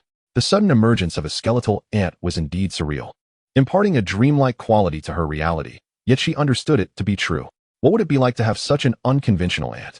A sense of anticipation stirred within her, contemplating whether to share this peculiar occurrence with her master. At that moment, the once tranquil lake erupted as a colossal creature surged forth from beneath the surface. Boom! The water trembled violently as the great demon, the water moon dream chimeras, emerged once again. Roar! With a thunderous roar, the demon charged toward the lake's edge. Startled, Qin Yu immediately turned to flee. Qin Yu, come up. Suddenly, a voice resonated from above the water moon dream chimeras. Qin Yu looked up to see her skeletal aunt standing atop the creature's head, poised against the wind. Had she donned a flowing robe, she would surely resemble a celestial deity of extraordinary grace. Aunt, Qin Yu called out, this is the gift I present to you. What do you think? Do you like it? The skeleton patted the great beast's head, watching as Qin Yu soared upwards. With a mere drop of blood, she established a bond with the creature. Instantly, Qin Yu felt a surge of wild power flood her mind, but with effort, she quickly subdued the tumult. Take a flight. This magnificent beast is amphibious. Do not fear it will perish like a fish. Hom. Thank you, Aunt. Qin Yu nodded excitedly, and with a thought, she guided the colossal creature into the skies. The wind howled fiercely around her as the water moon dream chimeras accelerated with astonishing speed, sweeping through the air with a formidable presence that sent throngs of demon beasts scattering in terror. Meanwhile, among the forests, the disciples of the Tanyong battle sect, who were engaged in a hunt, were left in shock and even fear. Heavens! Is that not the great demon from the vast water pool, the water moon dream chimeras? It has been tamed? Impossible. No one has managed to tame it for over a century. But look, there is someone atop its head. A girl. Who is she? She does not appear to be one of us from the Tanyong battle sect. Unbelievable. Who could she be? An unparalleled prodigy. The water moon dream chimeras has finally been subdued. Its formidable strength, coupled with such a mount, would surely allow her to dominate the entire Fengyun dynasty. Envy radiated from the disciples' eyes, for the water moon dream chimeras was no stranger to the members of the Tianyong battle sect. Once, a formidable demon, the Shui Meng Qi, arrived at the Tianyong battle sect centuries ago. It once had a master, a superlative expert of the sect, who tragically fell during a grand battle defending the sect, sacrificing his own inner Dan in a self-destructive explosion to repel the enemies and save Tianyong. Since then, the Shui Meng Qi has carried its master's remains deep into the waters of Tianyong Mountain, and a century has swiftly passed. Unexpectedly, today, this great demon has acquired a new master. While the disciples looked on with envy, some communicated the news to the elders through sound talismans. The Shui Meng Qi, a significant demon of the Tianyong battle sect, now stood under the command of someone who was not one of its disciples. This matter could not simply be dismissed. During the hunting tournament, disciples were required to wear the sect's attire, making it immediately apparent that Qin Yu was not one of them. Given this, it was highly likely that the Shui Meng Qi might be taken away. This was a grave concern. This powerful demon was a treasured beast of the Tianyong battle sect. In previous hunting tournaments, many disciples had attempted to subdue it, but none succeeded. Eventually, the sect had to protect it, which is why very few disciples dared to disturb it during this hunting event. Swiftly, after the sound talismans were dispatched, several elders followed sect master Lindong, hastily flying to the scene. They were astonished to discover that the Shui Meng Qi had been subdued by a female disciple. Lindong was taken aback. Not even the sect master had succeeded in taming it as a mount. Who was this female disciple? Could she be a disciple of that esteemed figure from the Tianjin sect? It was possible, but if that were the case, their precious demon would surely be lost to them. At this moment, Qin Yu was soaring through the skies atop the Shui Meng Qi, completely unaware that she had drawn the attention of numerous formidable experts from the Tianyong battle sect. Meanwhile, the skeletal figure, known as Ant Skeleton, had long since vanished into the meteor tiers. Suddenly, figures materialized in front of Qin Yu, blocking her path, exuding an ominous aura that signaled their hostility. Who are you? How could our Tianyong battle sect's great demon, Shui Meng Qi, be tamed by you? Spoke an elder from the inner sect. Qin Yu furrowed her brow. Was it not said that any demon captured during the hunting tournament could be taken away? What do you mean by this? She felt a surge of anxiety. For the powerful presence before her was unmistakably that of elders, and as a mere junior disciple, she had never encountered such a scene before. Taken away? Huh. The Shui Meng Qi has a debt of gratitude to our Tianyong battle sect, left by an ancestor from a century ago. You think you can just take it away as you please? Do you truly hold our sect in such disregard? The elder's anger flared, yet he refrained from immediate action. For the Shui Meng Qi was immensely powerful, and only through the combined strength of many could it be restrained. Otherwise, they risked mutual destruction. I care not. The Water Moon Dream Chimeras has already forged a bond with me. It belongs to me. Do you wish to reclaim it? Come and take it. With a resounding boom, Qin Yu unleashed a torrent of energy from her body. Through her recent cultivation, her prowess had ascended once more, now reaching the 7th stage of the Spirit Master realm. However, in the eyes of the higher-ups of the Tanyong battle sect, such cultivation was laughably insignificant. Indeed, utterly inferior. Yet, how had she managed to tame the Water Moon Dream Chimeras? In an instant, the expressions of Lin Tianbiao and the others shifted dramatically. Inferior cultivation coupled with formidable techniques. Could she possibly be a disciple of the Heavenly Sword Sect? Young lady, may I inquire if you are indeed a member of the Heavenly Sword Sect? Elder Mu asked. Indeed, I am Qin Yu, a disciple of the Zia Peak of the Heavenly Sword Sect. At this declaration, a wave of astonishment rippled through the crowd. The onlookers, bewildered, could hardly comprehend how such a formidable disciple could emerge from the seemingly humble Heavenly Sword Sect. Meanwhile, the higher-ups were astonished not only by her affiliation with the sect, but also by her connection to Zia Peak, a place revered as home to unparalleled masters. The very locale where the 3 Lion Kings had met their demise. The revelation that this young girl hailed from such a fearsome place was nothing short of terrifying. Lin Tianbiao suddenly recalled the words spoken by Lu Ran upon leaving the Grand Hall. He had mentioned another disciple in the mountains. Could it be her? If such a young disciple possessed such strength, one could only wonder about the might of their master, that old man. For a moment, even Lin Tianbiao found it difficult to fathom. As the leader of the Tanyong battle sect, a first-rate force, he was well acquainted with the world. Yet the events unfolding today had once again shattered his perceptions. There are always greater beings beyond mere mortals, even at the pinnacle of the Fengyun dynasty. One must remain humble. How audacious for a mere disciple of the Heavenly Sword Sect to attempt to forcibly seize the prized beast of the Tanyong battle sect. Truly a reckless endeavor. With ignorance born of youth and limited experience, I advise you to surrender swiftly. Otherwise, you shall suffer the consequences. Immediately return our sect's great beast to the vast waters, or face dire repercussions. Amidst the ranks of disciples, a cadre of core members of the Tanyong battle sect voiced their disdain. They were powerful, some having even surpassed certain elders, and they regarded Qin Yu as insignificant. Yet at that moment, Lin Tianbiao approached Qin Yu with a gentle tone. Dear young friend, may I inquire about the name of your esteemed master? Lu Ran, a remarkably young and handsome man. Lin Tianbiao was taken aback. Chapter 44. This auntie is a pitiful wretch. Qin Yu's response clearly did not align with the expectations of Lin Tianbiao and the others. Young and handsome? It could only be those 2 young men. Naturally, the old man must be the venerable ancestor of this girl before them. They filled in the blanks in their minds. Yet, the fact that such a disciple could tame the most formidable beast of the Tanyong battle sect, the Water Moon Dream Chimeras, was unfathomable. Master, the Water Moon Dream Chimeras must not leave the Tanyong battle sect. We bear the solemn duty to safeguard the formidable demon left behind by our venerable master. For a century, the Water Moon Dream Chi has vigilantly guarded the remains of the Yuan Yang master, never straying even a step. Such a devoted and righteous beast must not be allowed to fall into the hands of outsiders. Even if it has formed bonds and changed masters, what of it? It is far better to unite and ensnare the Water Moon Dream Chi within the great pond once more. Behind me, the voices of the disciples arose. Aside from the naive youngsters, some elders shared a similar sentiment. The esteemed first demon of the Tanyong battle sect, if taken by a mere unknown, would surely tarnish the sect's reputation. Moreover, a century ago, the extraordinary Yuan Yang master sacrificed his life to protect the Tanyong battle sect from peril, ensuring its safety. Now, to see the guardian of his remains for 100 years at risk of being taken away, they were naturally unwilling to comply. However, the elders, including Elder Mu, gazed at Qin Yu with complex emotions, awaiting the final pronouncement from the sect leader. Having witnessed the prowess of that unparalleled master, they found themselves at a loss before this young girl. As for the fact that she possessed the steed of the Yuan Yang immortal, sometimes, in the face of absolute strength, bowing in submission and preserving oneself might indeed be the wisest course. At this moment, Lin Tianbiao's attitude would determine whether a grand conflict would ensue. Little girl, do you truly intend to take this Water Moon Dream Chi away? Lin Tianbiao's words were surprisingly gentle, devoid of any hostility, causing many to furrow their brows. Qin Yu nodded, having established a bond. It is mine, and of course, it shall accompany me. Very well, I implore you to take good care of our sect's first great demon henceforth.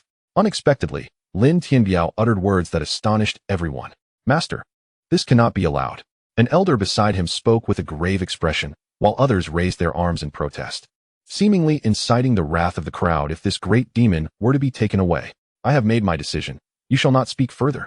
Lin Tianbiao's declaration left Qin Yu utterly astonished. She had not anticipated that the sect leader of the Tanyong battle sect would be so magnanimous, expecting a battle instead. Her determination to take the water moon dream Qi stemmed from the influence of the ant who gifted her the meteor tears. Regardless, this was a present from that enigmatic ant, and having formed a bond, her connection with the water moon dream Qi resonated deeply, akin to an enduring affection that could not be severed. Thank you, esteemed sect leader, for your indulgence. Qin Yu bowed to Lin Tianbiao and prepared to leave. At that moment, a thunderous sound erupted from the depths of the forest. From afar, 3 figures swiftly approached, almost instantaneously reaching the assembly before them. Upon seeing these 3 figures, the members of the Tanyong battle sect were struck with astonishment, their gazes filled with reverence. Under Lin Tianbiao's lead, they all knelt in homage. We pay our respects to the 3 venerable uncles. These 3 elders were once revered figures within the Tanyong battle sect, relatives of sect leader Lin Tianbiao, who had retreated into the deep mountains to cultivate, seeking to transcend mortality and extend their lifespans. To Lin Tianbiao's astonishment, they all mobilized at that moment. Meanwhile, among the group of elders, some cast glances of schadenfreude at him. You are about to relinquish the steed of Master Yuanyang. Now that 3 esteemed uncles have intervened, let us see how you will extricate yourself from this predicament. The sect leader is indeed muddled. We cannot be held accountable for his actions. It is not that we did not advise against it. Rather, the sect leader acted with stubbornness. Now that the esteemed uncles are involved, the responsibility certainly lies solely upon him. As the leader of the Tanyong battle sect, Lin Tianbiao inevitably faced resistance, especially from some elders who harbored ambitions for his position. Lin Tianbiao, are you truly willing to bestow Master Yuanyang's steed upon another? Questioned an elder named Mo Changtai, whose flowing white robes fluttered as he spoke. With silver hair cascading like a waterfall and eyebrows that brushed his ears, he exuded an ethereal presence. His cultivation having reached the formidable 3rd-tier spirit sovereign realm. Such power is a rarity even within the entire Fengyan dynasty, marking him as a being of exceptional strength. I dare not, Lin Tianbiao replied, bowing his head in deference. Esteemed uncle, I merely believe that the Shueyue dream Qi left by Master Yuanyang has finally found a worthy successor. If it remains confined to Tianyong Mountain, its potential would be wasted. This young girl, being able to tame it at such a tender age, clearly demonstrates her formidable abilities. It must be fate that has brought about such an opportunity. In the future, as her cultivation progresses, the Shueyue dream Qi will surely attain great fortune, soaring through the heavens and roaming the vast void, living up to the spirit of Master Yuanyang. His words left many astonished. Indeed, this Shueyue dream Qi could ascend to the heavens, perhaps even transform into a dragon, yet it had languished in the great pool for a century. And many seemed to have forgotten that it had its own destiny to fulfill. Nonsense. Mo Changtai's sharp rebuke cut through the air. Lin Tianbiao, the Shueyue dream Qi is the steed of Master Yuanyang. It has guarded his remains here daily. Without its protection, Master Yuanyang's essence in this great pool would have long vanished. I acknowledge that such a young girl being able to tame the Shueyue dream Qi is indeed remarkable, yet while I can concede to many matters, this is one I will not permit. Mo Changtai's resolute stance left Lin Tianbiao momentarily speechless. Meanwhile, the unfolding events had not gone unnoticed by Lu Ranyun, Che Wei, and Wan Jiang, who observed from a distance. Master, what should we do? It seems the senior sister is struggling to handle this. One asked. Patience. Let us observe for a while longer, Lu Ran replied with a calm smile, continuing to watch the situation unfold. At that moment, Qin Yu also revealed a determined demeanor, but her insufficient cultivation rendered her no match for the others. Aunt, what should I do? She implored, seeking counsel from her mysterious aunt. I shall rest for a while. You must hold your ground. If you cannot manage, seek your master, came the response, followed by a sudden silence. Qin Yu felt betrayed. Was her aunt truly unreliable? Young lady, sever your bond with the Shueyue dream Qi. There are countless demon beasts in Tianyong Mountain for you to choose from. This particular one possesses an extraordinary lineage, and our Tanyong battle sect cannot simply part with it, Mo Changtai stated firmly as he regarded Qin Yu. At this moment, Qin Yu found herself in a quandary about whether to persist. With Lu Ran absent and her aunt seeming rather unreliable, she felt a sudden urge to refuse. No, I refuse. The words escaped her lips before she even comprehended their significance, leaving her momentarily bewildered. After all, her adversaries were formidable beings capable of effortlessly extinguishing her life. Yet, she had audaciously declined. Lu Ran was equally astonished. In the presence of the powerful members of the Tanyong battle sect, she resembled a mere mosquito. Yet she insisted on drawing blood, daring to land on their faces. Well done. That's my disciple. Lu Ran chuckled heartily. while Wei Wanjian and Yun Che were left in a state of disbelief. Master, what should we do? The senior sister will surely be. Before Yun Che could finish his sentence, a streak of light suddenly darted past him. Simultaneously, upon hearing Qin Yu's refusal, an elder made a direct move against her. Eager to showcase his prowess before the three esteemed ancestors, he disregarded his status and launched an attack to subdue Qin Yu. Although the Shueyuedrin Qi had begun to heed Qin Yu's call, the elder was unperturbed, confident that his swift actions would prevent any retaliation from the beast. Especially with the three ancestors present, rendering any outburst from the Shueyuedrin Qi futile. Faced with this unexpected assault, Qin Yu's expression shifted to one of shock. She had never encountered such a scenario before. Just as she prepared to bravely resist, a flash of light appeared before her. Boom! A thunderous explosion resonated through the air as the elder's spiritual energy palm detonated, obliterating him entirely, reducing him to a mist of blood that vanished into the ether. In that instant, countless disciples and elders stood in stunned silence. What the? Elder Yu was annihilated in an instant. It's as if he left no trace behind. How tragic. They marveled at the astonishing youth and overwhelming power of the assailant, speculating that he might belong to the Tianjin sect. No wonder the sect leader had previously warned against provoking their experts. It was evident that the leader possessed remarkable foresight. Humph, remarkable? With three esteemed ancestors present. What does the prowess of the Tianjin sect matter? This young man has slain an elder of our Tanyong battle sect. He is doomed. Lu Ran's sudden intervention filled Qin Yu with joy. However, she couldn't help but worry whether her master could withstand the onslaught of such numerous powerful foes. Master, shall we flee? Qin Yu gazed at Lu Ran, awestruck by his charisma, yet deeply concerned about the current predicament. Flee. There is no need. Lu Ran replied with a serene smile. Young man, who are you?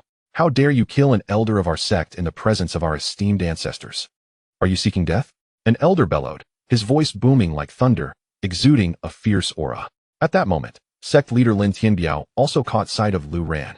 Left momentarily speechless, he remained perplexed about the relationships among the powerful members of the Tianjin sect, uncertain of who the true, unparalleled expert was. According to his conjectures alongside Elder Tu and others, Lu Ran was likely Qin Yu's master, while Wei Wanjian was identified as Lu Ran's master. However, if that were truly the case, and Lu Ran could effortlessly vanquish Elder Yu, one must ponder the sheer terror of their master's prowess. Upon hearing the elder's taunts, Lu Ran merely smiled indifferently. What is this? He dares to attack my disciple, and I am to remain idle? Are you out of your mind? The elder was immediately rendered speechless. Chapter 45, Rejuvenation of. Do not assume that by slaying an outer sect elder of the Tianyong battle sect, you can act with impunity here. I shall obliterate you right now. Boom. This elder, being an inner sect elder, held himself in high regard. While Lu Ran had bested an outer sect elder, it was uncertain whether he could contend with an inner sect elder. With a sudden jolt, he raised his fist skyward. And in the next moment, a torrent of formidable spiritual energy surged forth, coalescing above him into a colossal black fist that plummeted towards Lu Ran's position. Throughout this ordeal, three senior uncles observed with cold indifference. In their eyes, Lu Ran's slaying of the Tianyong battle sect elder assured his demise today. Conversely, the sect leader Lin Tianbiao and Elder Mu displayed expressions of concern, having witnessed the might of the eminent figure from the Tian Sword Sect's Zia Peak. They understood the gravity of their situation, while the three senior uncles appeared blissfully unaware of the existence of greater powers beyond their comprehension. Did you perhaps fail to perceive how that elder met his end? Allow me to provide you with a slow-motion replay. In the face of the elder's assault, Lu Ran remained unperturbed. He simply raised his arm and nonchalantly blocked, causing the elder's ferocious punch to halt midair. It was as if a massive hammer had struck a bubble, failing to shatter it. How astonishing. Is this all you've got? Lu Ran shook his head, then summoned a surge of spiritual energy that transformed into in such a scenario, Lu Ran felt no fear. Although the opposing side was numerous, most of them were negligible in comparison to his own strength. The most formidable among them were the three esteemed elders, each at the third level of the spirit venerable realm. Their ages likely surpassed a century, with one at the mid-level and the other two at the initial stage. Lu Ran himself was also at the mid-level, allowing him to contend equally with the most powerful of them, Imo Changtai. Furthermore, he possessed a rare treasure, which provided him with a distinct advantage. He was resolute in his intention to make a grand effort. Such a scene must not lose its momentum. However, just as the two were on the verge of erupting into a fierce battle, a thunderous shout resonated through the air, drawing the attention of everyone present. An elderly man and a young individual swiftly descended into the arena, becoming the focal point of all eyes. Even Lin Tianbiao's gaze revealed a hint of trepidation. He had not wished to escalate the situation, but with the appearance of the three esteemed elders, the elders and disciples had begun to act recklessly, emboldened by their presence. Now, the most powerful beings had finally arrived.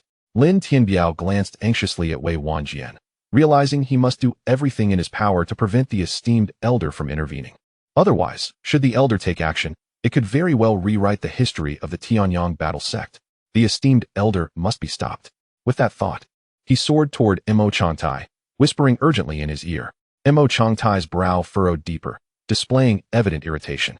At that moment, Wei Wanjian exchanged glances with Lu Ran, and he unexpectedly began to perform theatrically. Ahem, while you possess numerous treasures, it is unwise to recklessly slay within another sect. He refrained from addressing Lu Ran as his master or disciple, for despite the charade, he found it impossible to regard Lu Ran as anything but an equal. Acknowledging the overwhelming numbers against them and the comparable strength of the three elders, he resorted to this strategy. Lu Ran, discerning Wei Wanjian's intent, played along. Indeed, such items should not be used to harm others indiscriminately. He then produced a weapon from his storage ring, the king-grade Qishui sword. This worthless piece can be discarded. He casually threw the king-grade Qishui sword into the woods. The emperor-grade Yulong blade is equally trivial. Lin Zongzhu, do you desire it? I have an excess and cannot possibly utilize them all. This Wu Wang axe is nothing but garbage. Very well, let us engage in hand-to-hand combat instead. Come, let us battle for 300 rounds. Lu Ran's actions left the onlookers in utter bewilderment. The abundance of king and emperor-grade weapons in his possession was astonishing. The entire Tianyong battle sect had scarcely a handful of such extraordinary armaments, yet he had amassed so many. Even more outrageous was his casual dismissal of them as mere rubbish. The crowd regarded Lu Ran with a mixture of complexity, their previous disdain for him rapidly transformed. Even the anger etched on Mo Changtai's face began to wane, replaced by sheer astonishment. As an esteemed ancestor of the Tianyong battle sect, he had never witnessed such a plethora of high-tier weapons in his lifetime. The intense visual impact was momentarily overwhelming, yet he steeled himself to accept the reality before him. It appears that the disciples of the Sword Gate are indeed formidable. Mo Changtai remarked in a hushed tone, his gaze fixated on the seemingly unremarkable Wei Wanjian. Lost in contemplative thoughts, judging by the situation, this master seems even more powerful. One must not act impulsively. It seemed as though Mo Changtai was conversing with himself. Yet, these words ignited a glimmer of hope in Lin Tianbiao. Since the ancestor would not lower his pride, he would find a way to offer him an exit. Uncle Master, I have long asserted that the experts of the Sword Gate are esteemed guests of our Tianyong battle sect. I have already arranged to visit the Sword Gate when time permits. Wouldn't you agree, esteemed elder? Lin Tianbiao directed his gaze at Wei Wanjian. Wei Wanjian felt uncomfortable, momentarily at a loss for words. His silence, however, came across as somewhat arrogant, leading Lin Tianbiao to mistakenly perceive him as enigmatic. This only enhanced his image as an unparalleled powerhouse. Ahem, well, since there exists such a relationship between the two sects, they are no longer outsiders. If this young girl wishes to take away the Water Moon Dream Chi, then she may proceed. Mo Changtai retracted his statement. The thousands present also shifted their thoughts, shedding their earlier discontent. To speak of other matters, the treasures casually discarded by Lu Ran were sufficient to exchange for dozens of Water Moon Dream Chi.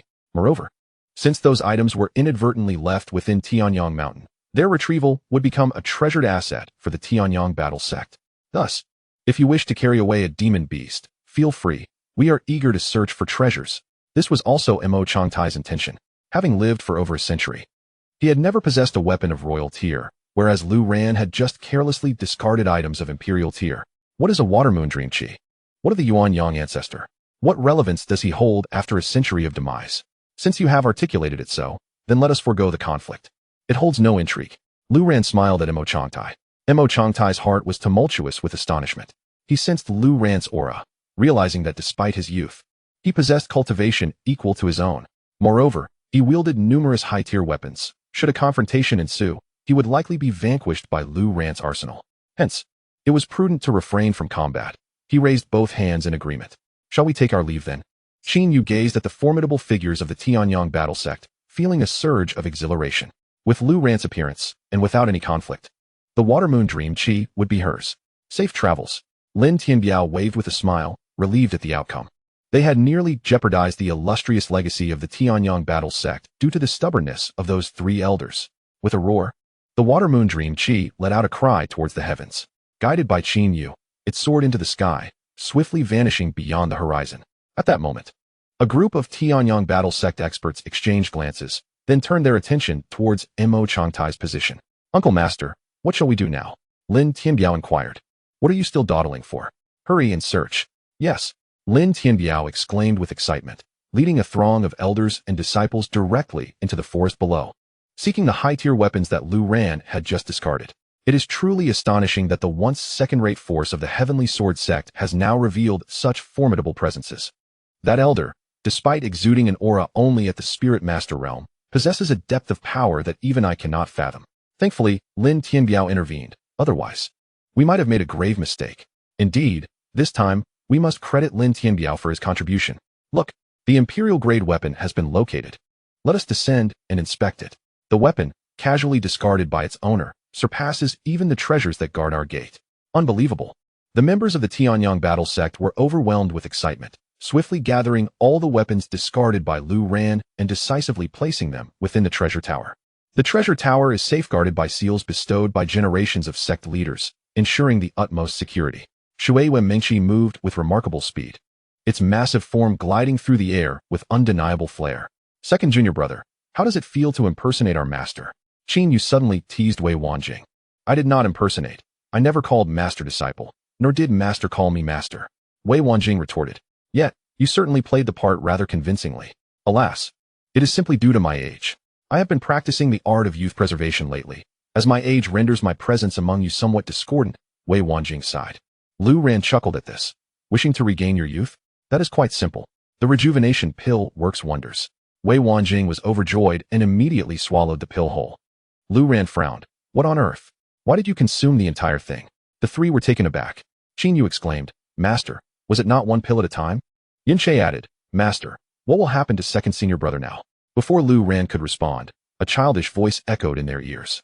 Chapter 46. The statue. Though the childlike voice was soft, it was startling enough to leave the group utterly astounded. Wait, you are second senior brother? Yin Che's eyes widened in disbelief as he gazed at the suddenly appeared child. The elderly man who had just stood there had vanished, replaced by a diminutive figure. No taller than a meter, clad in an oversized gray robe that made him resemble a performer in a grand play. Second junior brother, what has happened to you? Qin Yu was equally astonished, unable to comprehend the transformation. Wei Wanjing, bewildered, asked, What do I look like now?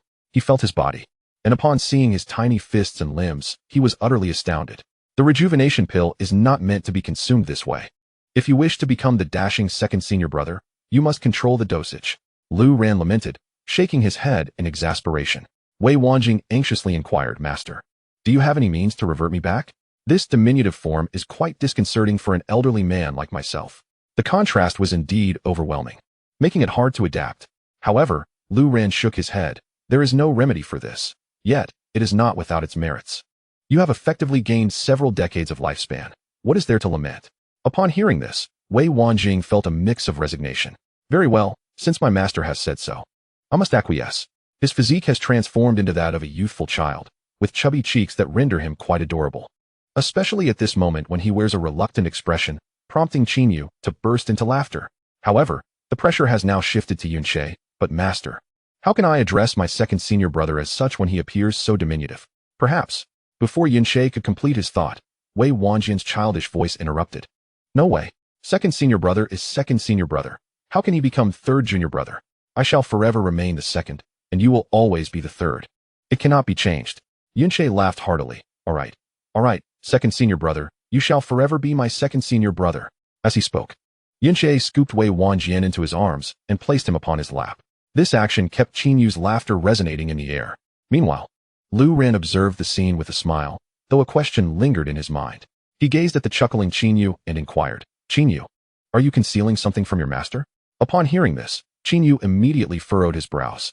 After a moment of contemplation, he rolled his eyes and replied with a grin, Master, I knew I could not hide anything from your discerning eyes. Lu Ran retorted, No, I am not an old man. I am youthful and handsome. Qin Yu responded, Indeed. Master is the most handsome. You are curious about how I subdued the water moon dream dragon, aren't you?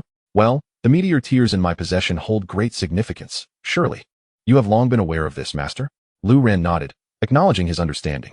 So, you mean that the power within the meteor tears assisted you in subduing the water moon dream dragon? Qin Yu affirmed, Yes. Master, Do you truly believe that with my strength, I could have subdued such a formidable beast? Lu Ran shook his head with a smile. I understand. Having said this, he refrained from further inquiries. The meteor tears are a secret of Qin Yu's. Everyone harbors their own secrets, much like possessing a system within themselves, and such secrets must not be carelessly divulged. However, Lu Ran's decision to not pry further astonished Qin Yu's aunt within the meteor tears. It seemed that the master was aware of her actions but had tacitly accepted her methods without comment. So she resolved to continue her cultivation until she could transform her skeletal frame into one of flesh and blood. As she contemplated this, Lu Ran spoke again. Qin Yu, the meteor tears must possess a remarkable capacity for consumption, correct? Should you require anything, do not hesitate to voice it. I will do my utmost to fulfill your cultivation needs. Qin Yu nodded vigorously, and the skeleton within the meteor tears was elated. The implication was unmistakable. He surely understands what I currently lack the most, which is why he is so attentive to my needs, right? The same goes for all of you. As you follow me in your cultivation, you shall never be in want of various extraordinary resources. Should you desire anything, do not hesitate to ask. There is no need for formality. Thank you, Master. The two replied in unison. The Water Moon Dream Dragon is remarkably swift. Although the group paused at several mountain peaks to admire the scenery along the way, upon their return to the Heavenly Sword Sect, the sun had yet to set. From a distance, as they gazed upon the Heavenly Sword Sect, Lu Ran was quite astonished. Master, what is that? Why is there a new statue? And such a grand and imposing one at that? Upon witnessing this scene, Qin Yu was immediately astonished. It was the first time Yin Che had arrived at the Heavenly Sword Sect, and he was unfamiliar with the surroundings. However, he was deeply impressed by the towering statue standing at the mountain gate, overwhelmed by its majestic aura. How grand and powerful. Doesn't it resemble our master? Wei Wanzhong remarked in surprise. When they departed, this statue was not present, so returning to find such a monumental figure was perplexing. Master, this is you. Look at the nose and eyes. It must be you. Qin Yu compared the statue to Lu Ran, confirming, indeed it was the master. But what was the reason behind this statue? I don't know, but it seems that the master's valor must have moved the sect leader, leading to this tribute. Come, let us go ask. With that, Qin Yu guided the Water Moon Dream Dragon downwards. Upon seeing the Water Moon Dream Dragon, the gatekeeping disciples of the Heavenly Sword Sect were startled, nearly rushing to report the news. Yet, upon noticing it was Lu Ran and the others, they immediately breathed a sigh of relief. So it is the return of Hall Master Lu. We welcome you back, Hall Master. A throng of disciples knelt, their expressions filled with utmost reverence. However, Lu Ran gazed at the statue beside him, standing beneath it, feeling immensely small. What is the meaning of this statue? He inquired. Hall Master Lu, this is the will of the sect leader. You are the strongest among us in the Heavenly Sword Sect, your prowess unparalleled. The sect leader wishes for you to eternally protect our sect and establish a lasting legacy. A disciple complimented fervently. Enough, enough. This is too ostentatious and does not align with my character. It should be dismantled. Upon hearing this, even Qin Yu and the others were momentarily taken aback. Master, it was not easy to have this built. How can it be dismantled? Indeed, Master, you deserve this. Moreover, your strength is a blessing to our sect. And the sect leader has put in great effort. You must not disappoint them.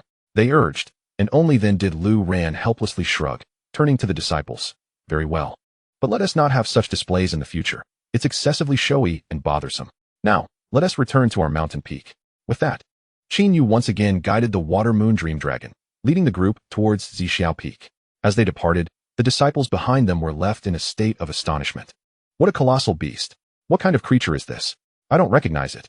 Its aura is terrifying, even more so than the three-headed Lion King we encountered before.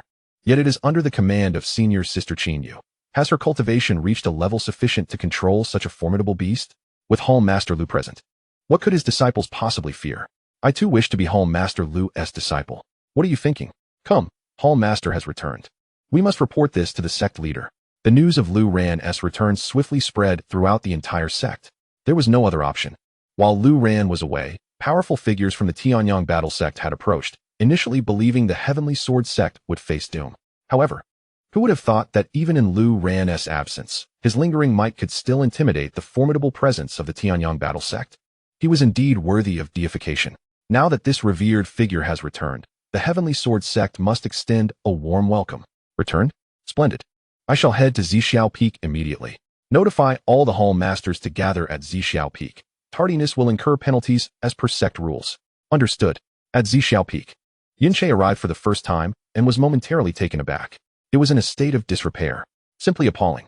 With his master possessing such formidable prowess and extravagance, how could he reside atop such a shabby mountain? Noticing the bewilderment in Yunche's eyes, Qin Yu chuckled.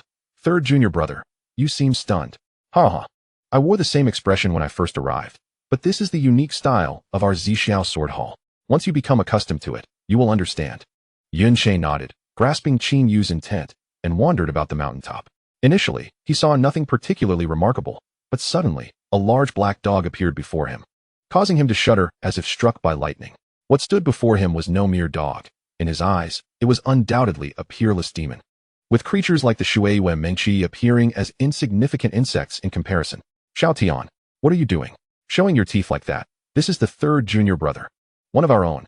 Qin Yu approached, her voice gentle as she reached out to stroke Xiaotian's head, smiling at Yunche. Third junior brother. I have prepared your room. It is over there. Please take a look and let me know if you need anything else. Yunche, still reeling from the earlier shock, dared not glance at Xiaotian again. Third junior brother? Qin Yu observed Yunche's dazed state and waved her hand before his eyes. What did you say? Senior sister? I said your room is over there. Go check if you need to add anything. Oh, thank you, senior sister. I shall head over now. With that, Yunche hurried away, as the terrifying pressure of the heart-seizing beast nearly suffocated him. At that moment, Wei Wanzhong approached. He instinctively reached out to stroke the dog's head, but realized he was of similar height to Xiaotian. Qin Yu burst into laughter. Second junior brother. Do you wish to ride the dog? Wei Wanzhong replied, huh? Senior sister, that is not a joke one should make. Ha ha ha, all right. The world won't joke with you anymore. Suddenly, figures appeared on the mountaintop, as a group of high-ranking members of the Heavenly Sword Sect descended. Chapter 47, A New Task. Marrying the Princess. Hallmaster Lu. Upon the arrival of Wan Long and others, they immediately approached Lu Ran, who was reclining on a chair in front of a thatched cottage, bowing respectfully, their expressions akin to those before their ancestors. Oh, why are you all here? When did Zia Peak become so popular? Lu Ran raised his eyelids to see the crowd and waved his hand. Chairs flew out from his storage ring. Sit. Everyone, honored, took their seats. Wan Long inquired, what insights did Hallmaster Lu gain from your recent outing? Lu Ran smiled. Insights may be a stretch, but I did uncover a particular matter. The crowd immediately assumed a posture of eager attentiveness, genuinely curious about the matters concerning such an imposing presence. After all, had I not dealt with a few disciples of the Tanyong battle sect? Rest assured, the members of the Tanyong battle sect will not seek trouble any longer. The Tianjin sect is quite secure. Upon hearing this, the crowd did not display much astonishment. Rather, Wan Long chuckled. Haha, I thought Master Lu had uncovered something significant. Wasn't this matter resolved long ago? This remark left Lu Ran momentarily stunned. What transpired in my absence? Noticing Lu Ran's ignorance of the situation, Wan Long recounted the incident involving Elder Mu and Elder Zhongqin commanding the three-headed Lion Kings. Upon hearing this, Lu Ran furrowed his brow. By the heavens, so underhanded. Thankfully, the mountain has seals. Otherwise, they would have truly been hard to subdue. Lu Ran let out a sigh of relief. However, all was well now.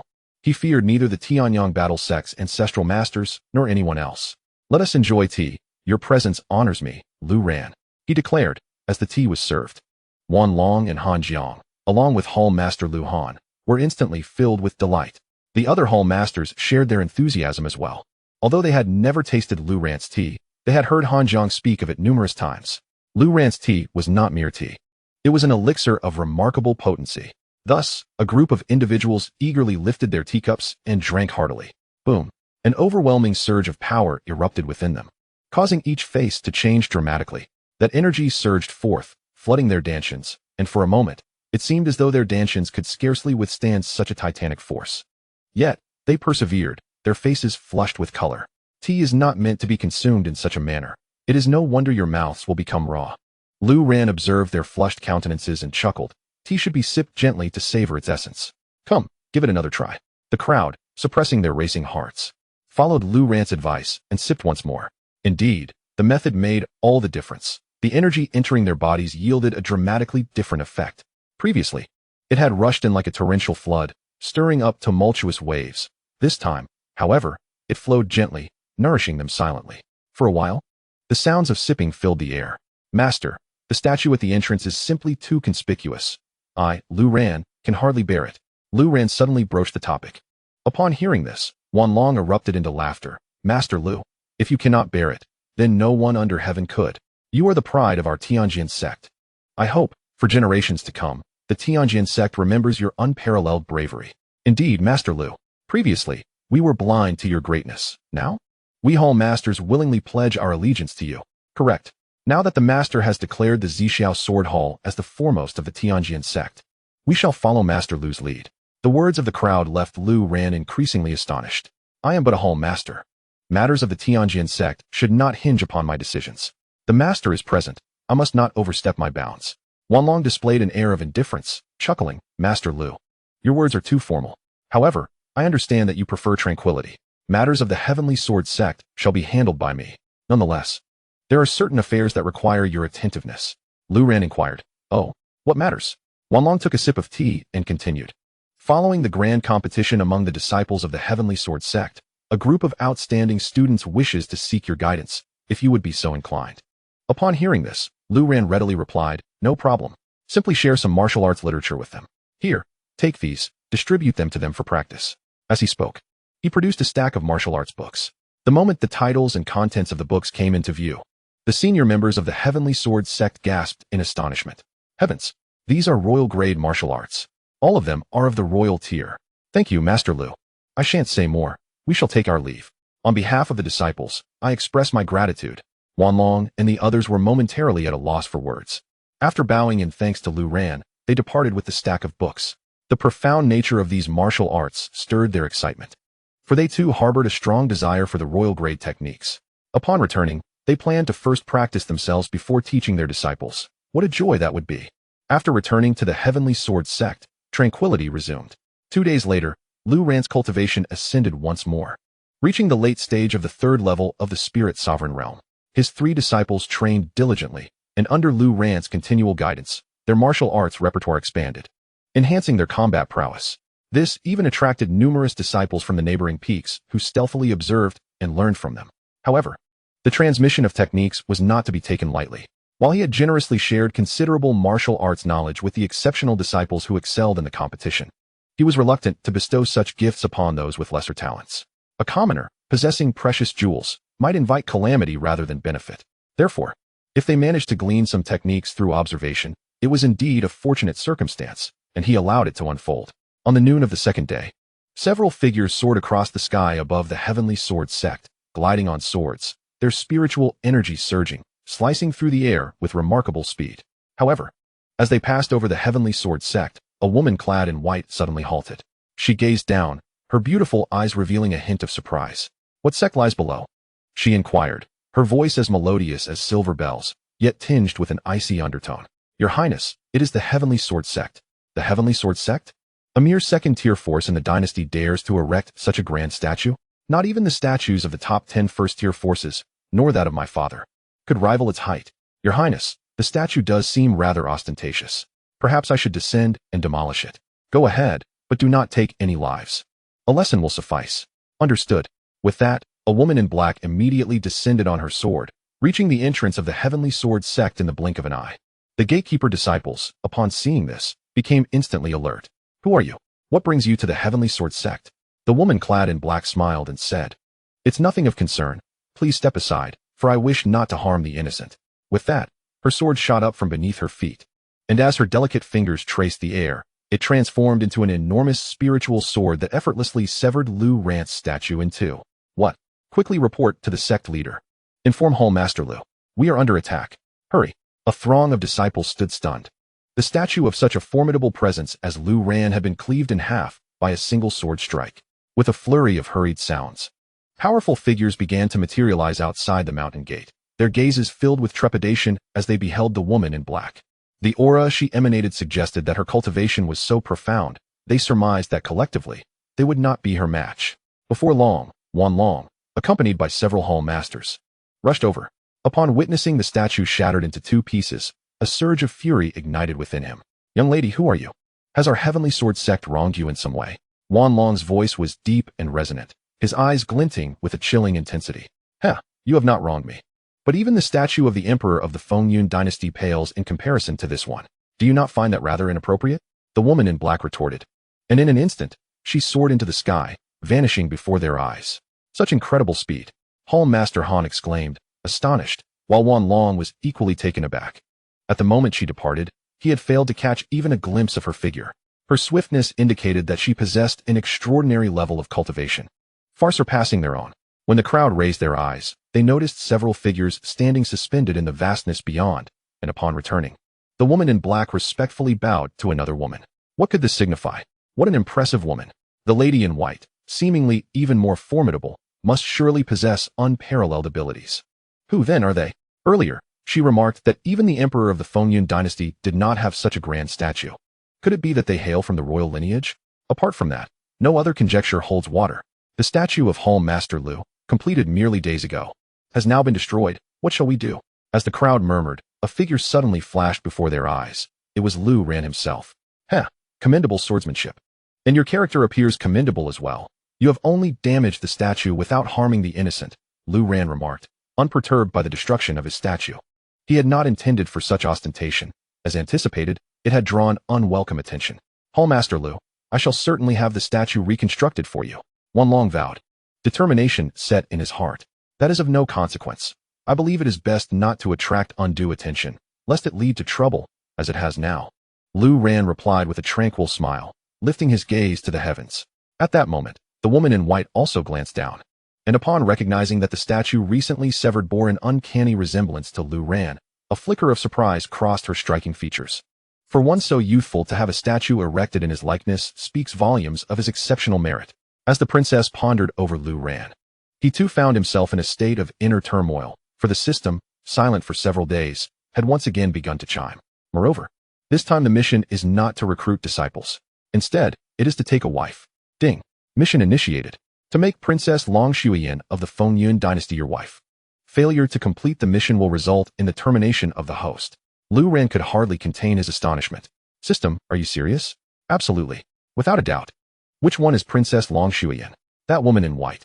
She indeed possesses a striking appearance, yet her cultivation level is far beyond my current capabilities. The system reiterated. Failure to complete the mission will result in the termination of the host. Lu Ran was left speechless. Chapter 48. The Enchanting Princess Long Shuiyan.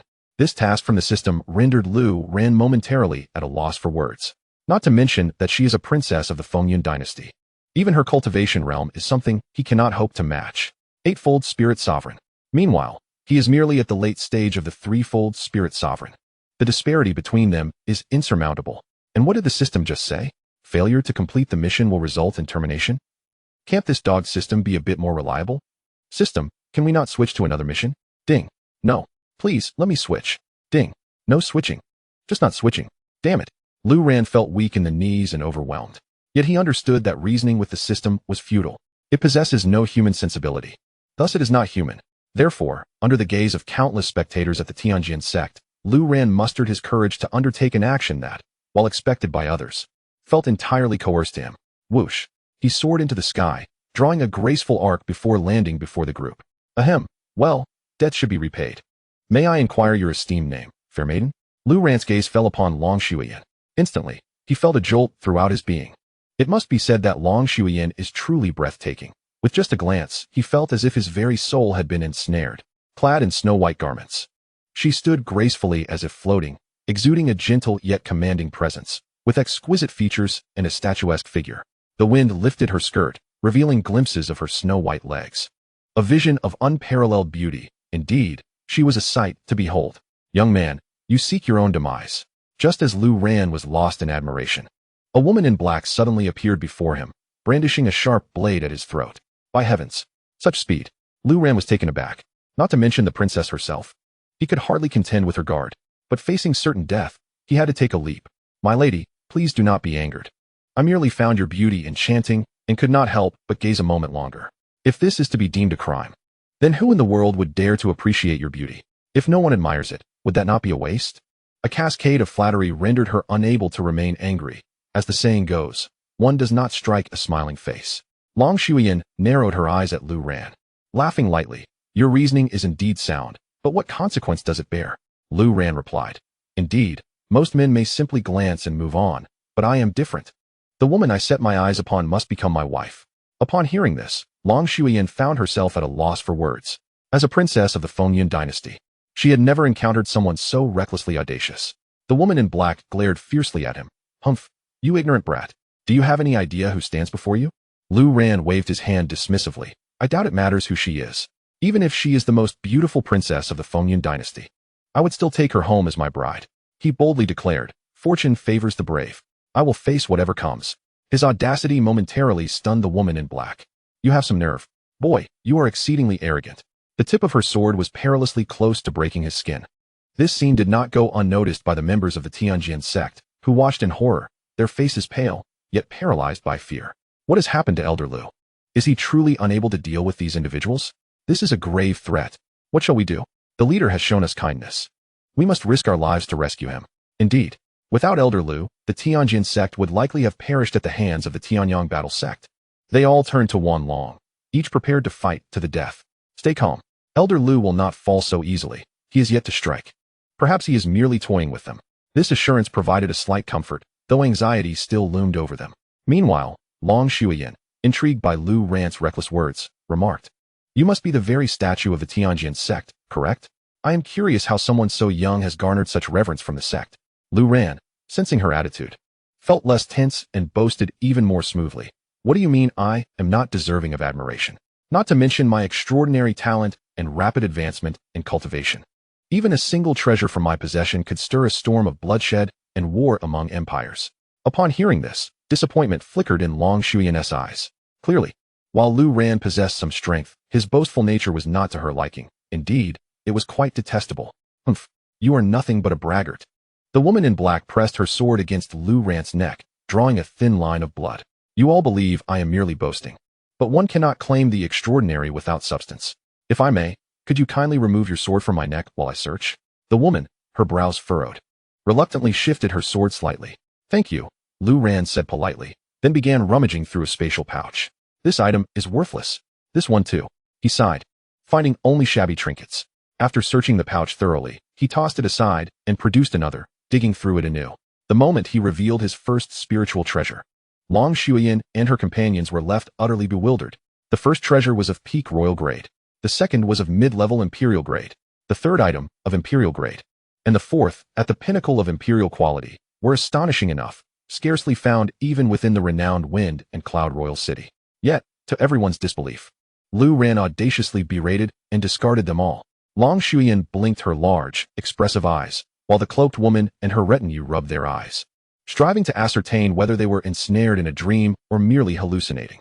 Suddenly, after a fruitless search, Lu Ran hurled the second Qin bag into the forest below. With a sigh, he remarked, I apologize, but I possess quite an abundance of items. I cannot presently locate anything of merit. Please, bear with me. He resumed his search. At that moment, Long Shuiyin and her companions stood in stunned silence. Even the woman in black, who had consistently looked down upon him, was utterly petrified, rendered speechless. She felt that the sword she held, aimed at Lu Ran's neck, was nothing more than refuse. In comparison to the refuse in Lu Ran's possession, it scarcely merited mention. Long Shuiyin exchanged glances with her attendants, then awkwardly stated, Well, enough of this, ahem, it's quite all right, no need to search further. We believe you possess exceptional items. If I may inquire, which sect do you hail from, esteemed sir? Upon hearing the princess's inquiry, Lu Ran recognized that his ploy had succeeded. Ah, well, I must apologize. My master is an unparalleled sage, and it would be inappropriate to divulge his name. However, my master's prowess is beyond compare. He possesses the ability to alter the heavens, move mountains, and fill the seas, chasing stars and moons. His martial skill transcending the cosmos. Words fail to encapsulate his magnificence. As he spoke, the others swallowed audibly, their eyes wide with astonishment. Yet they harbored no doubt regarding Lu Ran's claims. Who, besides the extraordinary figure he described, could so casually produce treasures that even the illustrious royal dynasty lacked, treating them as mere refuse? Seeing that he had captivated them, Lu Ran seized the moment. Thus, might I inquire if, under such circumstances, I could be privileged enough to learn the name of the fair lady? Long Shuiyin, taken aback, turned to the woman in black. The latter looked to the others, all equally bewildered. Fear not, dear lady, should you consent to be my partner, I possess treasures far exceeding these in value, and I can offer as many as you desire. Lu Ran, in his relentless pursuit to fulfill his mission, displayed an audacious boldness. Feigning ignorance of her royal status, he boldly approached her, closing the distance between them, shattering conventional thought patterns, and hastening the transition from shock to acceptance. As the saying goes, good cabbages are often trampled by pigs. Why? Because the pig, unashamed, forges ahead, creating greater possibilities. Surely, one cannot simply wait for a beauty to pursue them. Indeed, Lu Ran's unabashed approach revealed to Long Shuyan the birth of a new kind of humanity. As a lofty princess, she had never before experienced such a declaration. This novel sensation was immensely gratifying, stirring feelings within her that she had never encountered before. In the next moment, however, her demeanor shifted to one of grave seriousness. Such significant matters cannot be trifled with. Though you possess some talent, you are merely a trifling trifecta of spiritual rank. Until the day you surpass me, do not seek me out again. Remember, marriage is predicated upon mutual standing. With that, Long Shuyan soared into the air, accompanied by several others, vanishing in the blink of an eye. But where shall I find you? Lu Ran cried out. Fengyan Imperial Capital. Long Shuyan. His voice resonated, melodious yet fleeting, as that captivating figure disappeared from view. Is she truly leaving? Lu Ran's feelings were tumultuous. This hardly counts as completing the task, does it? Yet, it seems there is hope. System, she has departed. I cannot force a marriage upon her right here, can I? Ding. Do not fret, host. This task has a duration of 3 years. If you win this woman's heart within that time, the task shall be deemed successful. Clenching a plant in his hand, Lu Ran seethed in frustration. Curse you, dog of a system, why did you not inform me sooner? I nearly faced dire peril.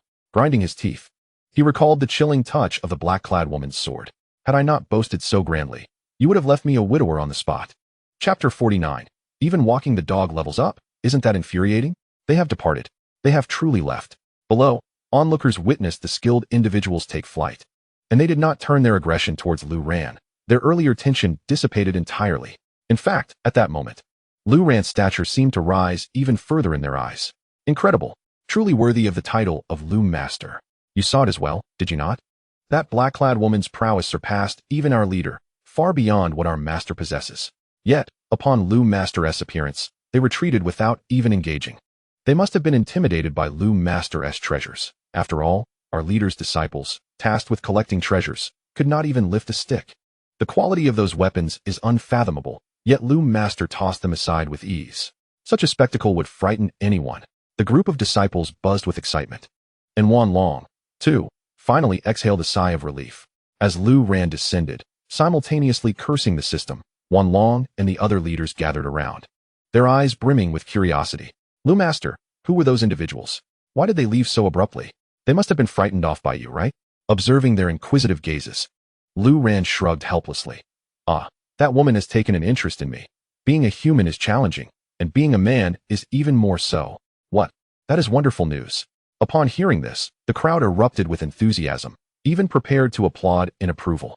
Lu Master, not only is that woman immensely powerful, but even from a distance, one can discern her extraordinary beauty. In this world, only a woman of such caliber could be worthy of Lu Master.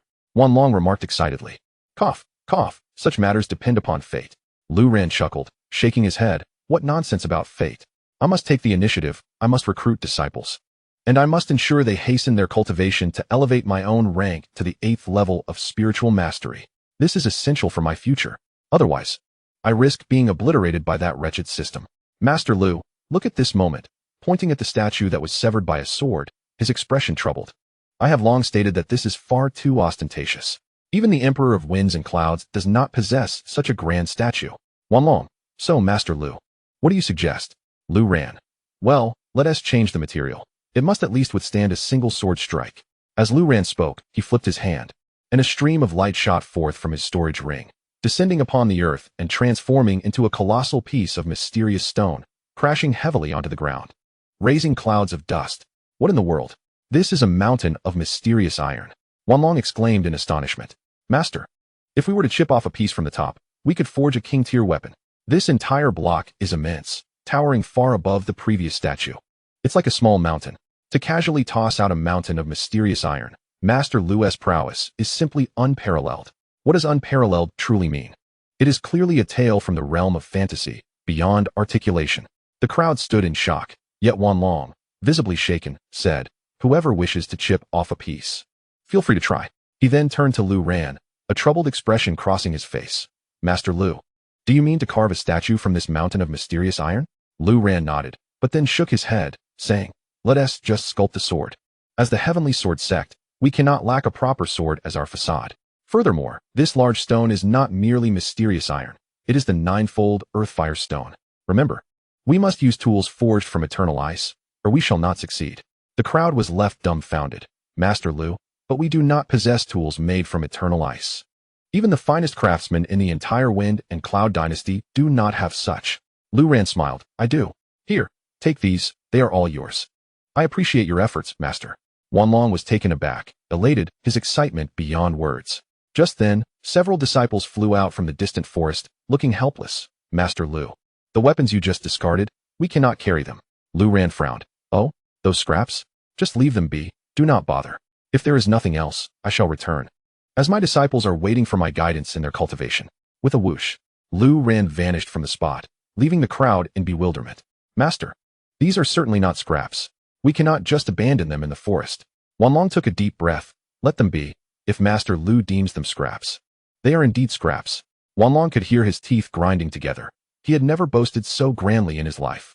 He then added, regardless, they are all within the jurisdiction of my Heavenly Sword Sect's forest. In the future, during the Sect's hunting competition, those treasures can serve as rewards. Available to the capable. How splendid. Master is wise. Thank you, Master Lu. Thank you, Master. The disciples were ecstatic upon hearing this. Especially the inner disciples, who were the most powerful, had the greatest chance of acquiring these treasures. Such king-tier and emperor-tier artifacts had never been possessed in the history of the Heavenly Sword Sect. If they were to obtain items that even the Master did not have, wouldn't that be a dream come true? However, they also understood that such high-tier spiritual treasures were not attainable by ordinary disciples. Regardless of how formidable their cultivation might be, they had to await the right opportunity. Otherwise, they would end up like the group of disciples today, who, despite having encountered the treasures, were unable to wield them. When Lu Ran returned to Zia Peak, Qin Yu had already emerged from her secluded training hut. Yinshe had just finished feeding the chickens, ducks, and geese, and was walking over from the coop, while Wei Wanjian had just exited the latrine after spending a considerable amount of time there, nearly causing a commotion with his qi due to his distraction by the toilet paper. Upon seeing Lu Ran's return, the three approached him. Qin Yu, with a beaming smile, inquired, Master, what has transpired? Lu Ran replied with a smile, nothing much. In 3 years, I shall find you a master wife. What do you think? The three were taken aback. Soon, Qin Yu exclaimed in delight, wow. Master, you are amazing. Wei Wanjian asked, Master, you must have someone in mind, right? Yin Che added eagerly, Master, who is this future master wife? I am most curious about what kind of woman could be worthy of our illustrious master. Listening to their chatter, Lu Ran waved his hand. Whether I can swiftly find you a master wife depends on your cultivation speed. The faster your progress, the sooner she will arrive. If your training is too slow, it is likely that 3 years from now, there will be no master wife. And I shall be gone as well. What he said was indeed true, yet the three remained oblivious to the gravity of his words. Master, is the master wife particularly discerning about your cultivation? Is it that you are not yet worthy of her? Wei Wanjian, despite his current youthful appearance, had seen much and hit the nail on the head. Lu Ran chuckled. Hey, that analysis is quite astute. Haha, Master, to be honest, I was once in a similar position during my youth. Those who have walked the path understand. As Wei Wanjian laughed, a shadow of melancholy suddenly crossed his gaze. Second junior brother, are you missing your family?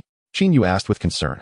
Wei Wanjian shook his head with a smile. Indeed, if I had not encountered Master, I might still be a mere old beggar, uncertain of my fate. Master, I shall return to my cultivation. As he spoke, he turned to leave. Suddenly, memories of his family, annihilated by the Wang clan, flooded his mind. His wife and children, all gone, causing his spirits to dip. Wait, do not depart just yet. Today, I shall provide you with some proper guidance, Lu Ran suddenly declared, surprising Wei Wanjian, who paused and asked, Master, you have never done this before. You usually provide us with martial arts, weapons, and pills, allowing us to explore on our own. This is quite unexpected. Lu Ran smiled. In truth, it is much the same, only the offerings are more abundant this time. He chuckled with a hint of exasperation. Today, during the signing, I received rewards tenfold more than usual. I truly do not know where to place them all. My fingers are laden with spatial rings, all 10 fingers burdened, making even dining inconvenient. I even have some on my toes. Walking has become quite uncomfortable. It's simply too much to use. Here, I present to you the meticulously selected martial arts, weaponry, and elixirs, categorized according to your levels of cultivation. I have thoughtfully arranged what weapons to wield, which elixirs to consume, and which martial arts to practice based on your respective abilities. Yun Che's astonished gaze seemed to witness a scene previously unseen. Thank you, Master. Your thoughtfulness is greatly appreciated, Qin Yu exclaimed as she accepted a handful of spatial rings. I shall not disappoint your expectations. Upon hearing this, Yinshe also received a handful of rings, questioning, Master, is this perhaps a bit excessive? Too much? Take it. Quickly. Understood, Master. Second brother, this is for you. Lu Ran said, placing another handful of rings into Wei Wanjin's hands. 3 handfuls of rings, each with a spatial capacity of at least 100 feet in diameter, filled with an abundance of items. Qin Yu and Wei Wanjian, having entered earlier, maintained their composure, while Yinshe was quite the opposite. He carefully cradled the rings as he made his way to his humble abode, treading cautiously, yet ultimately stumbling along the way. He quickly got back up, gathering the rings one by one, but once again slipped as he proceeded forward. Lu Ran observed as all 3 entered the cottage, and soon, the surrounding spiritual energy surged like a roaring tide. He nodded silently to himself, contemplating that his own cultivation should not progress slowly given this scenario. With the 3 disciples cultivating together, the return of energy from the system would indeed be significantly accelerated. He intended to recline and gaze at the clouds, but felt an incessant surge of spiritual energy within him, causing unease. Thus, he opted to take his dog for a walk. Even walking the dog leads to leveling up. Isn't that infuriating? After Long Shuyan and the others departed from the Tianjin sect, a complex expression appeared on their faces in unison. Your Highness, who exactly is that fellow named Lu Ran? Our Fengyan dynasty has never heard of such a character. Indeed, and what of the master he mentioned? If he speaks the truth, his master may very well hail from the 9 heavens. The key point is, he actually desires the princess to be his woman. As they spoke, they all turned their gazes towards Long Shuyan. Yet, her eyes were drawn to the depths of the distant, unending clouds. If what he says holds true, there may indeed be a solution to the calamity facing our Fengyun royal family. Upon hearing this, the group furrowed their brows. Your Highness, do you mean? Long Shuyan smiled faintly. Let us first complete the task entrusted by my father before discussing other matters. Chapter 50, Mountain Worship. Upon returning to the Tianjin sect, Lu Ran's days became leisurely. After all, his 3 disciples were diligent and required no oversight, spending nearly every day in seclusion and cultivation. Meanwhile, he found himself so bored that he resorted to slaughtering chickens and sheep to nourish his disciples. Of course, these chickens, ducks, dogs, and pigs were not ordinary livestock. Each one was a super divine beast rewarded by the system. Yet, when they were slaughtered, they exhibited no resistance and even held a sense of pride. To die for their master, to be consumed by their master, was the ultimate aspiration of their existence. If their master would not even deign to eat them, then their lives would be deemed failures, unworthy of perfection. In the realm of the Zia Peak, there exists a certain discourse that eludes Lu Ran's awareness. Under his meticulous care, however, his 3 disciples, rather than diminishing in stature through their arduous training, have instead flourished into plump and rosy figures, betraying no signs of their supposed hardships. A few days later, when Wan Long and other high-ranking members of the Tianjin sect visited for casual conversation, they were taken aback by the appearances of the 3 disciples, initially believing them to be utterly inept. Yet, each time they faced skepticism, the trio showcased astonishing combat prowess and remarkable cultivation speed, leaving the esteemed leaders utterly astounded and returning home in a state of utter vexation. It is noteworthy that these leaders have devoted their lives to rigorous training, investing immense time and energy into their own disciples. Yet, they found their efforts dwarfed by Lu Ran's seemingly laissez-faire approach. Initially, they had dared to draw comparisons between their own disciples and those of Lu Ran. But soon they abandoned such comparisons, opting instead to measure their own achievements against Lu Ran's prodigious pupils. However, before long, they ceased such comparisons altogether. Such was their frustration. Each of the 3 disciples surpassed the prowess of their respective sect leaders, and most infuriatingly, they did so with an unwavering steadiness that placed them above even the sect master. Within a mere month, each of the 4 individuals at Zia Peak surpassed the sect master, Wan Long. One can only imagine Wan Long's emotional turmoil, sorrowful yet bereft of tears. Consequently, a month later, they ceased their visits to Zia Peak, leaving Lu Ran feeling somewhat disoriented. He took the initiative to explore other peaks, only to discover that both the sect master and the leaders had vanished entirely, having retreated to a secret realm for seclusion. Perhaps the blow had been too severe? Only through intensive cultivation could they hope to bridge the gap between themselves and Lu Ran's disciples, allowing their shattered pride to be mended. But would such efforts bear fruit? Upon returning from the sect master's hall, Lu Ran shook his head and sighed. He then clenched his fist, feeling the vast currents of spiritual energy within him surge like a roaring torrent, and he felt quite satisfied. In the span of a month, His cultivation had ascended to the early stage of the 4-star Spirit Venerable Realm. He had made significant progress towards the 8th level of the Spirit Venerable Realm, a milestone now within his grasp. With 3 disciples diligently honing their skills and achieving such rapid advancement, Lu Ran found himself in no rush. After all, the system only required a completion within 3 years. There was ample time. Of course, while he was enhancing his own abilities, Long Shuyan was undoubtedly exerting herself diligently as well. Without such dedication, how could one so young achieve the formidable 8th level of the Spirit Venerable Realm? This level of prowess had already surpassed that of the leaders of first-rate forces within the Fengyun dynasty. Naturally, as a princess, she had access to abundant cultivation resources from birth, but without innate talent and relentless effort, ascending to such heights would remain unattainable. Winning Long Shuyan's heart, despite her royal status, indeed posed a challenge. Yet, who was Lu Ran? Once deemed a waste, he was destined to become a man renowned across the realms. One day, as Lu Ran found himself in a state of ennui, he strolled between the peaks of the Tianjian sect with his companion, Xiaotian. Suddenly, several figures descended, appearing at the mountain gate, prompting Lu Ran to furrow his brow in concern. Despite the vast distance that separated them, he could still sense the formidable aura emanating from those individuals. If they truly wished to annihilate the Heavenly Sword sect, they could accomplish it in mere moments. However, these individuals had no intention of doing so. Upon their arrival, they respectfully saluted the gatekeeping disciples and inquired, "Esteemed young friend, might you be so kind as to announce our presence? It is Lin Tianbiao, the leader of the Tanyong battle sect, who seeks an audience." Upon hearing this, the gatekeeping disciple nearly fell to the ground in shock. "The leader of the Tanyong battle sect? Are you truly Lord Lin?" The disciple asked in trembling disbelief. "Indeed, it is I. I have had the pleasure of meeting your esteemed sect's master Lu Ran, and I have come today to pay my respects to an old friend. I kindly ask you to relay this message." Lin Tianbiao spoke with the utmost reverence, accompanied by 6 high-ranking elders who exhibited a similarly humble demeanor.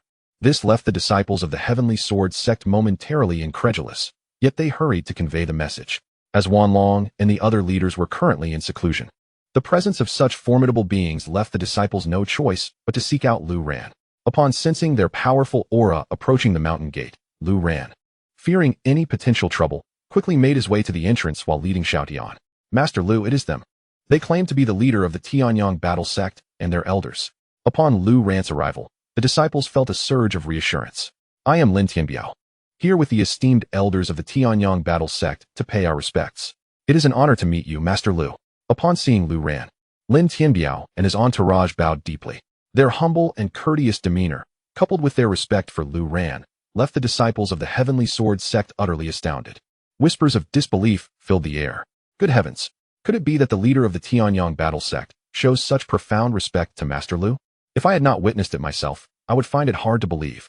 Master Lu's unparalleled prowess must have left even the leader of the Tianyong battle sect in awe, which explains their deference.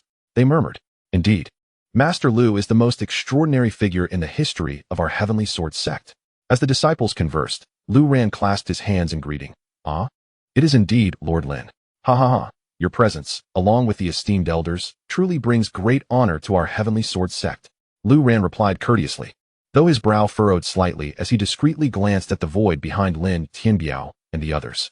Although he saw nothing amiss, an unusual aura had captured his attention. "Ha ha, Master Lu is too kind.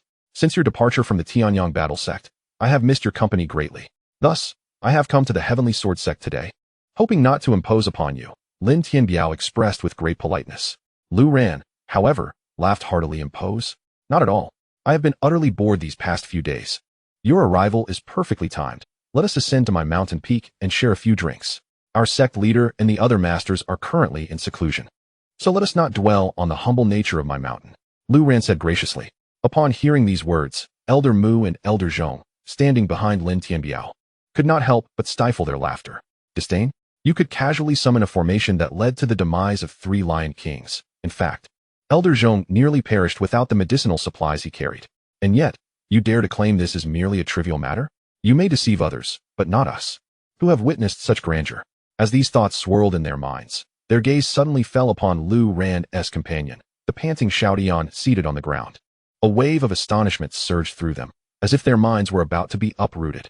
The Taodai, that divine beast, was actually being led around like a pet by the Halm Master Lu Ran. They exchanged glances, their spirits shaken, yet they could only suppress their astonishment.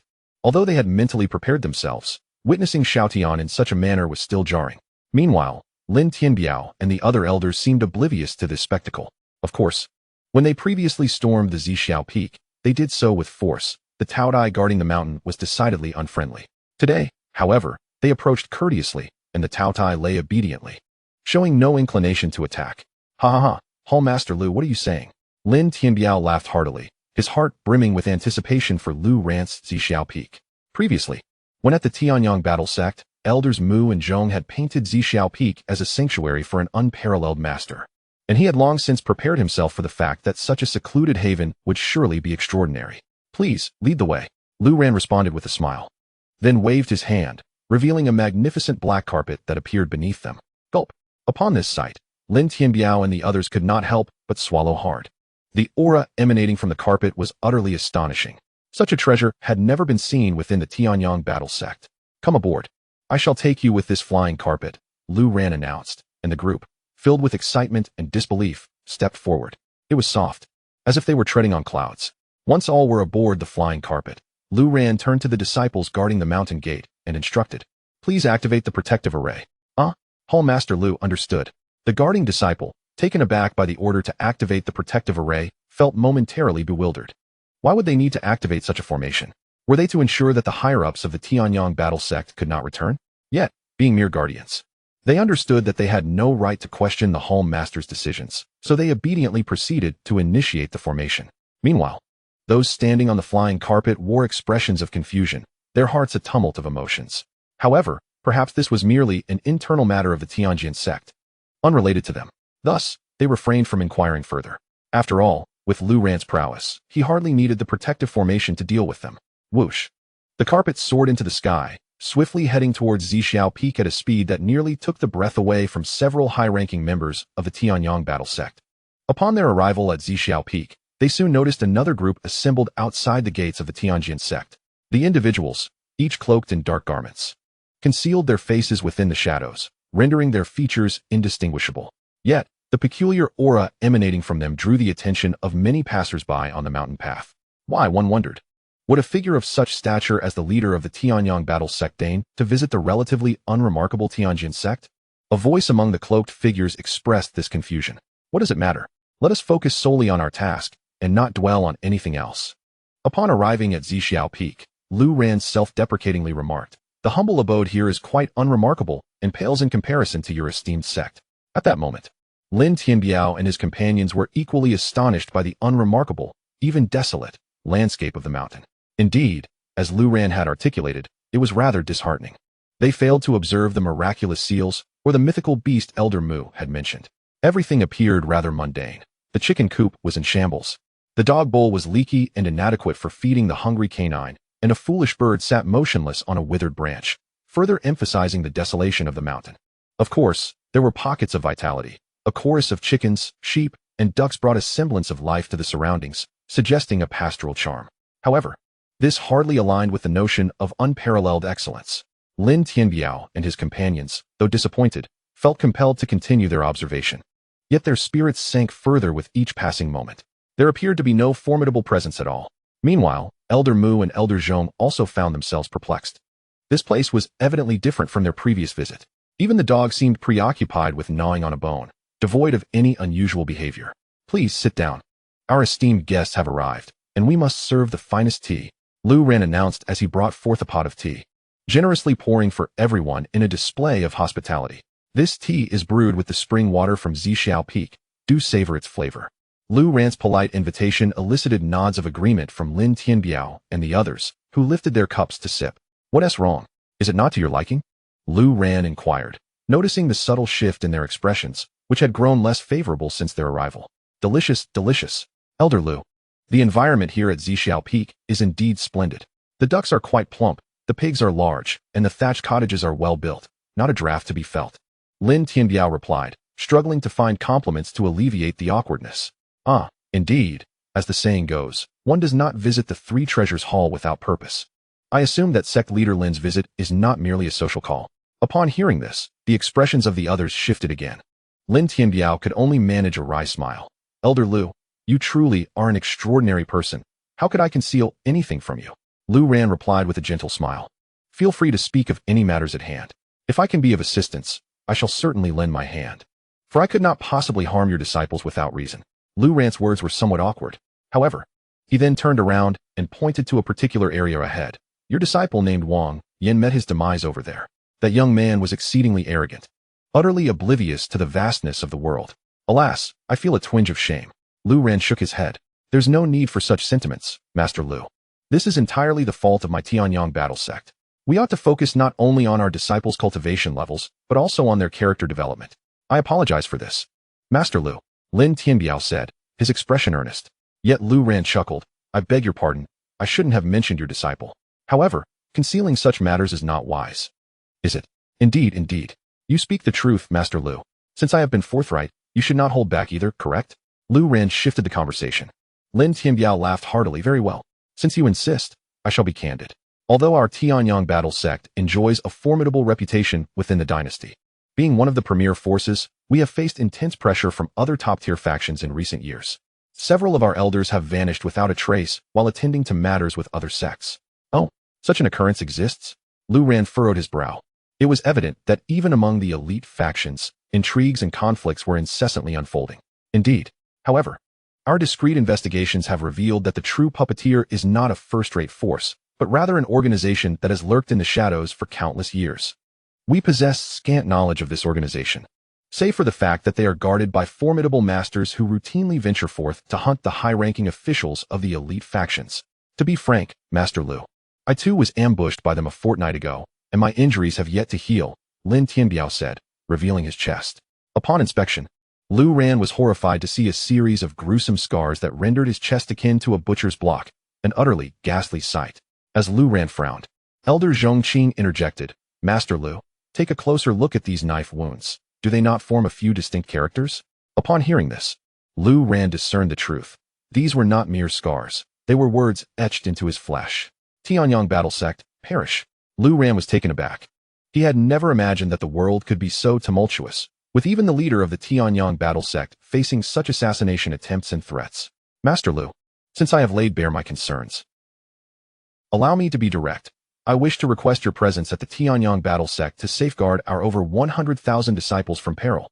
I understand your reservations, but our investigations indicate that this mysterious organization does not target second-tier forces. Their sights are set solely on the elite factions. Hearing this, Lu Ran smiled. If you were to lure them towards a second-tier faction, would they not act? Lu Ran's words left everyone astonished, their confusion palpable. Boom. Just as everyone was pondering this, a deafening explosion reverberated through the entire Tianjin sect, the astounding sound sending a tremor through their hearts. What is happening? What has transpired? Lin Tianbiao and the others looked quizzically towards the entrance of the Tianjin sect. The sound emanated from the mountain gate. As I mentioned earlier, it was indeed you who brought them here. However, Lu Ran remained remarkably composed, yet his words left several individuals utterly astonished. Master Lu, us? Surely, this cannot be true. Lin Tianbiao clearly struggled to accept this revelation.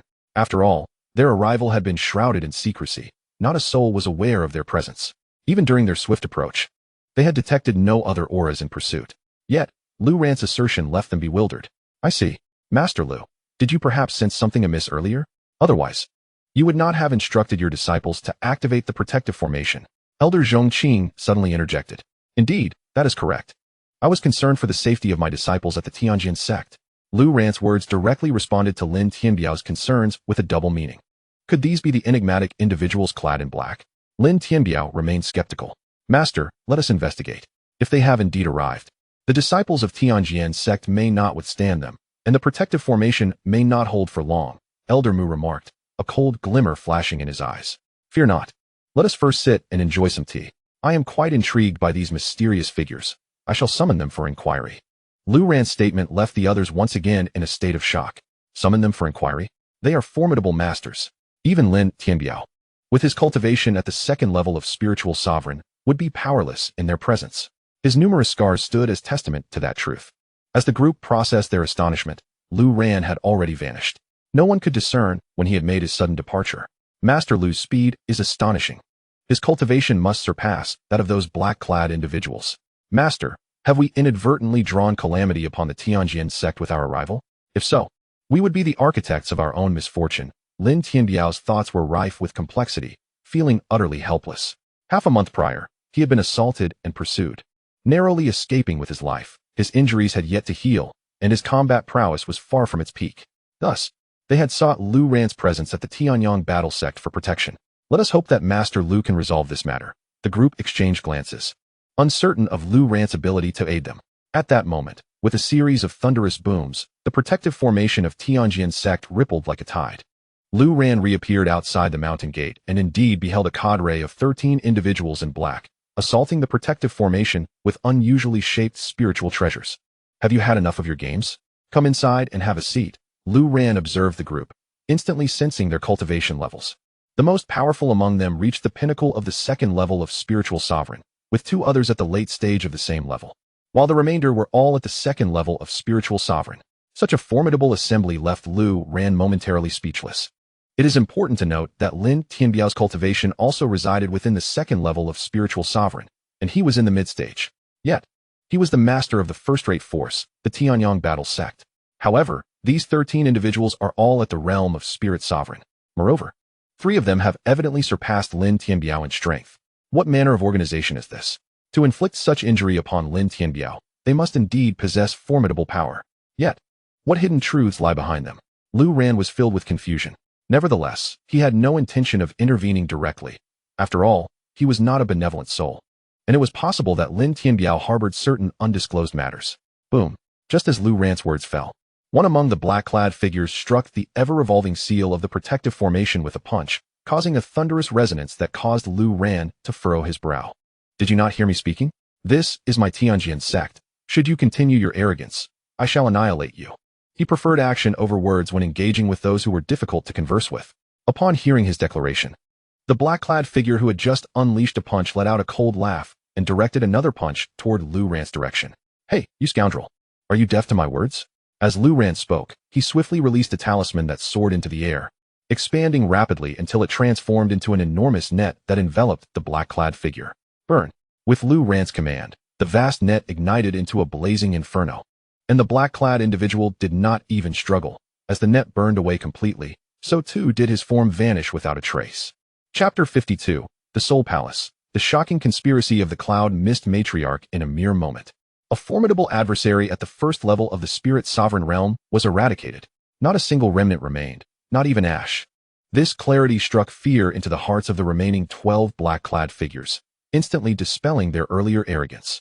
The disciples of the Tianjin sect, witnessing Lu Ran's arrival and his swift defeat of such a powerful foe, transformed their anxiety into exuberance. Master Lu is incredible. Master Lu has arrived. Let us see who dares to act arrogantly in our Tianjin sect. A group of audacious disciples shouted, their eyes gleaming with excitement. To challenge a spirit sovereign was an extraordinary thrill, an opportunity few could ever grasp. All right, seeing how fervently you cheer, perhaps you would like to take your turn? Lu Ran casually remarked to the disciples. Though he was powerful, he did not wish his disciples to become overbearing and take advantage of their strength. Such behavior would only cultivate bad habits. Upon hearing Lu Ran's words, they fell silent, yet their attitude remained defiant, undeterred. Meanwhile, the 12 black-clad figures had no interest in engaging with the disciples. Their gazes were fixated solely on Lu Ran, each pair of eyes reflecting terror, as if they had witnessed an unprecedented spectacle. Who are you? The leader among the black-clad figures revealed eyes akin to cold, serpentine slits, their triangular shape exuding a sinister aura. Yet, within the depths of those eyes flickered a glimmer of apprehension and uncertainty. The humble Tianjin sect, merely a second-tier force, was not even worthy of their attention. At this moment, one of their esteemed spirit sovereign-level warriors was unexpectedly slain in an instant. This was utterly shattering to their worldview. Upon hearing the inquiry from the cloaked figure, Lu Ran chuckled mockingly. Heh, you dare to come to my Tianjin sect and question my identity? Is your brain filled with excrement? His words provoked a furious response from the other party. No one had ever spoken to them in such a manner. But what did it matter? The deceased was at the pinnacle of the first level of spirit sovereign, killed in a heartbeat, indicating that most of the individuals present could easily meet the same fate at the hands of this young man. As for himself, although he was at the third level of spirit sovereign, he understood that even he could not accomplish such an instant kill against a first-level spirit sovereign.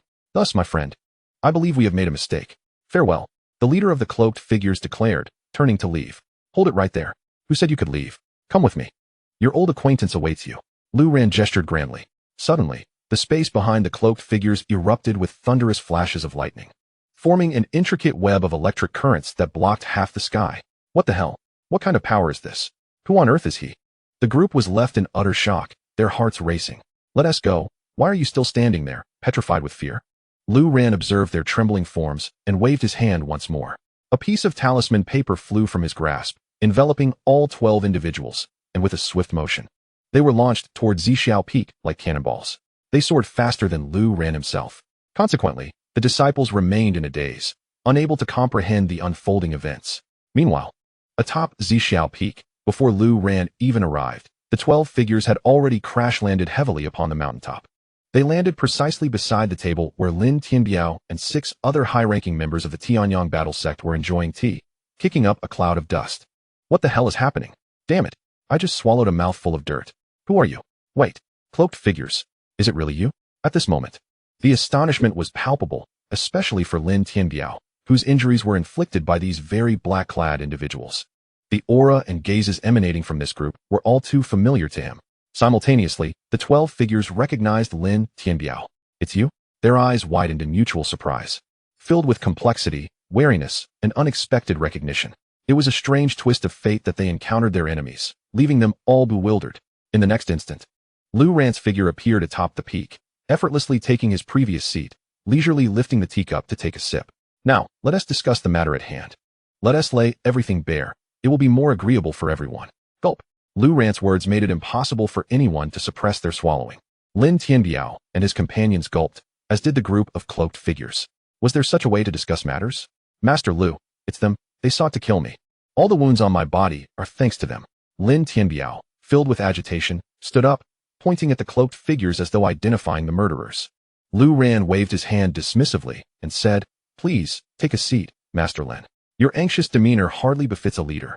With that, and under the bewildered gazes of Lin Tianbiao and the others, he turned to the group of black-clad individuals and added, "You may also sit. There aren't enough benches, so the ground will suffice." As he spoke, he pressed his palm down, and the group promptly sat on the ground, as if compelled by an unseen force. Everyone was rendered speechless, having never encountered such an extraordinary figure. In Lu Ran's presence, they felt like mere puppets at his mercy. "Speak. Who are you? What is the purpose of your mysterious organization?" Lin Tianbiao boldly inquired, having discerned that Lu Ran was on their side. His audacity, however, left the black-clad individuals visibly shaken. They had previously speculated that Lin Tianbiao and his companions were seeking assistance elsewhere. Thus they had followed, hoping to learn about the formidable allies they were pursuing, and perhaps eliminate Lin Tianbiao's support in the process. They never anticipated that he had found an unrivaled powerhouse. The leader of the black-clad group was so startled he could hardly respond, let alone the others. "You lot, remove the black cloth from your faces. I wish to see what you truly look like." Elder Mu hissed, his eyes blazing with hatred. The Tanyong battle sect had suffered greatly at the hands of these individuals, feeling both powerless and cornered, unable to retaliate or seek help. Now, with Lu Ran's formidable presence, they seized the opportunity to vent their frustrations. "We are members of the Soul Hall. We are all apostles of the Soul Hall." Finally, the black-clad leader was the first to remove his mask, revealing a ghastly pale face, almost unsettlingly white, with fangs protruding like a vampire's. "Soul Hall?" Everyone gasped in astonishment, their brows furrowed. And even Lu Ran could not suppress a frown. This place seemed somewhat familiar from his past life. He wondered if it was the same. "You are from the Soul Hall?" Lin Tianbiao's shock was palpable. "Is your ancestor, the one known as the Cloud Mist Matriarch?" The black-clad leader nodded in affirmation. A flicker of anxiety crossed the eyes of the 7 high-ranking members of the Tanyong battle sect, as they were evidently aware of the notorious Cloud Mist Matriarch. However, Lu Ran had not heard of her. "Cloud Mist Matriarch? Who is she?" he inquired. Lin Tianbiao replied, "I'm not entirely certain of her identity, but I know that the Soul Hall, since its inception under the Cloud Mist Matriarch, has been a dark organization notorious for murder and bloodsucking, with countless cultivators meeting their demise at its hands. Master Lu, you must have heard of the Soul Hall, haven't you?" At this, Lin Tianbiao suddenly posed the question. "Well, I must admit I have not heard of it. Not every obscure place captures my attention, you understand?" "Ah, I see. Since Master Lu is unaware, let them speak for themselves," Lin Tianbiao concluded, turning his gaze toward the black-clad individuals. The group of black-clad individuals felt utterly despondent. Who exactly was Lu Ran? The fact that he had never even heard of the Soul Hall, dismissing it as an inconsequential place, was simply beyond belief. Then by all means, share your tale. So that I may broaden my horizons, Lu Ran said with a smile. However, that smile appeared terrifying to the group of men in black. Far more so than their fangs and pale faces. Indeed, my lord, I declare that our soul hall, since the era of the Cloud Lady ancestor, has established a decree, the annihilation of the Wind and Cloud dynasty. Upon this declaration, astonishment swept through the crowd. Such audacity. This stemmed from the fact that our ancestor was once the beloved consort of the Emperor of the Wind and Cloud dynasty. She had once cherished the ancient sovereign deeply, but was vilified by a cadre of the dynasty's elite, branded as a calamity to the nation, and ultimately defeated in unison by the top 10 powers of the dynasty. Her physical form was interred beneath the boundless sea, yet her spirit escaped and, after many years, attained the status of a soul path spirit sovereign. She established the Soul Hall with the intent to obliterate the 10 great forces and exact vengeance. As these words were spoken, the crowd furrowed their brows. Lin Tianbiao bellowed, "What a quest for vengeance! You shamelessly slaughter the innocent and bring calamity upon the nation. Yet have the audacity to present your actions in such a grandiloquent manner. It is utterly disgraceful. Indeed, your indiscriminate killing of innocents. What grievances do the elders and disciples of those sects hold against your Cloud Lady ancestor? You ought not to trample upon human life in such a way. No wonder you operate in the shadows. It appears you are concocting a truly earth-shattering scheme. Alas, you have encountered Master Lu today. This very place shall be your tomb." The elders of the Tanyong battle sect rose with righteous indignation. Upon hearing this, Lu Ran waved his hand dismissively, saying, "No, no, no, this cannot be their burial ground. I fear." What? Upon hearing Lu Ran's words, the expressions of several became rather complex. Was he jesting at such a moment? However, did Lu Ran's statement subtly indicate that he would not intervene? After all, unparalleled masters typically refrain from involving themselves in the affairs of others, seeking to avoid entanglement in the consequences of others' actions. Observing the mixed expressions of Lin Tianbiao and the others, Lu Ran smiled lightly. Of course, if one must perish, let it be elsewhere. It brings ill fortune to die upon my mountain. With that, he rose and gestured grandly. Whoosh. The 12 men in black were suddenly propelled into the air, their forms rendered uncontrollable, their lives resting in Lu Ran's hands. Chapter 53. All rise. My lord. Spare us. We bear no grudge. The group of black-clad men were on the brink of despair. They had never before felt such hopelessness, wherever they had roamed. They had been the harbingers of death, instilling terror in others, yet today, they found themselves in the role of the victim. No grudge? You previously assaulted my mountain gate without provocation and even launched an attack against me. You truly do not know the meaning of death. Lu Ran said no more, and with a decisive wave of his hand, the group was forcefully hurled against the peak of another mountain. Boom. Rocks flew, and the group was struck. Left dazed and terrified, cries of anguish echoing around. Though they were all formidable spirit sovereigns, under Lu Ran's methods, their defenses were rendered utterly ineffective. Their bodies reverted to that of mere mortals, being tossed between the mountain peaks by a surge of spiritual energy. The despair they experienced was beyond what ordinary individuals could fathom. Master Lu is formidable. Behind him, Lin Tianbiao and the others gazed at the scene, utterly stupefied. A group of masters at the spirit sovereign level was being so ruthlessly tormented. It was simply extraordinary. Meanwhile, at the other peaks of the Tianjin sect, the disciples, alerted by the commotion, soared out from their cultivation spots. In no time, tens of thousands of disciples had gathered atop the mountains, their eyes wide with astonishment as they witnessed the black-clad figures colliding amidst the peaks. Was it Master Lu striking again? Who, pray tell, were these black-clad individuals? How had they infiltrated our Tianjin sect? Just moments ago, they had assaulted our protective formation, had it not been for Master Lu. This group would likely have wreaked havoc upon our sect. Who were they truly?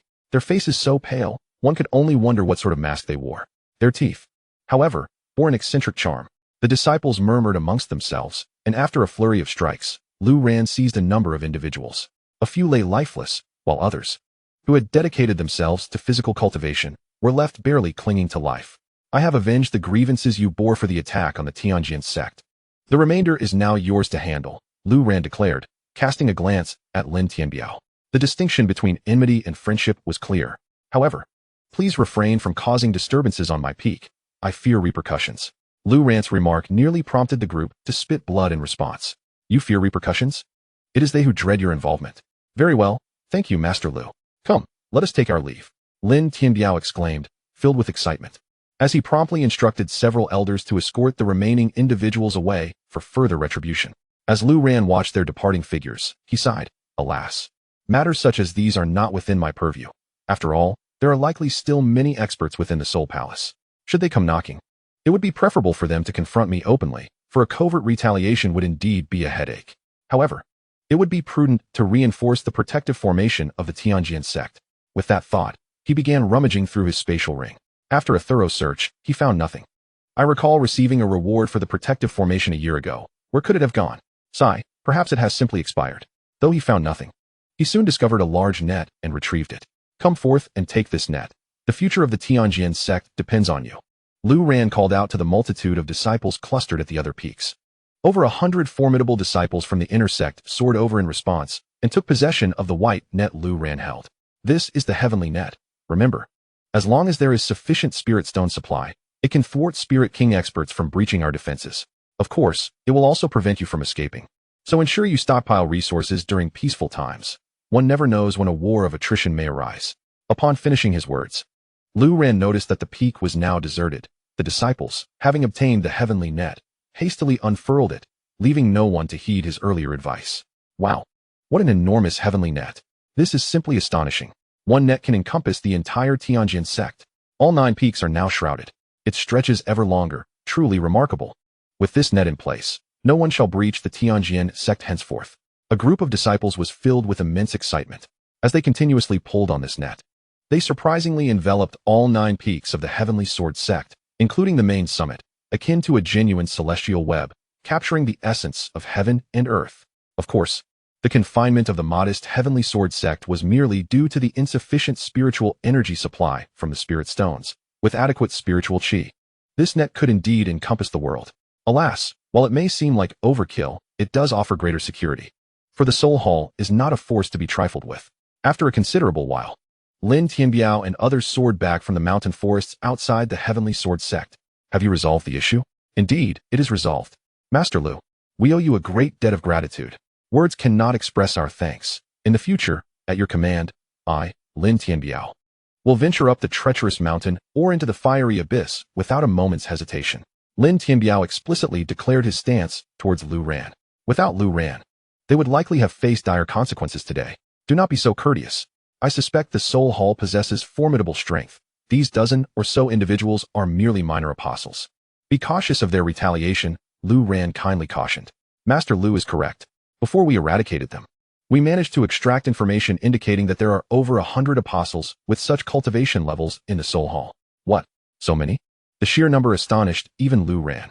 Spirit Sovereign, over 100? Such a scale is quite formidable, not only within the Fengyun dynasty, but even among other super empires. Indeed, the number of powerful adversaries is overwhelming. Each Spirit Sovereign possesses tremendous combat prowess, Lin Tianbiao lamented. Thus, you wish me to secure your Tanyong battle sect to ensure absolute safety? Precisely. Lin Tianbiao ceased further elaboration, for that was indeed his intention. Master Lu, if you do not go, then not only will my Tanyong battle sect be in jeopardy, but even other first-class forces may soon be eradicated by the Soul Hall, vanishing forever from the annals of history. At that point, with no protection from the 10 superpowers, the strength of the Fengyun dynasty will be significantly diminished. Not to mention the potential invasion from external forces, the vampires from the Soul Hall would plunge the entire dynasty into chaos, leaving the populace in despair. Elder Zhongqing interjected, his eyes filled with concern for the nation and its people. Oh, you all seem genuinely concerned for the common folk. I must admit, that strikes a chord with me. Very well, I shall make a visit. Lu Ran's prompt agreement took everyone by surprise. Although he had not previously refused, he had not shown any inclination to agree either, so his sudden willingness to go was indeed unexpected. Splendid. Master Lu, thank you. On behalf of the Tianyong battle sect and all of humanity, I express my gratitude. Oh, do not mention it. I have yet to embark on the journey. Haha. Master Lu is indeed a leader with a heart for the nation. I knew it. With great power comes great responsibility. Master Lu would never idly stand by and allow the miscreants of the Soul Hall to wreak havoc. Listening to their flattery, Lu Ran merely smiled. He did not desire to go, yet at this critical juncture, the system seemed intent on creating chaos. A new apprenticeship task has arisen, and unexpectedly, he is to recruit a disciple named Lindong from the esteemed Dao sect, ranked first among the formidable powers of the Fengyun dynasty. Lindong, a name he recognizes from a past life. Yet, this Lindong is likely not the same as the one he recalls. His knowledge of the Dao sect is scant. merely having heard of its name. This journey to the Tanyong battle sect provides an excellent opportunity to gather intelligence regarding the Dao sect, laying the groundwork for his apprenticeship. Master Lu, when shall we depart? Lin Tianbiao inquired, his anticipation palpable. Let us not delay, we shall set forth immediately. I must leave a note for my disciple, so he does not wander in search of his master upon exiting his seclusion. As Lu Ran spoke, he retrieved a sheet of paper and a pen from within the room. Elder Mu, ever diligent, approached to assist him in grinding the ink. To my 3 esteemed disciples, I must embark on a journey. Devote yourselves diligently to your cultivation. Upon my return, I shall review your progress. Rest assured, focus on your training and do not fret. Having penned this, he pressed the note down with a stone upon the table. With a grand gesture, he prepared to depart.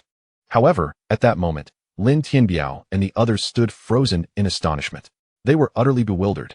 The instant Lu Ran uttered his first word, they felt as if they had stepped into a realm of mystical wonder. This world was one of flowing clouds and effortless grace. Everything within it moved in harmony with the currents of water, embodying the principle that the highest virtue is akin to water, which is the element closest to the Tao.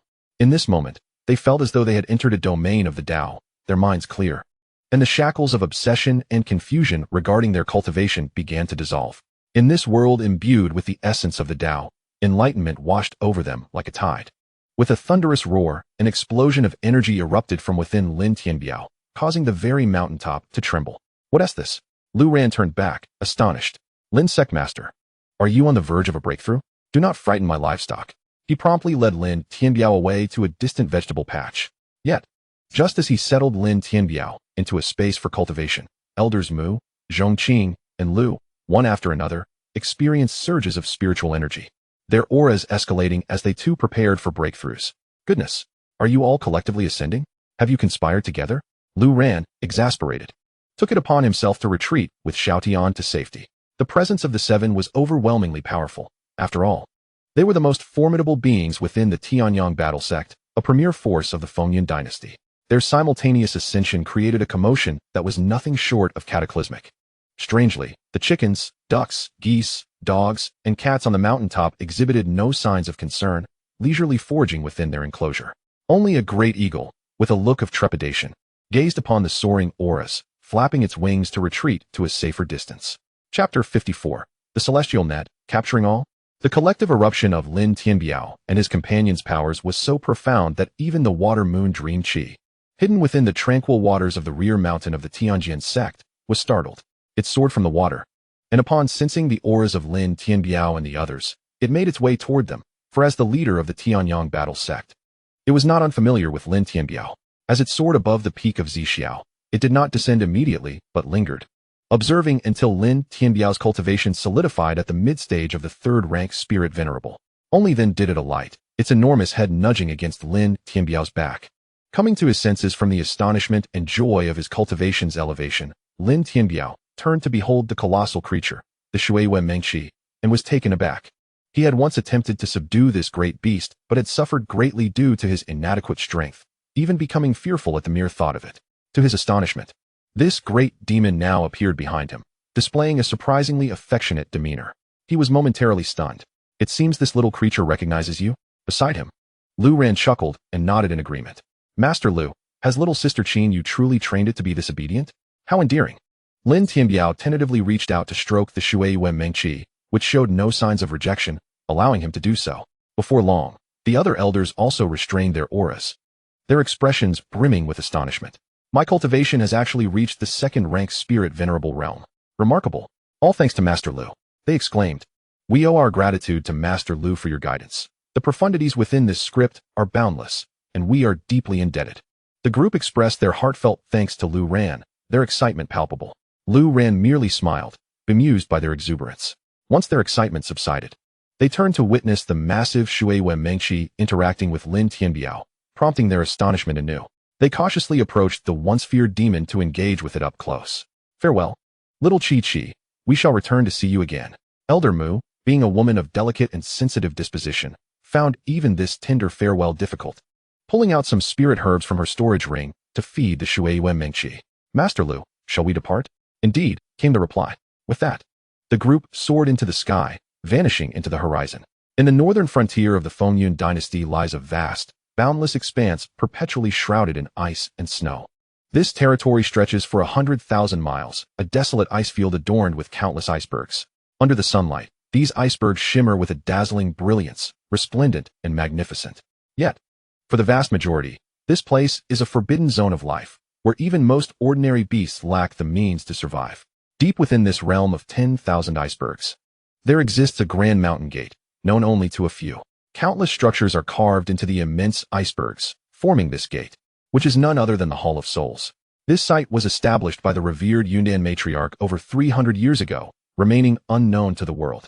After centuries of development, the Hall of Souls now boasts a multitude of disciples, with masters aplenty, having become a transcendent force that commands respect throughout the Fengyun dynasty.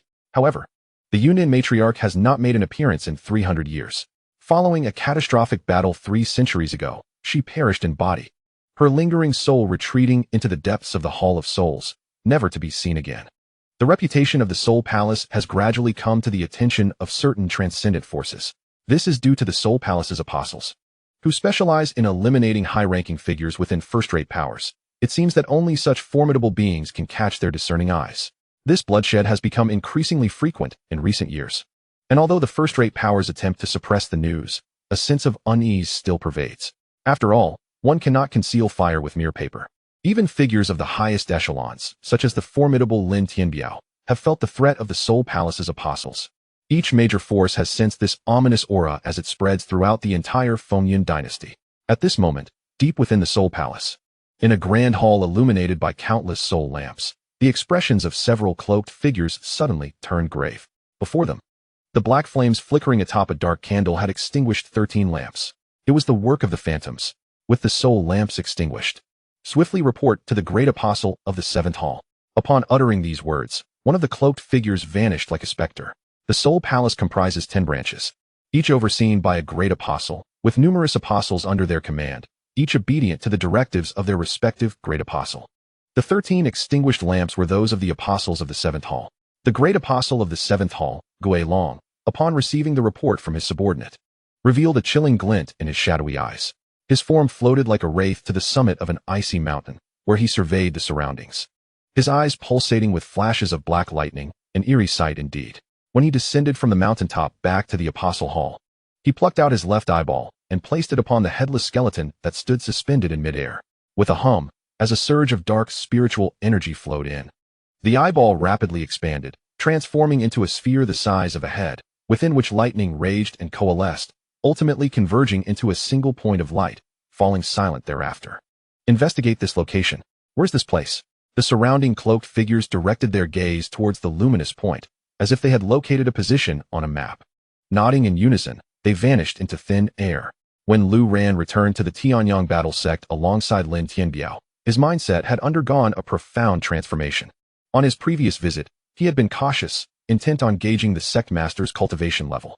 This time, however, he found himself a distinguished guest, treated with utmost care by the sect master himself.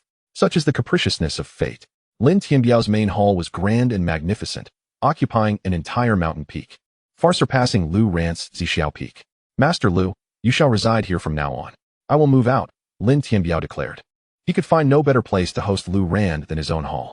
There is no need for such formality, Sect Master Lin, Lu Ran replied with a smile. It is my duty. If you require anything, do not hesitate to command. These disciples will be at your side, ready to serve your every need, Master Lu. Please do not stand on ceremony.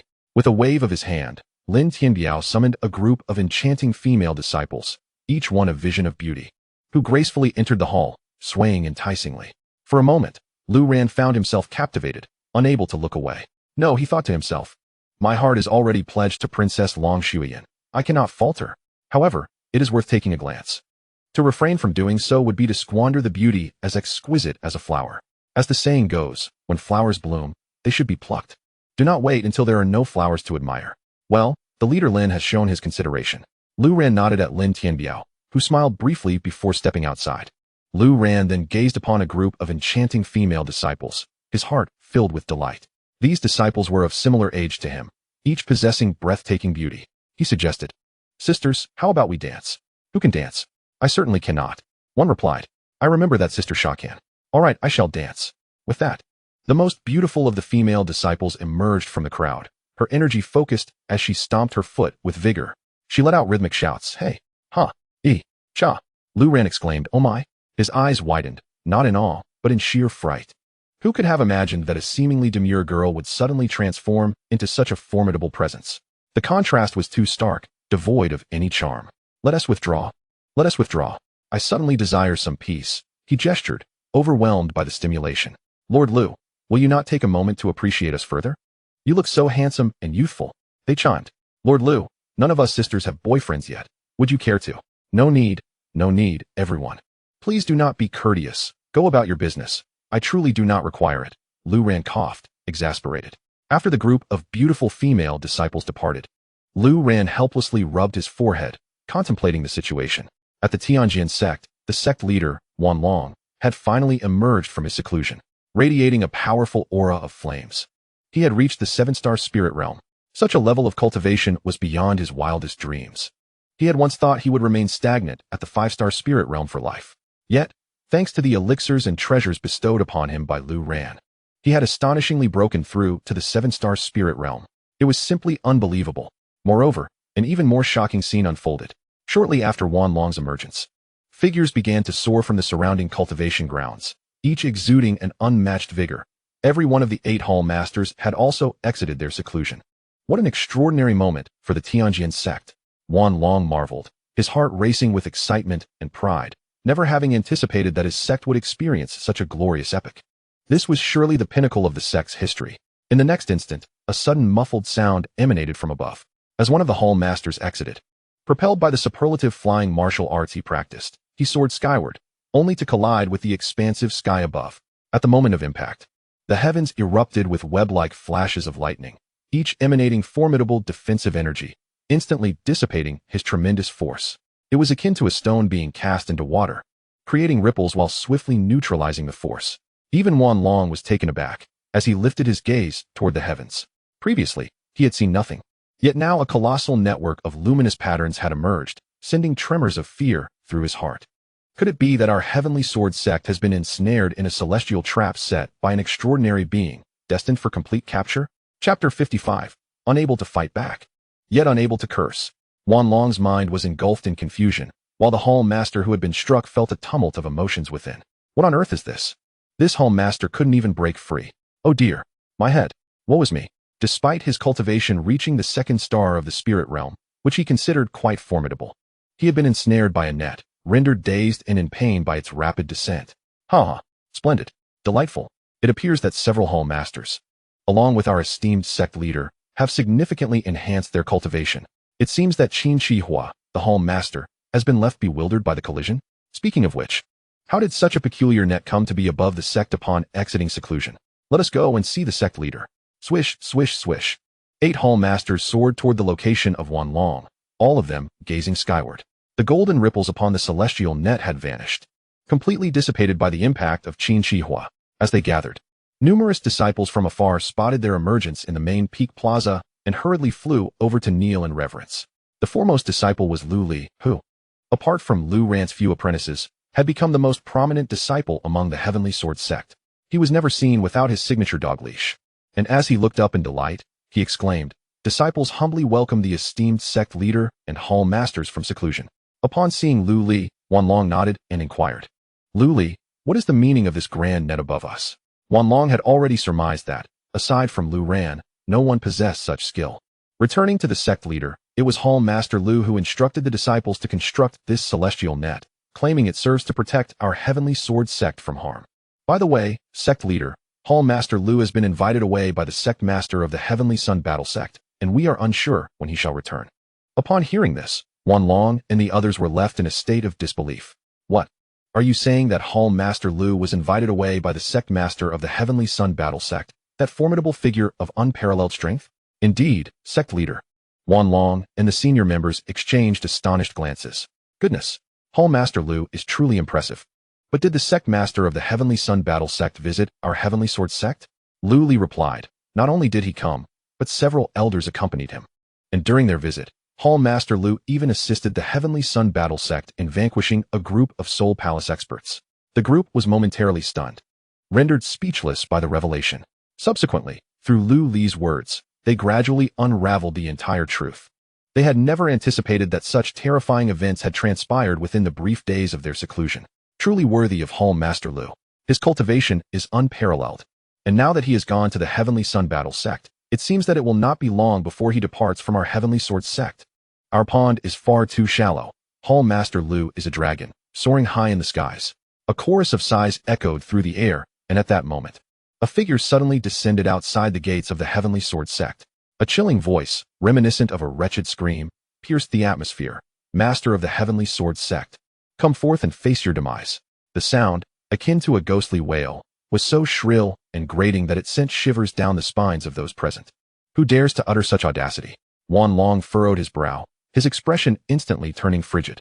Let us go and investigate. With a flurry of movement, the crowd soared swiftly towards the gate. Master, exclaimed a disciple guarding the entrance, his teeth clenched in ire. The black-clad individuals we previously vanquished bore such appearances. Their faces ashen and fanged. The people of the Soul Palace? The higher-ups, including Wanlong, were taken aback upon hearing this. Though they had limited knowledge of the Soul Palace, its notorious reputation struck fear into many hearts. This dark force specialized in targeting the powerful of first-rate factions. What brought them to the Heavenly Sword Sect? Without Lu Ran's presence, they were far from being a match. Moreover, Wanlong had discerned the cultivation level of the leading figure. He was a formidable expert at the late stage of the third spirit sovereign. We cannot possibly contend with them. What shall we do, Master? The Hall Masters behind him were equally alarmed. They recognized the overwhelming strength of their adversaries. The humble Heavenly Sword Sect was no match for such might. Quickly, go to Zia Peak and summon the 3 disciples of Master Lu to battle. But Master, Senior Sister Qin Yu and the others are currently in seclusion. At a time like this, they still choose to meditate? Bring them out at once. Yes, let us hurry. Lu Li led several elite inner disciples swiftly towards Zia Peak. With Master Lu absent, perhaps his disciples could hold their ground for a moment? As Wanlong and the others trembled with trepidation, the group of black-robed figures before them exuded an oppressive aura, their dark spiritual energy enveloping the area, transforming the space outside the Heavenly Sword Sect into a foreboding abyss, as if a demon had descended upon the earth. Who is the master of the Heavenly Sword Sect? Step forward. I seek to understand the circumstances. A tall, gaunt figure in black robes emerged, his voice gravelly and devoid of emotion. I am Wanlong, the master of the Heavenly Sword Sect. You are from the Soul Palace? What brings you to my sect? Though fear gripped him, he could not afford to show weakness. Stepping forward to stand outside the gate. You are the master? Very well, I shall inquire. How did 13 of my Soul Palace's experts meet their demise within your sect? Speak, and perhaps I shall spare your life. The hollow tones of the gaunt figure carried no trace of emotion. I am unaware. Wanlong flatly rejected the inquiry. His refusal absolute. His resolute stance left the assembled experts of the Heavenly Sword Sect momentarily dumbfounded. This attitude will only exacerbate the conflict. Master, you leave yourself no avenue of retreat. Unaware? Then you shall perish. With no further ado, the black-robed figure unleashed a devastating punch towards Wanlong. The terrifying sound of the explosion reverberated through the air, and Wanlong, realizing he was no match, chose to retreat hastily. Whoosh! He swiftly entered the mountain gate, attempting to retreat rapidly to mitigate a portion of the assault. However, in the next instant, a thunderous explosion resonated from above the mountain gate, akin to a meteor crashing into the ocean. At the sound of this reverberation, everyone felt their hearts race with trepidation, instinctively looking skyward. Before them, golden, lightning-like ripples suddenly manifested in the space before the cloaked figure's attack. The impact generated by the black fist seemed to spread in tandem with the golden lightning, the luminous patterns almost instantaneously extending outwards for 1,000 feet. Yet, in the following moment, the radiance vanished, leaving nothing in the air. Remarkably, Wanlong had merely stepped back slightly, suffering not a scratch. What? The figure in black was taken aback, staring incredulously at the transparent seal, his eyes wide with astonishment. He had not anticipated that the humble Heavenly Sword Sect possessed such a formidable protective formation. I shall see how many of my assaults this pitiful contraption can endure. Clearly unwilling to lose face before the onlookers, the tall, slender figure in black unleashed another punch. The previous strike had only utilized 30% of his strength, but this time, he unleashed a full 80%. Master, what should we do? This black-robed individual was a spirit sovereign, at the second level of spirit sovereign. While the sect leader was indeed a formidable presence at the 7-star spirit sect level, in comparison to a second-level spirit sovereign, he appeared woefully inadequate. The sect leader was flabbergasted, realizing the dire situation. Wasn't there a seal left behind by Lord Lu? Hadn't he successfully withstood the previous attack? What was there to fear? It was either perish together or nothing at all. The disciples were filled with dread, and amidst their discourse, the black-robed figure's attack surged forth like a flash of lightning. The terrifying black spiritual energy ripples formed a bizarre arc as a colossal black fist coalesced in the air, crashing down from hundreds of feet away, aimed directly at the heavenly net. Boom! The cacophony reverberated once more, the deafening sound shaking the surrounding trees as if swept by an autumn gale. Yet, under such a fierce onslaught, the spiritual fist astonishingly failed to shatter the invisible net. Compared to the previous manifestation of the heavenly net, this time it seemed that the range of golden light merely expanded slightly. No harm done. Ha! Splendid. Nothing happened. The heavenly net truly lives up to its name. It is indeed formidable, a life-saving talisman left to us by Lord Lu. His grand gesture, considering even royal-grade spiritual treasures as trifles, must mean the heavenly net is of a grade surpassing royal. With such extraordinary capabilities, our heavenly sword sect shall not perish. Behold, that foolish black-robed man looks utterly dumbfounded. Ha! A bunch of imbeciles. If you're so capable, why not come inside? Unable to win, yet unable to hurl insults. The voices of the disciples suddenly erupted, a tidal wave of jeers surging from within the heavenly sword sect to the mountain gate. Filled with curses that were utterly unbearable to hear, the members of the Soul Hall were left utterly bewildered. Not to mention that this humble heavenly sword sect possesses such a formidable protective array, the vicious insults hurled at them were beyond anything they had ever encountered. Who would have thought that cursing could reach such an exquisite pinnacle? It was truly an eye-opener. The tall, gaunt figure clad in black robes was seething with rage, nearly bursting with fury. You scoundrels! Today, I shall annihilate your heavenly sword sect. Just as he was about to strike again, he was halted by another figure in black behind him. Ghost Wolf, there's something amiss with this protective array. It appears to be of an extraordinarily high grade, and we cannot rely on brute force. Enraged, Ghost Wolf ground his teeth. Boss, I cannot afford to lose face. Did you not hear their taunts? I cannot endure this any longer. I must obliterate their mountain gate. Curse you. At that moment, within the heavenly sword sect, a woman's voice resonated, and several figures descended in unison. Chapter 56. Stalemate. The newcomers were none other than Qin Yu and her companions. As they appeared, an even more astonishing scene unfolded. From the depths of the heavenly sword sect, a colossal demonic beast soared forth from a pool of water, charging towards the mountain gate. It was the water moon Dream Chi. The moment this formidable beast manifested, even the upper echelons, including Wanlong, were left in shock. The aura of this great demon surpassed theirs entirely, even approaching the realm of spirit sovereigns. Astonishingly, this spirit sovereign-level demon was being ridden by a mere young girl, as if it were her steed. How dare a motley crew like you disrupt our heavenly sword sect? Qin Yu's voice rang out once more. As the senior disciple, she naturally had to take a stand. Behind her, the childlike Wei Wanjiang and the handsome Yun Che stepped forward, exuding a formidable presence. The moment they made their appearance, the atmosphere shifted dramatically. Previously filled with worry, the crowd now felt a surge of joy and excitement upon witnessing the resolute and fearless demeanor of Lu Ran's three disciples. It seemed they were capable of confronting the Soul Palace. While the onlookers breathed a sigh of relief, the group from the Soul Palace was utterly bewildered. They were momentarily at a loss for comprehension. How could such a seemingly insignificant, second-rate power, which the Soul Palace had dismissed, possess such a powerful protective array? How could they command such an astonishing demonic beast?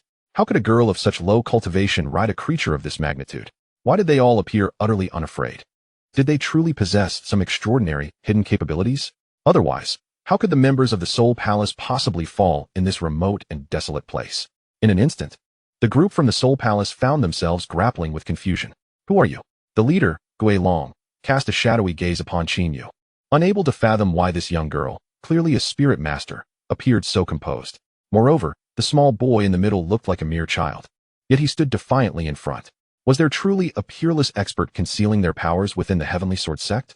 You are not worthy to know. Qin Yu narrowed her eyes, adopting the demeanor of a senior disciple. My heavenly sword sect has no grievances with you. Why do you seek to attack our mountain gate? Upon hearing this, the ghostly wolf howled once more, desperate to maintain the morale of his allies. Our Soul Hall's powerful warriors have perished at the hands of your heavenly sword sect. Do you dare claim there is no enmity between us? Those with courage, step forth and face me in a battle to the death. The wolf's taunts narrowed the eyes of Wanlong and his companions, clearly indicating that the opponent was issuing a challenge. As the sect leader, Wanlong could not permit his disciples to engage. Even Lu Ran's disciples were far inferior in cultivation to their adversaries. Thus, Wanlong declared, let us not fall into his trap. We shall remain here and see what he dares to do. Though his words might seem somewhat undignified, each person understood that this was the path to survival. To charge recklessly would surely cost them their lives. We shall not emerge. If you possess the guts, come inside. Qin Yu chimed in with a knowing smile. Seeing that this incitement had no effect, the ghostly wolf gritted his teeth, aware of the formidable power of the Heavenly Sword Sect's protective formation, leaving him at a loss for a solution.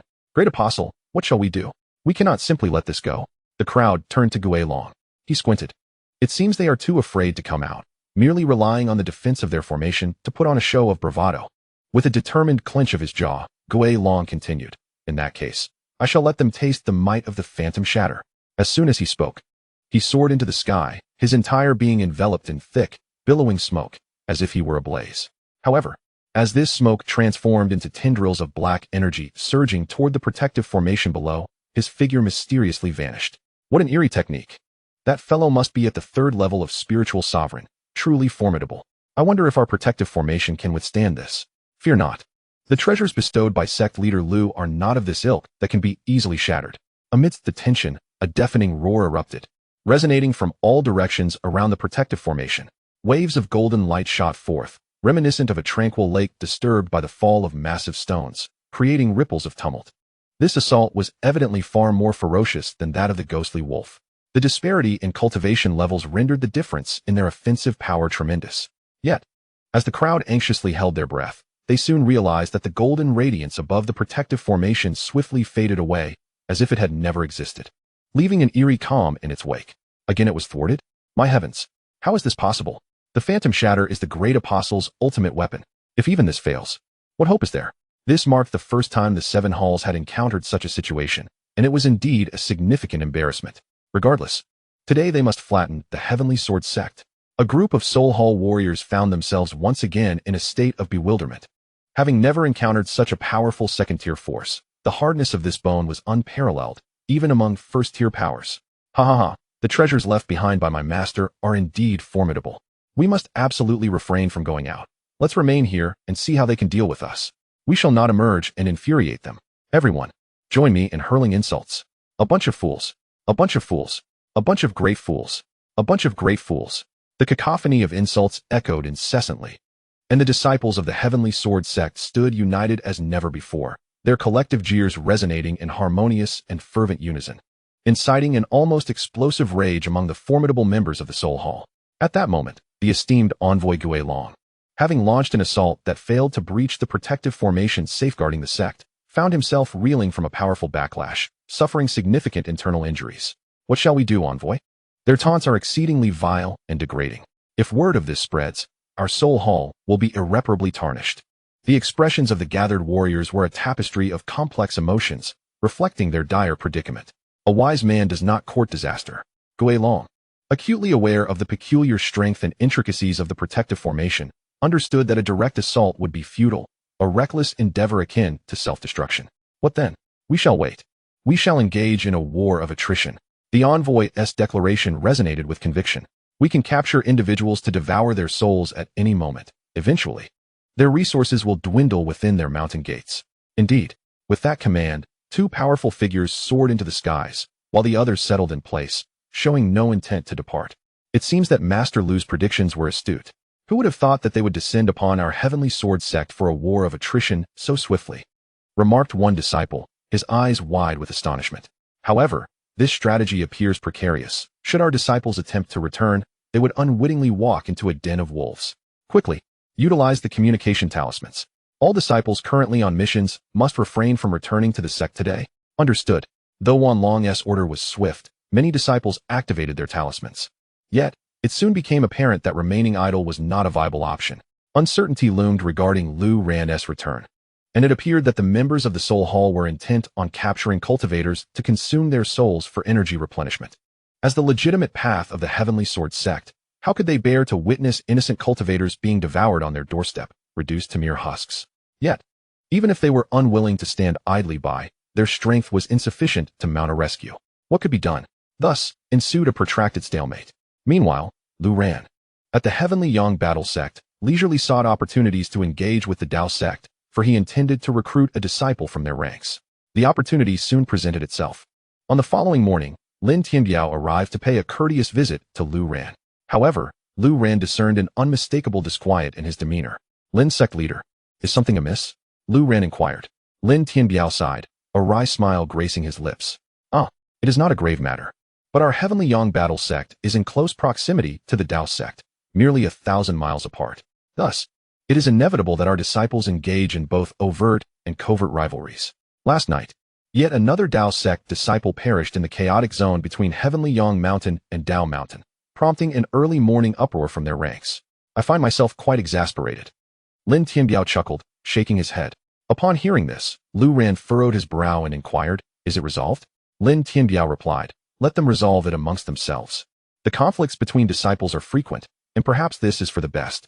Although their disputes can be fierce and occasionally result in casualties, it also serves to motivate their cultivation." As Lin Tianbiao spoke, a sense of resignation lingered in his tone. Such matters were too numerous for a sect leader to manage entirely, which was evidently impractical. However, Lu Ran chuckled and remarked, "I wonder where those Tao sect disciples are. I would like to learn more about this so-called foremost sect of the Fengyan dynasty." Upon hearing Lu Ran's words, Lin Tianbiao furrowed his brow and suggested, "Lu Hall Master, since you wish to understand the Tao sect, why not visit them directly?" Lu Ran shook his head with a smile and said, "No need for that. I can simply observe them at my leisure. You should attend to your own affairs, Hall Master Lin." Acknowledging Lu Ran's sentiment, Lin Tianbiao nodded and provided him with a location before departing. An individual of Lu Ran's stature had his own matters to attend to, and others clearly had no standing to inquire. After Lin Tianbiao discreetly left, Lu Ran soared into the sky, heading towards the place Lin Tianbiao had mentioned.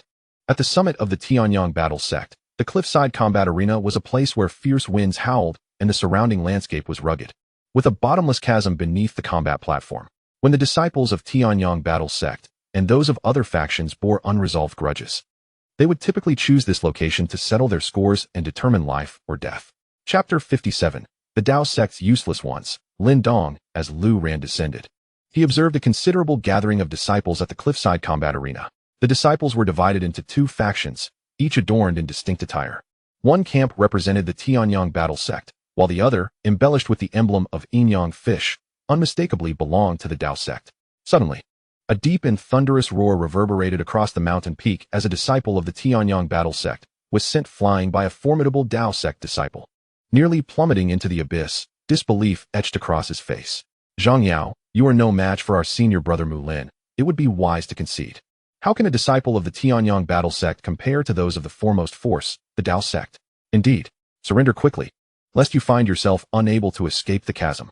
The disparaging remarks from the Tao sect disciples left the Tanyong battle sect disciples with expressions of icy resentment. Yet none seemed willing to step forward to challenge. Zhang Yao, the strongest among their ranks, had already proven too formidable for the others to contend with. "Do not be so arrogant. Today, it is merely me, a useless one, here to compete with you. Our senior brothers Long Kuei and Wang Bu have not arrived. If they were here, you would stand no chance." Zhang Yao gritted his teeth, determined not to let the spirit of the Tanyong battle sect falter, even in defeat. "Humph. Spare us the idle chatter. You have lost. Now hand over the spirit treasures you pilfered from the forest, as per the rules." Upon hearing this, Zhang Yao hesitated no longer. He retrieved 3 esteemed grade spirit herbs from the ring, all acquired from the chaotic realm, a domain that does not belong to your Tao sect. "Today, I am willing to wager and accept defeat, but rest assured, you shall repay me double in the future." However, Zhang Yao's words did not satisfy the Tao sect disciple, Mu Lin, who chuckled and said, "Zhang Yao, do you think I would come to this martial stage for merely these 3 spirit herbs? How naive." Instantly, the disciples of Zhang Yao were incensed. "What more do you desire?" A disciple behind Mu Lin laughed. "What our brother Mu Lin seeks is, of course, the inner core of that king-grade demonic beast." Upon hearing this, the atmosphere among the Tanyong battle sect disciples grew tense. "Over my dead body. That inner core belongs to our Tanyong Mountain's demonic beast and has nothing to do with your Tao sect." Zhang Yao ground his teeth, his voice frigid.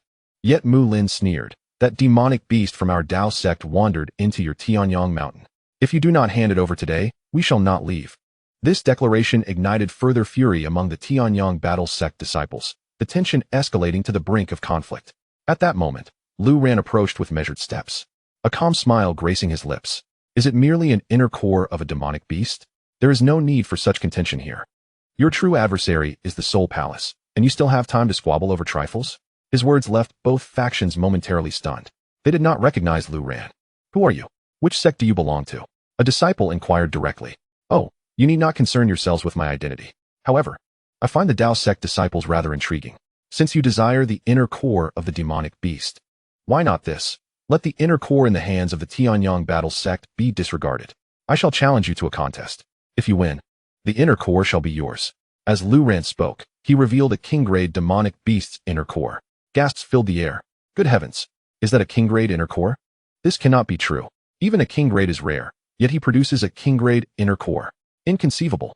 Who could slay a king-grade demonic beast to obtain such a core? Is he from the Dao sect? Our Tianyong battle sect has no such extravagant disciples. Could he be from the Tianyong battle sect?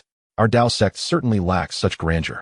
A throng of disciples was drawn to him, and Mu Lin of the Dao sect turned his gaze to Lu Ran, nodding with excitement. Very well. I shall not contest with the Tianyong battle sect today. I claim that king-grade inner core. Lu Ran smiled in response. Ah, commendable ambition. However, should you lose, you must agree to one condition. What condition? Asked Mu Lin. Assist me in locating a person, a disciple from your Dao sect named Lindong. What? As soon as the name Lindong escaped Lu Ran's lips, the expressions of the Dao sect disciples morphed into amusing disbelief, stifled laughter evident among them. Noticing their reactions, Lu Ran furrowed his brow. What is it? Is there a problem? Mu Lin shook his head vigorously. No problem. I accept your terms. Lu Ran discerned the amusement among the disciples but remained unfazed. After all, inner cores were plentiful and far from being a waste. Moreover, how could that disciple possibly contend with him? Come on then. I shall not hold back, Lu Ran declared, standing with his hands clasped behind his back. Slowly extending one hand to rest before his chest, adopting a posture suggestive of combat. Is this all you've got? Mu Lin observed Lu Ran, who exhibited not a trace of spiritual energy, his expression one of utter bewilderment. This hardly resembled a fight. It was more akin to Lu Ran offering him an internal elixir. What? Not going to fight? Let us fight, of course. I am about to launch my attack. Boom. Despite his astonishment, Mu Lin showed no mercy. His spiritual energy surged, cascading to the crown of his head, where it instantaneously manifested as a colossal shadow of a yin-yang beast. This beast, reminiscent of a great python, bore a single horn atop its head, sharp as a multitude of needles. With a thunderous roar, the mighty serpent descended upon Lu Ran with ferocious speed, the air slicing with a piercing sound. Yet, Lu Ran displayed no inclination to utilize his spiritual energy. This left Mu Lin feeling as though he were bullying someone weaker. However, in the next moment, amidst the astonishment of all present, that serpent shadow was obliterated by a single punch from Lu Ran. No one could discern the exactness of his strike. A deafening roar echoed, and when clarity returned, Lu Ran stood with his fist raised, while Mu Lin, reeling from the backlash of energy, was sent sprawling backward, skidding across the ground for several dozen feet before managing to regain his balance. In that instant, all disciples present were left speechless. Gulp. How could this be possible? Did anyone witness what martial arts he employed? I couldn't perceive anything at all. Who on earth is this person? Who knows? All the disciples were befuddled. At this moment, Mu Lin was even more bewildered. Despite his realization that Lu Ran had not utilized spiritual energy, he had still unleashed an astonishing 99% of his power. After all, that was the internal elixir of a royal tier demon beast. How could one so easily allow themselves to be at a disadvantage? Thus, he had nearly unleashed his ultimate move. Yet, this trump card proved utterly insufficient against Lu Ran. Furthermore, after that strike, his internal energy surged violently, his organs experiencing severe shock, and he nearly expelled blood, which he forcefully suppressed. Observing this, Lu Ran chuckled. It seems you will need to help me find someone. The disciples of the Dao sect wore complex expressions. A royal tier internal elixir, gone with a mere strike. Such a pity. Meanwhile, the disciples of the Tianyong battle sect were brimming with excitement. Previously oppressed by the Dao sect disciples, they were unaware of Lu Ran's origins. But witnessing him decisively defeat Mu Lin invigorated their spirits. Moreover, seeing such a battle firsthand was indeed an eye-opener, leaving them curious about Lu Ran's identity. A bet is a bet. However, I must tell you honestly, that fellow named Lindong is quite a celebrity. With your formidable prowess, why do you seek him? Mu Lin swallowed a pill to stabilize his erratic internal energy and inquired coldly. Unable to acquire the royal-grade inner elixir, he felt an overwhelming sense of frustration, to the extent that his demeanor towards Lu Ran was less than cordial. Lu Ran furrowed his brow, inquiring, famous? What do you mean? Before Mu Lin could respond, A disciple from the Dao sect interjected. Of course, it means he's quite renowned, but his fame stems not from formidable cultivation, but rather from his utter lack thereof. Indeed, he is the greatest failure of our sect. Were it not for the fact that the sect leader is his father, he would have been expelled long ago. Upon hearing this, Lu Ran was momentarily taken aback. System, what trickery are you playing this time? He shrugged in resignation, yet since the system task had been issued, it seemed that this brother Lin must possess some extraordinary secret. One could only hope he had a few stones on hand, ideally with some fur coats hidden within. Lu Ran asked, are you suggesting that as long as I go to the Dao sect, I can easily find him? Absolutely. A figure so well known is quite easy to locate. As Mu Lin and the other Dao sect disciples spoke of Lindong, their eyes revealed an unmistakable disdain. Thank you all, but this inner elixir is of no use to me. You may take it, to foster goodwill, Lu Ran said, tossing the inner elixir directly to Mu Lin. What? The crowd was left dumbfounded. Mu Lin, at a loss for words, found himself in disbelief. It felt as though a pie had fallen from the sky. Others looked on with mouths agape, unable to articulate their envy. Noticing their astonishment, Lu Ran frowned. Do you all want it? What? Can we really have it? Such fortune is too good to be true. Don't tease us. The group of disciples shook their heads in resignation. Yet Lu Ran chuckled. Indeed, such good fortune is rare. With that, he soared into the air, vanishing in the direction of the Dao sect. The disciples exchanged glances, and Mu Lin, clutching the royal-grade beast inner elixir, felt a surge of excitement. Without lingering, he stored it away and, accompanied by a group of Dao sect disciples, set off from the cliff's martial arena, heading towards the Dao sect. Chapter 58. Devouring the divine body in truth. Mu Lin felt a considerable amount of anxiety as he held the royal-grade beast inner elixir. Initially, he had been overwhelmed with excitement at the sight of such an unprecedented treasure, but upon regaining his composure, he realized he absolutely could not claim it for himself. A royal-grade item. Even within the Dao sect, it was likely a treasure of paramount significance. Moreover, it was improbable that the Dao sect could produce an inner elixir of such caliber. If he were to keep it for himself, it would ultimately lead to his demise.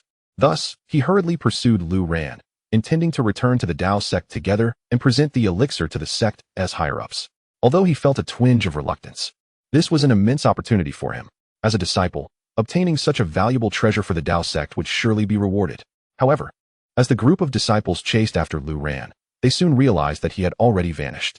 Neither the beasts beneath their feet nor any flying treasures could match Lu Ran's speed. They raced onward, yet not a single figure was in sight. To Lu Ran, the distance of 1,000 miles was no longer a significant obstacle. He swiftly arrived at the entrance of the Dao sect. Gazing upon this colossal power, he felt a surge of anticipation within him. Naturally, his prior acquaintance with this place in his past life contributed to his favorable sentiments towards the Dao sect. However, whether this sect would genuinely reciprocate his feelings remained uncertain. Who are you? What brings you to our Dao sect? A disciple at the gate approached Lu Ran, inquiring about his presence. I am searching for someone, a person named Lindong. Upon hearing this name, several guarding disciples exchanged bewildered glances, their expressions a mix of confusion and disbelief. There are countless individuals to seek, but to search for a useless one, there hasn't been anyone like him in recent years. Not to mention, even within the Dao sect, all disciples disregard him, and those who once targeted him have grown indifferent, treating him as if he were invisible. Are you referring to that waste?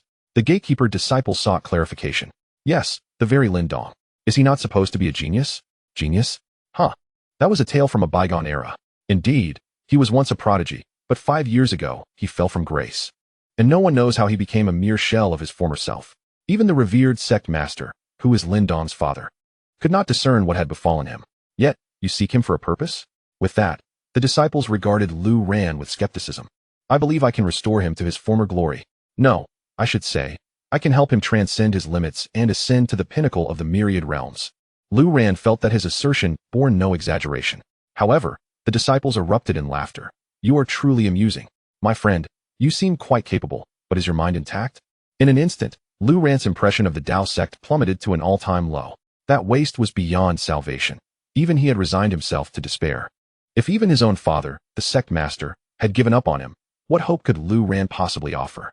2 years prior, the sect master scoured the realms in search of a sage to heal his son, yet none succeeded. If you believe you can succeed, then go ahead and take him away. Proceed through the entrance. Continue onward until you find a thatched cottage. That is his dwelling. Lu Ran was somewhat taken aback. He anticipated that the gatekeeper would permit him entry and even encourage him to take Lindong away. How fortuitous. Nodding in agreement, Lu Ran stepped into the Dao sect.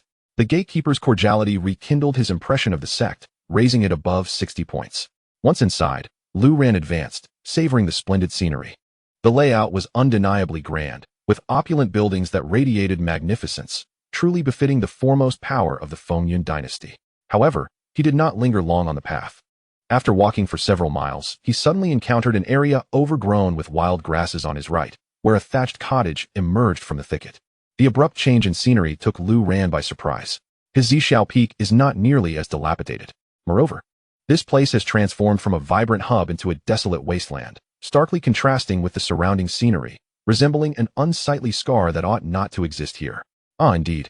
Life is quite simple, much like my own. Lu Ran forced himself to find solace in this thought before he ventured towards the overgrown grass. Suddenly, a figure emerged from the thatched cottage. This individual was disheveled, with hair tangled and unkempt, evoking in Lu Ran a fleeting image of a creature dwelling within hair. Lice.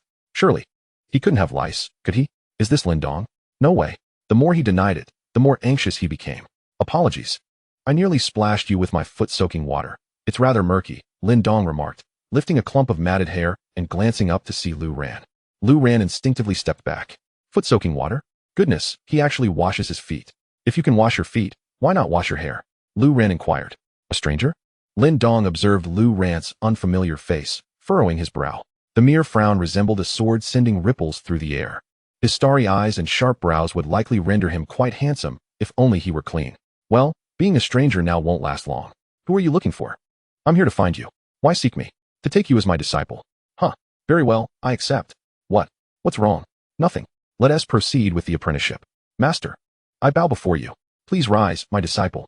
Here, I possess the 36 Heavenly Gang martial arts and the 72 Earthly Sha battle techniques. Which do you wish to learn? Master, first help me examine my physical body. My spiritual energy keeps leaking away. It vanishes entirely. If this isn't remedied, nothing else matters. Understood. As he spoke, Lu Ran directly checked Lindong's pulse. Yet, he was hardly skilled in pulse examination. Fortunately, with the aid of the system, which is a remarkable tool, he was informed that this lad was a natural devouring divine body. The term devouring divine body implies a perpetual hunger. Moreover, he is the kind who can never seem to become satiated. Regardless of how many elixirs he consumes, they would be akin to entering a bottomless pit within him. Due to this unique quality, individuals with such a devouring constitution are often regarded as worthless, even believing themselves incapable of storing spiritual energy, thus deemed as unworthy cultivators. After consuming countless elixirs with no visible improvement, they become more convinced of their uselessness and gradually abandon their quest for healing. Furthermore, having previously expended abundant treasures, many end up despised by others, leading to their downfall. Lindong likely shares a similar fate. Of course, being the son of the Dao sect's leader might afford him certain privileges. At the very least, he wouldn't be outright killed. Your body shows no issues, Lu Ran declared, feigning expertise as he continued his examination. Master, could you please be quiet? I have no issues. How could I not have issues? Digestion. Lu Ran curled his lip.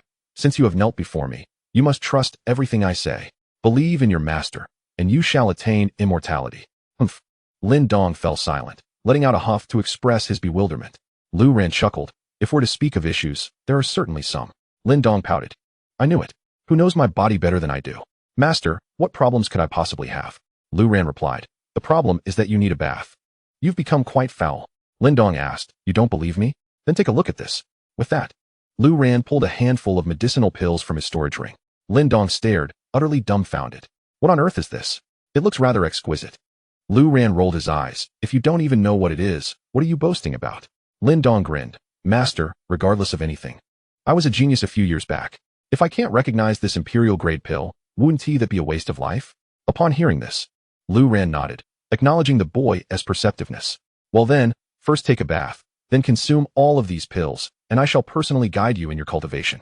Although Lindong appeared unfazed, his heart raced with excitement. He was no fool. The torment of recent years had nearly led him to abandon hope. Yet, the moment Lu Ran appeared, he felt an inexplicable sensation coursing through him, something he had never experienced with anyone else. It was precisely this feeling that drove him to decisively become Lu Ran's disciple, so much so that Lu Ran found himself somewhat bewildered. Thus, the entire apprenticeship process unfolded in a state of confusion. Fortunately, Lu Ran completed his task, and at the moment Lindong bowed and stood up, the system reward arrived. It must be said, the system was quite humane, directly granting him 1,000 embedded spiritual power spaces. Each space was immensely vast, capable of storing boundless spiritual energy. Even granting Lindong a single one would elevate him to a formidable existence, requiring no further cultivation of his Dantian. This embedded space was akin to a Dantian of the spiritual emperor level. If all 1,000 were bestowed upon him, his future would be limitless, and ascending to the pinnacle of myriad paths would merely be a matter of time. The system was indeed commendable. Lu Ran nodded in satisfaction, only to see Lindong seize the pills and pour them directly into his mouth. Wait, slow down, at least don't choke, Lu Ran exclaimed. But Lindong paid no heed and swallowed them whole, inevitably choking. Master, pat my back. Bang, bang, bang. Lu Ran struck his back with considerable force, nearly knocking the breath out of him. Ah, that feels good. Master, just a moment, I'll go take a bath, Lindong stated as he exited the hut. Lu Ran observed as Lindong consumed such a multitude of pills without any adverse effects, and he couldn't help but nod in approval. Another exceptional disciple. Chapter 59. The Fence-Sitter, Swaying Both Ways. Reflecting on this, Lu Ran focused his mind and directly bestowed 1,000 embedded spiritual power spaces upon Lindong. Boom. At that moment, as Lindong was undressing and preparing to jump into the nearby pond for a bath, he felt a jolt coursing through his entire being. An overwhelming surge of energy flooded his body, causing ripples of spiritual energy to erupt within him, inadvertently pushing everything around him away, leaving his younger brother exposed. Oh no. Cover up. Lindong was filled with astonishment as he instinctively covered his groin and lifted his head. Is this the incredible effect of the elixir? But it's truly remarkable. Observing the water's retreat and the waves that had even roasted the large fish within, his surprise deepened. What has happened to me? Could it be that I am truly on the verge of greatness? Lindong himself found it hard to believe. However, recalling the grade of the elixir presented by Lu Ran, he felt invigorated. Master, you are extraordinary. If I genuinely rise to power, you shall be my true master, closer to me than my own father. As he spoke, he sensed the energy within him surging forth. He reached for his underwear, but unexpectedly found himself propelled skyward by a tremendous force. What the? He was speechless. This is truly a case of soaring bare-bottomed. Master, save me, Lindong shouted, attracting the attention of numerous disciples, both male and female, who were utterly astonished. Who is that? What is happening? Is he trying to escape after being caught in a scandal? No, wait. It's Lindong. Which Lindong? The useless one? How is he flying? Incredible. Bare-bottomed flight. Unbelievable, the disciples exclaimed, some of the female disciples quickly covering their faces, yet peeking through their fingers in curiosity. At that moment, Lu Ran was also drawn out by Lindong's cries. Upon seeing the spectacle above, he gasped in surprise. Here, this is a battle suit. Put it on. He had not the habit of carrying underwear with him, so he tossed out a battle suit instead. It's about to explode. Hurry. Catching the battle suit. Lindong hastily donned it before the surging spiritual energy within him erupted. Phew, I didn't end up completely exposed. Strangely, the moment he put on the battle suit, the overwhelming spiritual energy within him abruptly calmed, becoming entirely still. Is that it? Lindong looked perplexed, but upon tightening his fists, he felt a remarkable energy surging forth. When he relaxed his grip, the spiritual energy dissipated. It's back. My combat power is restored. He was both shocked and exhilarated. Your combat power is not merely restored, Lu Ran chuckled. Suddenly able to control his body, Lindong descended and asked, Master, what realm is my current cultivation at? Why can't I sense it? Lu Ran smiled, stroking his beardless chin. It shouldn't be too weak. Why not give it a try? He glanced at the crowd of Taoist sect members who had rushed over upon hearing the commotion. Master, I believe in repaying enmity. Do you appreciate this character trait? Indeed. Haha, as expected of my master. Then I shall not hold back. Let us do this. Lu Ran understood that Lindong had undoubtedly endured much disdain over the years. So if he sought vengeance now, he should be allowed to revel in it. At that moment, the onlookers noticed Lindong was adorned in a battle suit. Though its grade was indiscernible, they recognized it to be quite impressive, murmuring amongst themselves. This battle suit is remarkable. It has granted a useless one the ability to soar through the air. Lindong, I suggest you remove that attire. It is a sheer waste. I was perplexed at first, but it turns out the aura emanates from a battle garment. It appears that a useless individual will always remain so, incapable of cultivating. Lindong, you have previously consumed a substantial amount of my sect's precious elixirs. This battle garment is commendable. So hasten to remove it and place it in the treasure tower as a form of atonement. To my surprise, this wastrel is quite fair-skinned, huh? I have just observed. It is indeed large. Senior sister, how can you be so fond of this? A group of disciples gathered to witness the spectacle. At that moment, Lindong gazed at the crowd and pointed at one disciple, Wu Kai, who stood with crossed arms, exuding disdain, and asked, "Do you believe I have restored my cultivation?" Wu Kai? Wu Kai, the disciple called out, had bullied Lindong numerous times, though not the most frequently. Thus, Lindong's direct mention of his name was bold. Wu Kai frowned. Although Lindong was the sect leader's son, the leader had abandoned him, so they felt no fear in bullying him. Being singled out by Lindong was, to him, an affront to his pride. Consequently, Wu Kai's demeanor turned icy. "Lindong, when did you earn the right to call me by my name? And retract that finger, or I shall break it." Wu Kai's voice was frigid, radiating a readiness to strike. "Ha ha ha, brother Wu Kai, did you not hear? Lindong claims he has restored his cultivation. Restoring one's cultivation is indeed a positive development. Yet do you dare to spar with brother Wu Kai? This is utterly hilarious. Lindong, please, spare us your antics. It's too amusing. Have you gone mad in your desire to regain your cultivation? Brother Wu Kai, I suggest you throw a punch." The group of disciples clearly doubted Lindong's claims, their harsh jeers resonating as rather deserving of a beating in Lu Ran's ears. "Lindong, since you claim to have restored your cultivation, shall we engage in some sport?" Wu Kai sneered, still with arms crossed, maintaining an air of superiority. "Very well, but mere play lacks allure. How about we wager?" Upon hearing this, the crowd was astonished. "A wager? Ha ha ha, Lindong, has your mind been muddled? You dare propose a wager? Brother Wu Kai, since Lindong has brought it up, let us entertain the idea. There is no shame in it. After all, he initiated it." "Agreed. In that case, Lindong, you propose the terms." Lindong smiled. "Everything within my spatial ring. The loser shall surrender all to the victor." Wu Kai frowned. "And what about you?" Lindong replied, "As for me, I shall remove this battle garment and grant it to you." Upon hearing this, the crowd gasped in astonishment. This garment was of exceptionally high caliber. They had all assumed it to be a life-preserving gift from the sect leader to his son. Securing it would be a tremendous gain. Agreed. Wu Kai immediately accepted the challenge. "Come forth, I shall hold nothing back." Wu Kai's eyes were fixated on Lindong's battle garment, a glimmer of avarice evident in his expression. "Let us begin." With a thunderous roar, an astonishing surge of energy erupted from Lindong's body. And in the blink of an eye, a powerful punch was hurled towards Wu Kai. In that fleeting moment, the very earth trembled, and even Lindong's humble thatched cottage, which had sheltered him for several years, was uprooted. What on earth is happening? Has he truly regained his cultivation? This is inconceivable. All the onlookers were utterly stunned. The sheer force of Lindong's unleashed attack, that overwhelming momentum, left even those disciples standing several yards away in awe, let alone Wu Kai. At this moment, Wu Kai was equally bewildered. He had not even intended to defend himself, standing there to allow Lindong's assault, aiming for the utmost humiliation. However, when Lindong's fist came crashing towards him, he was sent flying backwards, tracing a graceful arc through the air before crashing down to the ground. Unable to rise for a time, Wu Kai could not suppress the tumultuous surge of blood within him, and a mouthful of blood erupted forth. "What? Brother Wu Kai actually lost? Am I seeing things? Incredible. Brother Lindong has finally restored his cultivation. Could it be that his battle attire played a role in this? Perhaps. Regardless, one thing is certain. Brother Wu Kai has been defeated." The crowd was left speechless in shock. Some disciples even began to refer to Lindong as Brother Lindong. This is the stark reality of life.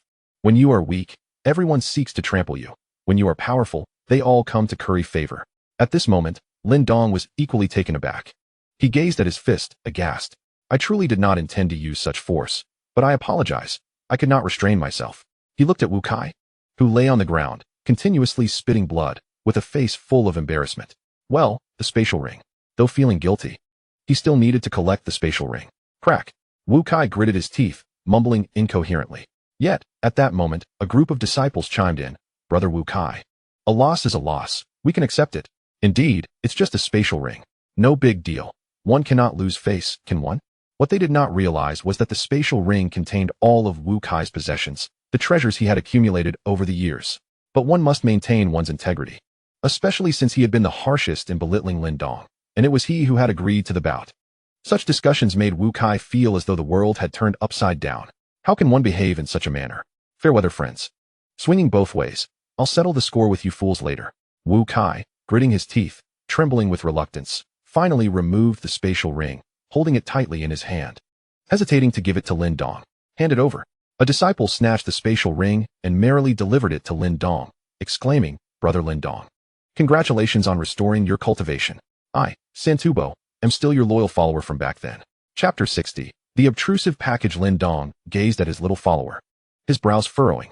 You wretched Zhang San, you were once my subordinate, yet when my cultivation faltered, you were the first to mock me. Over these past 2 years, you have relished in ridiculing me. Lindong scrutinized the disciple named Zhang San, grinding his teeth in frustration. Lin Zixiao, that is all in the past. Please forgive my transgressions. I am more than willing to serve you faithfully, to toil like an ox or horse. Direct me east, and I shall not venture west. Command me to chase after a dog, and I shall not pursue a chicken. Zhang San was quite eloquent, and Lu Ran nearby nodded in agreement. You insolent Zhang San. While Lindong felt a twinge of resentment, he recognized the wisdom in the saying, one should not strike at a smiling face.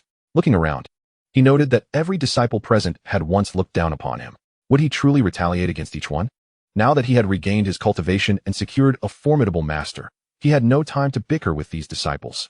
Of course, these disciples lacked the strength to pose a challenge. Even Wu, a mere third-stage spiritual master, was hardly sufficient to be a rival. Thus, if he wished to train, he needed to seek out the more powerful inner disciples of the Tao sect. He turned to Zhang San. Zhang San, I wish to gauge your sincerity. Assist me in a matter. Zhang San readily agreed. Speak, Lin Zixiao. Bring me Lu Hu, Wang Kuan, and Zhao Changkong.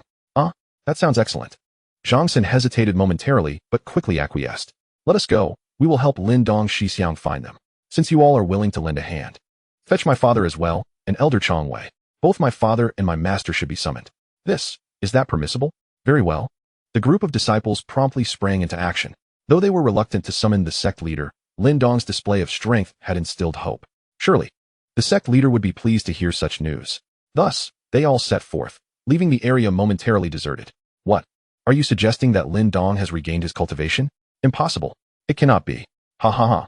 This waste wouldn't he dare deceive us, would he? I, Lu Hu, am now an inner disciple, and I shall not allow him to revel in this. Wait, Zixiao, Wu Kai has been defeated by Lindong. He has taken on a remarkably powerful master. Let us go. We must see for ourselves. The disciples were now filled with astonishment and began making their way toward Lindong. Meanwhile, in another location, Elder Chong Wei was equally bewildered upon hearing the disciples mention Lindong's restored strength. What? Zhang San, are you courting death by attempting to deceive this elder? Elder Chong Wei was once Lindong's master, but that was in the past. After Lindong's powers had diminished, he had severed their master-disciple bond. The shame was too great, and as a respected figure within the Tao sect, he could not afford to be associated with someone deemed a failure. Rest assured, Elder Chong, this matter is undeniably true. Should there be even a hint of falsehood, may the heavens strike me down. Zhang San even swore an oath, which prompted Elder Chong Wei to furrow his brow. If this were not true, Zhang San would not dare make such a solemn vow. Very well. This elder shall go and take a look. With that, he departed from the elder hall. However, Elder Chong Wei and the other disciples exhibited little more than surprise. While Lindong's father, the esteemed leader of the Tao sect, Lin Jinhai, displayed a temper that could ignite a fire.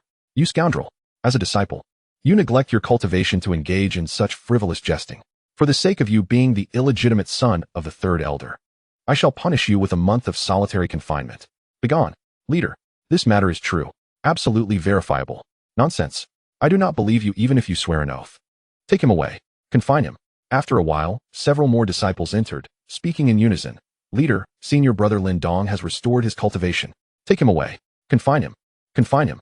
Thus, no one dared to mention this matter to the leader again. The elder's temper was exceedingly volatile, and when it came to matters regarding his son, it escalated to an even greater fury, leaving no room for any explanations.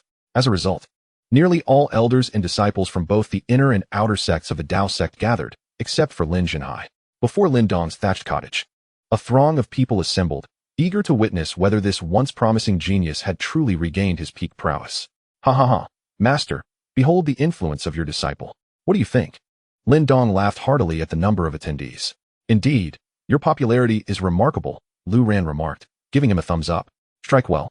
I too wish to see the extent of your current cultivation. All right, Lindong replied, just as he noticed someone approaching. Zhang San, senior brother Lindong. The esteemed brothers Lu Hu, Wang Kuan, and Zhao Changkong have all been summoned. Zhang San whispered, to which Lindong nodded in acknowledgement. Zhang San, well done. Continue to be my loyal aide. Of course.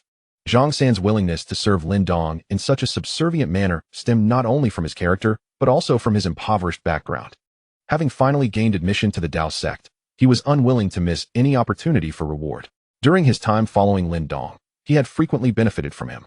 For Zhang San, each treasure he acquired was a chance to elevate his family's status and bring glory to them.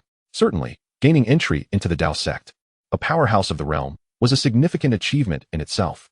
However, while he was perceived as successful in the eyes of the world, the competition within the Dao Sect was fiercely ruthless, and those who understood the dynamics knew well.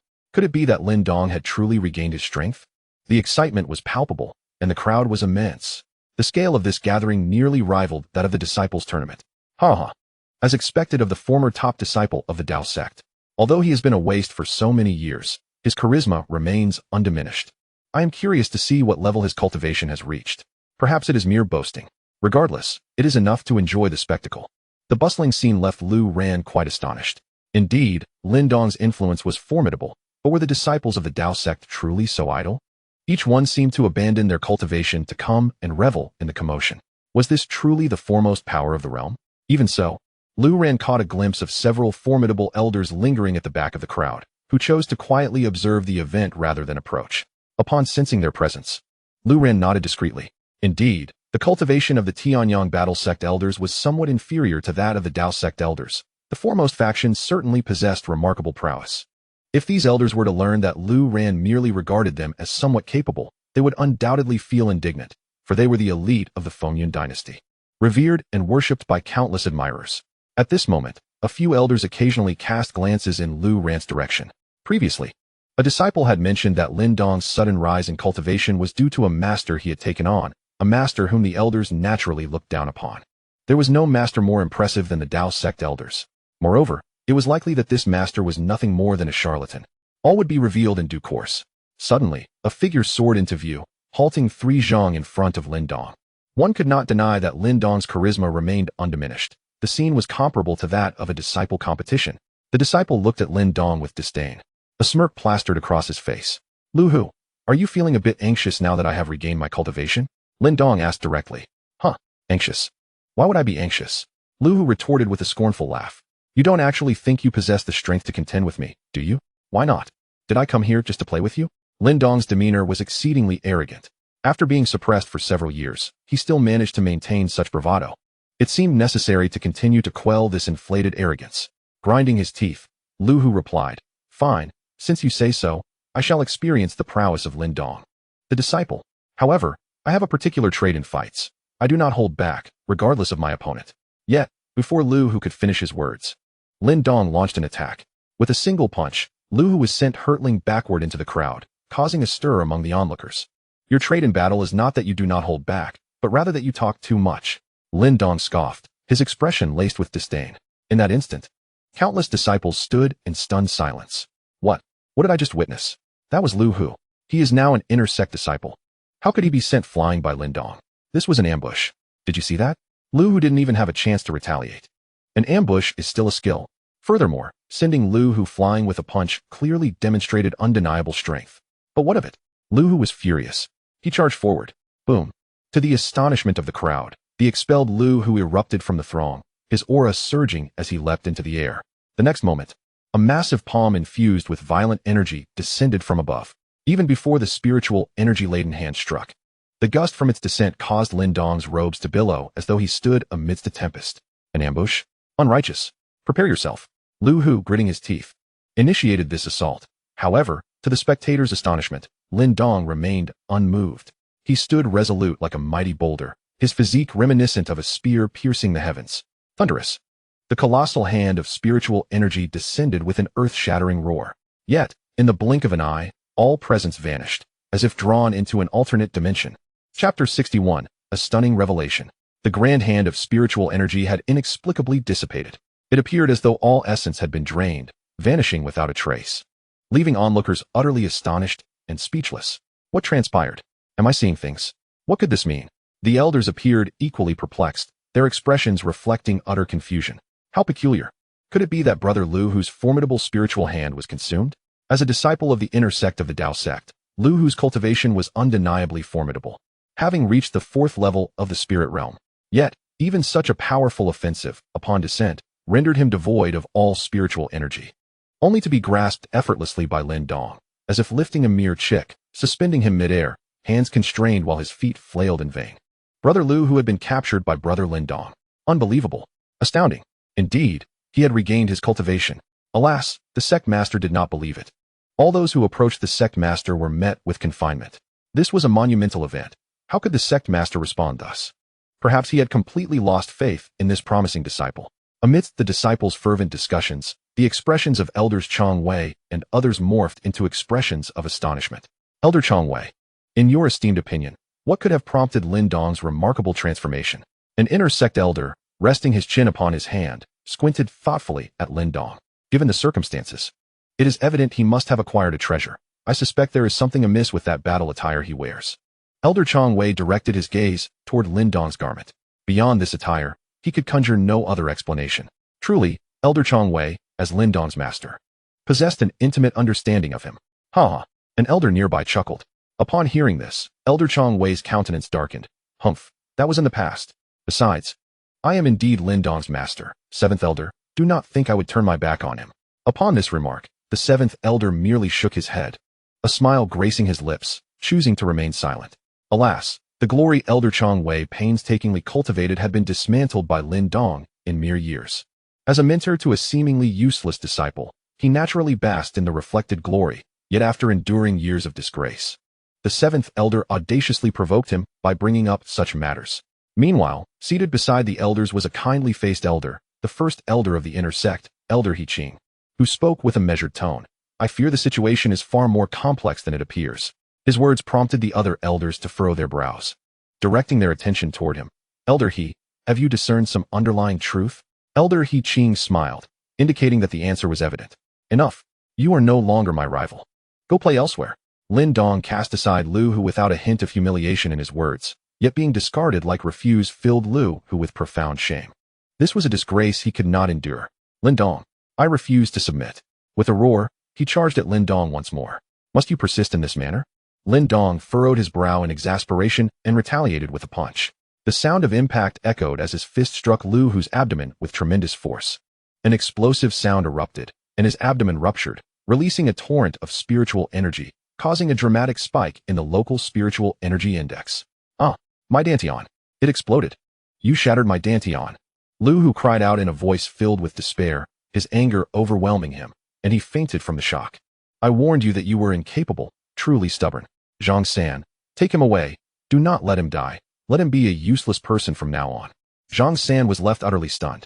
He understood that Lindong had regained his cultivation, but never anticipated it would be to such a formidable extent.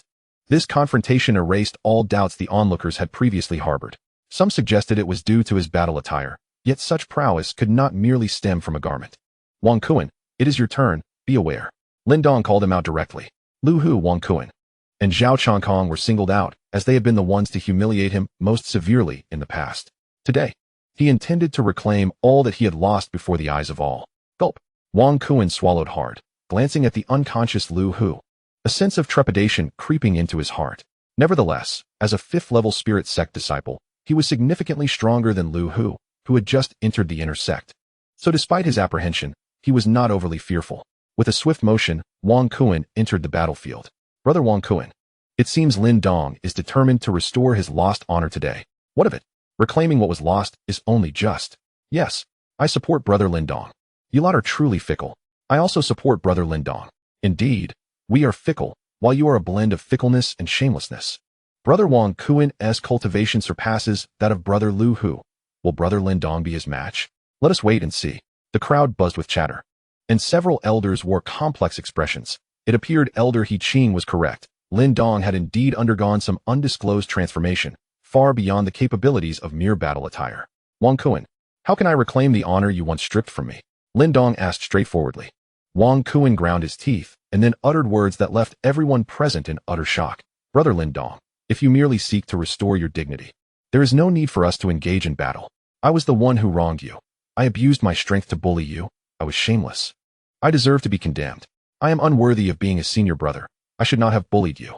All of this is my fault, and I apologize. I hope Brother Lindong can forgive me. With a sincere demeanor and an almost obsequious posture towards Lu Ran, Wang Kuan's actions seemed to communicate that as long as he felt no embarrassment, it was others who should feel awkward. This Brother Wang Kuan lacks any sense of dignity. Has he completely disregarded his reputation?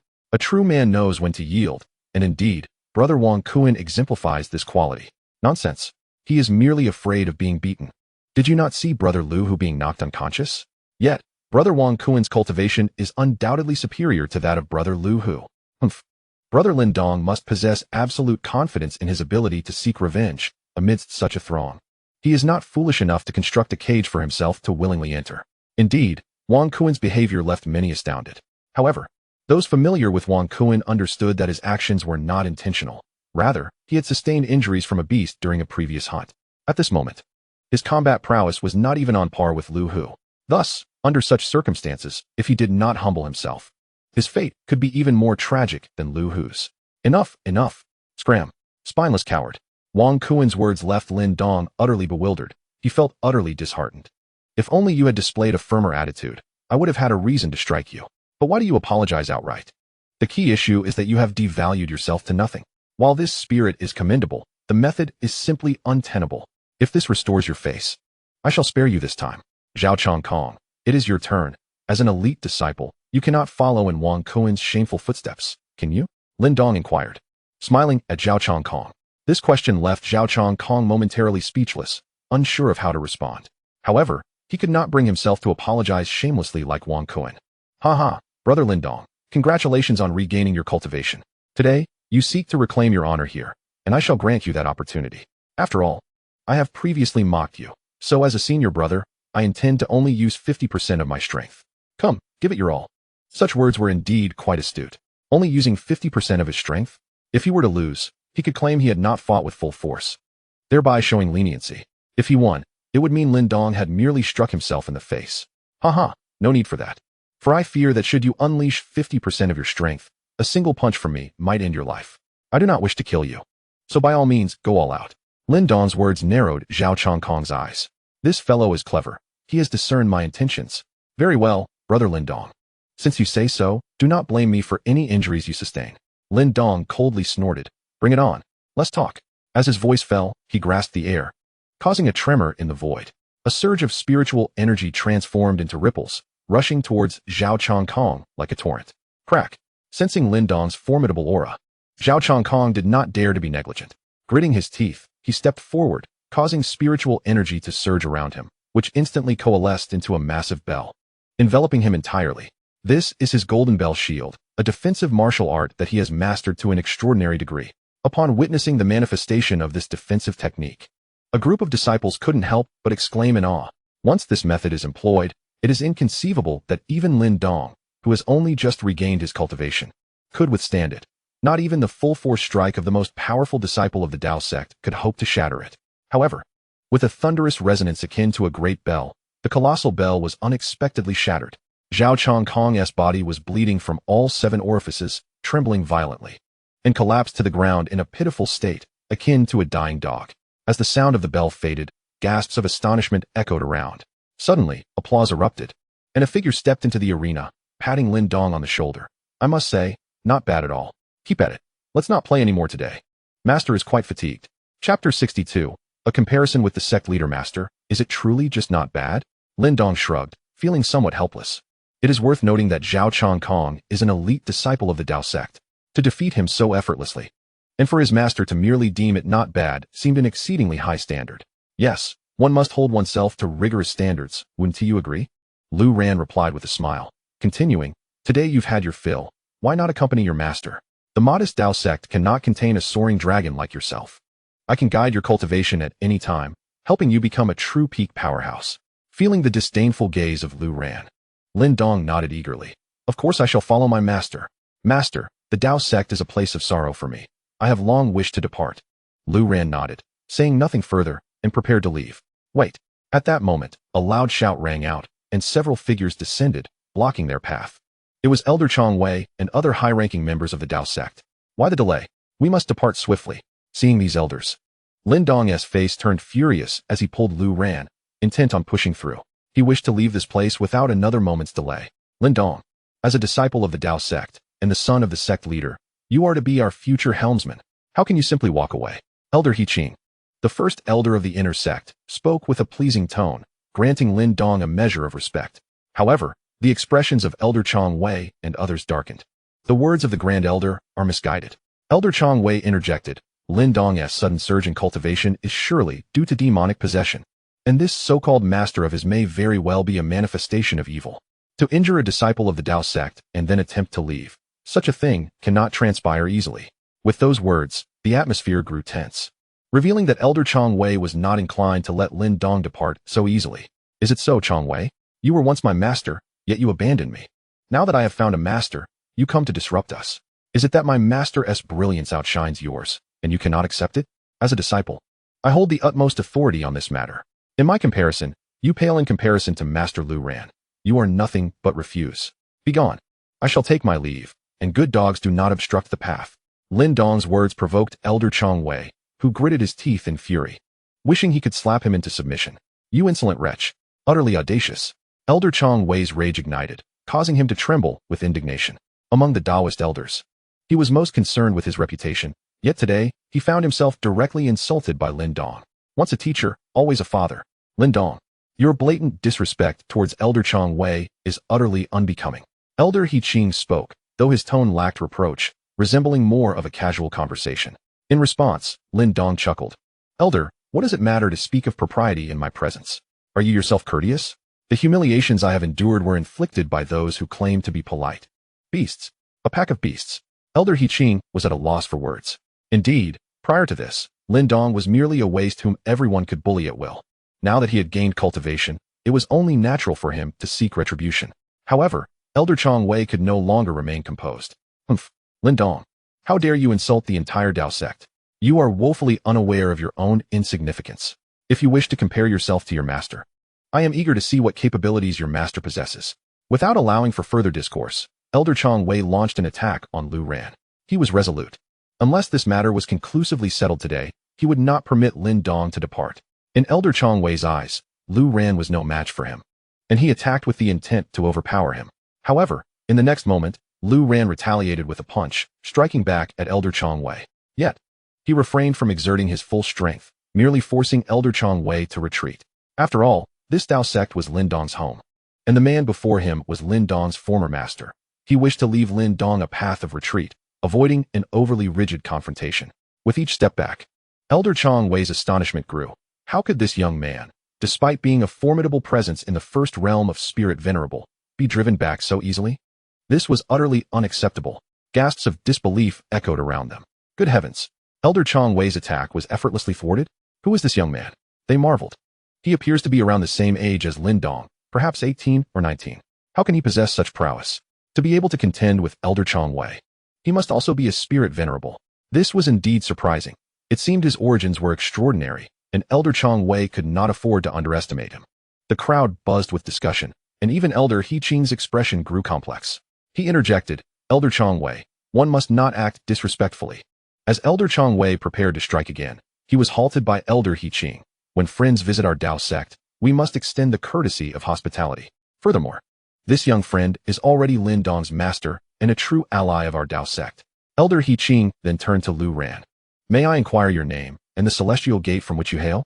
With a smile, Lu Ran replied, I am Lu Ran, the master of the Zixiao Sword Hall in the Heavenly Sword Sect. Standing with poise and confidence, he met Elder He Qing's gaze without a trace of fear. Despite being amidst a congregation of formidable experts in the Tao sect, Lu Ran exuded unwavering self-assurance. Now, his cultivation has ascended to the realm of the seventh-layer spirit sovereign, resembling a divine being. The rapidity of this enhancement is likely due to the remarkable breakthroughs experienced by several disciples.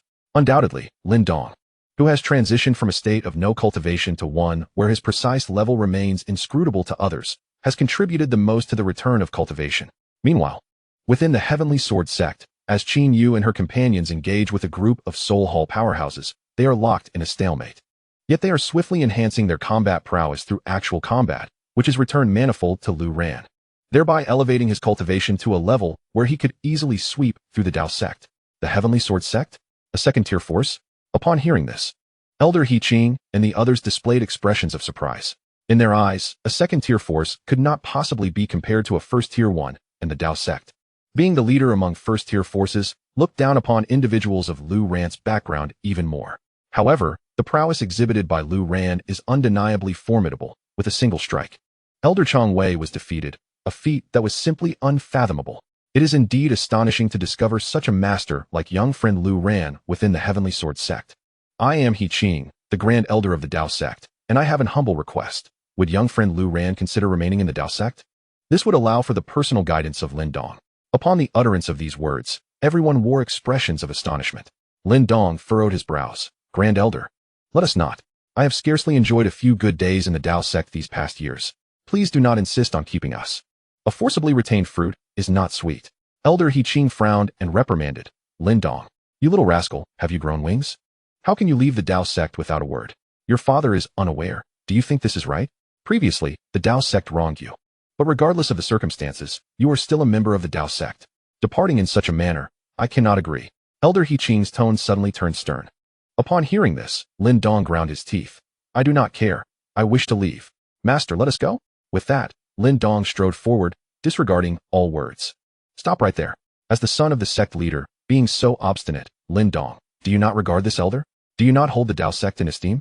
Although Lindong has become a formidable expert and restored his cultivation, even if he were still the same worthless individual, Elder He Qing would not permit his departure from the Dao Sect.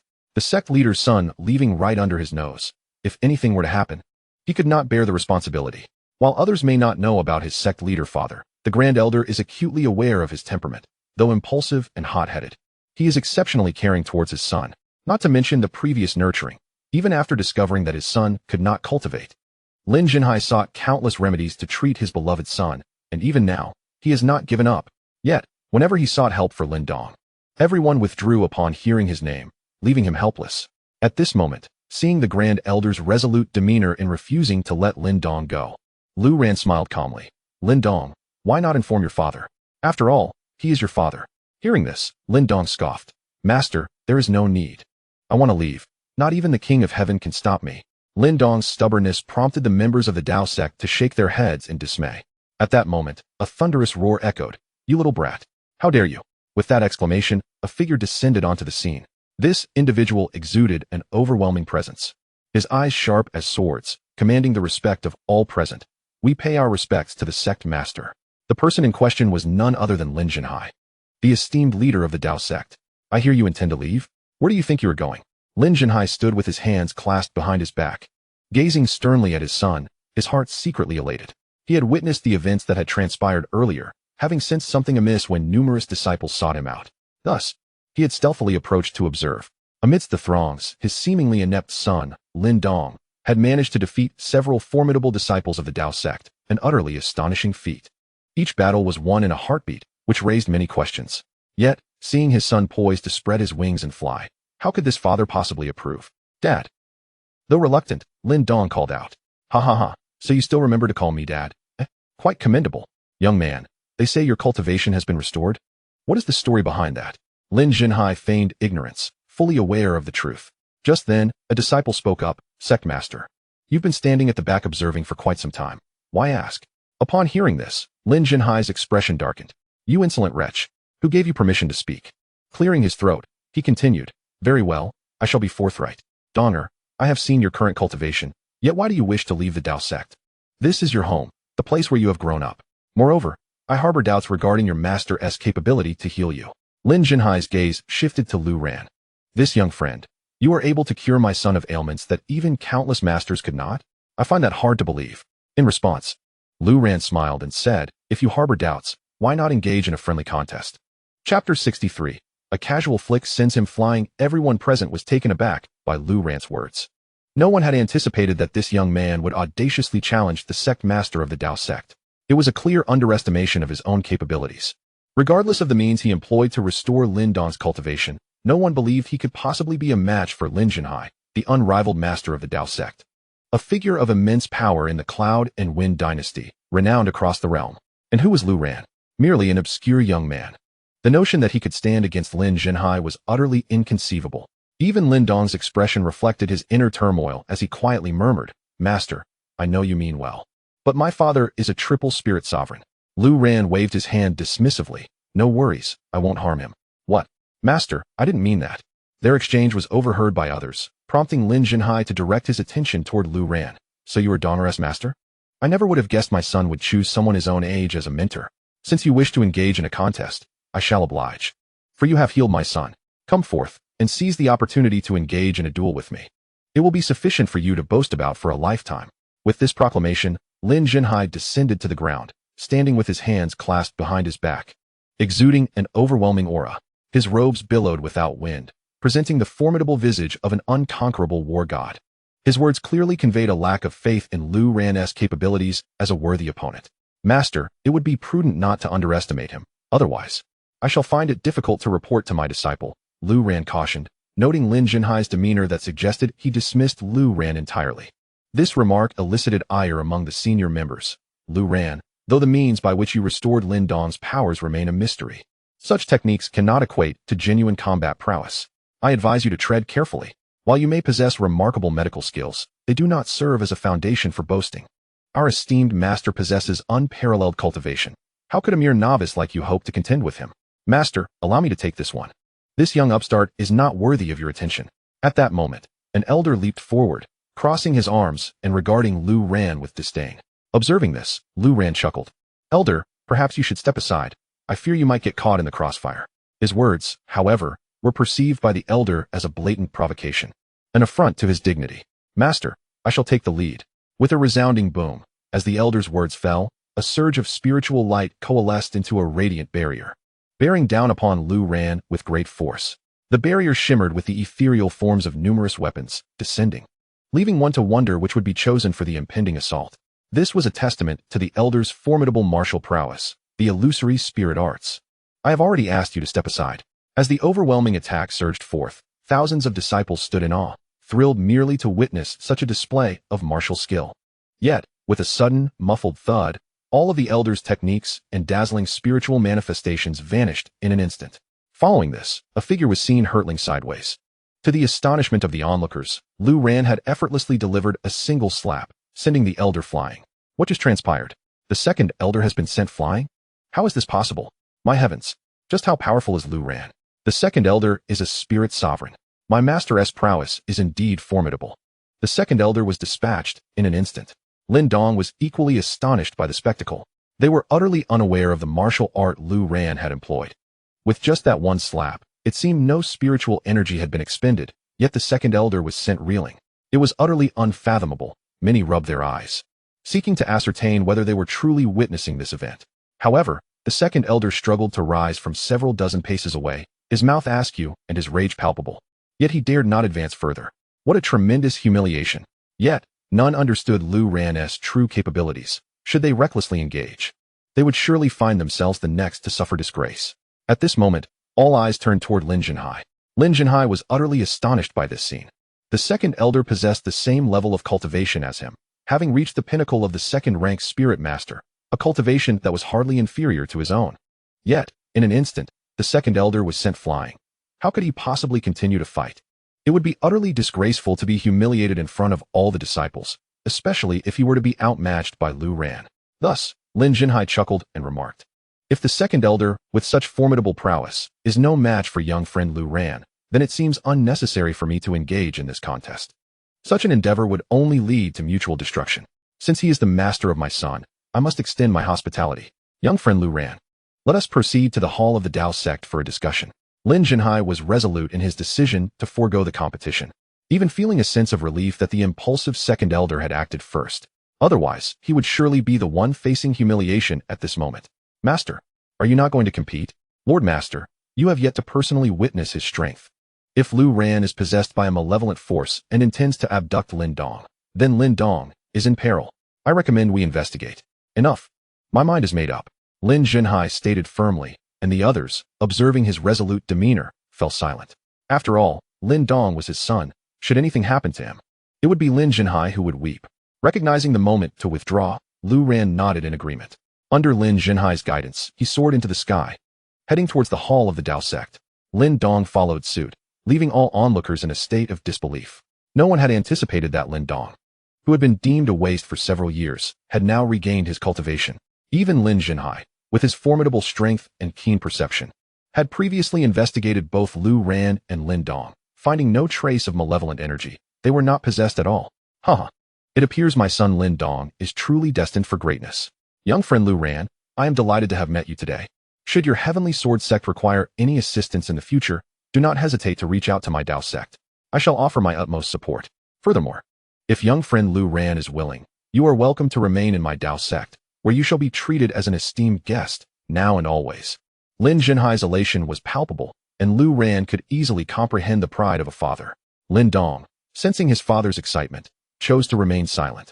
Realizing he had perhaps misjudged his father's intentions in the past, just as he felt a pang of guilt, a disciple suddenly flew into the hall, exclaiming with enthusiasm, "Master, we have found him." The disciple has located the esteemed physician Shui in the Canglong Valley, 100,000 miles away. His medical skills are unparalleled, and he will surely be able to heal Lindong. Upon hearing this, the others exchanged glances in surprise. Lindong's feelings of guilt deepened. It seemed his father had been tirelessly searching for a healer on his behalf, unbeknownst to him. Moreover, the esteemed physician Shui, a reclusive figure, would not be easy to find. His senior brother must have endured great hardships to locate him. Ahem, thank you for your efforts. But Lindong has already regained his cultivation, so there is no need to seek physician Shui any longer. Lin Jinhai chuckled and then retrieved the fundamental martial arts manuals from his storage ring, bestowing them into the hands of his disciple. You and your fellow brothers have toiled greatly. These volumes of martial arts shall serve as my humble token of gratitude. Upon seeing the books, the disciple immediately grinned, exclaiming, "Thank you, esteemed sect master." However, the gratitude pales in comparison to the joyous news of Lindong's restoration of his powers. Yet, is it possible that such a young brother possesses the means to heal him? The disciple cast a glance at Lu Ran, to which Lin Jinhai nodded with a smile. Indeed, young friend Lu Ran is remarkably talented, his combat prowess unparalleled, a rare genius of our time. I am at a loss for how to repay such kindness. The disciple's spirits lifted upon hearing this. Esteemed sect master, may I request a spar with brother Lu Ran? This disciple, named Qin, was a formidable presence at the first level of spirit sovereign, a status that would rank him among the elite in other sections, a true prodigy. He was deeply passionate about martial arts, and Lin Jinhai's words ignited his interest in Lu Ran, prompting his desire to seek guidance. At this moment, Lindong rose and clasped his fists towards Qin. Brother Qin, since your strength is formidable, shall we engage in a friendly duel? Qin frowned. You have merely regained your powers. I fear you may not be my match, considering you have been dormant for several years. Lindong laughed. It matters not. I was able to defeat Zhao Chongkong effortlessly. Qin gasped, really? Is that true? The entire Dao sect is aware of this. He then shrugged, never mind. There's no need for a match. You've already won. Qin and Lindong shared a good rapport, and as one of the top 3 disciples of the Dao sect, he took great care of Lindong, even traveling 10,000 miles to seek a healer for him. Haha, brother Qin. I am about to depart from the Dao sect, following my master to the Heavenly Sword Sect. In the days to come, I hope we shall meet at the pinnacle. Lu Ran did not linger long in the Dao sect. Having successfully taken on a disciple, he returned to the Tanyong battle sect with Lindong. After the successful recruitment, he acquired 10 more storage rings, each brimming with imperial weapons and celestial artifacts, which left him in quite a quandary. Upon returning to the Tianyong battle sect, Lu Ran selected a stack of martial arts manuals, an array of weapons, and various elixirs and spiritual materials for Lindong. When one takes on a disciple, one must ensure they can enhance their cultivation to the utmost. This was the essence of his invincibility. Meanwhile, within the Heavenly Sword Sect, several experts from the Soul Hall launched a series of assaults on the sect, yet the Heavenly Net showed no signs of being breached. This predicament was rather awkward. Furthermore, the disciples of the Heavenly Sword Sect unleashed a barrage of creative insults, so much so that one of the Soul Hall experts fainted from rage. Throughout this ordeal, although Qin Yu and her companions did not venture outside, they gradually discerned the function of the Heavenly Net, and a group began to contemplate how to launch an offensive from within. Sect Master, I have found a breakthrough. This location serves as a formation node. We can unleash a collective attack from here. After exploring in vain for a while, Qin Yu heard the voice of her skeleton aunt, prompting her to swiftly act upon her guidance. Chapter 64, The Surprise Attack. When Lu Ran departed from the Heavenly Sword Sect, he remarked that the Celestial Net could effectively thwart the assaults of Spirit King-level powerhouses, the strongest among the Soul Palace warriors. Being merely at the late stage of the Third Spirit Venerable Realm, could not possibly breach it. The members of the Heavenly Sword Sect remained utterly unperturbed by the prospect of an attack, continuing their leisurely meditation behind the protective grand formation at the mountain gate. From the moment the Soul Palace warriors appeared, they maintained a tense standoff, even going so far as to practice their techniques without a hint of concern. In stark contrast to their calm demeanor, the Soul Palace warriors grew increasingly impatient. Yet, despite employing every conceivable strategy, each assault they initiated proved futile. They simply could not penetrate the defenses. The reason Qin Yu and his companions sought to launch an internal counterattack was that these individuals had, astonishingly, brought in numerous innocent civilians from the outside, draining their essence and inflicting harm to bolster their own cultivation. As a righteous sect, the Heavenly Sword sect could not stand idly by. However, given their disadvantage against the Soul Palace warriors, they were compelled to devise ways to retaliate from within the protective Grand Formation. Yet, the Celestial Net could not be recklessly attacked. It required a specific arrangement of formations to manipulate the Grand Array and unleash offensive techniques. Unfortunately, the method to do so remained unknown. At that moment, Qin Yu's skeletal ant spoke up, guiding him to a nearly imperceptible anomaly in the waves above the mountain gate. Master, we can launch an attack from here. Upon hearing Qin Yu's words, Wanlong nodded in agreement, and within the protective Grand Formation, he began to condense another array. Gathering Spirit Sword Array, activate. With a radiant light emanating from his palm, an illusory formation unfolded, drawing in spiritual energy. The surrounding disciples swiftly acted, channeling their inner spiritual energy into the Grand Formation. The brilliance of the gathering Spirit Sword Array intensified, and a massive purple spirit sword materialized within it. As the spiritual energy surged, the sword vibrated violently, unleashing an astonishing wave of power, its song echoing like a dragon. This isn't good. They are about to launch an attack. Outside, Gui Lang observed with a complex expression. Gui Long nodded, seemingly unwilling to remain passive regarding the devouring of souls. However, he was curious to see from which part of the protective Grand Formation they would unleash their offensive. All personnel, heed my command.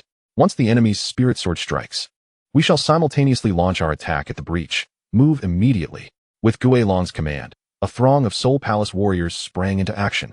Billowing black spiritual energy surged upward, coalescing into a thick cloud of darkness above, accompanied by the sound of thunderous roars, a spectacle both grand and deafening.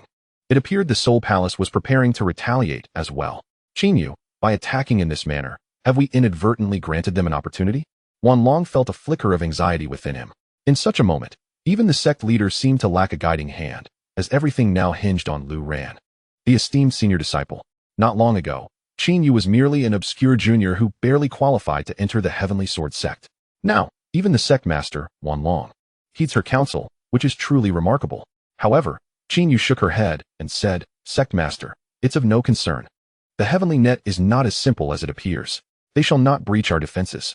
Though the crowd harbored some trepidation, the situation had reached a critical juncture, and they had no choice but to act.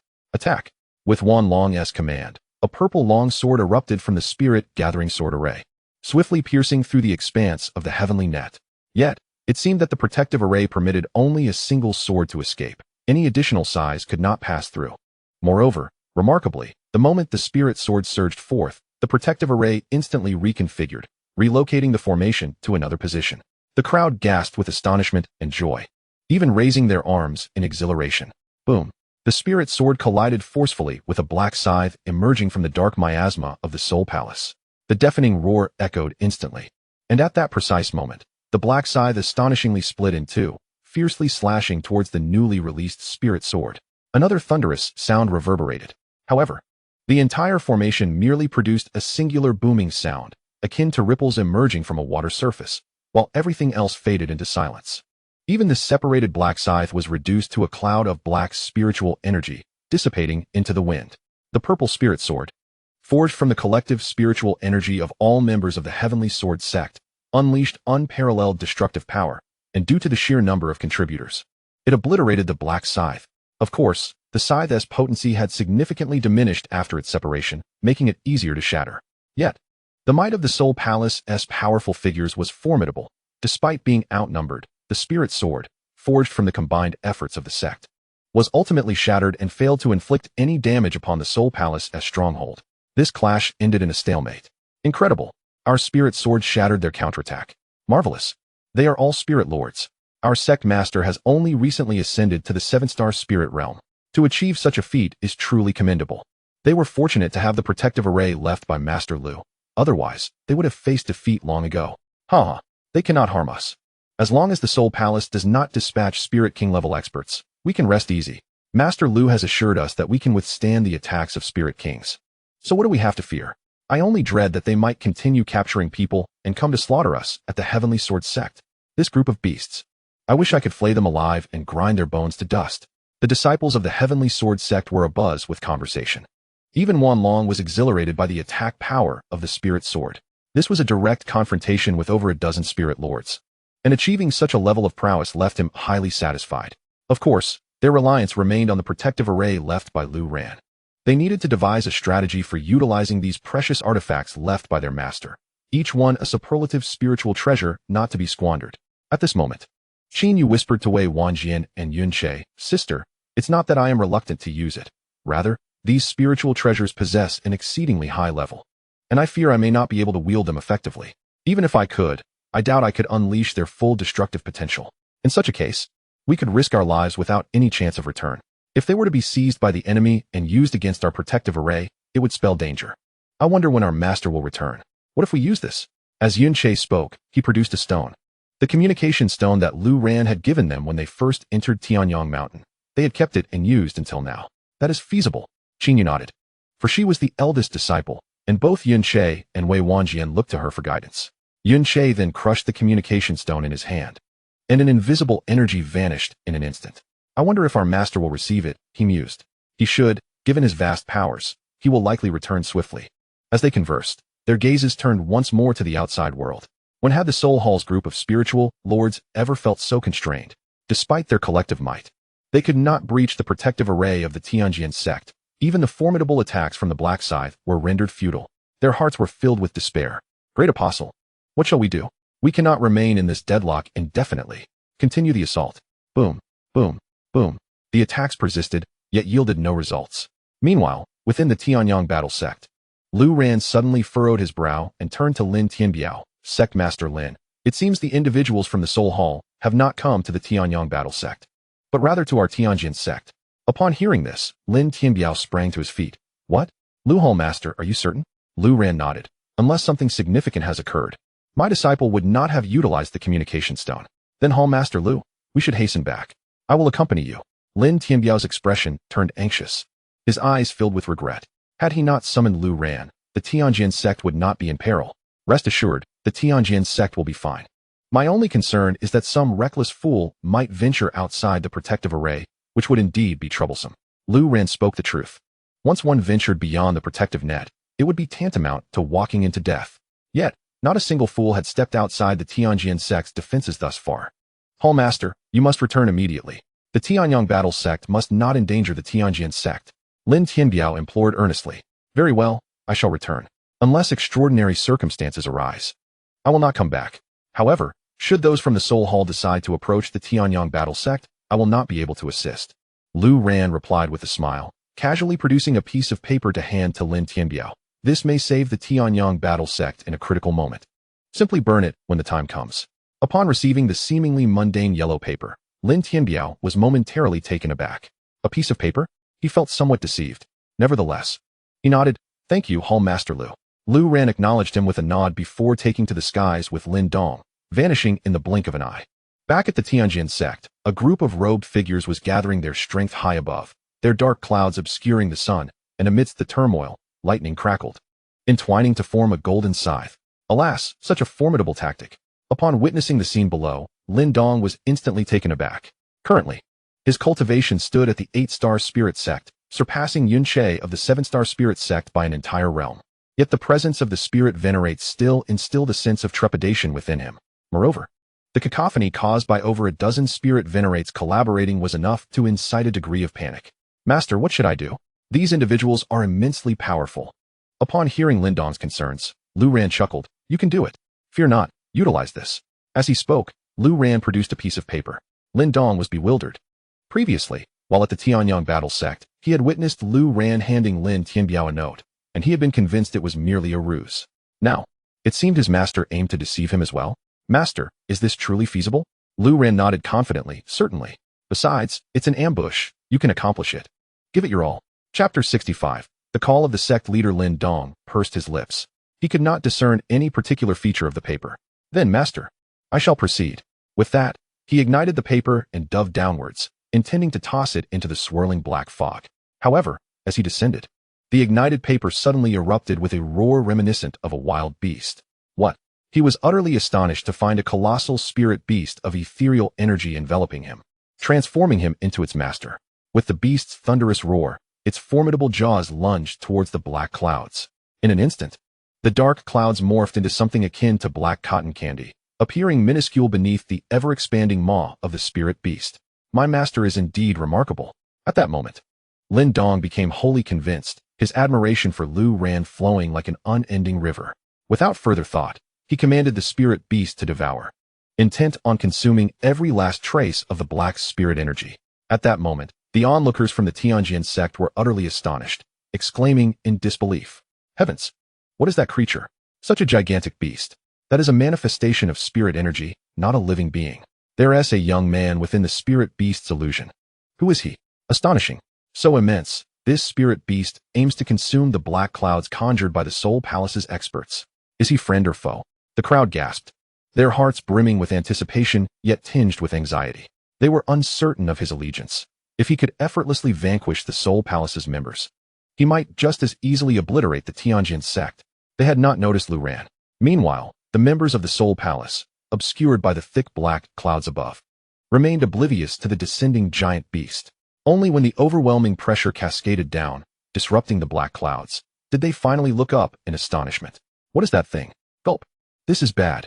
Our spirit energy black clouds are about to be devoured. Flee. Our lives are at stake. Whoosh.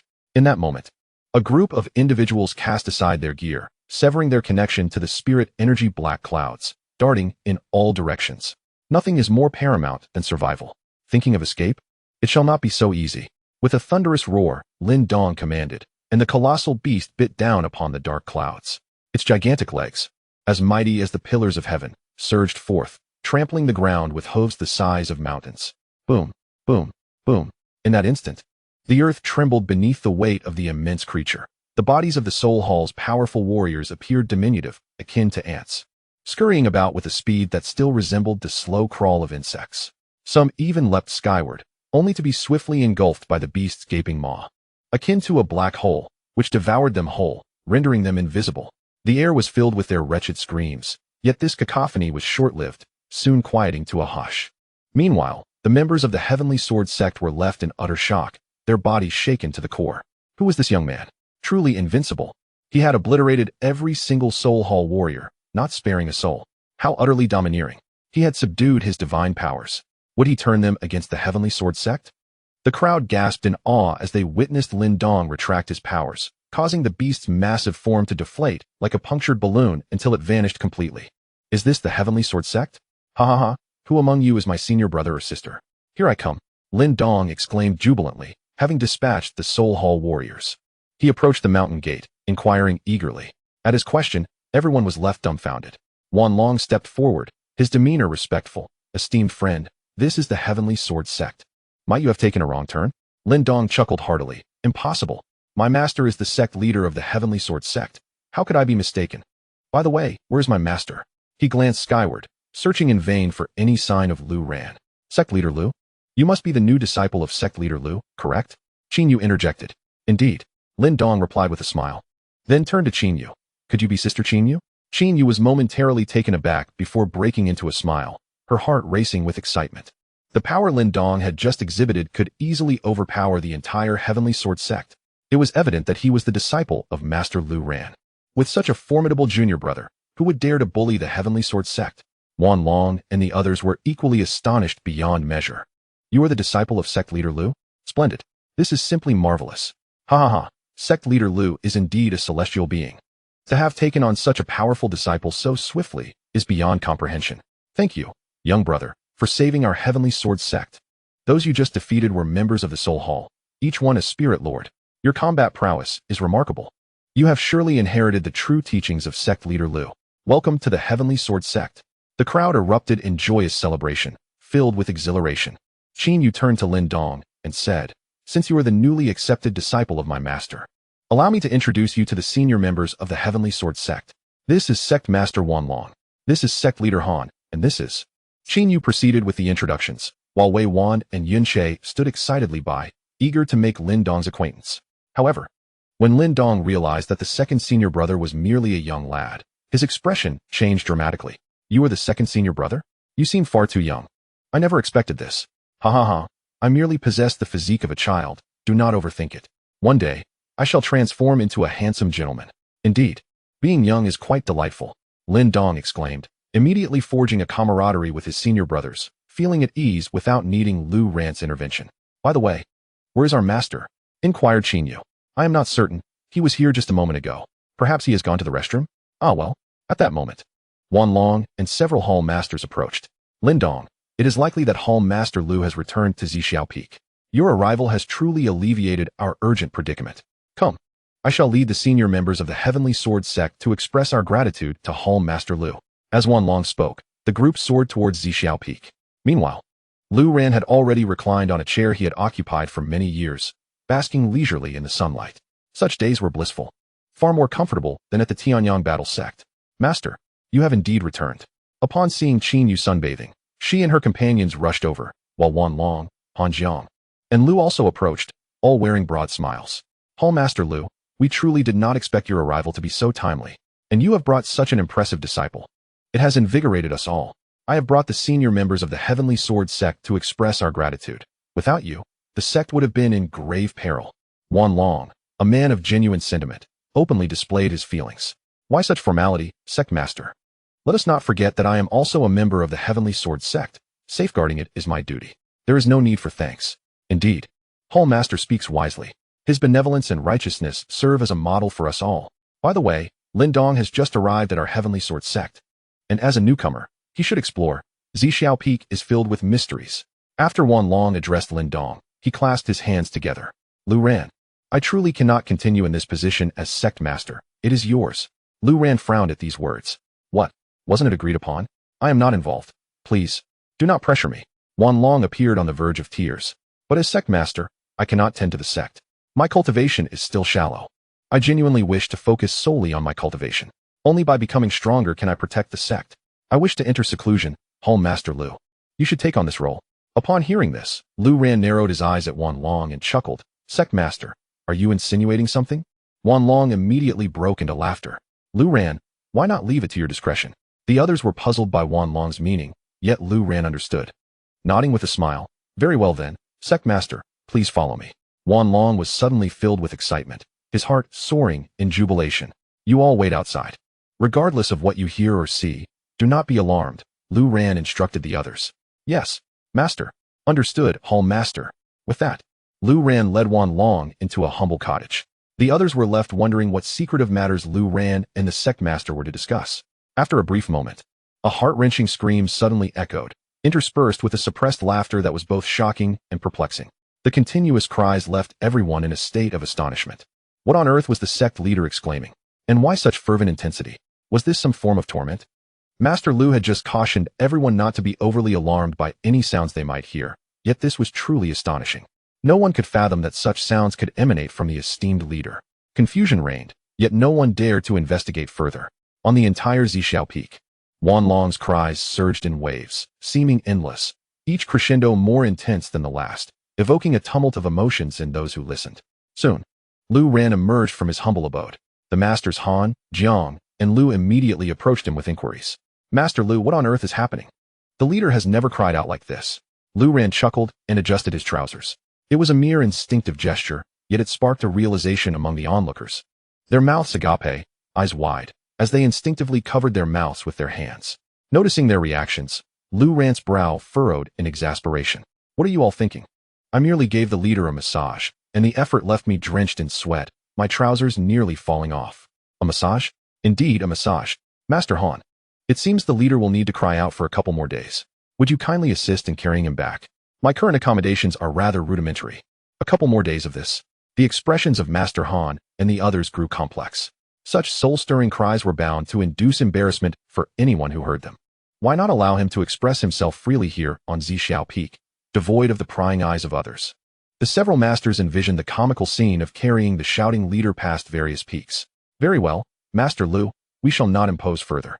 With conflicted expressions, the masters proceeded to lift Wanlong from the modest dwelling, his voice persistently emanating blissful sounds, a look of contentment adorning his face. Hearing this, Qin Yu and a female master blushed intensely and hurriedly retreated. After their departure, Wei Wanjian approached, inquiring, "Master, what sort of massage did you give the leader?" That cry was utterly embarrassing. Even the senior sister has fled. Lu Ran chuckled. "Oh, it was nothing. I simply helped him clear his spiritual channels. The leader's cultivation is rather weak. After this, he should experience significant advancement. Perhaps he will no longer feel so inferior in my presence. You three, come report on your recent cultivation progress." Lu Ran reclined once more on his chair, and Qin Yu along with Yunche approached. "Master, my cultivation is also quite feeble. I've only advanced 3 minor realms in these past few days and have just reached the peak of the Spirit Master realm. I suspect it will take several more days to reach the Spirit Sect level." Alas, Qin Yu sighed heavily. Upon hearing this, Wei Wanjian and Yunche displayed little change in expression. Yet, Lindong was taken aback.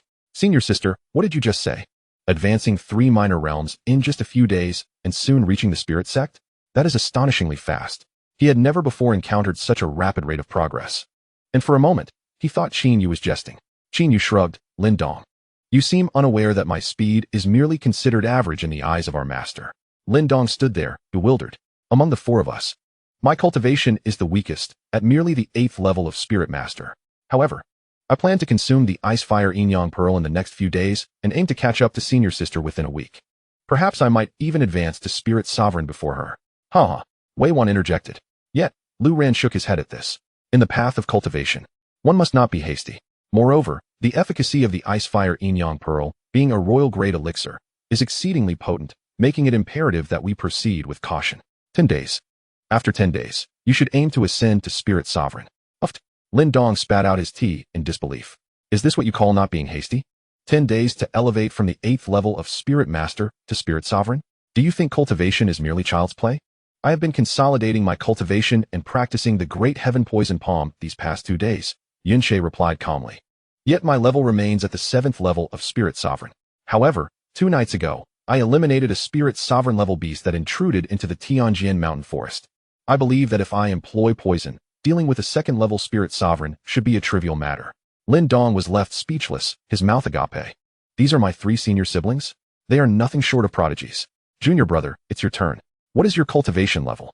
Qin Yu inquired, observing Lindong's silence. Lindong stammered. "Though my cultivation is at the 9th level of Spirit Sovereign, I doubt I can compete with the 3rd senior brother. I cannot challenge several levels above me." Although Lindong's cultivation was the highest among the 4, he felt utterly inadequate compared to the rapid progress of his senior siblings. "Ah, the 9th level of Spirit Sovereign. You have just begun and will need a few days to adapt. After a week, you should be ready to challenge Spirit Sovereign." "Yes." Lu Ran regarded him with a calm demeanor, as if discussing a mundane matter. Lindong gulped, his throat tightening. "Master, do you believe I can do it?" Lu Ran shot him a sidelong glance. "I don't want to know what I think. I want to know what you think." Lindong's heart was tumultuous, yet he clenched his teeth. "Master, I can do it. With my senior siblings progressing so rapidly, I cannot afford to lag behind." Lu Ran smiled. "Excellent. This is the spirit of my disciple." He then gazed around, sighing. "Before you all arrived, I lived a solitary existence in this desolate wilderness. Now that you are here, it is time for the scenery of this mountain to change." Qin Yu asked, "Master, are you considering building a palace? Can we finally leave this thatched cottage?" The group rubbed their hands together in excitement. However, Lu Ran shook his head. "A palace? Wouldn't that be rather mundane?" "Huh, mundane." The group looked on in astonishment. Yet their hearts brimmed with hope. "Here, one for each of you. This is a spatial secret realm, capable of concealing itself within space. You may place them in the 4 cardinal directions atop Zia Peak as your future sanctuaries for cultivation." As Lu Ran spoke, he flipped his palm, and 4 small matrices, emitting a faint glow, floated before the 4 of them. Although the light was subtle, the aura it exuded was remarkably fierce, as if it did not belong to this world. "Master, are you saying this is a spatial secret realm? My heavens, this is absolutely incredible," they exclaimed in awe. "A secret realm. Each of us has our own secret realm." Upon the master's intervention, a grand spectacle unfolded, shattering the very foundations of their beliefs. Gratitude poured forth for the master, as they bowed in reverence, their hearts stirred by tumultuous waves of excitement. Even the likes of Yunche, a disciple of the Tang sect, and Lindong, a disciple of the Dao sect, despite their extensive experiences, had never encountered the notion of casually gifting a secret realm. Go forth and cultivate diligently. Within lies a treasure trove of martial arts, combat techniques, weapons, and elixirs meticulously prepared for you by your master. Moreover, The realm is abundant with spiritual herbs and medicinal plants, freely available for your use. Stunned by these words, the group was nearly immobilized. What extraordinary deeds must they have performed in their past lives to be graced with such an exceptional master in this one? With fervor, the four knelt before Lu Ran and then soared towards the four cardinal directions, each corresponding to their ranks. Once they positioned the secret realm to their satisfaction, they pricked their fingers, acknowledging it as their spatial spiritual treasure, and entered the inner sanctum of the realm. "Oh my heavens!" Lindong exclaimed. His senses overwhelmed upon entering the secret realm. The other three were similarly affected. The realm was replete with spiritual treasures and materials, every stone emanating a faint luminescence, while the air was thick with rich spiritual energy. This was no mere secret realm, it was a divine domain, an ethereal palace. Stunned into stillness, Lindong stood in awe for a moment before mustering the courage to advance deeper into the realm. Qin Yu and Yunshe shared his wonder, and as they ventured further, they were suddenly met with the resounding roars of ferocious beasts. Could it be? Qin Yu pondered, transfixed by the scene before her. Following the source of the growls, she beheld a massive stone beast, its entire form composed of rock, sending a chill down her spine. The level of this beast was unfathomable. Her fear was compounded by a warning from her skeletal aunt within the meteor tears. "Little you, I cannot discern the strength of this stone beast. Flee." Spurred by this admonition, Qin Yu resolved to escape the secret realm. Surely, she could not be vanquished by a stone beast just after entering. Yet, in the next instant, the creature charged towards her, the ferocity of its aura overwhelming to the point that she could barely open her eyes. "Master," she cried out, but just as swiftly, the menacing energy dissipated, and she was enveloped in a gentle breeze. To her astonishment, the towering stone beast, standing 7 or 8 feet tall, knelt before her in homage. "Master?" Qin Yu gasped, her anxiety momentarily eclipsed by disbelief. "From this day forth, this realm belongs to you," the stone beast declared in a coarse, gravelly voice, akin to a bellows, swirling gusts forming as it spoke. "I am the stone beast, tasked with managing the affairs of the secret realm. Whatever you require, I shall endeavor to assist you to the best of my abilities." "Very well," Qin Yu exclaimed, her heart racing with excitement. The stone beast is a product of the secret realm. Though its power is formidable, it cannot leave the realm. Hence, I am unable to assist with matters beyond its confines, the stone beast explained. "Understood. I understand. Well then, stone demon, I shall take a moment to familiarize myself with the terrain. Should I encounter any confusion, I will seek your guidance.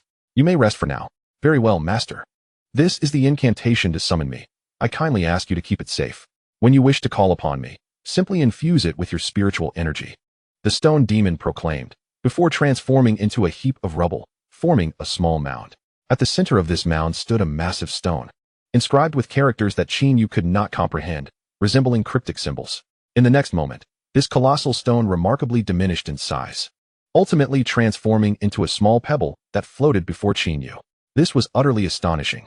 Qin Yu was momentarily taken aback, struggling to comprehend the events unfolding before him. Meanwhile, in the secret realm where Wei Wanjiang resided, pairs of mystical beasts roamed freely. Even the spirit trees grew in harmonious pairs. The spiritual energy in the space bifurcated into black and white hues, intermingling and drifting through the air. However, within this secret realm, the beings were not ordinary beasts, but rather two fish. One was black, the other white, yin and yang fish, gliding through the air, their forms fluctuating between that of a massive leviathan and the size of a palm, elusive and surreal. In Yunshe's secret realm, venomous insects thrived. Even the fierce tigers and hungry wolves were toxic, with every tree, blade of grass, and seed imbued with lethal poison. It was evident that Lu Ran had meticulously curated this environment. Each space corresponded to their personal cultivation attributes, a testament to his thoughtful design. After some time spent familiarizing themselves, the group emerged from the secret realm in unison, their faces alight with exhilaration as they gazed at Lu Ran with gratitude and uncontainable excitement. "There is no need for formal thanks. Focus on your cultivation. I await the day you ascend to become formidable warriors, reaching the pinnacle of martial arts. Only then can I truly embrace my long-cherished dream of leisure." Chapter 67. Lin Tianbiao versus Lan Homo. Life at the Zixiao Peak of the Tianjin sect returned to a state of tranquility, seemingly unremarkable. However, tens of thousands of miles away in the 10,000 Great Mountains, turmoil erupted within the Soul Palace. What? Gui Long and Gui Lang, along with their 7 palace members, have vanished? The soul lamp of the 7 palaces envoy, Gui Long, extinguished. This was a grave matter. "Priest Yao Huang, this situation is critical. Someone is deliberately targeting our soul palace. The direction of Gui Lang's extinguished soul lamp aligns with the previous location of the 13 members. Currently, our esteemed lord is in seclusion, striving to break through to the 6th level of spirit sovereign. How shall we proceed, High Priest? All 10 envoys of the soul palace convened, and at the forefront sat a burly elder adorned with skulls, wielding a black staff that emanated dark radiance, his aura chaotic, reflecting his profound rage. To think such a formidable expert could emerge within the humble Tianjin sect, capable of slaying Gui Long. This matter is of utmost importance. Yet the Lord must not be disturbed during his breakthrough. Meanwhile, the imperial capital of the Fengyun dynasty was also stirred, leaving our soul palace vulnerable to attack from all sides. Priest Yao Huang's gaze turned icy, teeth clenched, a dark aura enveloping him. In a fit of rage, he reached out, and a small girl captured from a nearby town was instantly drained of her soul, meeting a tragic end. Only after consuming the girl's soul did the high priest seem to regain a semblance of composure. In the grand capital of the Wind and Cloud dynasty, the esteemed Princess Long Shuyan has returned, rumored to have received divine enlightenment from the celestial realms, resulting in her rapid ascension to the 8th level of spiritual sovereignty. Her return bears great significance as she aims to eradicate the Soul Hall and its affiliates among the 3 major superpowers. This mission is of utmost importance, and I have been appointed to oversee it. Meanwhile, you shall personally lead an investigation into the matters concerning the Heavensword sect, eliminating any forces that oppose the Soul Hall with absolute resolve. Yes, Great Priest. The apostles from the 3 halls, under the guidance of the 1st Hall Apostle, swiftly departed from the Soul Hall, heading towards the Heavensword sect. May the Lord Hall Master's recent ascension enable the unlocking of the Soul Tomb, allowing the powerful ancestors of the Soul Hall to emerge and collaborate, thereby increasing the possibility of rescuing Lady Yunlan from the abyss of soul burial. Nearby, the 5th Hall Apostle's gaze turned icy as a flash of light surged from his hand, instantaneously transforming into a talisman before him. Upon discerning its contents, he furrowed his brow and exclaimed, Great Priest, this is an apostle from the Tanyong War sect who has detected the presence of a formidable being seemingly associated with the Heavensword sect? Indeed, the Tanyong War sect? Precisely. Investigate this matter, and take the 6th Hall Apostles with you. Remember, bring ample support to ensure that all potential threats are eliminated in their infancy. Yes, Great Priest. Meanwhile, deep within the Soul Hall, in a chamber of ethereal spirits, the Lord of the Hall, Giki Tian, radiated an astonishing surge of energy, gritting his teeth and emitting a low, hissing growl as he endured unimaginable suffering. Boom, boom, boom. As his cultivation reached a fever pitch, the innocent civilians bound in the vicinity exploded one by one, their residual souls transforming into ghostly apparitions that surged towards Giki Tian, nurturing his ascension. Suddenly, after devouring the souls of over 100 individuals, his previously shut eyes abruptly opened. Boom. A brilliant light erupted from his pupils, and in the next moment, a torrent of dark spiritual energy surged outward in all directions. The entire cultivation chamber was instantly reduced to ruins by the overwhelming shockwave. The explosive sound reverberated, startling countless practitioners within the Soul Hall. The Lord has emerged from seclusion. With such a formidable aura, has he ascended to the 6th level of spiritual sovereignty? It must be so. Otherwise, he would not unleash such astounding energy. Wonderful. With the Lord's ascension to the 6th level of spiritual sovereignty, he can enter the Soul Tomb and revive all the adept masters of the Soul Hall, ultimately resurrecting Lady Yunlan. At that point, our Soul Hall shall truly reign supreme across the realm. The disciples of the Soul Hall exclaimed in awe, as Giki Tian's figure was elevated by a colossal wave of spiritual energy into the sky. At that moment, he transformed into a war god clad in black robes, with spiritual energy surging like tides in all directions, his imposing presence akin to a black spear piercing the heavens. Whoosh! As Giki Tian's aura gradually stabilized, he descended instantaneously to the central hall of the Soul Hall. At this moment, the High Priest Yao Huang, along with numerous formidable figures from the Soul Palace, knelt in reverence, their eyes filled with awe. Ha ha! I have now attained the 6th level of Spirit Sovereign. With such a realm, I should be able to vanquish all the experts of the Fengyun dynasty, should I not? Spoke Guiqi Tian. Upon hearing this, High Priest Yao Huang replied, Congratulations, Master, on your ascension to the 6th level of Spirit Sovereign. Such a realm allows you to stand unrivaled in the world. However, Yao Huang's gaze suddenly turned cold. Speak. Guiqi Tian furrowed his brow. However, Master, the princess of the Fengyun dynasty, Long Shuyan, has received the enlightenment of a 9-fold celestial being and has now advanced to the 8th level of Spirit Sovereign. What? At this revelation, the exhilaration that had surged within Gue Chi Tian upon his recent ascension dissipated in an instant. He had toiled for many years to reach his current level, believing himself to be unparalleled at the 6th level of Spirit Sovereign, only to learn of this development, filling him with rage. Enlightenment of a celestial being? 8th level of Spirit Sovereign. Gue Chi Tian gritted his teeth, his gaze icy, and then raised his eyes to Yao Huang. What other developments have transpired while I was in seclusion? Yao Huang dared not conceal the truth, recounting the extinguishing of the soul lamps of dozens of apostles at the Heavenly Sword Sect. Upon hearing this, Gue Chi Tian's internal fury ignited even further. I have just ascended to the 6th level of Spirit Sovereign. My aura is unstable. In 3 days, I shall lead a force into the Soul Tomb to resurrect the top experts of the Soul Palace. Yes, I shall ensure that within 3 days, a grand ceremony of resurrection is conducted, and we shall bring back many of our esteemed experts to welcome the return of the matriarch Yunlan at the Tanyong War Sect. Master, a grave situation has arisen. The experts of the Soul Palace, numbering around 40 to 50, are clamoring outside our sect, attempting to breach our protective formation. Suddenly, a disciple reported, causing Lin Tianbiao to frown. The people of the Soul Palace? They do not waste time. Swish. Before he could finish, he had already departed. Upon reaching the mountain gate, he found many disciples of the Tianyong War Sect, along with several elders who had rushed over, gathered in large numbers, and more were arriving, creating a lively scene. Tianyong War Sect's master, come forth and meet your demise. Across from them, a camp of over 40 individuals emanated a formidable presence. Black spiritual energy swirling in a radius of 1,000 feet. Leading them was Lan Huamu, the chief apostle of the Soul Palace, 4th level of Spirit Sovereign. The moment Lin Tianbiao laid eyes on Lan Huamu, his expression darkened. He himself was at the mid-stage of the 3rd level of Spirit Sovereign, while the opponent had attained the late stage of the 4th level. The vast disparity between their realms instilled a sense of trepidation within him. Yet, as the leader of the sect, he could not show a hint of fear. People of the Soul Palace? You wretched beings who dwell in shadows dare to come to my Tianyong War Sect and make threats. You truly do not know the meaning of death. The opposing camp shouted for him to come out and die. Naturally, he would not respond with any semblance of politeness. Humph, you must be the sect master Lin Tianbiao. Your 3rd level of Spirit Sovereign cultivation is commendable, but alas, you are no match for me. Lan Huamu narrowed his eyes, a flicker of blue flames dancing within them, his voice dripping with arrogance. I have heard that the people of the heavenly, as the words of the blue fire eyes fell, a torrent of spiritual energy surged from his entire being.